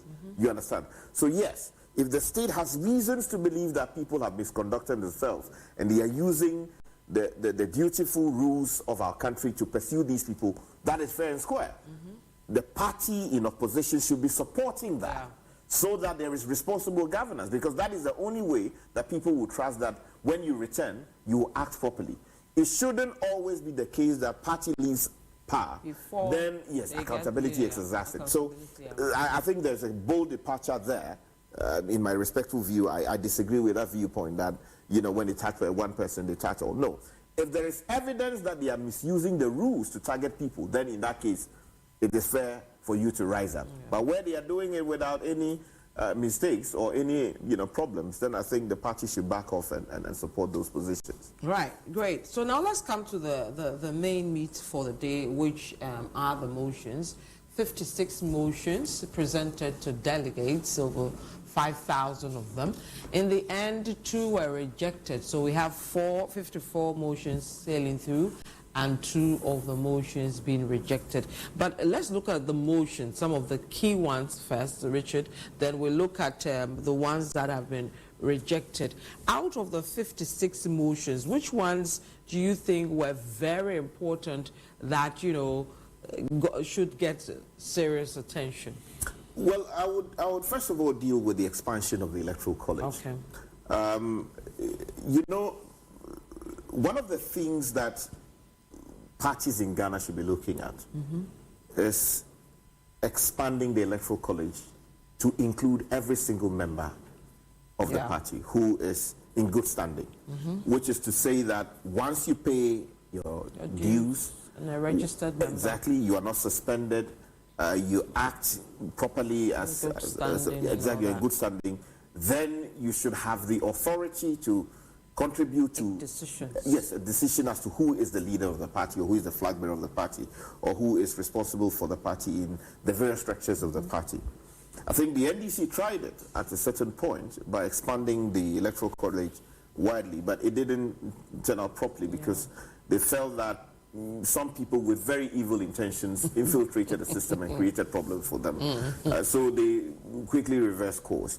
But I think, look, that is one of our failings as a country. We should be able to know whether Vivian is with this particular political party or with that political party. And that where there are conflicts, we should be able to resolve that. We still have in this country people belonging to 2 political parties at the same time. So they have the NDC's political party card and they have that of the NPP at the same time. And depending on where they find themselves, they go with it. Exactly. That should not happen. You understand? So the only way to do that is where, for instance, you introduce new systems of providing biometric cards to members so that each member of the party has a biometric card. And that data speaks to other from others. Exactly, so that the conflict, you are able to resolve that. Now, through that, you are now sure that person A or B is a member of the party. And then you have a way of either engaging their Momo accounts to be able to ensure that they are paying their dues. Which means that you have a robust data on all of these people, and that will also help to build the parties, because if you have about, say, 5 million people out there belonging to the NDC or 5 million people belonging to the NPP, and they are all contributing, then you can better run the party. It is embarrassing that after 7 months in office, the party is in a position so difficult as to now say that we are depending on, what do you call it? Flag bearer aspirants to support a major event like this. It's an embarrassment. Fundraising. Exactly, and we saw the same thing with the NDC. The moment they are out of power, then there's no money coming in again. Now, people preside over the party. The way to do that in a more responsible way, in my view, is to set up the structures that will make it possible for the party to raise money. And through that, the people then have the voice or the voices to be able to determine who leads the party. So I think that that expansion must happen. But they attempted to do better. The expansion has been increased by some 30 or 40%. 40%, You feel that is not good enough? No, I think... I mean, because some would say it's going to take a while, because some of the issues you've raised, it will take a bit of time to get it sorted, you know. You had the lady from America who said from 2009 they've been trying to get everybody to be part of it. But 40 not good enough? No, I think if you are looking for 100 and you get 40 out of it, you get that first. And then now insist that, look, we should move to the next level. I think it's important because they now are including a number of people who have variously contributed to the success of the party, either in power or in a position. So the idea that these people hitherto were left out of the decision-making process, I mean, is offensive to all notions of what you call a democracy. So it is great that they are putting them now into the mix to help them determine who becomes the flag bearer of the party and who is taking decisions at various levels. So I side with that particular expansion because in my view, it makes sense. Okay. Your next one, that... okay, so a very problematic one for me was the decision of the party to remove the president as a leader of the party. I should have gone to that, but I can't immediately find it here. Well, whilst you're looking at that, some people say that decision is the people speaking based on the last administration and how things went with the leader at the time in terms of certain decisions, certain actions, which they believe actually led to the loss of the elections as well. So that's the party speaking, or the supporters and members trying to send a message across to leaders. Well, you see, whatever may well have been the inspiration behind this decision, that look, the national chairman should always be the leader of the party. Like, just envisage a situation where, for some reason, the national chairman is unable to work with the president of the republic. Now, we saw something like that during the NPP's days in opposition, when the national chairman had fallen out with the flag bearer, or so we were told, which ultimately meant that Paul Afoko had to be removed as national chairman. Now, imagine the party in power, and then this big fallout happens. You saw during the days of the NPP in opposition, there were allegations that, when the leader of the party wanted the national chairman to call meetings so that the party will sit and make decisions, the leader said they should... Go and see something. I mean, Kufuor and Alajete, there was a similar one. Exactly. So you don't want that situation. So I see the wisdom in the argument that once the president is elected and he becomes the primus inter pares, the first among equals, he should be the arrowhead for the party. He should lead and make sure that things happen in a responsible way. But I also see the wisdom in the counter argument that at a certain point it felt like basically the Nanado administration was running the show, and that anything he wanted he had to get it. Exactly, was forced to, because he was the leader of the party, and that created problems. I think there ought to have been a better way of monitoring progress from there, as opposed to immediately intervening and amending the provision. Because tomorrow you have Baumia in office and then he disagrees with, the national chairman. What would most likely happen? I think I have difficulty with this new arrangement. I don't see how it will play out, especially if the national chairman has his ego and wants only his ego to matter. And the president thinks that, look, I am the president of the republic and I have to make... Tell me what to do. Exactly, that presents a problem. So there's an issue with that. We'll see how that pans out, especially when they elect new officers and all that, and then, of course, the flag bearer. Right. Yes. And then also, I think the election also of, or the constitution of the steering committee of the party, again, they've removed, I think there was an attempt, I need to get that provision. I've been trying to get it, but I couldn't get it. There was an attempt to, I think they've removed the president as a member of the steering committee. Yes, as a member of the steering committee. Again, it would seem that this is flowing from the experience of the last dispensation. Exactly, where the president is sitting there, like, is the boss. And are you going to oppose him? And if you are Minister of State, would you find your way back in cabinet and all of that? Yes, it is a case that the president can always get his will done if he has enough respect and enough, what they call it, power to mobilize, convening power. And he can do that through agents or assigns, as the case may be. But I think that entirely removing the president from the steering committee constitution, I think, again, there's a problem there. I think people in these positions have got to realize that you are working together as a party. Interest will mean that you align in a certain way. Disagreements will mean that you diverge in a certain way. But as various speeches emphasized today, they have got to realize that there has to be a point of convergence. That even if you disagree, you must learn to work together. So dismantling the composition of the steering committee. But how else could they have cured that problem that they actually face for 2 terms? I mean, who calls the president to order? I'm not saying when he goes off, I'm not saying that's what happens, but when he goes off, who calls him to order? When he wants to have his way, which will go against the party, against their fortunes electorally, who calls him to order?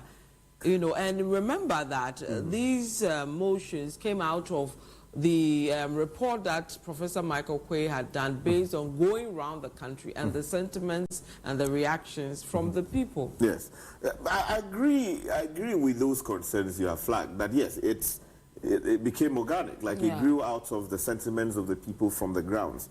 But then also, the majority is not always right, you know. I think the emphasis has got to be on the individuals involved must learn to work together, because there will always be disagreements. The question is, how do you handle it? Yes, you are the president of the republic, but the vehicle that brought you to power is also equally important. And so you need to, as always, take on board their suggestions. So if there are disagreements over how you are going, and you are at, or maybe you are the leader, or you take some position in during the meetings of the steering committee, it would make sense that, look, you should bow to some of the advice. Exactly. So work with them, as opposed to, hey, I am the man in charge, so I will starve you of resources, I'll remove you from office, or would take you out. You know, that kind of thing. Your will should be there, but your will must be subservient to the generality of the views of the people when properly expressed through the right channels at the appropriate level. Okay, we'll see how that particular motion pans out when the elections are done. Which one again? I found, for instance, the one dealing with. Let me try and you know, forgive me. There's so many. I have the full document, and I'm looking at it and. Trying to, there was one, I think it was 17, right? Was it 17? The one they shot down? Yeah, there was one, so they shot down 2. They shot down 17 and 54. Then the youth one, 54. Yeah, so the 54 one seems particularly okay. So this particular one says, amend Article 15(4) of the Constitution by defining youth in the Constitution to refer to a member of the party who is not above the age of 35. I think this is a very sensible amendment. Yes. Because for far too long, we have allowed 60-year-olds, 50-year-olds, you know, over 40-year-olds. But in our world, a 60-year-old can be a youth. Oh, please. It's the reality of it. So why are we departing from it because of international conventions? Yeah, so there is an international... internationally acceptable definition of youth. But in a country where a 50-year-old is 6, there are cases where even the current president is put under the youth. Oh, you see. So, I mean, if you go to some acceptable international definitions, the bracket is normally between 15 and 24. Yes. Right. The highest you get is 30. 30. I mean, it does not make sense that someone who says is national youth organizer is in some cases a retired, you know, individual. I mean, look, let's leave the youth to do what they must, because they understand their problem better. That is why in many cases you find that some of the youth leaders we have elected as Ghanaians over the years, they have not been able to connect with the youth. Because you don't understand their language. Different world. Exactly. If you want someone to be able to deal with the youth of today, that person must understand what's happening on social media. He must understand what the Gen Zs are thinking, the Alpha generation and all of these. So you have someone who is 60 years or 50 years, as the case may be, and he is a youth organizer of the party. How would he connect? That person should be doing something else. if you want to be the national organizer of the party, all well and good.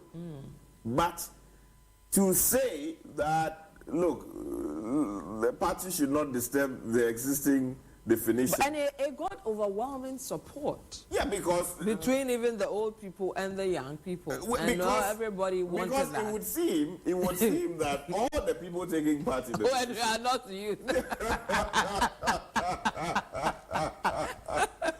Well, that's interesting. Yeah, that's so the people taking part in the decision, I can bet that majority of them are not, below 35. They are more than 35 years old. And they want, many of them will want to retain their current positions, or they want to aspire to the position that is being limited to only 35-year-olds and under. So honestly, I think that's particularly tragic, and it ought not have been the case. But unfortunately, it's happened. They have to take a second look at it, because if you go to the justification provided, they say that the age limit for youth per all international conventions and international laws shows that the highest age limit is 35 years. The UN puts the age bracket between 15 and 24 years. So you have WHO 15 to 29, UNICEF 15 to 24, ILO 15 to 24, African Youth Charter even says 15 to 35. Yeah. In Ghana, the National Youth Authority Act 2026, Act 939, defines a youth as a person between the ages 15 and 35. So if you put all of these together, I think the average is, 35. Yeah. Right? So for 55-year-old, 40-year-old in some cases to want to be, or 60-year-old to want to be, I think it's completely unacceptable. The same way, we should also review who gets to become the Minister for Youth. Yes, I understand that, Now you need an older person to also charge the cost, no?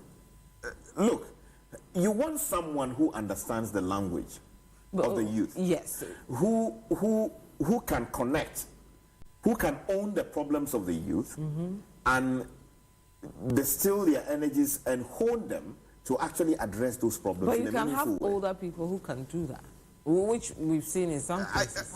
Look at what we've achieved over the years and ask yourself whether the youth ministers we've had, they have been able to tap into the potential of the youth. I honestly do not believe so. Of course, the current minister for youth is trying his very best. We've had the likes of... that's Pablo, but it's Pablo... No, Minister for Youth and Sports. Oh, Kofi Adams. Kofi Adams. He's trying his very best, although he's not. That's why he's not a youth. Yeah, but he's trying his best. Of course, we've had the likes of E.T. Mensah previously, and Rashid Felpo, and Mahama Yarigai, and all of that. What I'm saying is that I think we should come to that realization that if you say this is for the youth, let the youth handle it. Okay.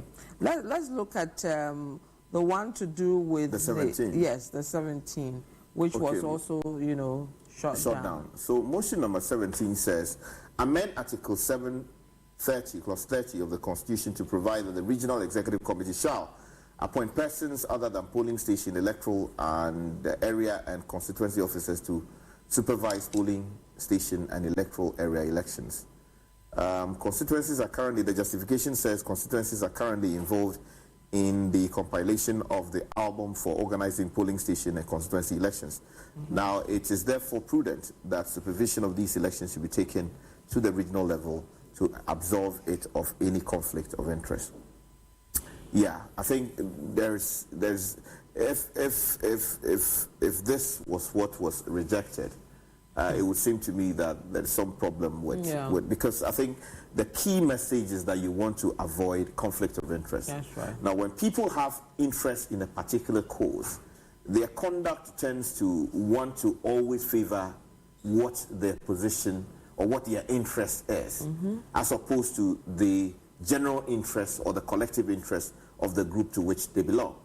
So one would have expected that if this was the wisdom that drove the proposed amendment, the party would have aligned behind it. And that's if I'm not making a mistake as to whether this is actually 17, because the document I have says that this is 17.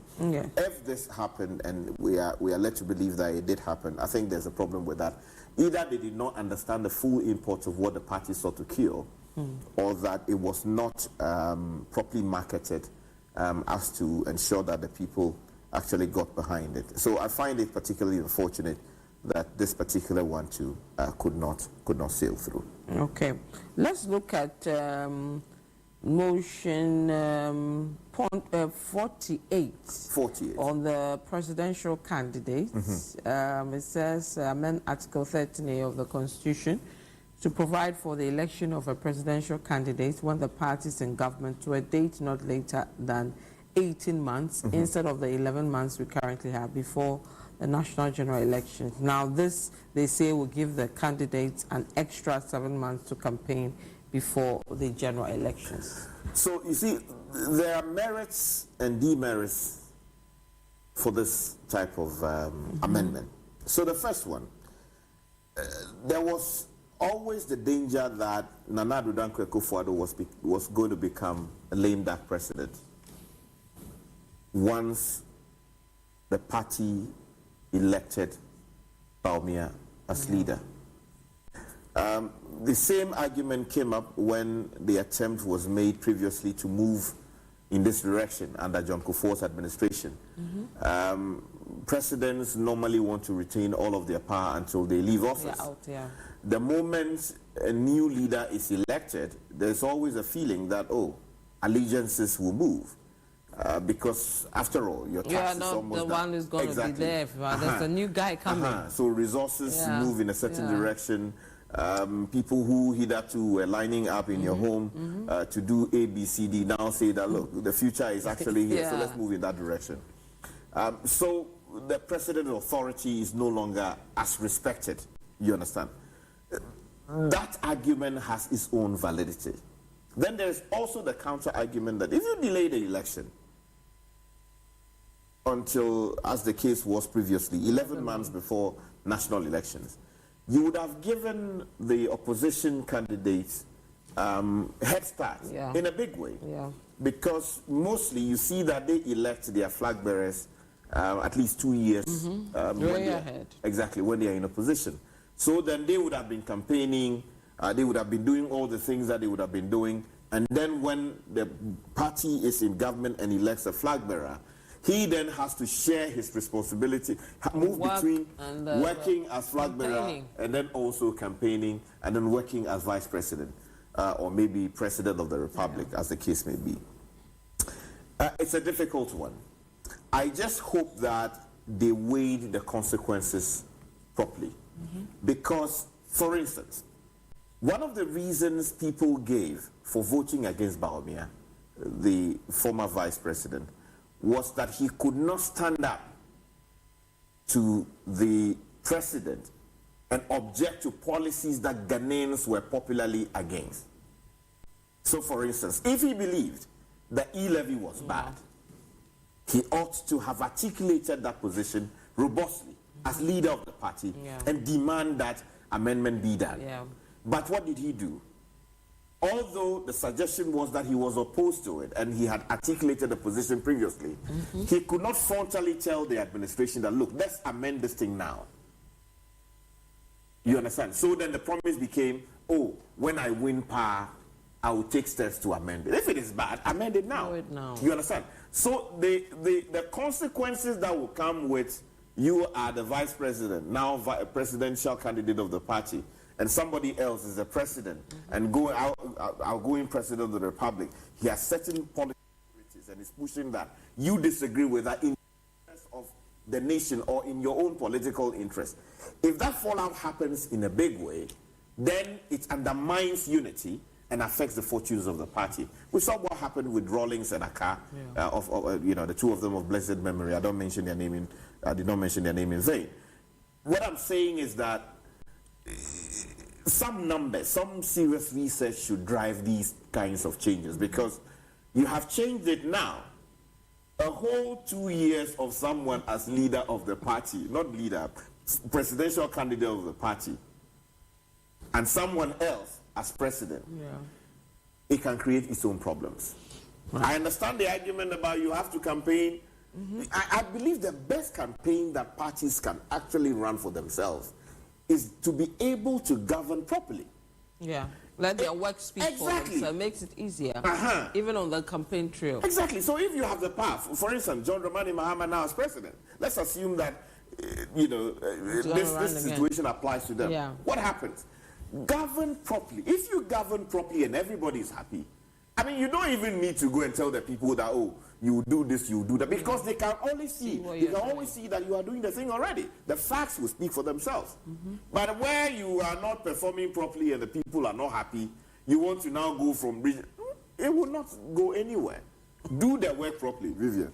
All right, let's go to motion 46, which is talking about, positions. Amend Article 13(1)(6) of the Constitution to provide that national officers, ministers, deputy ministers, CEOs, and other government appointees who file to become the presidential candidate of the party shall resign their positions at least 24 months to the national general elections. Now, they say this is to ensure fair competition and level playing field to all prospective aspirants for the flag bearership. This one also went through, right? Yes. But again, while there are positive sides to it, there are equally negative sides to it. So you notice that in this particular framing, there's no mention of vice president or president of the republic who is filing to contest. Right? Yeah. Is that fair? So you are saying from the word go, the fairness is not even fair. Exactly, because assuming that Baumia is president of the country, right? And he wants to but that will mean that will involve a lot, because if he resigns, the implications are, if, for example, he is the president and he's resigning, then the new elections and all that. So that's a lot. That's a lot. Than the usual. But if a CEO resigns, well, that's easy. If a minister resigns, that's easier. No, unless you don't think so. You see, I know the resource arguments that get made that, oh, if you are minister, you are deputy minister, you are CEO, by reason of your position, people tend to gravitate towards you and lend support to you. In some cases, you can use your position as a CEO or deputy minister or minister to actually influence what's happening on the ground. You understand? I understand that. But when a principle is enforced, the argument is often always that you should be able to say that if that principle is applied to some other higher situation, you should be able to hold water. And I'm saying that if you apply this principle to the position of President of the Republic, what happens? There are issues there. Because he is the overall boss. Number one, He's seeking re-election as the flag bearer of the party. That's right. Would that not be unfair to others who may equally have the appetite to want to fight for the same position? You understand? By reason of limiting it to ministers, national officers, deputy ministers, CEOs, and all of that, you have taken the president out. And for many people, and I take that view, that seems to be to skew the thing in favor of the president who is already in office, or the vice president who is already in office. And for me, that unfairness, that discrimination is a bit problematic.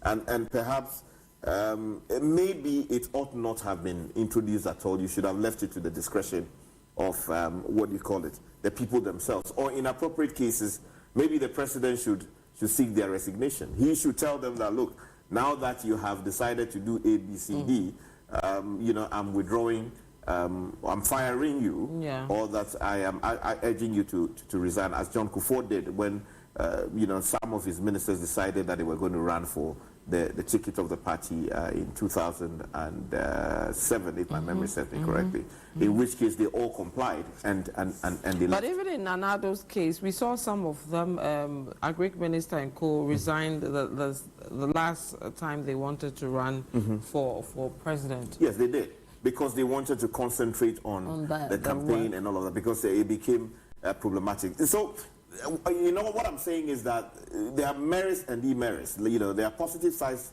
to this particular amendment, and there are negative sides. The question is, was there some research done as to establish firmly with some serious numbers that, look, this thing was a problem, and the way to resolve it is to couch it in this language? And were they minded to, because at least they should have spoken about what it means to be president and be seeking re-election.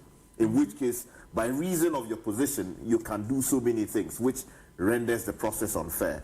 And I don't see the argument made here in the justification. Okay. Well, we have a few minutes to go. That of communicators, elections, I'm trying to look for the motion. I'm struggling to find which number that motion is. But now we'll see them. Okay, so that's motion 9. It says amend Article 75, 110, 7.3 of the Constitution to make communication officers at all levels of the party elected from the polling station, electoral area, constituency, regional, and at the national level.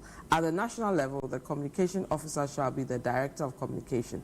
Now, the appointment of communication officers has, in many instances, been fraught with a lot of challenges occasioned by perceptions of favoritism and lack of candor. Making the positions elective will afford the party delegates to select persons they think can best communicate for the party. For the avoidance of doubt, the deputy directors of communications shall remain appointed. You see, I know that this particular position appears to mirror what's happening or what happens in the NPP, right, NDC, but then it has its own problems. What am I saying? The most popular person in a particular area may not be the best person to communicate the party's position. So, let's say you've gone to elect someone who has no idea whatsoever how to communicate the party's position. Yet because he is simply popular, or because he has enough resources to get people to line up behind him, he gets elected. What happens to communicating the party's position? I think parties have got to realize that there are certain positions that would require professionals to man those positions, or people who have evidence through previous actions that they are capable of discharging those responsibilities in a truly distinguishable way, right? If the person holds maybe masters in communication, whatever, he's an expert, he's run communication for a number of media houses or maybe institutions and all of that, he has a pedigree, has the CV to support it. It should be possible to find that person and appoint that person to serve in that position, regardless of whether the person, has gone into an election and has won or not. The danger in doing this is where people who don't want to, maybe they don't have the money, or they don't want people to do whatever they do during the election process, they will say, okay, I'm staying away. So you are losing the materials that are necessary to actually get your message out there to your people. The reverse, again, is also that, well, some people feel that people get appointed and they get appointed on the basis of cronyism, favoritism, and nepotism and all of that. How do they cure that? Exactly. So, again, it comes back to professionally running the position. So, for instance, if you have an appointment board within the party, and that appointment board advertises the positions, right, that these positions are vacant, do you have this qualification? Apply for it, right?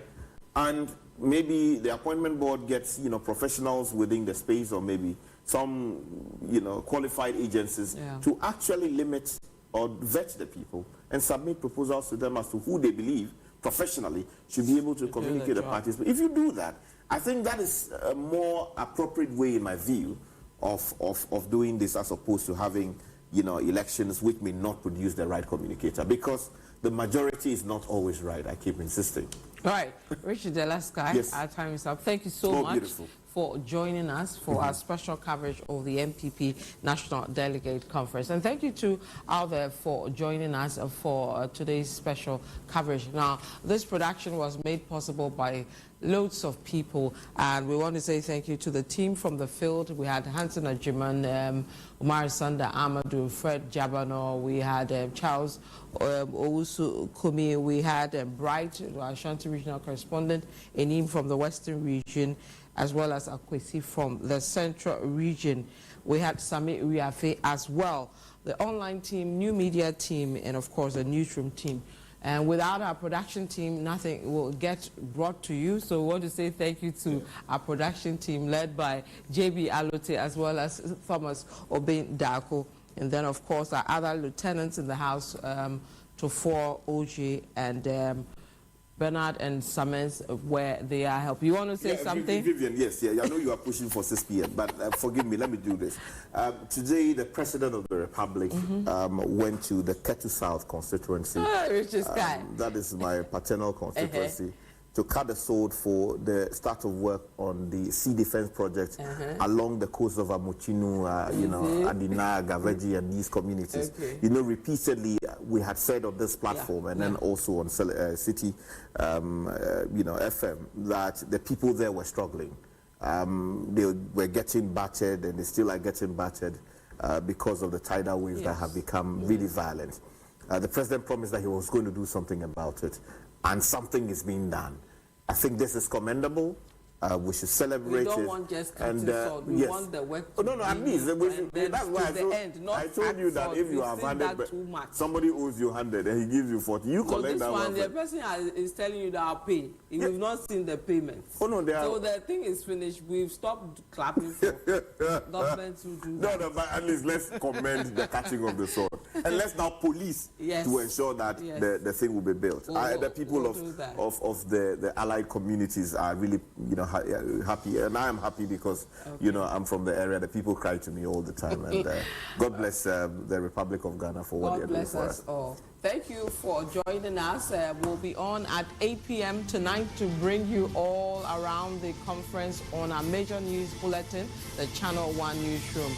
Tomorrow, and as well as on our social media platforms, we continue the conversations there. I am Vivian Kai Local. Thank you for joining.